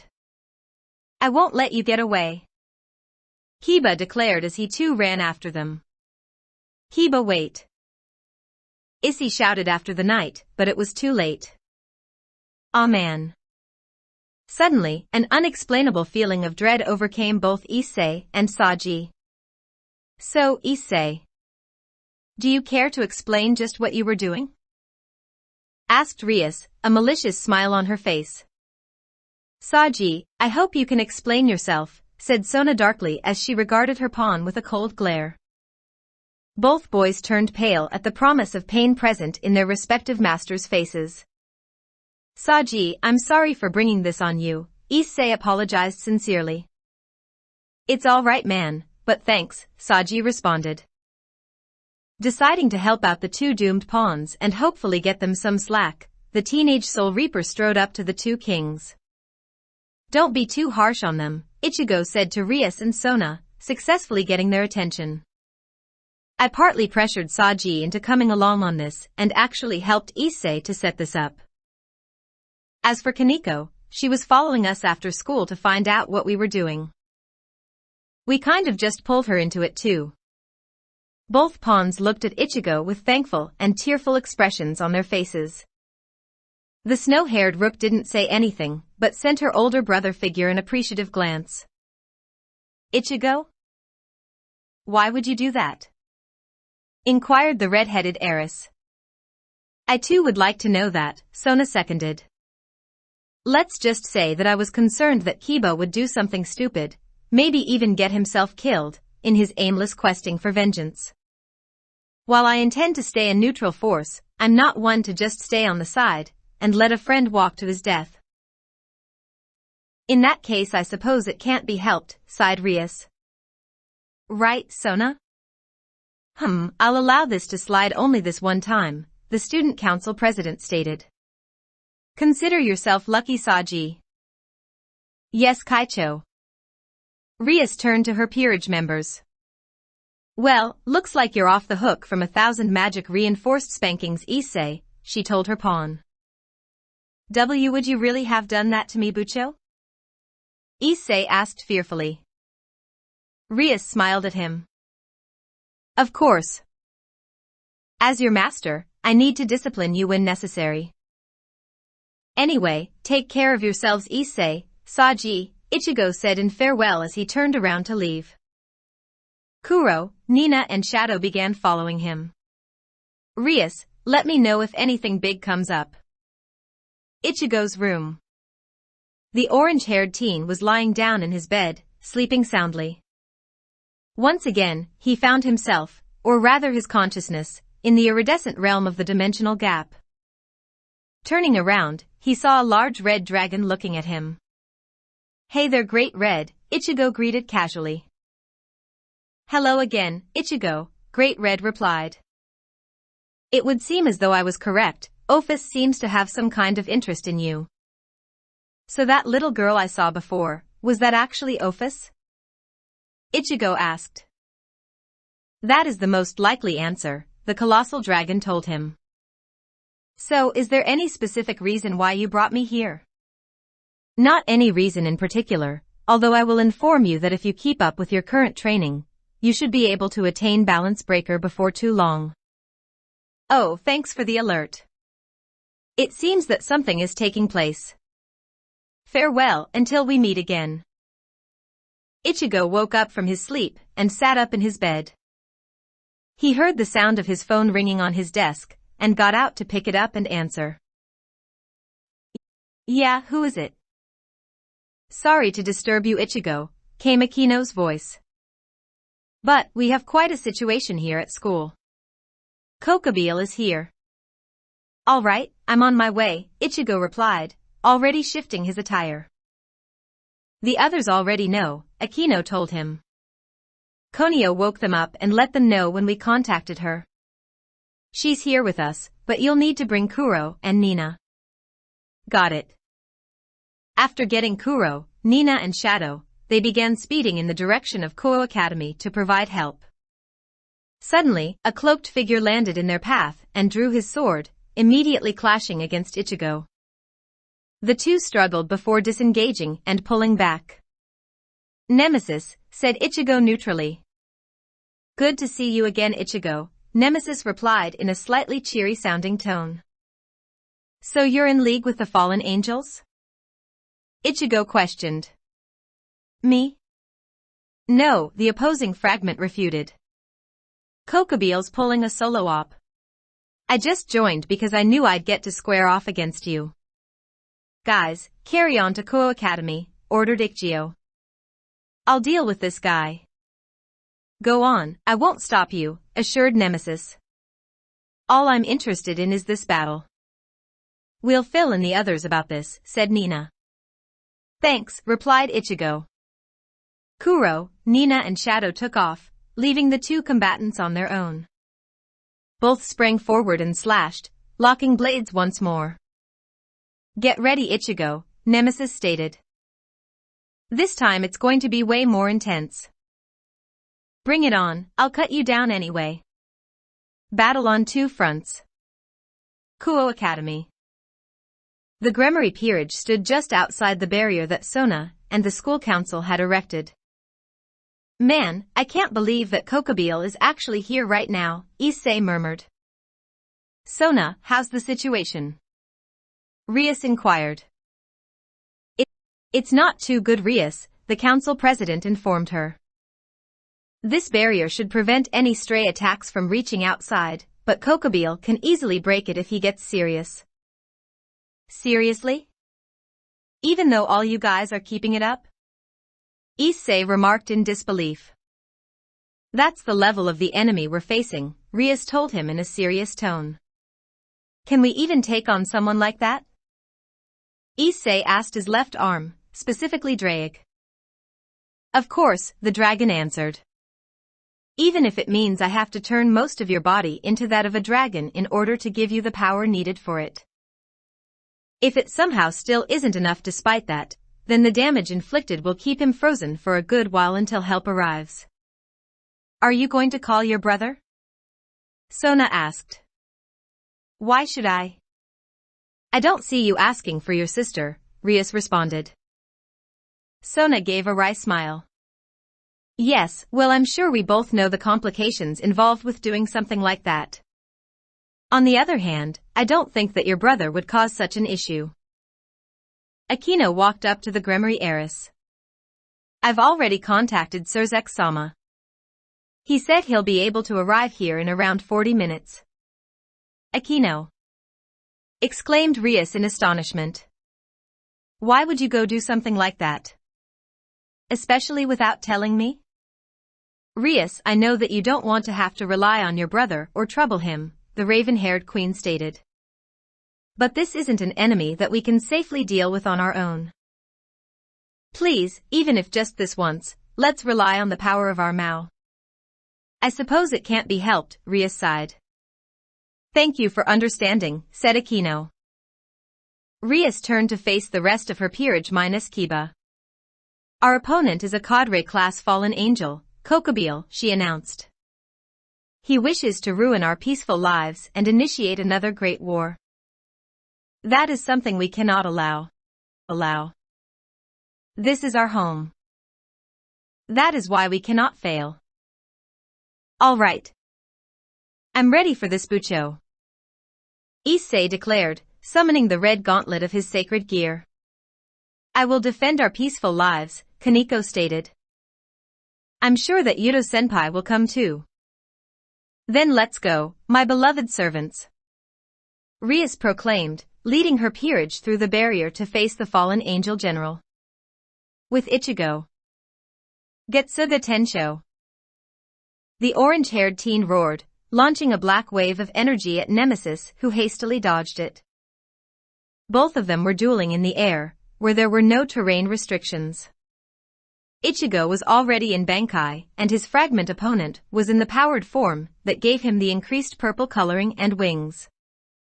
Nemesis fired a small volley of purple energy orbs at the substitute Soul Reaper, making him speed across the sky to avoid them. Ichigo flash-stepped next to Nemesis and brought his blade down in a strong overhead slash. The fragment blocked it using the flat side of his own sword, but he was still forced down and away from where Ichigo was floating. As usual, your raw strength is impressive, he complimented the teen. I don't need your flattery, Ichigo countered. Just get out of my way. Sorry, but I feel like enjoying myself for a bit longer. I'm sure that your little group of friends can manage without you for a while. The two of them charged at each other and clashed again, locking metal against metal. Red outlined black Getsuga energy began coursing through Ichigo's Zanpakuto. In response, dark purple energy began to coat Nemesis' blade. There was an explosion of black and purple energy, soon followed by the two of them exiting the resulting dust cloud from opposite ends. Not wasting any time, the teenage Soul Reaper sped towards his foe, and blitzed him with a furious onslaught of strikes, stabs and slashes.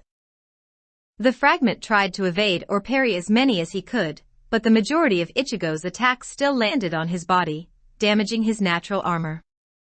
In a bid to get some breathing space, Nemesis hurled a small and hastily formed yet stable orb of energy into his opponent's torso, knocking him back.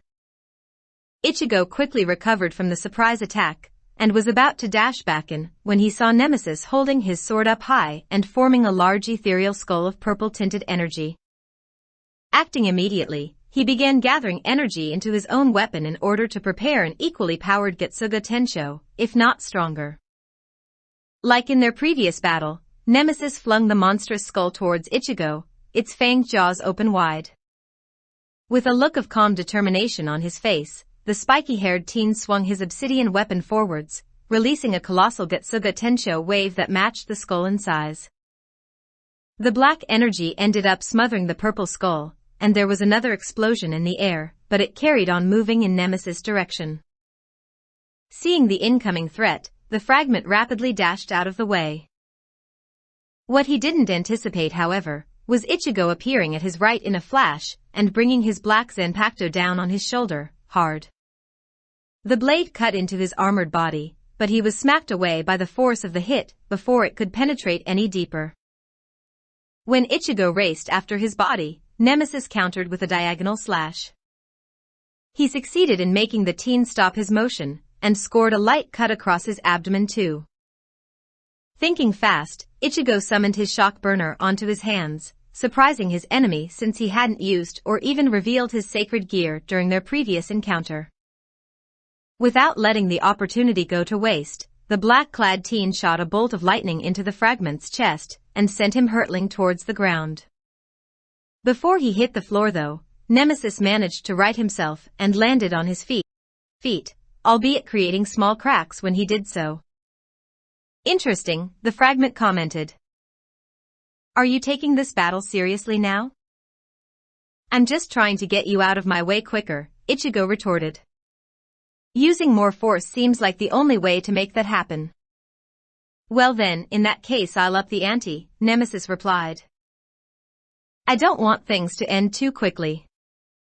His wings took on a more ethereal, energy-based appearance and flared out a little. The purple blade edge of his sword also began to glow. Giving a small growl out of irritation, the teenage protector charged towards his opponent, who met him in the same manner, ready for a fresh assault. Kuo Academy. Issei dived out of the way as he dodged an incoming fireball. He then sidestepped a claw swipe from another enemy, and kicked it away, and Kuro promptly sliced it into pieces. He and the others of the Gremory Peerage, as well as Kuro, Nina, and Shadow were facing off against a Cerberus that Kokobile had summoned. There were also a fair number of the foot soldiers that they knew were generated by Nemesis' other fragment ally, with a new type being included this time that possessed murky yellow sections and eyes instead of maroon or navy blue, and they had greater physical strength than either of the two types. Luckily for him and his fellow peerage members, their own fragment comrades were efficiently dealing with those, letting them concentrate on the Cerberus. Kuro and Nina were the main ones on the offensive, cutting down or, quite literally, icing them, whilst Shadow acted as a guard for Asia, ripping any enemy that got too close to ribbons. They needed to deal with the mutt and partial fragments quickly, especially since Valper was merging 4 of the Excalibur fragments into one for Freed, and the fact that Kokobile had activated a magic circle that would destroy Kuo in the next 30 minutes. The brown-haired teen charged up some of his magical power for his ranged skill, readying his fist to punch it at the massive monster. He already had about 5 boosts, and a relatively small-scale dragon shot like the one he was doing would probably reduce 2 boosts worth. Oi! Chew on this, you oversized mutt. Dragon shot. He roared as he blasted the technique forward.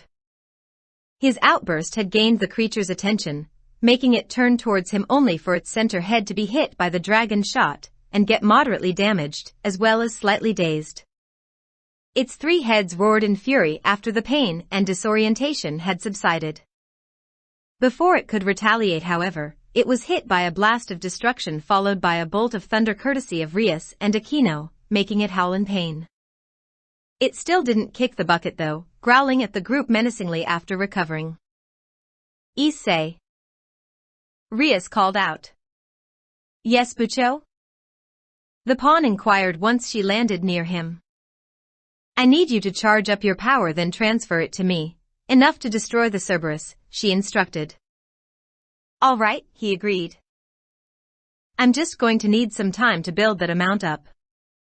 We'll get you that time, Rias stated resolutely. Kaneko. The petite girl dashed over to the huge canine, with surprising speed that had resulted from when Ichigo trained their group.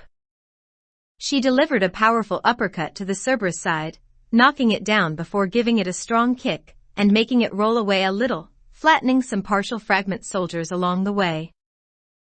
I don't really like dogs, she monotone in her usual manner. Especially mean ones like you. Said dog got back up, and was about to make a move when it got hit by the attacks of Kuo Academy's 2 great beauties.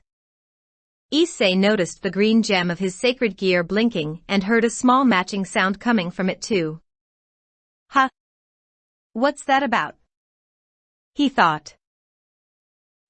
It's letting you know that you've now gathered enough energy to let Rias Gremory or Aquino Himejima destroy the Cerberus if you transfer it to either one of them, Drake informed. Really? Since when did it have such a convenient system? Issei asked his tenant. It developed recently, the dragon told him. Your sacred gear is constantly evolving and adapting according to your will and wishes. Bucho. I have enough power for you or Aquino-san to destroy that thing. He shouted out. Good. Can you transfer it to both of us? The crimson-haired teen requested. You can, but they'll only get 70 or 80% of the power each, Drake informed his host. Yeah, but both of you will only get 70 or 80%, Issei relayed to them. That's fine. Rias declared. The Red Dragon Emperor cocked his left fist and punched the air in the direction of his 2 female comrades. All right, boosted gear gift. He proclaimed. Emerald green energy phased out of the sacred gear's gem and washed over the 2 airborne girls, transferring the stored dragon's power to them and giving them green auras. They both gave a little moan when it happened. This power, yes, with this we'll definitely be able to do it, Rias said. Aquino, let's finish this. Yes, Bucho. The queen agreed. The 2 of them rose higher into the air and lined up side by side, hands out forward. Almost as if sensing the danger it was in, the monster they were facing prepared itself to leap out of the way. It would have, if not for 4 swords manifesting and impaling into each of its limbs, pinning it into place. I won't let you get away that easily, Kiba proclaimed as he entered the scene. Hiba. You finally came. Issei said upon seeing him. Yes, sorry I'm late, Issei-kun, the blonde knight apologized. He generated another blade and skillfully threw it into the body of an approaching foot soldier, ending its existence. With their target now secured, Rias and Aquino both unleashed a large mass of their respective magic attacks towards it. Disappear! They shouted in unison. When the high-powered skill struck the creature, it was more or less instantly vaporized, along with any other enemy units that were nearby. Coincidentally, Kuro, Nina and Shadow had also finished off the last of the partial fragments. They heard the sound of a steady clapping and saw that it was the fallen angel who was doing so. Not bad. Weak as they may be, your powers are impressive, including those interesting friends of yours Rias Gremory and her peerage. He commented. But let's see how you do against more than one at the same time. Clicking his fingers, Kokobile summoned a further 2 of the 3-headed dogs. Entertain me some more. What? He has more of those things? Issei exclaimed. Just one was troublesome enough, damn it. We can't afford to give in now. Rias stated fiercely. There's too much at stake. Right, Nina agreed.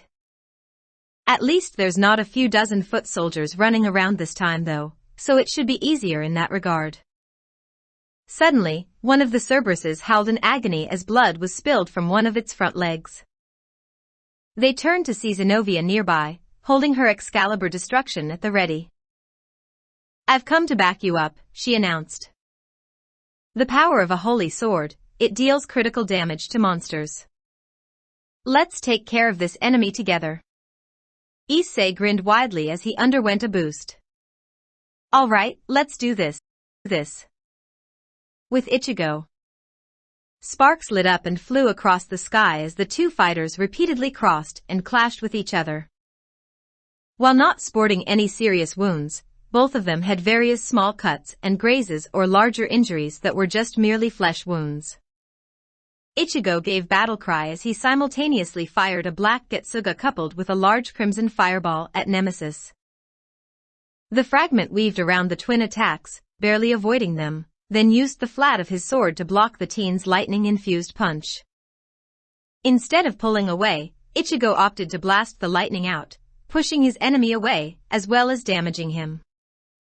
Surrounding his form in the crimson Suzuka flames, the substitute Soul Reaper flew forward, and moved straight through the rather sizable energy ball that Nemesis had flung his way, suffering little to no damage. Keeping the fires burning around him, he took a swing at Nemesis.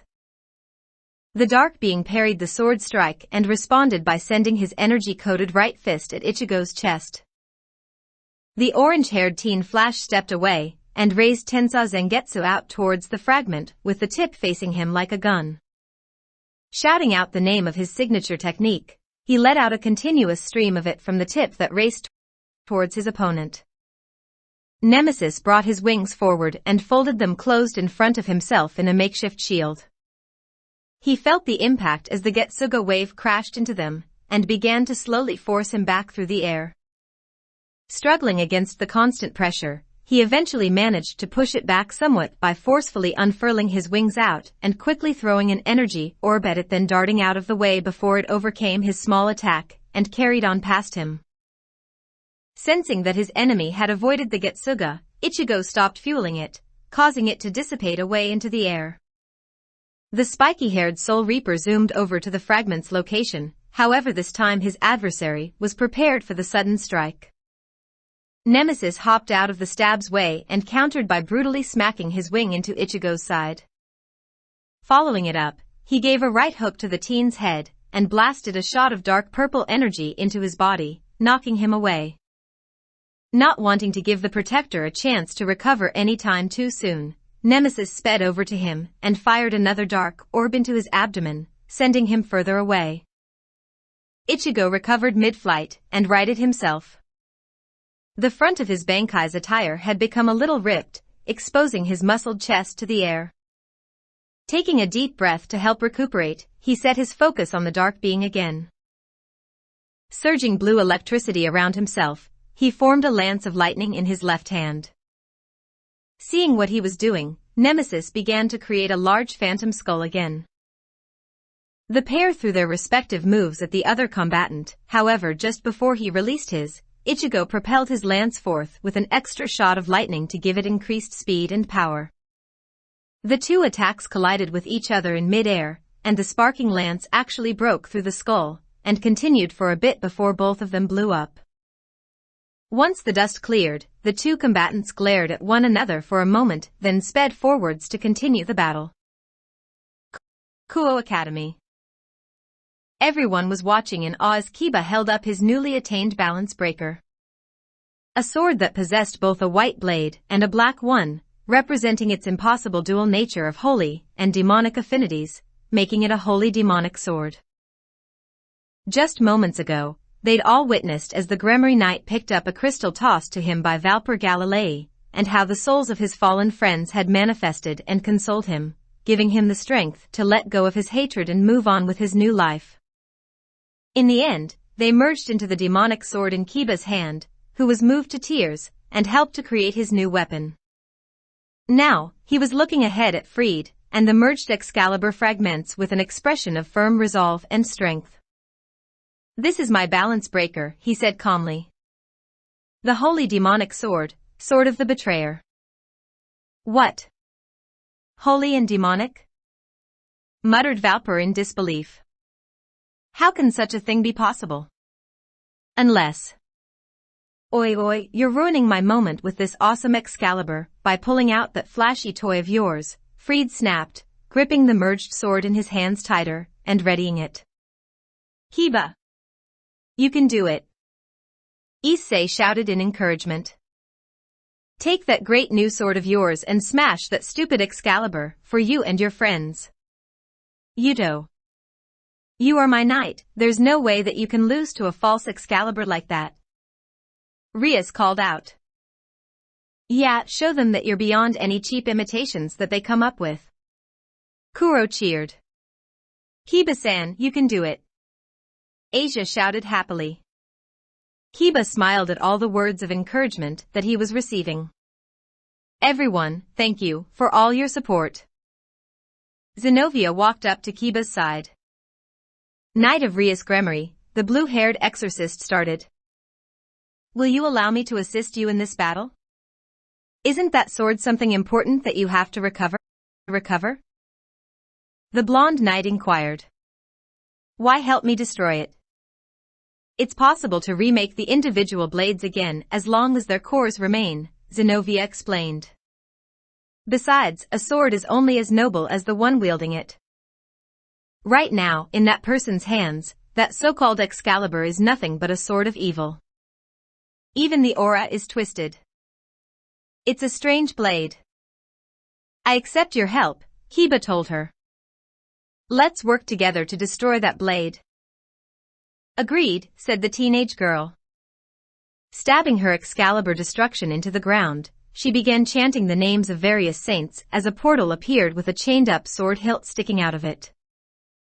Grabbing the hilt, the chains shattered and she pulled out a large navy blue sword with a single-bladed edge and no guard.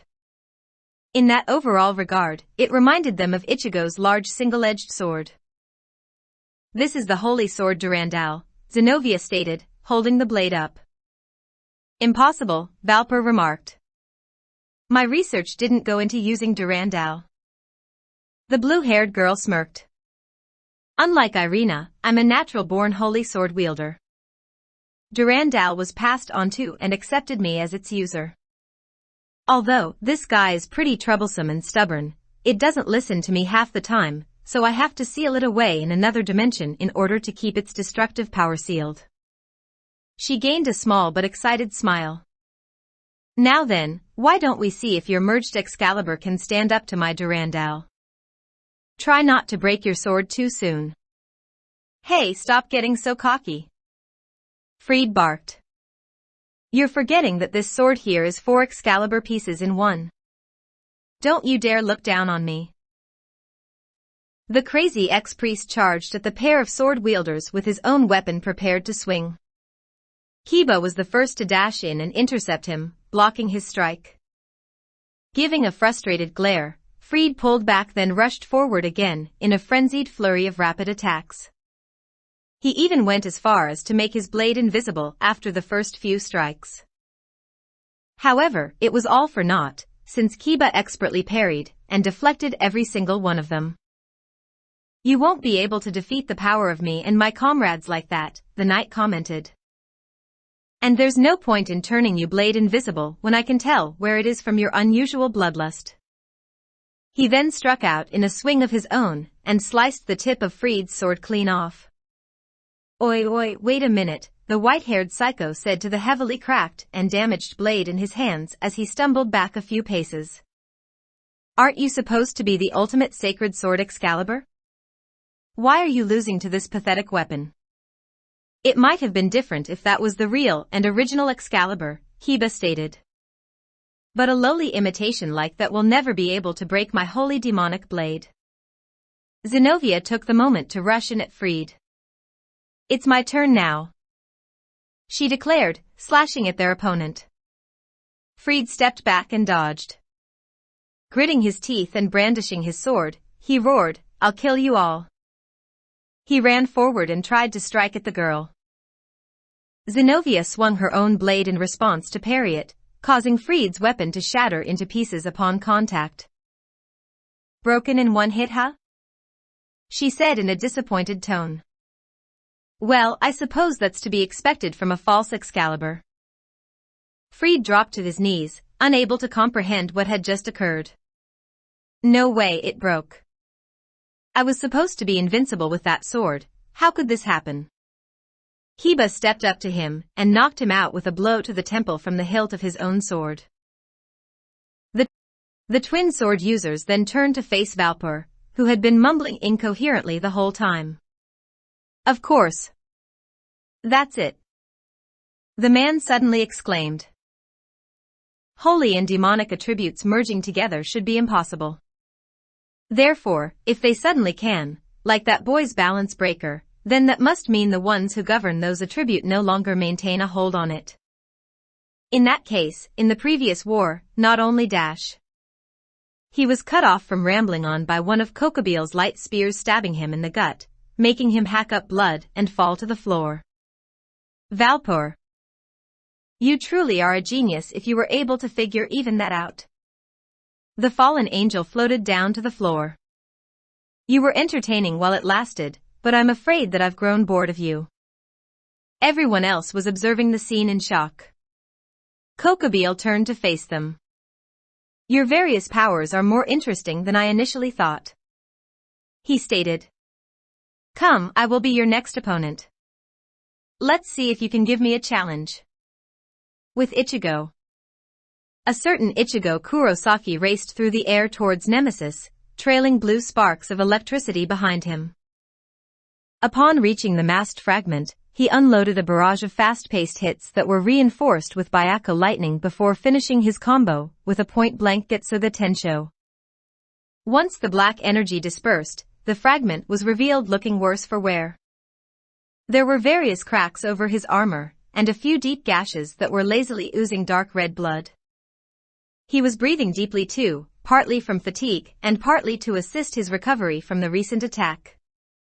"You're even better than I first thought," Nemesis praised. "You're a tough guy to kill," Ichigo ambiguously responded. Ha, maybe," the dark being agreed. "Still, you're running low on time, you know." "What do you mean?" Ichigo questioned. "Oh, I didn't tell you?" Nemesis said with feigned innocence. "Kokobil has a magic circle set up to destroy Kuo after a certain time limit. I'd say that there's just a little over 10 minutes left, 13 tops." The orange-haired teen's eyes widened at the revelation. He really couldn't afford to waste any more time with this guy. He needed a burst of raw power to get him out the way, at least, then head over to the academy. At that moment, he had a sudden epiphany and dismissed his shock burner. Bringing his left hand up to his face, he made it as though he was grabbing something. "Ha, what are you doing?" Nemesis asked, mostly rhetorically. "Are you lamenting over what I just told you or something?" "Kuo isn't destroyed just yet, you know, no need to get all depressed." Ichigo didn't bother to give an answer. Instead, he dragged his hand down in a ripping fashion. He didn't summon his mask though, he pulled on more of his hollow reserves, triggering his full transformation. For a few seconds, a large quantity of red outlined black energy covered his form from view. When it cleared, it revealed him in his first full hollow form, the pale white skin reflecting the moonlight and seeming to glow. Nemesis made a sound of surprise before his face was suddenly grabbed by the hollowified Soul Reaper's left hand. Dragging his off-guard enemy along, Ichigo dropped down below, and mercilessly smashed the fragment's head into the ground. Flash stepping back up into the air, time seemed to slow down when his inner hollow spoke to him. "Hey King, do a zero to keep him down if not kill him," his pale copy suggested. "Don't worry about all the technical stuff, I'll take care of everything this time, you just follow your instincts." Sticking his hand towards the downed fragment with his index and middle fingers pointing out, Ichigo began charging up a glowing crimson orb at his fingertips. When he felt that it was sufficiently charged, he released it as a laser, which crashed into Nemesis' body. He had a feeling that his opponent had still managed to survive, but didn't waste any time hanging around to find out. Turning around, he speedily dashed ahead towards the location of Kuo Academy, deactivating his hollowification along the way. His injuries had healed up thanks to the regenerative abilities of his hollow form. He just hoped that he was in good condition to fight Kokobile and take him down before the town was taken off the earth. Kuo Academy. Kokobile grabbed Issei's armor-clad left fist before the pawn could punch him again, and threw him away towards his other allies. After toying around with their initial attempts, revealing Akino's heritage, and telling them the big secret of the previous Great War, they had all gone into a state of shock, temporary mental breakdown in the case of the blonde bishop. But the brown-haired teen had managed to snap them all out of it. After that, they attacked with renewed vigor. That hadn't been so much of an issue though. It was when the boy with the boosted gear shouted about protecting everyone and everything he holds dear, and getting some motivation from his master that he suddenly gained an insane boost in power, and started dishing it out to the fallen angel general. Kokobile had been caught off guard and Issei managed to land quite a few decent hits on him, that he admitted actually hurt him. However, Kokobile wasn't one to let that pattern continue, and repelled the teen by grabbing him then tossing him back towards the others. Rias was contacted by Sona via Magic Circle. "Rias, there's something approaching our location, and it's moving fast," Sona warned. "Do you know what it is?" the redhead asked. "No, but it's almost right here." At that precise moment, the barrier over their heads shattered into a multitude of shards. Looking up, they saw a figure garbed in black sweeping down towards the ground. The spiky-haired substitute flipped his obsidian blade into a reverse grip hold as he approached the ground. His signature writhing black energy began to spiral out of the sword's vestiges and swirl around the weapon like an ethereal sheath.